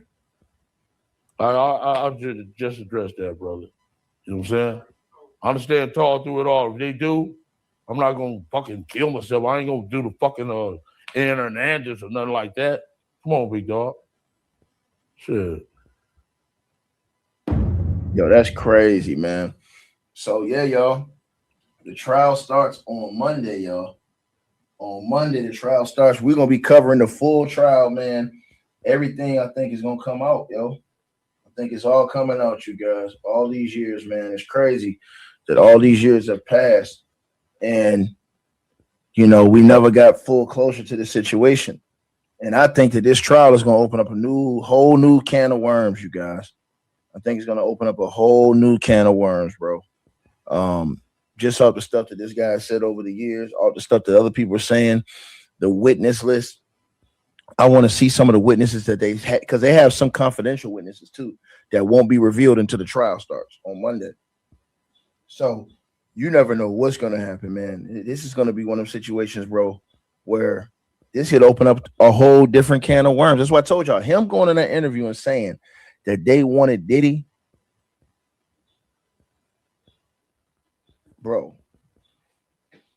he literally said that on Fox last night on the interview. Yo, they really wanted Diddy.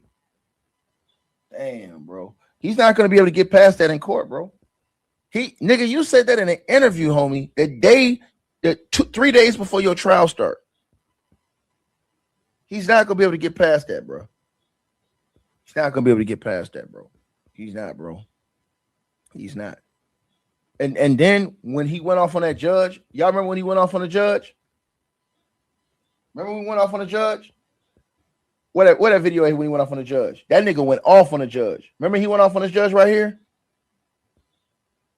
They're not only ugly on the outside, but they're ugly on the inside too. Duane Keefe D. Davis lashing out at prosecutors during another hearing about releasing him on bail. And you just use something in the boxes. They just use something in the boxes. From 1996. Those boxes contain a 2006. Look, this nigga standing up. Hold on, y'all. This nigga standing up in court going off on a judge, my nigga. He's standing up in court going off. That nigga's gonna crash out if this shit go left. I'm telling y'all this. Look, he's standing up going off on a judge, bro. Gang member who prosecutors say implicates Davis in Shakur's Look at murder. him. Who makes that statement 2 years before any confession the defendant ever made. But speaking out of turn, Look Davis at- says he believes those Speaking boxes out of came turn. from retired LAPD detective Greg Kading, who interviewed Davis as part of the investigation into the death of rapper Notorious B.I.G. In a recorded interview, Davis told Kading what happened in Shakur's case, believing he would have immunity. The boxes should not be allowed. They've been at his house 15 years, and he's doing interviews, going in the boxes. While Tuesday's hearing centered on that new evidence, the main reason was Davis's bail, the judge denying Davis's first attempt over concerns the man putting up the more than $112,000 was really a middleman. She also said she was concerned Davis could profit off the alleged crime, but Davis's attorney says no law prevents that until a person is convicted. Right now, his son, myself, even he can enter into a contract with any media entity and make money on this case. They're not only ugly. This afternoon, an 8 News Now exclusive before one of the biggest trials in Las Vegas history. A sit-down interview with the man accused in the murder of Tupac Shakur. Duane Keefe D. Davis speaking with investigator Vanessa Murphy. A quick note, our team was not allowed to put a microphone on Davis due to security. That's why we've included subtitles. The trial surrounding the murder of rap legend Tupac Shakur nearly 30 years ago is just days away. We were given the rare opportunity to sit down with the man at the center of it all, Duane Keefe D. Davis, face to face while he waits here in jail. Did you have anything to do with the murder of Tupac Shakur? No, ma'am. No, ma'am. I wasn't even in the matter. I wasn't in the matter, period. Do you regret the book and the interview? Yeah, I was just after the money, and they said I was covered. I did it for the money. You know what I'm saying? And But did anyone tell you maybe it's not a good idea to do that because they might arrest you after they hear you say that or read it in your book? Like, did anyone close to you say, not a good idea? That was the ghostwriters. I didn't write that book. You know what I'm saying? I don't know nothing about no Winston Churchill, Frank Sinatra. Just read the book. You know I didn't write that book. You know what I'm saying? And the black thing, the lady, she gave me $150,000. But then when I was watching the interview this week, and the way you sort of go through it by play, like then this happened, it's very believable. They wrote me a script to follow. My lawyer came with the script. It seemed like he was there with them the whole time. When you were talking in this interview about Tupac's murder and when you were doing this book, were you considering maybe his family at all? No, I just did it for the money. You know what I'm saying? I was trying to feed my family. And it's wrong. It's just wrong. I'm an innocent man. And they said, yeah, Crip. I haven't been around that stuff since like 89. I stopped that stuff, pulled up my pants. I'm not no leader or Crips or none of that stuff. That's wrong. They just try to make their case look good or something. He's the leader of the Crips. He's way up there in the Crips. No, I'm not. You know what I'm saying? There's no color line. I'm messing with Bloods, Crips, everybody. You know what I'm saying? I just wasn't the leader of the Crips. I helped to like get that record company together. You know what I'm saying? And why would I kill the guy that's making us the most money? You know what I'm saying? That's a rapper back then. Why would I kill our money like that? It don't make sense. So I'm not going to tell you that I didn't do it. Has Sis the Alicia DA's with the office, $50 donation in the Cash App. Salute to you. I appreciate that. office offered you any plea deals, and would you consider a plea deal? I'm not going to take no plea deal because I didn't do nothing. You know what I'm saying? And I'm 63. I had a cancer battle, and I got 3 stents to my heart. And the average American lives to like 74 years old. 10 years, I'm dead. So what I would like taking to jail, you know what I'm saying? I heard it was like some kid. That nigga say he gonna die in 10 years. That's crazy. I'm not gonna do that. You know what I'm saying? I'm not gonna take a deal like that. And I have, especially after I haven't done it. I'm innocent, man. How concerned are you that you'll be convicted after this trial and you won't get to spend your final years with your family? Yeah, I think the Ninth Circuit Court is gonna let me go. She said your final years. They're Damn. gonna let me go because it's not right. I'm gonna be all right though. Because God upstairs, he got me. He know I am this. Yeah. And I hate I put my family in jeopardy like this. So that's one regret I have. Jury selection is scheduled for August 10th. Vanessa Murphy. Yeah, man. So this gets cracking on Monday, man. Wow, you guys, man. It all comes down to this, y'all. It all comes down to this. And this is what happens, man. Bro, listen. All this stuff that's being said on the internet, I'm telling you, bro, this shit is being recorded, man. People getting pulled up on this shit, man. So all these things he said, bro, along with all the other things that have been put out here in the public, and y'all wonder why Mo Preem and them filed that lawsuit, that wrongful death lawsuit. Mo Preem and them will be revealing the other names in that lawsuit very soon that they had that was redacted. Right? They all coming out here for a reason, bro. It's something going on. I'm telling y'all this. Everybody listen to this video. Something going on behind the scenes, bro. Something major is going on. And I think we're going to find out in the aftermath of this trial. During this trial, what the hell is going on? Because we're going to see their hand. We're going to see their hand, right? And what else they're trying to, because you ain't telling me they're bringing all these other people in here only for Keefe D. It's not happening. Now, you know that I'm not convinced of that shit. Y'all let me know what y'all think, man.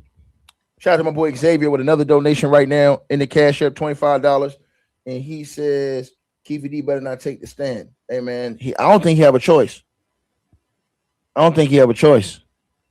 If he don't take the stand, they're going to destroy him with all the evidence they got. If he do take the stand, he going to cook himself. I don't think he got a choice, bro.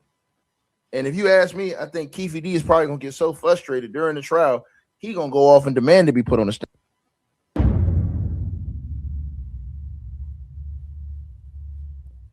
So I gotta ask you, man. I know you've been hearing the rumors that's been going around. So Reggie Wright Jr., he did an interview and he said that you're gonna be getting arrested soon for Tupac's murder.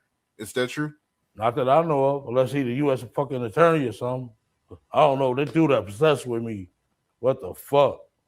You know what I'm saying? I know I said I wasn't gonna ever bring his name up again.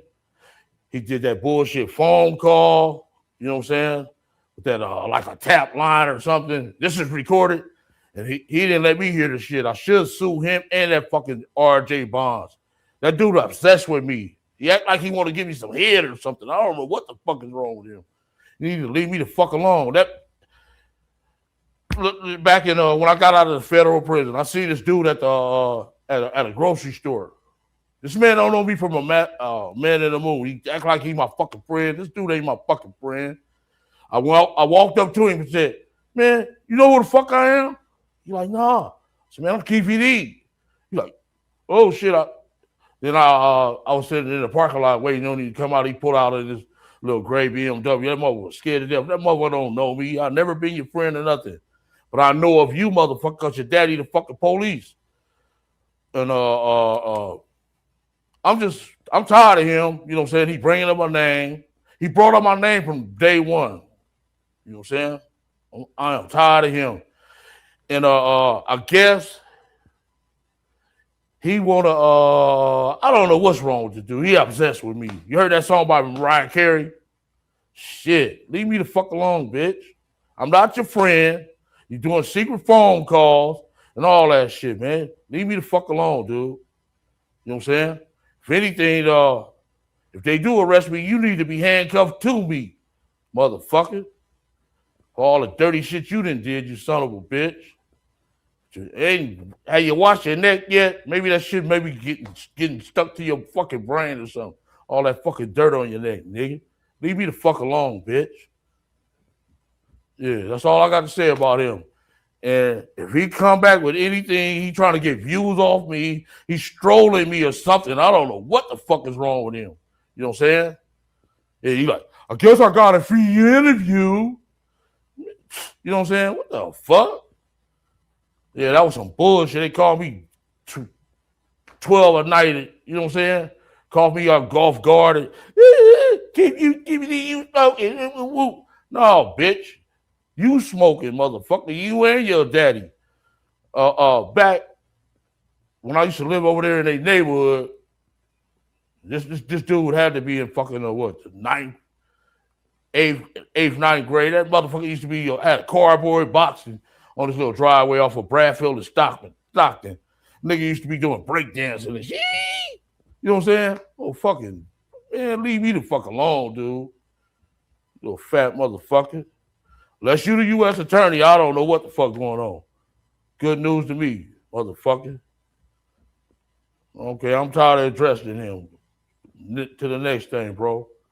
Right, but I want to backtrack, man, because you just made a comment and you said that if you get arrested, Reggie Wright Jr. needs to be arrested. What you mean by that? Go into detail about that. He need to be handcuffed to me for all the dirty shit he done did. You know what I'm saying? I'm quite sure he had his hands into that Peter Pritchard shit over there on what's that, Fairfax and fucking Wilshire at that fucking auto museum. I'm quite sure he had his hands in there. So if I go to jail, you need to be handcuffed to me, bitch. Only thing I understand tall through it all, motherfucker. You not with your weak ass. And I heard COVID whooping your ass anyway. You know what I'm saying? Leave me the fuck alone, dude. All that dirty shit you done did, nigga. Yeah. Okay, I'm done with him. On to the next, man. I'm tired of him. Just get off my dick. Hanging from my fucking ball sack, motherfucker, like a dingleberry. Fucking hoe. Fat ass bitch. Yeah. I'm tired of him. And if they do come arrest you, you need to be fucking handcuffed to me, nigga. For that shit at Fairfax and fucking Wilshire, that Biggie shit, motherfucker. I'm quite sure you had your hands in it, you fat, dirty son of a bitch. Well, you obsessed with me. Get off my dick. Well, when you want me to come get into bed with you and Boo, motherfucker, do a threesome or something, man, leave me the fuck alone, bitch. How you know? You the U.S. attorney? Fuck. Oh, motherfucker, you dirty motherfucker, man. You just obsessed with me, young. You heard that shit by Mariah Carey, young. Girl, you go. All right, big dog. I'm tired of him, though. You know what I'm saying? I will never address. I don't care what he come with, whatever he come with. I will never address this shit again, ever in my life. Leave me alone, motherfucker. You want me to come jump in the bed with you and Boo, motherfucker? Yeah, man, that's what Reggie Wright Jr. said, man. He said in a few months you're gonna be getting arrested, man. He even said they've been knocking on people's doors and everything, man. I'll just address that, brother. You know what I'm saying? I understand tall through it all. If they do, I'm not gonna fucking kill myself. I ain't gonna do the fucking Ann Hernandez or nothing like that. Come on, big dog. Shit.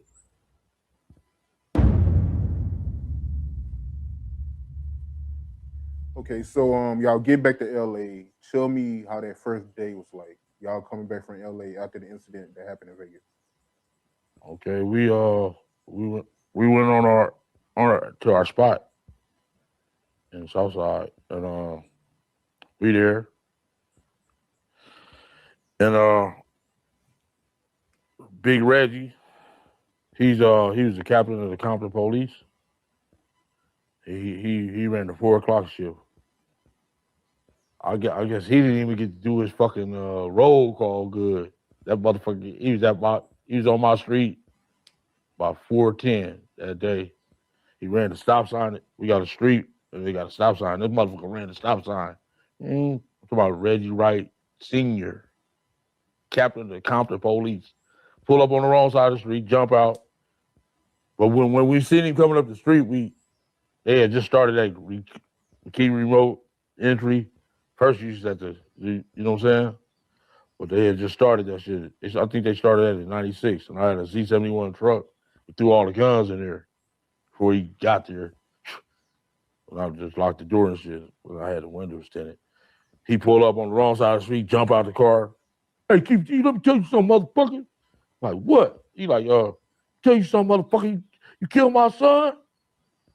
Spell's coming off. I'm coming to get your motherfucker ass. I like, nigga, fuck you. You like, I'm just telling you, motherfucker. Like, damn, he came to threaten my life. Like, nigga, I'm gonna kill you. You know what I'm saying? Like, so that let me know that they told the first night. Suge Knight them told the first night. Because it was the LA Times article. It said Keefe D nephew.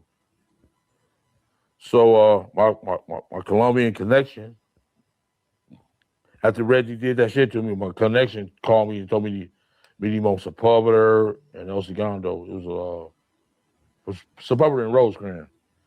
It's a Chevron gas station right there. And so I jump in the truck with him and shit.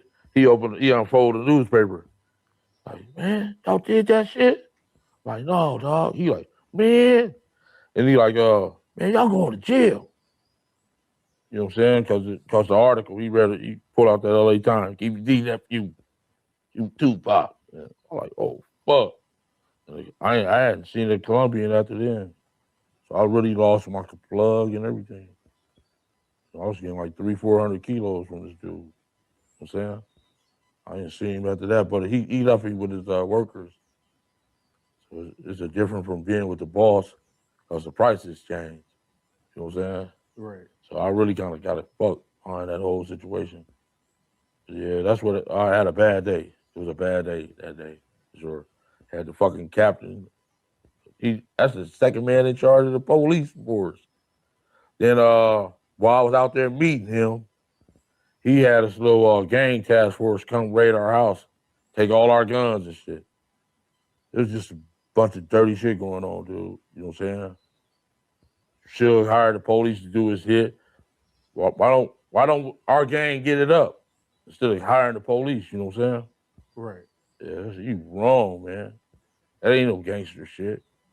You know what I'm saying? Right.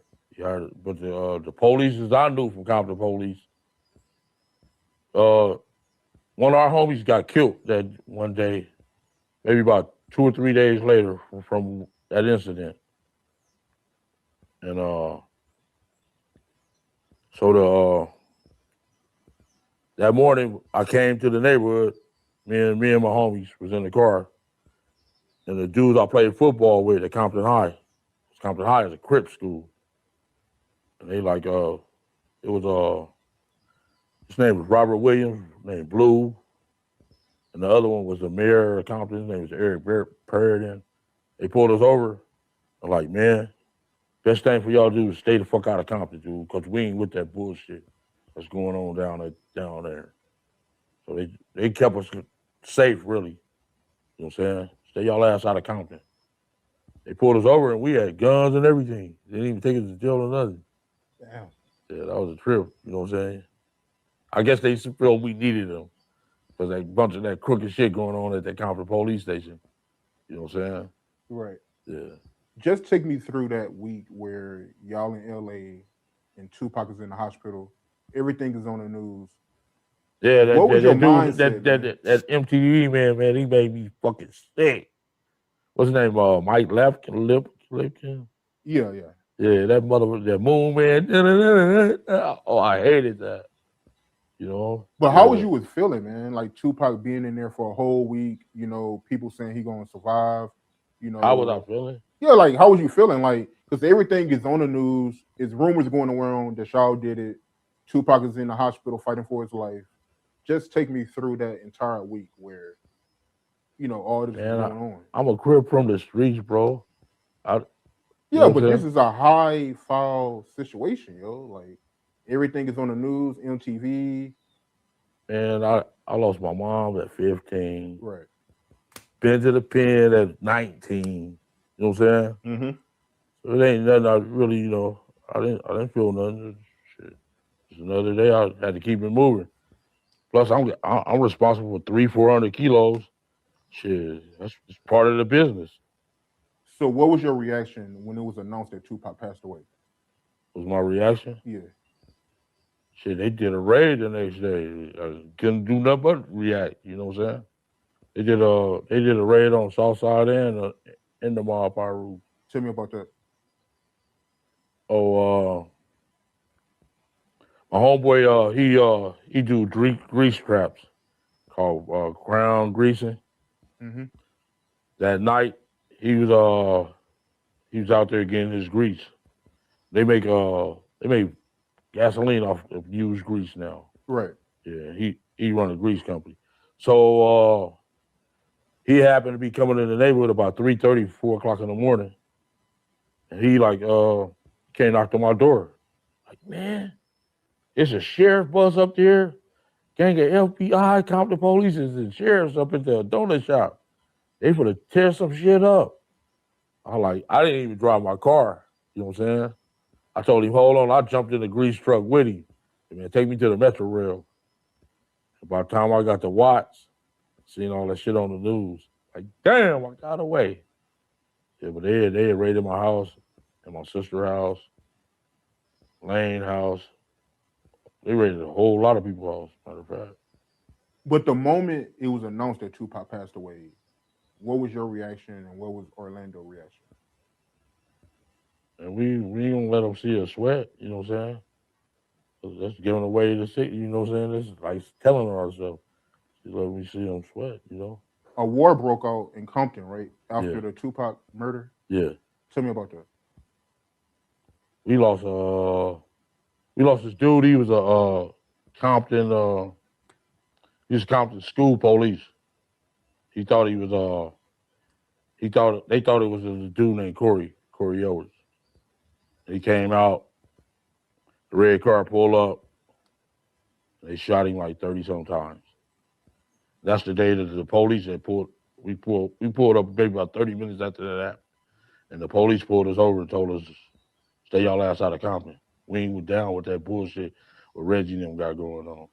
I'm like, okay. This is the Crip police Right. that I went to school with. You know what I'm saying? That I knew. They came and told us. But then another one of my homies got shot at a store. So then Southside went on an attack.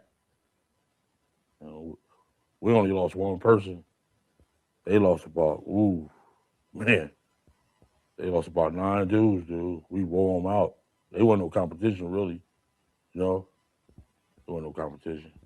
Right. So he really, he had the police doing his shit. You know what I'm saying? Right. And that ain't gangster, you know what I'm saying? And once they figured out they couldn't get me, they sick the people from downtown on me. You know what I'm saying? The big boys. That's wrong, man. Should have just kept this shit street. You know what I'm saying? He should have kept this shit street. I really didn't like that. He told the first night. Didn't nobody give me no grief or nothing. You know what I'm saying? They told the first night, man. Keefe D, nephew. What the fuck you said my fucking name for? Trying to kill off the head of the snake, dude. Then they pull over the 60 keys, you know what I'm saying? This boy Reynolds, that worked for Suge. He's on that right way thing. He pulled over my 60 keys, trying to, you know what I'm saying? They trying to do anything to get me, you know? But I was sharp, or my knife was sharp, or, you know? After the Vegas incident, right? You met up with Von Zupp in LA, right? Yeah, the Hot Wings, LA Hot Wings. Was that on Hacienda and 3rd? Or was that Melrose? Right around the corner from Pink's. I think that's Melrose. Oh, I'm from Houston, so I would. Oh, yeah. Melrose and La Brea right there at the LA Hot Wings.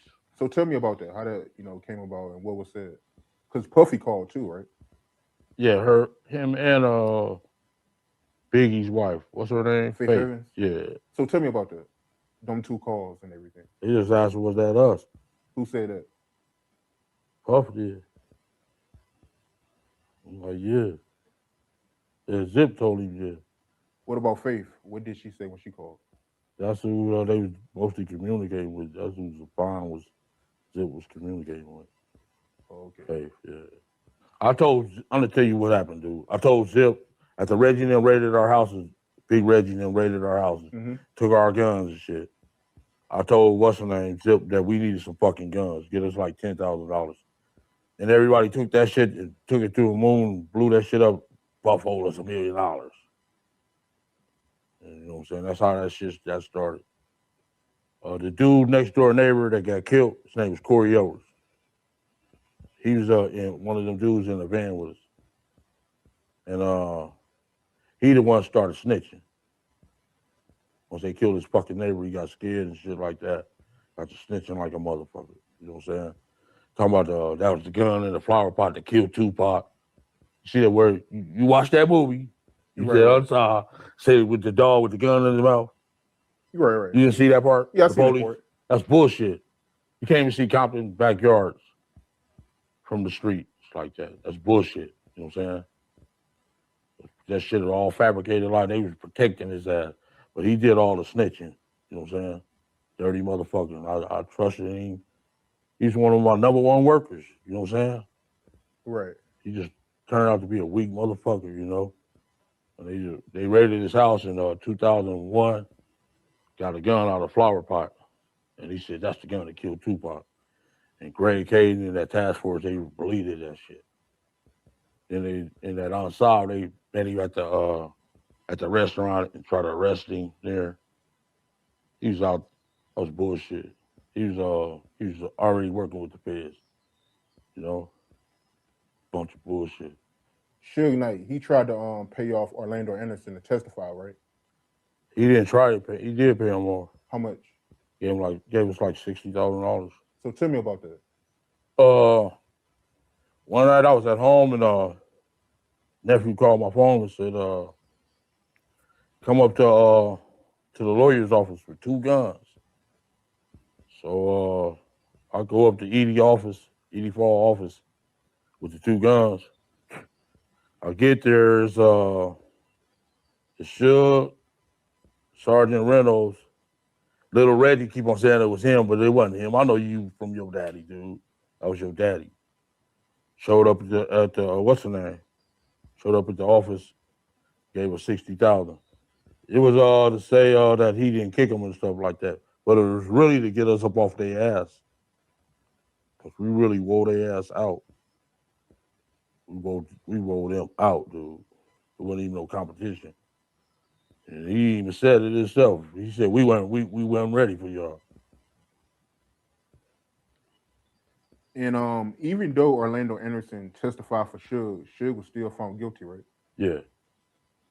So we got like $60,000 for nothing, for free. But it was really to stop that war. You know what I'm saying? He even said it that night. His own boys weren't ready for it.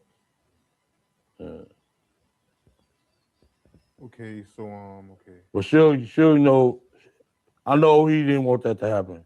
You know what I'm saying? I know he didn't want that to happen at all. You know, before he even got there, they was already with that bullshit. You know what I'm saying? He wouldn't have let that happen if he would have been in the beginning. You know what I'm saying? Right. I'm quite sure he wouldn't have let that happen to my nephew. You know, he just came at the end and just joined in. You know what I'm saying? Right. Yeah.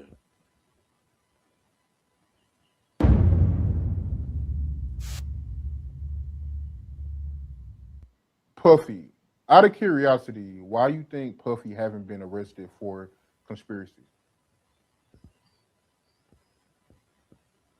Who did he conspire to? I mean, he put a hit on Tupac and Suge. I mean, even if he wasn't serious, he still said it. And the people he said it around ended up killing Tupac. Which was y'all? I asked them to get us some money for some guns. Right. All the little bottom fruiters told the police that on me. So what I'm gonna change the story for? Suge and them told the first fucking night. But even with Suge, they came for Suge. Reggie went told his daddy. Why his daddy would come to me the next day? Right. They went told him, man. They told. But that's the thing. But they don't get no grief. You know, Keefe D saved his family, saved all his homies. 48 people was going to jail. They shredded the indictment because I told them the story. Told them what happened. I'm the only mother. I told on myself. Ain't nobody go to jail did a day behind me. So they say what the fuck they want to say. better not say that shit in my face. But you don't think that's weird that everybody is getting messed with, but nobody ain't messing with Oh, Puffy? believe me, they was on his ass too. I know they was, because they was on me. I did 5.5 years. Every month they came up there on me. Serial killer. You don't know who you got on your yard. Ooh, very dangerous man. Like, you know what I'm saying? Right. I used to go tell them, go fuck themselves. Get up out of here. You ain't got shit. You had shit, you put me in jail. Motherfucker, you ain't getting out. They had the major crime unit from the FBI, LA district. John Gotti would have went to jail in LA. The same people would have got his ass that was on me. Matter of fact, they took down the Green Reaper. Right. But the Green Reaper, y'all seen that dude?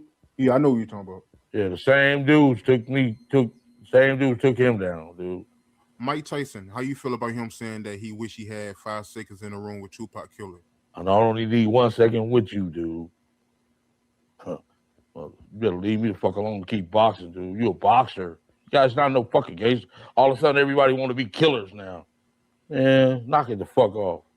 You a boxer. I seen him. I seen him at the mall at the fashion show out here in Vegas. It was about 15 deep. And this big Crip dude named Jerome Williams, one of his bodyguards.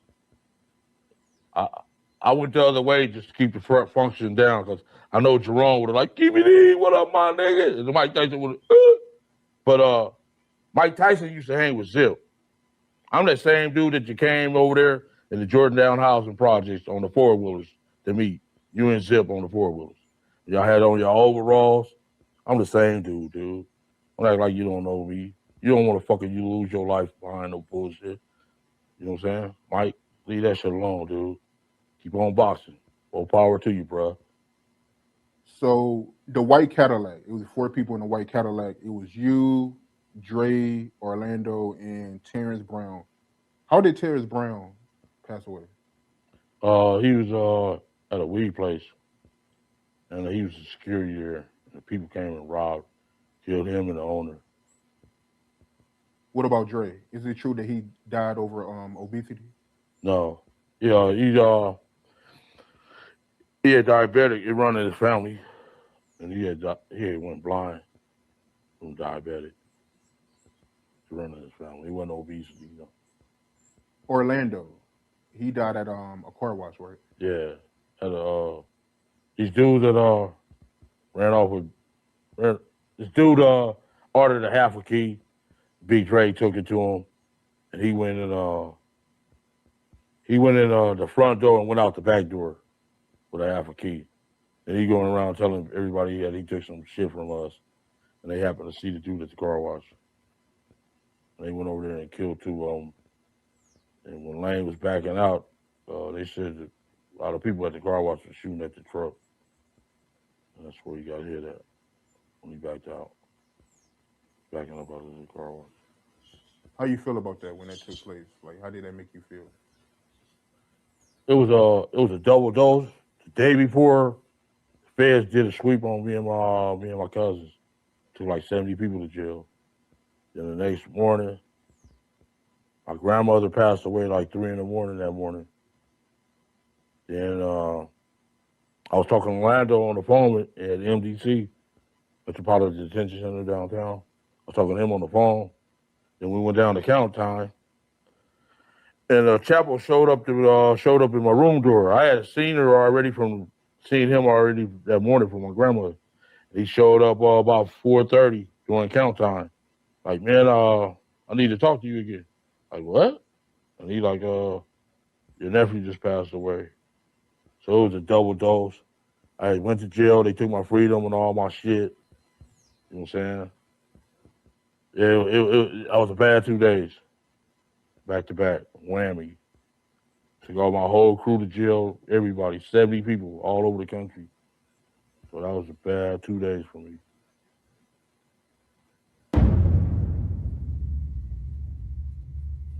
Tupac and Orlando are innocent. If they would have fought at 662, how do you think that fight would have turned out? 1 punch knockout. Yeah, and he probably would have stomped on his head. Yeah, he just probably bust his melon. for sure. He'd have been knocked out for sure. He would have knocked out Suge. Orlando? Yeah, Suge can't fight, man. He been getting knocked out the last. I've been knowing he ain't had no heart. I played football with him. You know what I'm saying? Right. I played football with him, so I knew, you know. His cousins then was like that though. He had 2 twin cousins, Ronald and Donald Knight. One of them played quarterback, the other one played tight end on our same football team. And he had another little cousin played safety named Bruford. Yeah. But we was all tight and stuff. I never thought he was no blood. Seemed like he waited to get $1 million to become a blood. You know what I'm saying? That's crazy. Doing shit backwards. Most people was trying to get up out that shit. You know what I'm saying? Most people that growed up in the hood, they trying to get up out of the game, like try to better their life. Don't wait till you get all the money and come get in the game. Like Soldier Boy, he's such a clown. You know what I'm saying? Got his little pigtails. I'm Big Draco.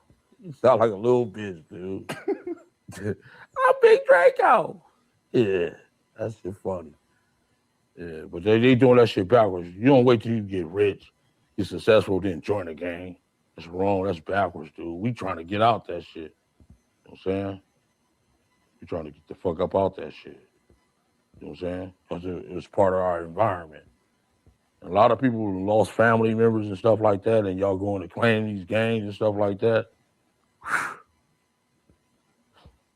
My generation will wear y'all ass out. You know what I'm saying? This new shit, gang, like Collie B and them, that's bullshit, you know? Yeah. It's bullshit. Mob James. Yeah. You know Mob James? I know, yeah, of him. Yeah, my son, him and my son, they got real tight lately. How you feel about him saying that Suge Knight wasn't a real blood, and you know He the only reason why they was messing around with him was because Suge Knight was paying him? Yeah. I read that I seen that interview where he said them niggas was brought into the you know what I'm saying, getting money, and we was paid to gang bang. Did you see that part? Yeah, I seen something like that. Yeah. That shit had me laughing. Yeah, they wasn't no competition for us though, because the Crips was back then the Crips had that shit on lock, had the money, everything. If it wasn't for us, Suge wouldn't even been on. One for the Crips, you know what I'm saying? Right. Yeah, one for the Crips, Suge wouldn't even been on. And he know we put him on. You know what I'm saying? Reggie Wright Jr., how do you feel about him saying that the only reason why you're saying that Tupac was trying to reach for a gun is just in case if they ever come to you and try to blame you for the the shooting, you can say it was self-defense. Is that what he's trying to say? Yeah, he said that on Goliath TV before. Yeah. Yeah, like I said, y'all keep on listening to Reggie and what's his name? Ray Katie. Y'all, they just fabricated the story the way they wanted it to be. You know what I'm saying? But they wasn't there. That's all I want to ask them. Was you there? That's all I want to ask you. How do you feel about people that say Orlando Anderson was a plant? That's bullshit. You think somebody want to get beat up, kicked in the shoulder, kicked in the head? Come on, man. These people they from Mars or something. What the fuck? They just want this shit to go the way they wanted it to go. They got a photograph of memory, and they putting that shit the way they wanted it to be. Little fat old dog brother. Come on, man. Right. So that was a bullshit portrayal, man. I didn't like that at all. That nigga was a weenie. He looked it soft. You know what I'm saying? Ain't nothing soft about me, man. Big old fat teddy bear. You know what I'm saying? Right. Yeah. When y'all shot up the BMW, if I'm not mistaken, when y'all was trying to drive off, did somebody shoot at y'all Cadillac? No. So that's not true? So Bun Street and Neckbone wasn't shooting back at y'all after y'all shot up the BMW? No. Back then, it was hard to be a blood because the Crips was dominated. You know what I'm saying? I was at the party when they stomped that 60 dude out for DJ Quick, killed him. Then I was at this other party, at this other club, Bar One, when this dude named Bruce Richardson whooped Suge and Bun Tree ass. Next day, he was dead. You know what I'm saying? Right. I'm seeing this shit going down. You know what I'm saying? So shit, we can't let that pass. You know, she'll know me. You know what I'm saying? Right. So we had been in this business way before they even got started. We had a way bigger head start than them. That's why Punchy said they was getting little checks. We was making our own money. We was rolling, man. Rolling. He was king of the city, dude, before he Suge even got on. You know what I'm saying? He was already on, homie. Before Death Row even got started. We started Death Row. The Crips started Death Row. And he know that. Matter of fact, Reggie's wife used to go down to MDC with me to start the company. Her name was Boo. Mm-hmm. Yeah, she used to go downtown with me. Yeah, but that was my girl at first. Oh, okay. So you was messing with her before Reggie. Yeah, that was my girl at first. Yeah.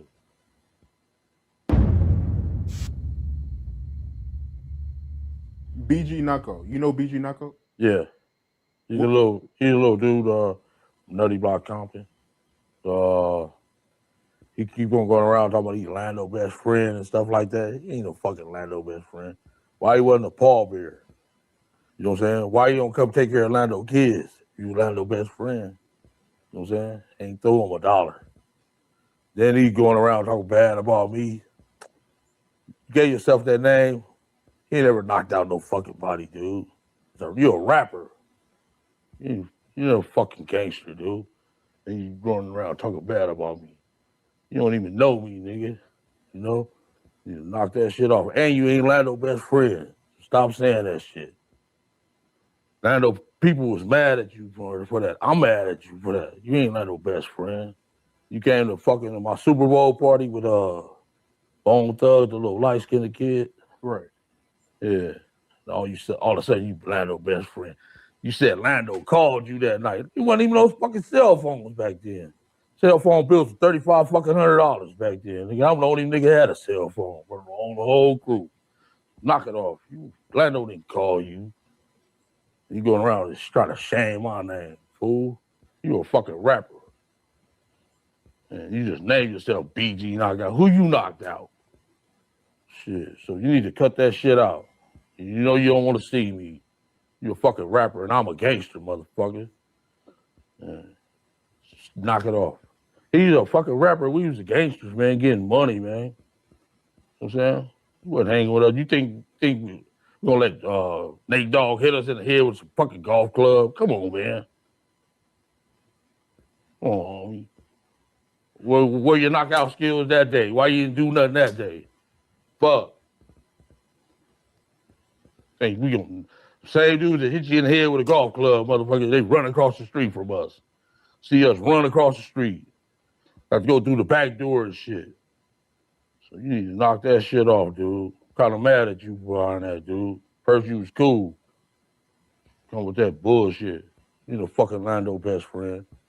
So knock that shit off. Getting hit in the head with golf clubs and shit. Nate Dogg them, man. Knock it off by the same dudes I had to take the chairs from. Man, knock it off. You fucking get it. Ain't no nigga gonna hit me in the head with no fucking golf club or nothing like that.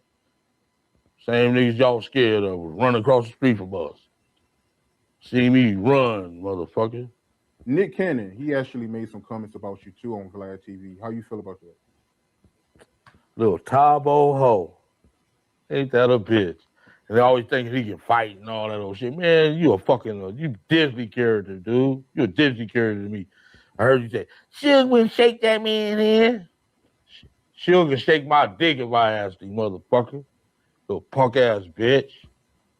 I don't like you anyway. You better stick to that motherfucking bullshit, wilding out. Leave me the fuck alone. Keep wilding out, motherfucker. Little punk ass bitch. Yeah, I don't fucking San Diego hoe. Keep wilding out, but leave me the fuck alone, dude. You ain't no fucking gangster. Just will shake that man in. Goddamn lie, bitch. Busy Bone, he did an interview with the Breakfast Club some years ago, and he claims that Orlando and you was in the studio when him and Bone Thugs did the song Notorious Thugs with Biggie. Yeah. Tell me about that. It was a Heavy D studio up there on Santa Monica right there. It wasn't nothing extra, you know. I'm not no groupie motherfucker. I'm a celebrity to them motherfuckers to me. So I don't groupie them dudes, you know what I'm saying? They rappers, you know. They do what motherfuckers like me, they rap about what I do. You know what I'm saying? Most rappers rap about what gangsters do, dude. You know? I had a little Super Bowl party when the Cowboys played Pittsburgh Steelers that year. And he came over my house with a BG knockout. Yeah. He see some real Crips that day. I seen a video from Redman and Orlando Anderson. He actually made a cameo in that video. Yeah, I was in there too. Oh, for real? Yeah. So tell me about that day, yo. Y'all being in that video, because I didn't know that. Somebody actually sent me a link of that video. Yeah, And I was like, oh, okay, they was in Every there. time Redman used to come to LA, I had this weed spot on the laundry. Every time he used to come right off the plane in his taxi right to my weed spot because he loved that weed. Me and him became close and shit like that. He a real good dude. Redman. Redman a good dude. Him and Meth, good dudes, man. Good dudes. Yeah. That was my partner. I liked the Redman. Cause he a hood motherfucker. You know what I'm saying? Nigga, catch the taxi. That shit you have me loud. These niggas in a yellow cab jumped out.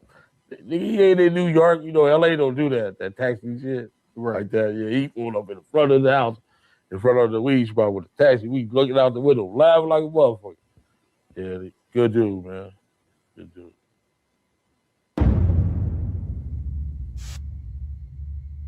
How do you feel about Biggie coming to LA 6 months after Tupac got killed? I don't think that was a wise move, period. You know what I'm saying? Because they don't know the functioning of what's going on, the in and outs that's going on out here. You know what I'm saying? They could at least call ahead. You don't come out here. You know what I'm saying? Like you kill your dog, I kill your cat. You know what I'm saying? That's just what happened. And they was out here promoting Life After Death, and they was out here partying. And everything. They were supposed to give the next day they were supposed to give a picnic at Aaron Spelling's house.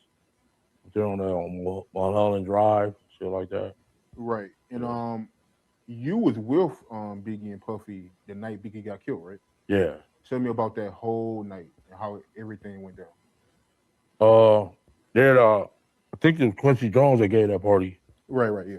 Quincy Jones at the Period Picture Auto Museum. Mm-hmm. He gave it that was a Soul Train at the party. Right. And we he gave us like 12 tickets to get in and shit. Well, some of the homies didn't even get to get in.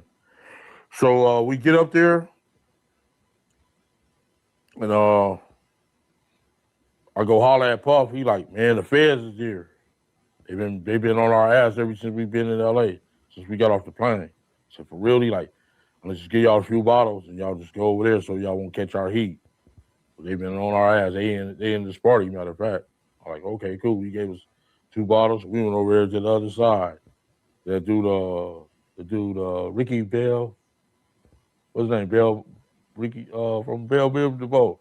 Right. What's the dude? The little dark one. Yeah, I know who you're talking about. I don't know his name, but I know who you were. Yeah, he followed us around all night, boy. He smelled that weed and shit. He like, woo, woo. Yeah, Janet Jackson, all them bad bitches was there. Leah, all of them was at that was a hell of a party, boy. And fire marshals closed it down. Boom. So we all came out and shit. Everybody was waiting on their cars to valet the cars, shit. So Puff and them, Biggie and them got in that first truck. It was in a Suburban, green Suburban. Puff and them was in a blue Suburban.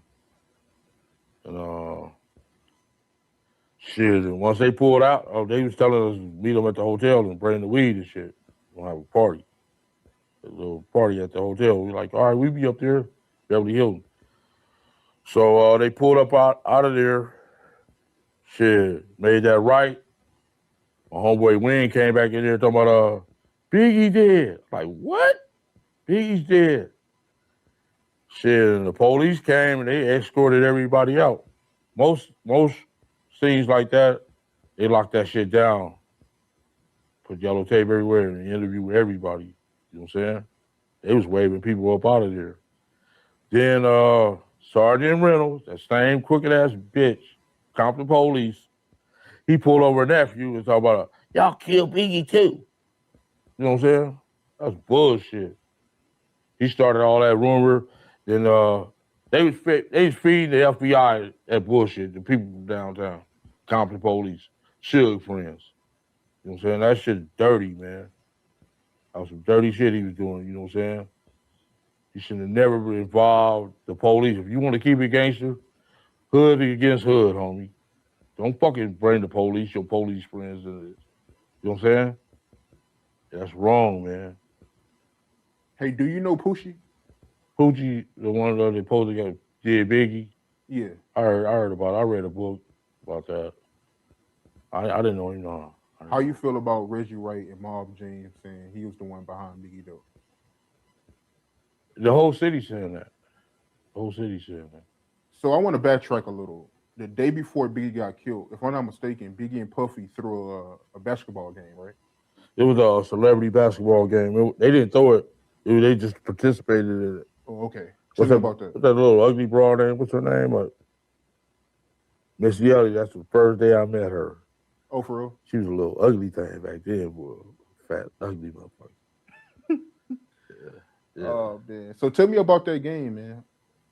Oh, they just did the basketball game and woo woo. And the dude Dash was there. Snoop came over there, shook our hand, and he was acting pouting like a little bitch. And my little homeboy, he had that thing on. He was like, man, you want me to? I'll noodle his ass if you want me to. I'm like, no, leave that little bitch alone. So Snoop and Dash was at the game? Snoop, Dash, Corrupt, the whole little crew. And this little off-brand Crip acting a goddamn fool. I'm like, man. My little homeboy like, man, you big homie, you want me to noodle his ass? I'm like, no, leave that little bitch alone. You know what I'm saying? Dash, little bitch. Matter of fact, when I went to prison, he made a song. I kind of felt that. He was talking about us, get back. What was that? Payback, get back, whatever that shit was. Once I got out of prison, I ran into him at this weed spot. It was a one way in and one way out. I'm like, man, you don't know who I am? He's like, no. Like, man, I'm Keefe D, motherfucker. He's like, oh, man, I was tripping, man. I was tripping, man. And the money had me going crazy. Yeah, you sure the fuck was. And he was on our turf. I could have, you know what I'm saying? Could have raped him that day, you know? Right. So you said Dash was an off-brand Crip. What you mean by Yeah. that? He from Texas. Man, he you know what I'm saying? He ain't from the motherland where the Crips started at. Oh, off-brand ass nigga. You know what I'm saying? And he got a nerve to be acting like a little bitch. I could have got him fucked up that day, though, because they wanted to get his ass. But I was just like, leave that little bitch alone, you know? Right, but Snoop, he a real Crip, though, right? Yeah, he from Long Beach. Okay, so he official, but Dash, he... Dash is a Texas-ass motherfucker. Ain't he from Waco or somewhere? Where the motherfucker from? Oh, no. I mean... Yeah, off-brand ass motherfucker. He's selling, making all that noise. He don't know I could have got his ass wore out that day at that basketball game. What was he doing exactly? He just said, you know, man, all that extra shit, you better knock it off, Mr. Tough Guy. Knock it off, bitch. You know what I'm saying? That's the way I felt. He just don't know. If it wasn't that many people there, he would have got his ass dusted off. Serious. I would have green lighted this motherfucking ass. So how do you feel about people that say that you was behind Biggie death because Puff Daddy never pays you the $1 million? No, I wasn't behind it. The police killed Biggie. I was up under the parking garage when Biggie got killed. When Biggie died, I was up under the parking garage. We were supposed to go meet them at the Beverly Hilton, go smoke weed and shit. You know? He was the last person to talk to me. When he pulled out, I gave him dap and shit. He pulled out. I was like, we'd be up to the hotel and shit. Boom. Shit, one of my homeboys came back in there. They just killed Biggie. I was like, damn.